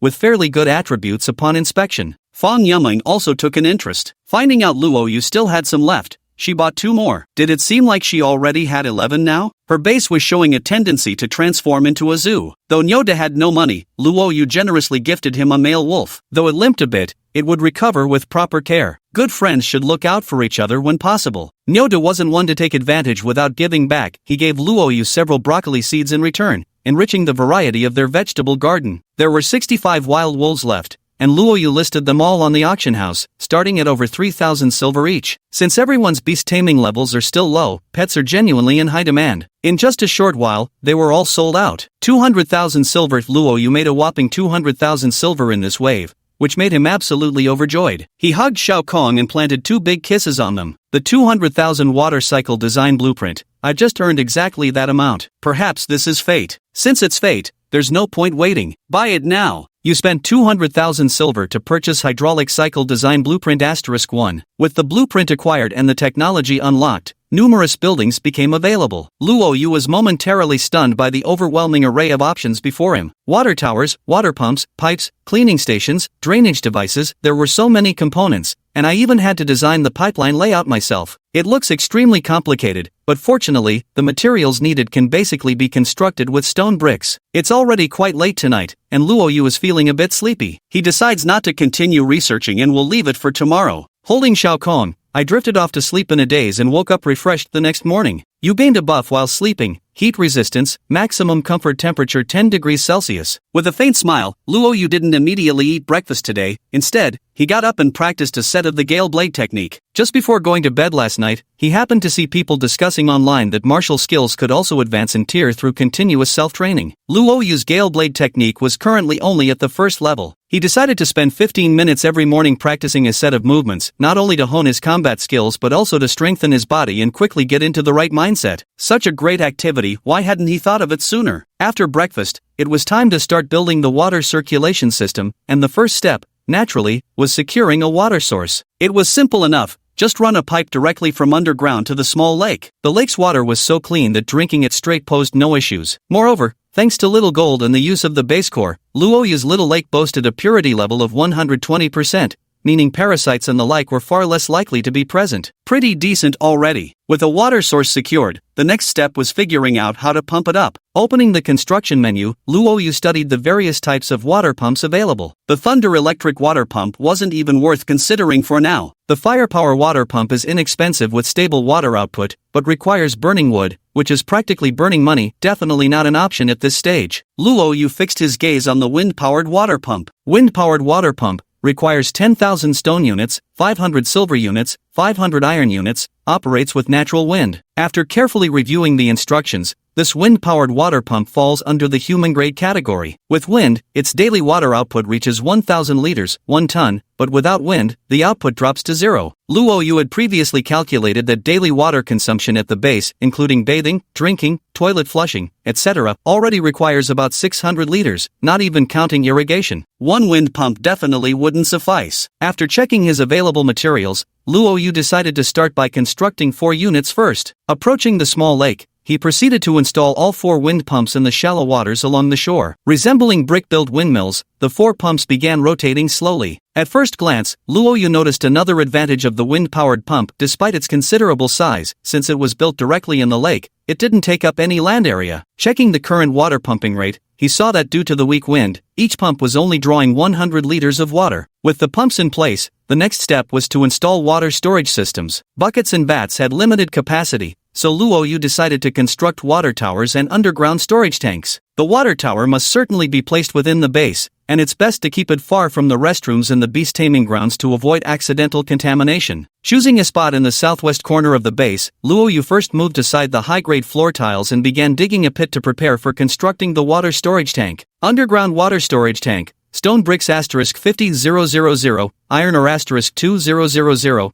silver *500, water storage capacity, 32 tons. Luoyu dug the pit quite deep, and after finishing, he lined the perimeter with high-grade defensive floor tiles. Though it costs quite a bit, the tiles can prevent digging, insulate against heat and cold, and keep water from spoiling or freezing. With a series of clicks to build, a large water tank appeared in the beautifully dug pit, complete with a small staircase for access. The sturdy stone support pillars were more than capable of bearing the weight from above, leaving Luoyu quite satisfied with his work. He spent another portion of stone materials crafting a perfectly fitted stone cover, sealing the pit with only a small access door left at the bottom, finally completing the project. He then relaid the high-quality tiles that had been moved aside earlier. No one would ever suspect there was a massive water tank hidden beneath. It's best to place such facilities underground to avoid affecting the overall aesthetics of the base. Next, Luoyu began constructing the water pipes. The pipes were simple to install, especially the section within the base. Since the high-grade defensive floor tiles were already laid, designed to be detachable and movable, he could just click and drag them into place. However, the pipes outside the base required manual digging and installation. After spending some time connecting the pipes to the 4 wind-powered water pumps, Luoyu checked the water tank's status. Sure enough,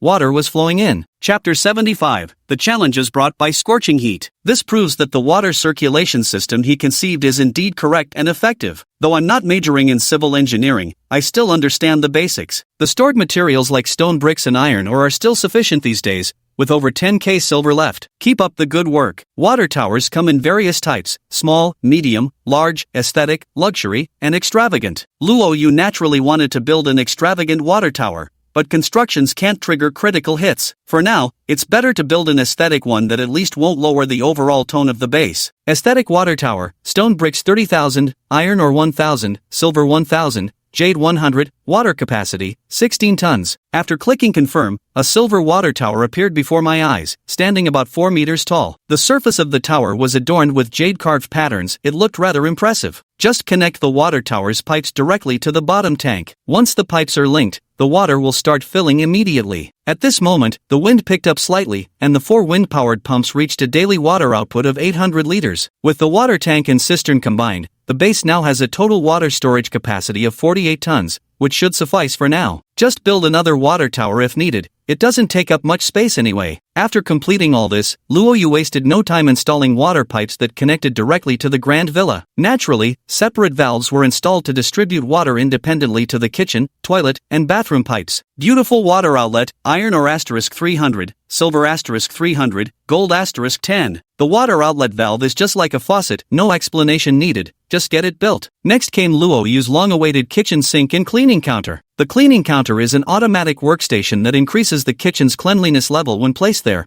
while the sink's function goes without saying. Stylish kitchen sink, iron or asterisk 500, stone bricks asterisk 500, silver asterisk 500, gold asterisk 30, kitchen cleanliness plus 20%, reduced chance of food poisoning.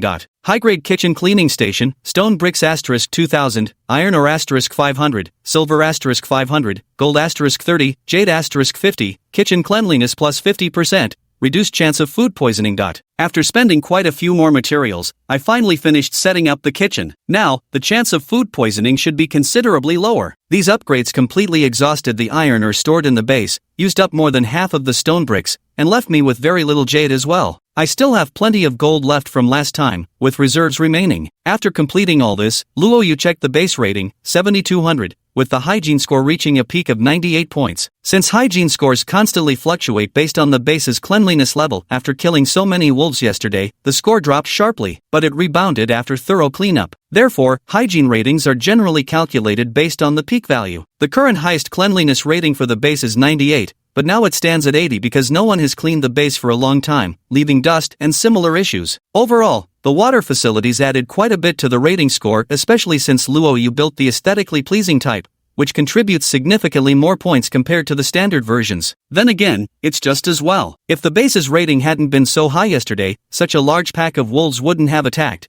and he wouldn't have earned so much money. When it comes to ratings, the higher the better, provided you're confident in your ability to defend against assaults. After half a day's work, the water circulation system was finally set up. Key facilities in the villa, such as the kitchen, several bathrooms, and the shower room, were all equipped with water valves, ensuring peace of mind. Of course, Luoyu hadn't been idle either, continuing his research on various structures related to water circulation. There was also the automatic irrigation system for farming fields, steam fans for temperature regulation, and many other devices. Among them, one particular item caught Luoyu's eye. Ice condensation box. This thing could be used to make ice blocks, but unlocking it required another major category within water circulation technology, freezing tech. Without the blueprint, it was rather frustrating. Take it slowly. Checking the time, it was already noon. Everybody made do with a barbecue meal. In the afternoon, Luoyu started cooking. After preparing 5 simple dishes, Luoyu's cooking skill finally leveled up to LV3. That wasn't easy. With absolute confidence, Luoyu had Adai taste test all 5 portions of food, and sure enough,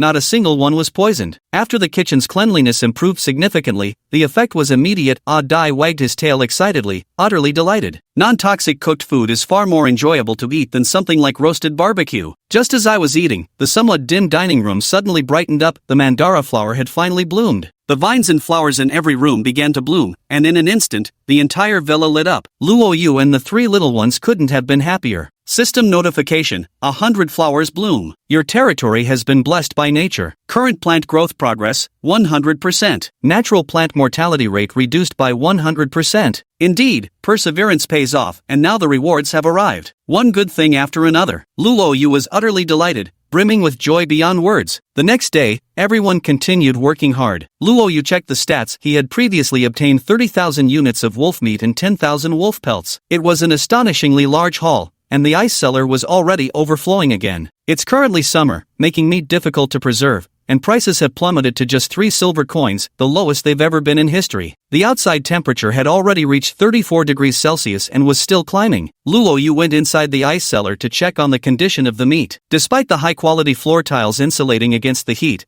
the temperature in the ice cellar was gradually rising above 0 degrees Celsius. 0 degrees is the freezing point. Above 0 degrees, the ice will slowly melt. Under this vicious cycle, the temperature in the cellar will gradually rise. With such scorching weather, all the meat will rot completely within 3 days. Eating rotten meat would likely cause food poisoning. Plus, the stench lowers hygiene levels, unsellable, inedible. Calling it a total loss would be an understatement. Fortunately, it was high-grade flooring that saved the day, otherwise, the ice would have completely melted by now. Following the previous base construction logic, after Luoyu built hydro facilities and gained a rating boost, He should have constructed defensive structures to offset the threats brought by this increased rating, but clearly that wasn't feasible now. Luo Yu estimated that at the current temperature, the cellar could hold out for maybe 3 or 4 more days. He needed to figure out how to lower the cellar's temperature below 0 degrees Celsius before all the ice melted. The priority is to block sunlight and avoid direct exposure. Luo Yu plans to build a large warehouse above the cellar to shield against sunlight while also providing storage space for various items. Chapter 76, The Lord's Bracelet and the Short-Haired Beast Girl. After checking the construction interface, he saw that warehouses are also categorized into ordinary, intermediate, advanced, luxurious, and extravagant tiers. The luxurious warehouse is too expensive, and advanced one will do just fine. I'll upgrade it when I have enough money later. Advanced warehouse, stone bricks asterisk 150,000, iron ore asterisk 5000, silver asterisk 10,000, gold asterisk 200. Automatic item sorting, stored items corrosion rate reduced by 100%, heat/cold insulation effectiveness increased by 20%, pest/rodent resistance increased by 50%. We're out of iron ore. Mining 5,000 units would take about 4 or 5 days, that's cutting it too close. Might as well accept it now. I checked my silver reserves, still had 15,000 left, just enough to buy 5,000 iron ore at market price. After scooping up a batch of iron ore at the auction house, I was completely broke. Not a single coin remained, poorer than a ghost. Now here's the problem, I've got enough iron ore, but no silver left to build the warehouse. Fortunately, with ample stock at home, Luo Yu directly listed 10,000 units of wolf meat at the market price of 3 silver each. Even if funds were tight, he wouldn't sell it cheaply. Luo Yu might sell some quality items to his companions at a lower price, but when it came to the auction house, he wouldn't accept a single copper coin less than expected. That's just how pragmatic he was. With 2 critical hit opportunities remaining from yesterday and today, and a surplus of wolf pelts at home, Luo Yu planned to craft 2 critical enhanced wolf pelt garments. Entering the basement, which was now adorned with ivy roses and fluorescent flowers, making it far more beautiful than before, Xiaodai was busy crafting ladies' lingerie. She had already produced over a dozen pieces, all neatly placed in a basket nearby. Ah, right, he still had plenty of lingerie left to sell. With ladies' lingerie in hand, there was no need to panic. He listed all the ladies' lingerie for sale, priced between 2,500 to 3,000 silver based on quality. The moment they hit the auction house, before Luo Yu could even start advertising, they sold out instantly. Another 35,000 silver in his pocket. Now that's satisfying. Thinking about making ladies' underwear, he suddenly remembered Xiao Jin. Though she had found some clothes to wear after her outfit burst, they were left behind by a female prisoner sold earlier, too small and torn. With this in mind, Luo Yu decided to spare some wolf pelt cotton to make a proper outfit for Xiao Jin. Among the 3 beast girls, Xiao Jin, Xiao Dai, and Xiao Kong, their undergarments were already sorted, so the newly made lingerie would naturally go to them first. Xiao Dai and Xiao Kong had their own clothes, so next, he'd make a jacket for Xiao Jin. After sending Xiao Dai off to fish, Luo Yu walked over to the sewing table. Workpieces like pants and jackets came with pre-made patterns on the sewing table. All he had to do was select the design and proceed. With a silent thought, Luo Yu initiated the sewing. 100-fold critical strike triggered. A moment later, the delivery slot shimmered with light, and out popped a stylish blue wolfskin jacket. Silver-grade wolfskin jacket increases defense, provides insulation against both cold and heat. Your tailoring skill has advanced to LV6. This time it turned out to be a silver one, a bit disappointing, but my tailoring skill leveled up again. Next, he planned to make pants with a critical hit, but suddenly Xiao Kong burst in, hugging a box and chirping excitedly at Luo Yu. Found another treasure chest? Delight flashed in Luo Yu's eyes as the chest swung open, revealing a black bracelet studded with numerous small empty sockets. Lord's Bracelet, gold tier when worn, increases all territorial resources by 5%. Can be embedded with various cores. Each embedded core improves the quality of affiliated buildings/items by 5%. Every technology core embedded increases territorial resources by an additional 1%. Holy shit? Luo Yu opened his mouth slightly, his eyes filled with astonishment. Xiao Kong's chest actually gave him a top-tier item. True, Xiao Kong's description mentioned that the better her mood and the higher the territory's entertainment value, the greater the chance of finding chests, but it never said anything about yielding gold-tier items, and this bracelet was undoubtedly one of the finest among gold-tier treasures. He hastily checked the base overview, and sure enough, resource-related data such as fertility had increased from the original 120% to 125%. That small 5% represented a colossal figure. Moreover, the durability of walls and floor tiles, as well as the firepower of arrow towers, crossbows, and catapults, had all improved slightly. Overjoyed, Luo Yu quickly put on the Lord's Bracelet, took out the automated defense core, and upon contact with the bracelet, the core automatically embedded itself into it. The territory resources instantly increased from 125% to 126%. Impressive! Luoyu currently holds the Water Cycle Tech Core, Visitor Tech Core, and Mercenary Tech Core. Installing them immediately raises the base's total resources to 129%. Brilliant, absolutely brilliant. Overjoyed, Luoyu hugged Shao Kong tightly and planted a firm kiss on her. Chirp! Shao Kong also looked very happy and naturally wrapped her arms around Luoyu's neck. This bracelet really came at the perfect time. Originally, the resources in the mine had dwindled to just 30%,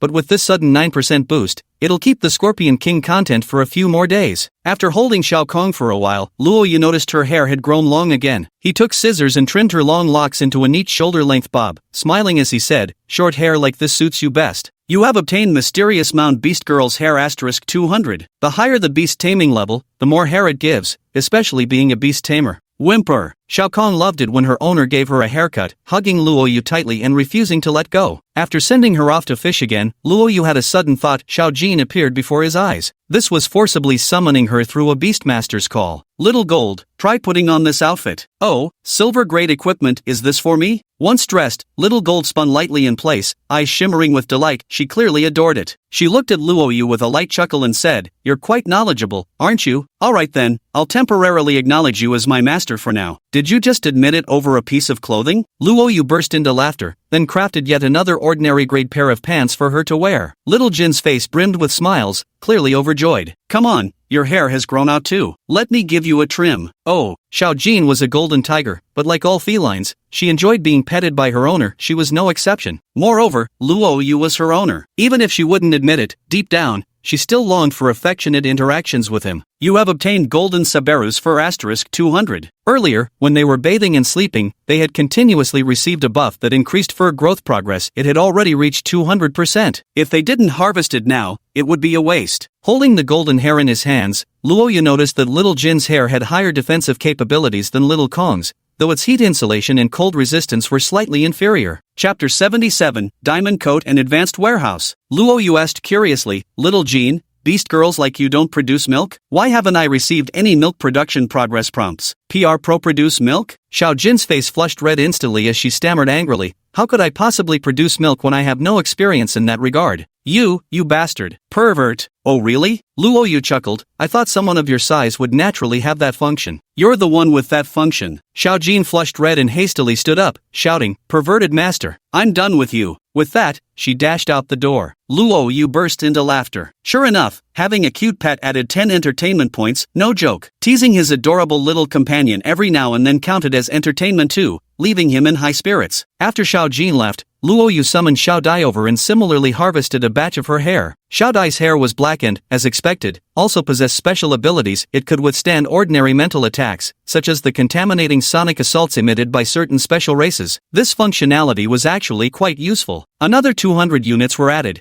bringing Luoyu's total stockpile of special hair to 600 units. With one critical hit opportunity remaining, it was time to craft himself a dashing coat. Luoyu's plan was to equip himself from head to toe, inside and out, with special fur armor day and night. He decided to start with the outermost layer first. The pants already had a platinum fabric woven with Shao Kong's hair. Luoyu took a deep breath, placed all 600 strands of hair onto the sewing table, and began working meticulously. 100-fold critical strike triggered. A moment later, the discharge port actually emitted a dazzling rainbow glow. At the sight of this radiance, Luoyu's heart leaped with joy. A diamond-grade item. Using premium fur and a 100-fold critical hit, I've crafted a diamond tier coat. This is a purple coat adorned with faint golden patterns, pink piping, and a black collar, colors representing Little Gold, Little Sky, and Little Butterfly. The style looks exceptionally good. Radiant diamond coat, plus defense, 100% comfort, maximum comfort temperature 30 degrees Celsius, minimum comfort temperature minus 30 degrees Celsius, 50% mental attack immunity,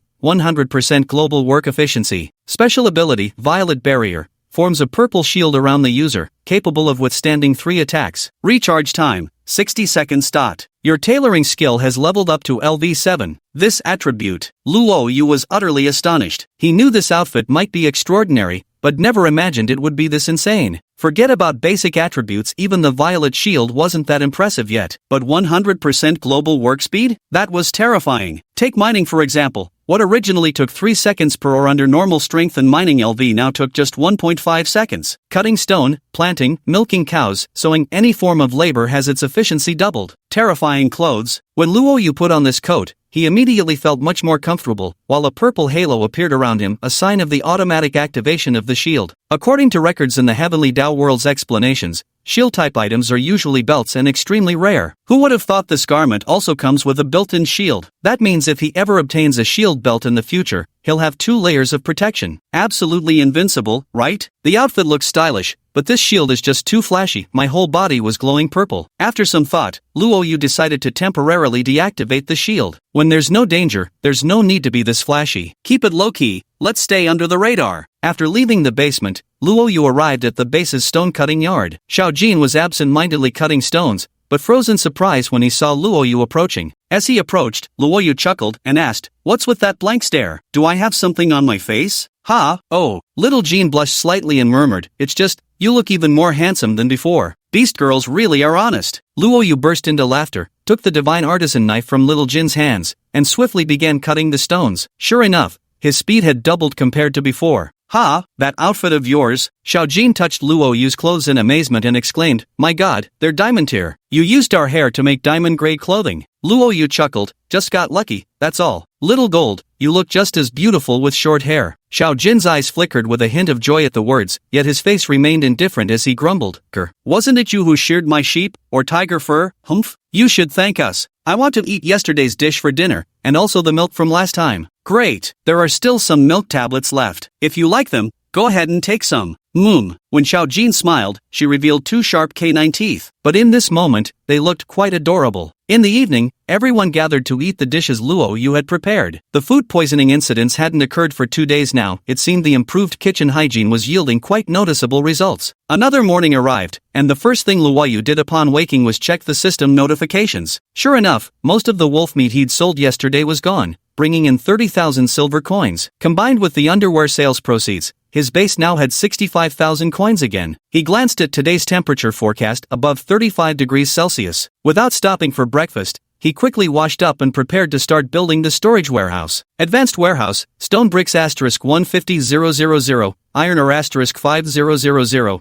silver *10000, gold *200. Clicking the build button, massive amounts of materials vanished, replaced by a pavilion appearing above the ice cellar. This was the advanced warehouse. Being high-grade, its aesthetics were respectable. From the outside, it didn't resemble a storage facility but rather resembled the residence of an affluent family. Upon entering the warehouse, the interior stood empty. Across its 2 floors, nothing existed apart from some built-in shelving. Luo Yu couldn't spare time to transport goods now, rushing into the cellar first thing. Indeed, the temperature inside the cellar was starting to drop. Originally, the cellar temperature had reached 4 degrees Celsius, but as soon as the warehouse was completed, completely blocking out sunlight, combined with its built-in insulation, within no time, the cellar's temperature plummeted below freezing. A huge quantity of meat and vegetables was preserved. Heaving a deep sigh of relief, Luo Yu patted the pile of frozen wolf meat stacked like a small mountain before him, another thought surfacing in his mind. He remembered seeing someone in the world obtain a scroll for item stacking technology, capable of compacting items into stacks somewhat akin to spatial folding technology. He wondered just how many resources would be needed to unlock it. If he had that stacking technology, his cellar would definitely be more than sufficient. After leaving the cellar, Luo Yu began transporting his goods. Chapter 78 Retaliatory Strike. The natives' clever tactic. First was stacking the large quantity of wolf pelts and cotton fabrics together in a separate pile in the basement. Then came metals like iron ore, silver, and jadeite, all sorted separately. Next were various labor tools and captured weapons, some destined for shelves, others assigned specific storage spots. Through such meticulous organization, the warehouse became impeccably arranged. Only after establishing clear zoning partitions could the automated sorting function operate effectively. The automatic organization feature of high-level warehouses is truly impressive. In a typical warehouse, you'd need to manually carry goods inside and arrange them properly. But with a high-level warehouse, once you've designated different storage zones, you simply toss the items near the entrance, and they'll automatically fly to their corresponding storage areas. Similarly, when you want to retrieve any goods, simply tap the nameplate at the warehouse entrance, and they will automatically fly out after confirmation, eliminating labor and operating costs, an exceptionally convenient feature. In the world of Heavenly Dao, Each major race possesses its own advantages. If there's one truly equal thing, it would be time itself. While you were busy organizing the warehouse, others planted extra trees and earned more money. That's the advantage. Over time, the disparity became apparent. Luo Yu deeply understood this principle, so one of his guiding rules was, if something could be automated, never bother doing it manually. The current base score has reached 7,600 points, which means the intensity of the end-of-month attacks will be quite severe. Now that the freezing issue has been preliminarily resolved, the next step is to reinforce defensive facilities to counter the threat posed by this score increase. During the previous wolf pack attack, most of the wild wolves were shot dead mid-charge. While Xiao Jin's intimidating presence played a role, it must be said that the base's firepower has grown quite formidable. The Wolf King, however, managed to leap onto the walls at the last moment. This wasn't the first time creatures had scaled the walls, serving as a wake-up call for Luo Yu. There are 3 options before me now. First, install iron spikes or similar deterrents atop the walls,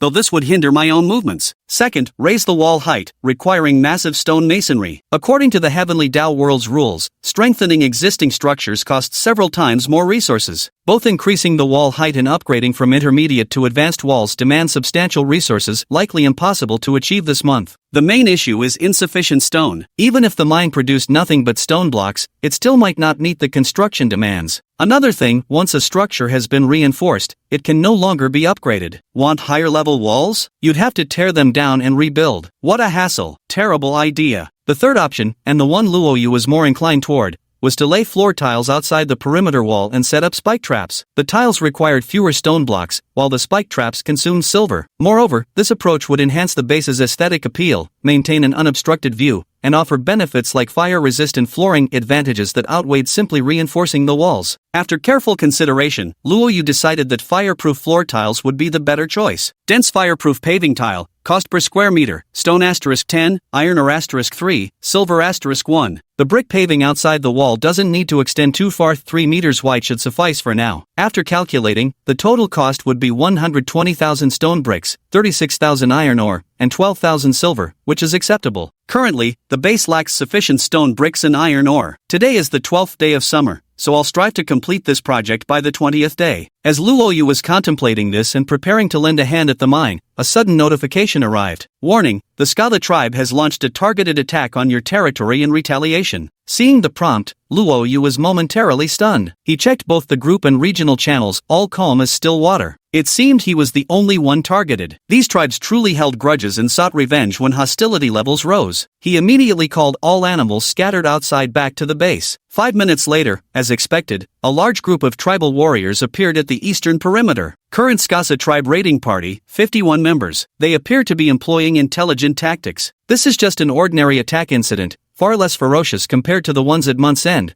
but it still causes some trouble. These types of incidents are generally not directly fatal, but they consume the base's defensive resources, creating favorable conditions for the large-scale assault at month's end to destroy the base outright. Of course, having 51 people placed on someone else's territory is 4 or 5 times more powerful than even the major assault at the end of the month. Luo Yu's base rating is quite high. From the watchtower, Luo Yu and his 3 Beast Girl companions gazed into the distance. Xiao Jin scoffed, "Just let me charge out. It won't take more than half an hour to wipe them all out." Luo Yu watched the slow advance of the native group and retorted irritably, "Don't overestimate yourself. You can't do it. A whole crowd surrounding you, not to mention the archers. What if you get hurt? We're on the defensive side. No need to rush." Oh, Little Gold nodded, realizing she had been impulsive. Indeed, a rating of 300 was formidable, but it still couldn't withstand being surrounded and attacked. After observing for a while longer, Little Butterfly urgently cried out, "Master, they're digging pits." Luo Yu focused his gaze and indeed spotted 2 natives rapidly digging pits just beyond the range of the catapults. It seemed the Skada tribespeople had gained a thorough understanding of the siege engines in Luo Yu's territory. Tunnel excavation. No wonder the prompt said it was a clever tactic. These natives are quite clever, aren't they? A faint smile flickered in Luo Yu's eyes. If this had happened before, he might have panicked. Digging into the base would render the perimeter walls useless. Once intruders breached the interior,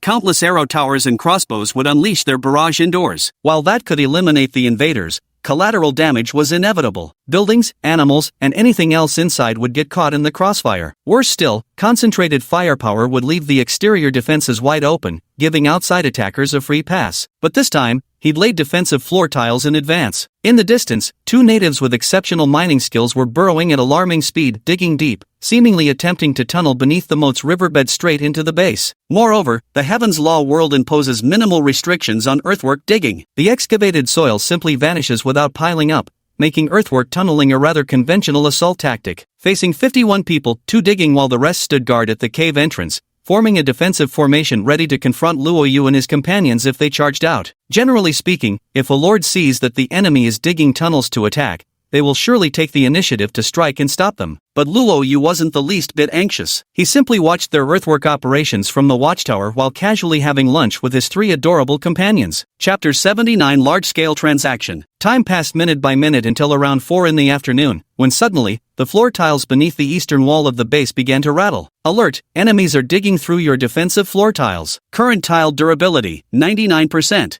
98%, 97%. So they really found a way around the moat. It seems we didn't dig it deep enough, Luo Yu thought to himself as the durability of the floor tiles slowly decreased. But at this rate, breaking through the tiles would take over half an hour. Luo Yu knew this, but the enemies had no idea it would take that long. Normally, floor tiles could be broken through easily enough, so the soldiers guarding the cave entrance began crawling into the tunnel one after another. Seeing this, a faint smile appeared in Luo Yu's eyes as he lightly operated and began repairing the floor tiles. Current durability, 95%. Current durability, 100%. The repair speed far surpasses the destruction rate. These floor tiles are specifically designed to prevent tunneling. That is to say, this group of people was trapped beneath their own territory. Now things just got easier. Luo Yu looked at Little Gold beside him and said, "It's your turn to step into the spotlight. Go move some stones and block up that hole over there." Xiao Jin immediately complied, leaping down from the watchtower and rushing to the cave entrance with 2 large stones, promptly blocking it. Now, the 51 people underground would face oxygen deprivation. In just 2 or 3 minutes,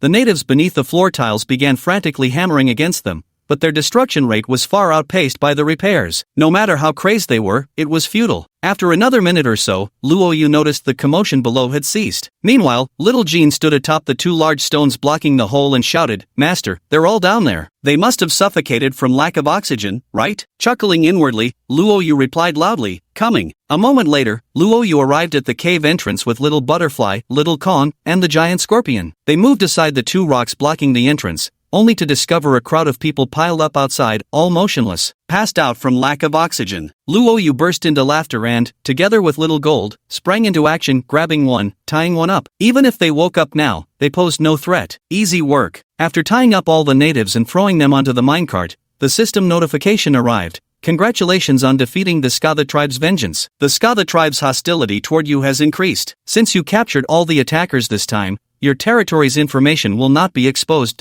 After imprisoning all the captives, another prompt appeared, warning, due to excessive prisoners and low-tier prison facilities, the escape threat has significantly increased. Looking at the prisoners lying haphazardly on the ground, Luo Yu felt certain they would go berserk the moment they regained their strength. After all, these people may seem weak now, but they aren't missing any arms or legs. I checked their health status, and basically everyone was in a dazed state, with a recovery time of about half a day. There's an operational time limit. First order of business, strip them naked. Stripping prisoners of their clothes, reclaiming what can be reused and selling what's valuable is standard procedure. Moreover, leaving captives stark naked reduces their chances of escaping. Luo Yu joined the 3 beast girls in stripping everyone completely naked, taking about 10 minutes to finish the job. As for distinctions like male or female, such concepts simply didn't exist in Luo Yu's eyes. Damn, the sight of over 50 people standing there completely bare was downright spectacular. Luo Yu quickly snapped screenshots, preserving this magnificent scene for posterity. If the opportunity arose, he planned to share them with the new chief of the Skathak tribe. Now the 3 beast girls, including the simple-minded Ching Lang, a Dai, and the alpha wolf, a Tai, along with other fairly intelligent animals, began transporting various spoils like clothing and weapons. Just toss them straight into the warehouse, it'll organize everything automatically. Luo Yu, meanwhile, started inspecting each of their attributes one by one. Most were trash, but 2 males and 2 females had unique personal traits, so they could be kept temporarily. The rest would all be sold off. World, human race, anonymous bulk sale of perfectly intact, physically and mentally healthy captives, 20,000 per head regardless of gender, ample supply guaranteed. Come with serious trade intentions and decisive attitude. Hagglers and window shoppers, don't waste my time. The news instantly caused a huge stir. Currently, the price of prisoners has been continuously rising. 20,000 is indeed the market rate, but their physical condition isn't guaranteed. Many captives sustain injuries during battles that hinder their work efficiency, and some even suffer brain damage affecting their intelligence. Intelligence is an extremely crucial attribute. As soon as Luo Yu released this message, chat invitations flooded in immediately while countless others started privately messaging him. Luo Yu told those private messages to wait, while directly asking in the trade window, "How many do you want, male or female?" Elf, male anonymous all earthlings, right? 2 males and 2 females, no older than 40. The natives are called earthlings, a distinct race. Although resembling humans and elves in appearance, subtle differences in skin tone and physical structure set them apart. Currently, the world recognizes earthlings as separate from any trial participant race, classifying them as a branch of demi-humans. Most of Luo Yu's recent captives were under 40. Upon hearing the request, he immediately listed 4 prisoners for trade, while the other party promptly offered 80,000 silver taels. Transaction successful, you have obtained silver *80,000. The next trading partner was the Bearkin tribe. They also wanted 4 captives, but with a requirement of 3 women and 1 man. Luo Yu couldn't care less about what they needed, so many female prisoners for selling was all that mattered. His captive trading business was booming, with transactions completed at an astonishing speed. Within just 10 minutes, he had sold all the captives, leaving only the 4 prisoners with unique personal traits unsold. At a glance, the silver had earned him 940,000. Yes, I made a staggering 940k in one go, not to mention the clothes stripped from captives and various weapons. This is a bloody jackpot. Spend it, splash out hard. Luo Yu's first choice was to max out his attribute points. It's most cost-effective to allocate all points to 100 first before spending any additional points earned later. Now all 3 stats are at 90 points. Without hesitation, he clicked madly on, pushing everything straight to 100. Don't be fooled by the heavy spending, we still have 880,000 silver left. Luo Yu's second consumption project was the spike traps. The spike traps on the cobblestone road outside the base were relatively sparse, so Luo Yu chose to increase their density. Anyone daring to step onto that road would immediately be greeted by a relentless barrage of spikes. The price of silver spikes was 5,000 each, and Luo Yu bought 20 in one go, installing all of them along the paved tile path. Chapter 80, The Assault of the Beast Girl. Now it was enough, the plank road and the mine tunnel were completely safe. Silver remaining, 780k. The next spending priority is still attribute enhancement. But this time, it's not my own attributes I'm boosting, it's Shao Kong and Shao Dai's attributes. Little gold stats aren't increasing, but these two definitely need their points allocated. First, to strengthen the base's combat effectiveness. Second, higher stats mean higher work efficiency. Third, as a beast tamer, Luo Yu could summon them at any time. These 3 were practically his personal property, always by his side, ready to fight for him wherever he went. Why wouldn't he make their stats more impressive? The Beast Girl's attributes increased slowly with age, which didn't conflict with the stat boosts Luo Yu gave them using silver. Mystic Hill Beast Girl, 19 years old, strength 20, constitution 19, agility 31. Shao Kong's initial stamina attribute was 18 points, and after over a month, it increased by 1 point. Luo Yu decisively spent 80,000 silver to boost all her attribute values to 50. Mystic Hill Beast Maid, age 19, strength 50, constitution 50, agility 50. Night Butterfly, age 20, strength 11, constitution 11, agility 35. Little Butterfly's base stats are even worse. Let's allocate points. After spending 93,000 silver, all of Little Butterfly's attributes reached 50 points. Further upgrades now cost 2,000 points each. Luo Yu isn't wealthy enough for that yet. Master. Feeling the changes in her body, Shao Dai rushed over and threw herself into Luo Yu's arms, while Shao Kong also excitedly hugged his master. Notification, Night Butterfly's attributes skyrocketed, triggering a bloodline evolution upgraded to Enchanting Butterfly. Shao Dai began to glow, her face lighting up with joy as her body curled inward, wrapped tightly within a silken cocoon. Luo Yu opened his mouth slightly, still dazed, when another prompt appeared. Notification, the Mystic Hill Beast Girl's attributes have skyrocketed, undergoing a bloodline evolution and advancing to become the Mountain Suppressor Beast Girl. Shao Kong's body shimmered with light, and unlike Shao Dai, she completed her evolution in an instant. Outwardly, there was no change in appearance, prompting Luo Yu to hurriedly check her attributes. Mountain Suppressor Beast Girl, top-tier intelligence strength 100, constitution 50, agility 50. Special abilities, treasure hunting, enhanced, sling mastery, combat mastery, 5% of mountain or vein resources within territory. Current hair growth progress, 12%. Damn, my intelligence has evolved to the max, strength has increased to 100, treasure hunting skill got upgraded, and I've even gained combat mastery. But the most insane part? A 5% boost to mineral veins, nothing else to say but, OP. Master, Wujio, Wujio. Shao Kong affectionately clung to Luo Yu's arm, rubbing her little head against him. Though she still made those wujo sounds, at least she could now utter simple words. You're calling me master so naturally, how adorable. Luo Yu had indeed come across related content while reading the Heavenly Tao World Guide before. There was a certain probability for animals to undergo evolution, with the conditions being largely random and relatively stringent. Never did he expect that both his little cuties would evolve just like that. After a brief moment, Xiao Dai began to emerge from her cocoon. With a soft pop, the pristine jade-like chrysalis shattered into shimmering light and dissipated. Fluttering her wings, she circled around Luo Yu once before kneeling gracefully before him with a radiant smile. Softly, she murmured, "Thank you, master, for spending so generously to help me evolve. From now on, Xiao Dai will serve you wholeheartedly and remain by your side forever." Charm Butterfly, Strength 60, Constitution 60, Agility 70, Flight Speed increased. Special ability, Mass Charm. Alluring pollen affects all enemies, reducing their mobility. Enchanting Beauty, Territory-wide aesthetics plus 10%, entertainment value plus 10,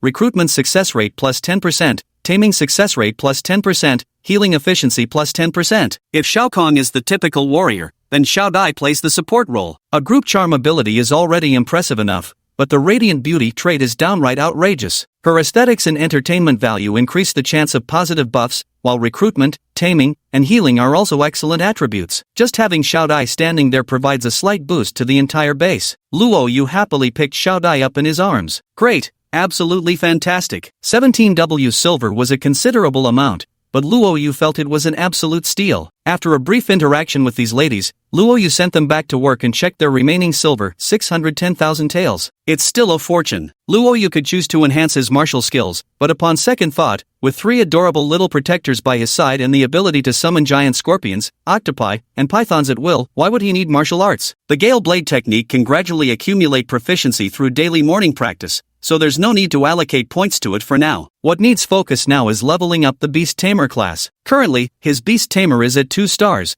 which allows a maximum of 10 graded beasts. Both 1-star and 2-star tiers share this 10 creature cap. The base currently possesses the following graded creatures: Mutant Earth Chicken, Wolf King, Crimson Scale Giant Python, Dark Demon Octopus, Silver Armored Ladybug, Gold Beetle, Golden Scorpion King, Xiao Kong, Xiao Dai, and Xiao Jin, making a full roster of 10. The limit has been reached. To increase this limit, one must raise the Beast Tamer's rank. Reaching 3 stars will grant an additional 5 slots. According to the World of Providence's guidelines, this upper limit is set to prevent Beast Masters from possessing too many graded creatures, which could disrupt the balance in the arena. To be honest, Luo Yu felt that he might, perhaps already broke the game's balance. That's way too many animals, okay? The star rating of personal traits can only be improved either by performing repetitive actions over years of practice or by spending money. 2-star to 3-star upgrade, 300k silver coins. Alright, it's expensive, but Luo Yu had no intention of recruiting natives. Anyone classified by the Heavenly Tao world as a person rather than an animal, unless their stats were truly exceptional, was better off left unrecruited. People, after all, come with emotions and desires. Unequal distribution of base resources, bad moods, weaker resistance, plus the risk of betrayal. What if they revolted while he was away on mercenary missions? Though the odds were slim, it'd still be a hassle. Moreover, humans covet wealth, and Luo Yu possesses the divine skill of 100-fold critical strike, which he's reluctant to let others know about. These are troubles that animals simply don't have. Everything humans can do, top-tier intelligent beast girls can do too, and they won't betray you. With superhuman immunity, unaffected by moods, indifferent to wealth distribution, they remain eternally happy and content as long as their master is present. How perfect! These companion animals were originally prepared by the Heavenly Tao world for lone wolves. Luo Yu possessed the divine skill of 100-fold critical strike, and to be honest, he wasn't keen on others knowing about it.